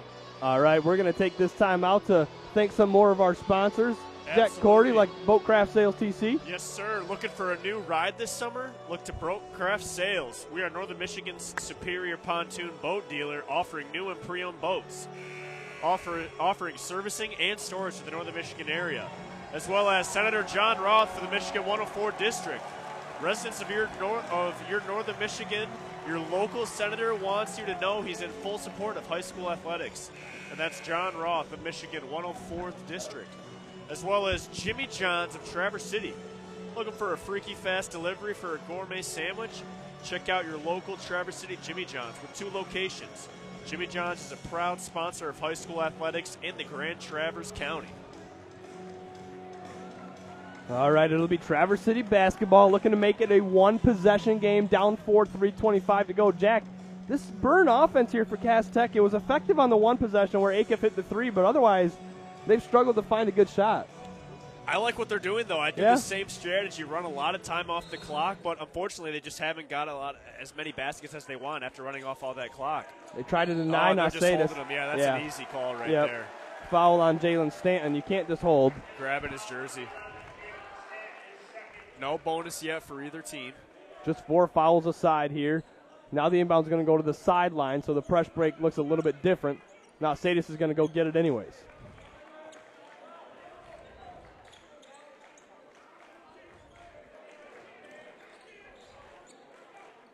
Good ball movement for St. Francis to get it across half court. Back to Nausatis from Somerville. Donahue now right wing. Nausatis into Hagelstein. Oh, it got knocked out of his hands, and he's able to corral it, though. Inside to Joey Donahue. Knocked and stolen away.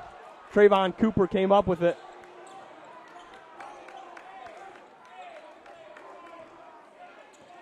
Acuff finds Stanton, guarded by Donahue. I wouldn't be surprised if they try to get Donahue his 5th foul. Acuff. 2:40 to go. I don't know if they have a choice. They just got to run clock and get a bucket. Acuff drives.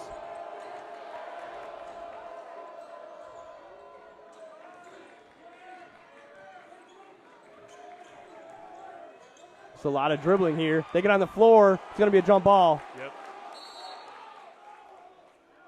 Yep, jump ball, so it'll stay with Cass Tech. So the possession arrow now will... I see why they want the ball in the hands of Acuff. Yeah. That was clear, that possession. He didn't have the ball for 10 seconds, and it was almost a turnover. He's got it now. Nausatis has done an excellent job on him. And Acuff, only a sophomore, handling this big moment. Acuff drives to the foul line, dumps it down, rebound Donahue knocked out of his hands. Acuff put back, can't get it to go. Ball still loose, offensive rebound, Cooper up with it and in. Oh, what a great offensive board and a putback. Cass Tech coach wanted a foul. Yeah, he did. He still got his full timeout, though. That one is tough right there. There's so much going on. There's so many guys going after the ball, so many. I mean, how do you call it against one team or the other? I know. That's one I think you just got to let go. And late in the game, you just swallow your whistle. You know what? Literally, what do you call it? I mean, know. there's so many bodies. There's hands going everywhere. I mean, Trayvon Cooper, wow, strong move down low. Give him a 6-point lead. 6-point lead is a lot more of a difference than a 4-point lead. Huge. This place has been rocking. This place is still jamming. How much time we got left on the clock? 2 minutes, 154? 154, 154. Yep. St. Francis basketball. They have a timeout. Cass Tech has 2. Possession arrow favors the Glad, so even if they get a tie-up on this press, they can just hang on to it, keep the timeout in their back pocket, and take the possession. I have a feeling this is going to be a long minute, 54 seconds. Oh, yeah. Again, neither team in the bonus. Each side has 3 fouls to give. And the Gladiators do not need a 3. They just need a good bucket.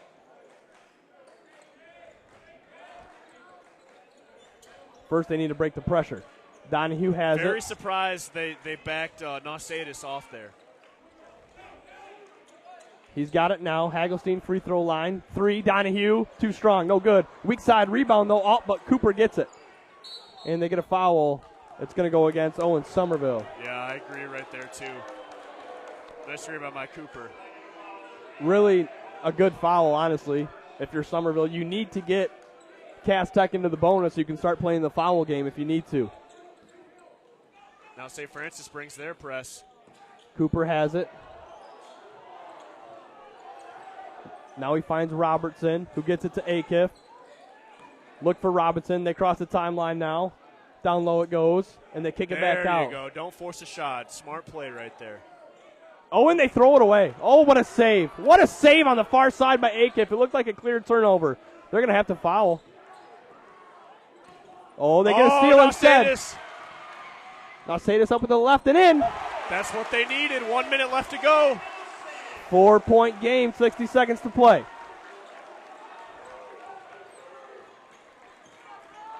Acuff now works with 52. Long pass to Cooper. Left side Robertson. And it's going to be a timeout for Coach Hall and Cass Tech. Smart call. Smart timeout right there. You need it. We all know that Jimmy John's is everyone's go-to option for freaky fast subs. You need to shoot the basketball, even if it's a wide open. Well, if it's a wide open. Right. Jimmy John's. That's the only shot you're taking right here. Besides that, get the ball in the hands of Acuff and everyone get out of the way. If I'm Traverse City St. Francis right here, I'm getting a quick foul. I only have 5, so you need to get a quick one. Or go for a trap first. See if you can get a trap on the inbounds, and if you can't get a trap or a tie-up or a steal, you got a foul here. Because, again, Cass Tech's still not in the bonus. They'll need to foul twice to get Cass Tech to the foul line. 46.5 to go. St. Francis has hung in there all night. Cass Tech had the lead up to as many as 10 in the third quarter. Now, I think Henry Reineck is going back into the game. After being injured since whenever that happened, he's now checking back in with 45 seconds left. That could be big for St. Francis. They need him defensively. I like Joey Donahue. He just went up to the ref, tried to get the ball, like, hey, white ball, right? Trying to steal a free possession. Trying to do everything he can. Create some chaos.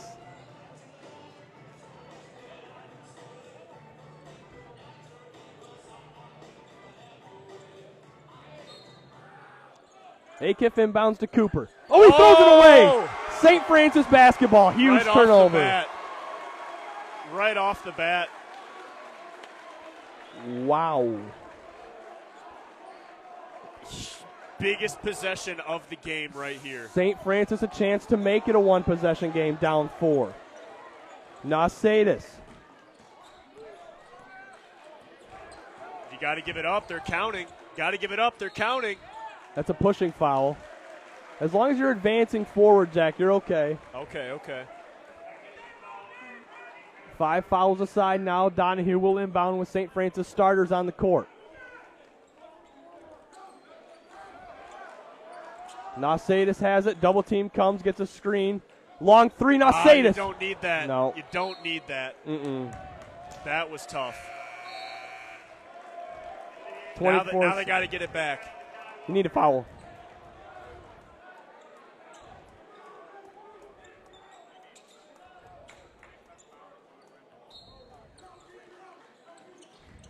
Quick trap here.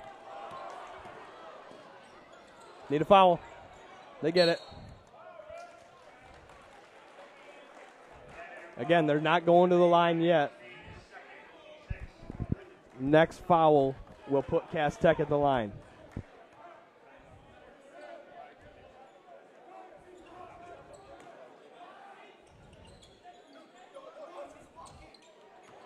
Nausatis fouls Acuff. Needed to.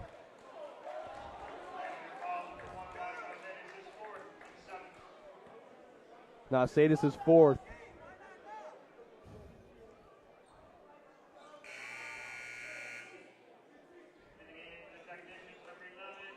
Big free throws here.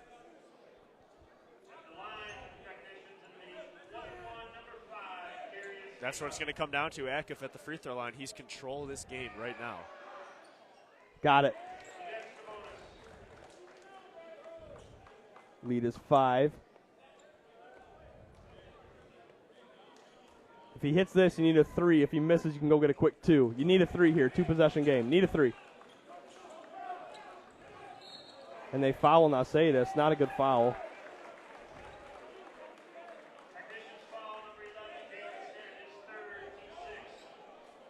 I guess with 1 to give, it's not a huge deal. 14.9 to play.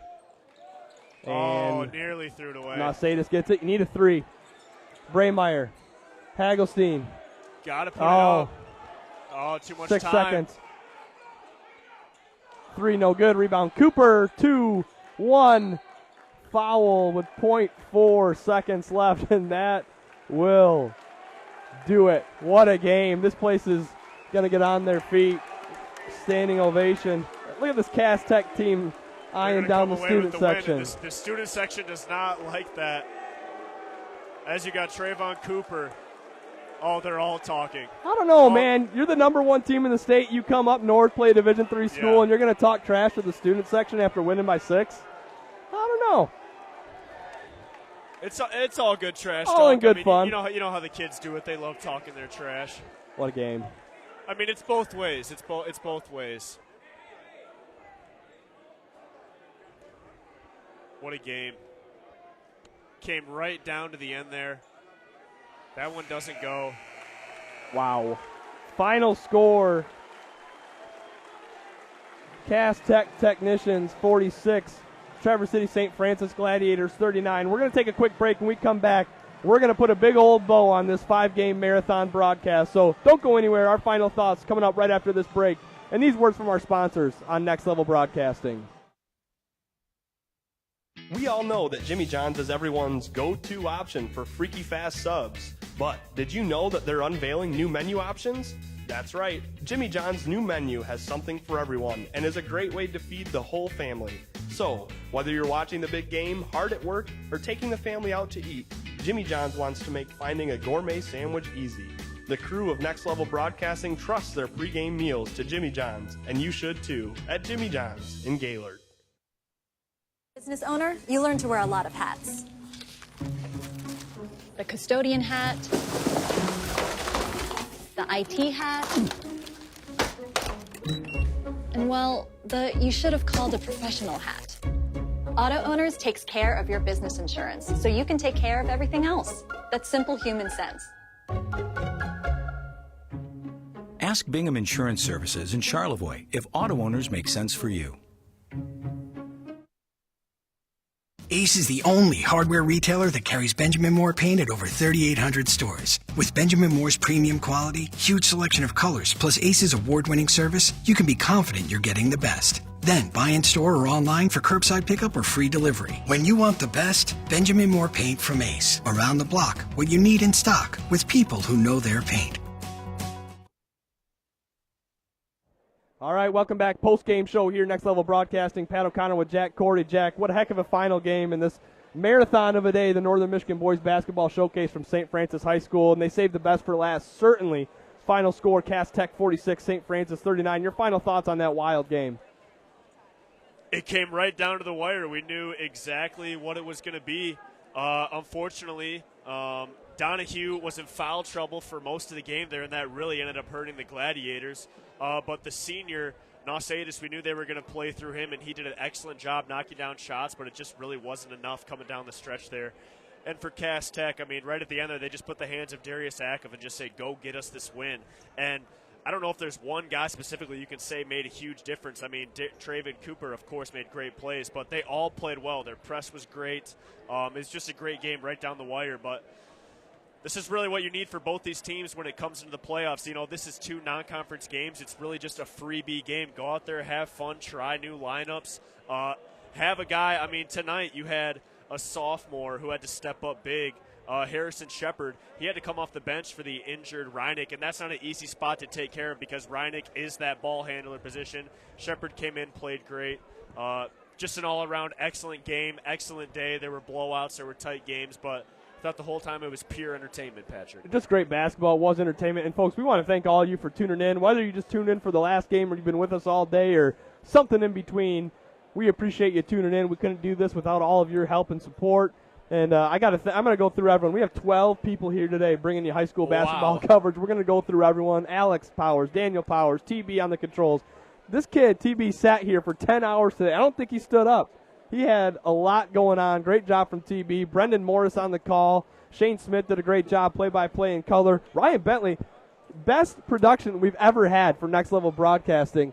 The videography was incredible tonight. Incredible. Zach Perry on the camera. Incredible, Perry. He was going all over the place. Nick Wenzel slinging T-shirts. Of course, you got to thank our boss, our leader, our CEO, the owner, Charles Strail, putting this whole thing together. He's been here for about 14 hours. He got here at 8 a.m. this morning. Just a great job for Charles Strail. And, of course, Jack, couldn't do it without you. And so for all of us at Next Level Broadcasting, we say goodnight. I'm Pat O'Connor. Until next time, folks, enjoy high school basketball almost every night of the week on Next Level Broadcasting. Good night. Have a good night, everyone.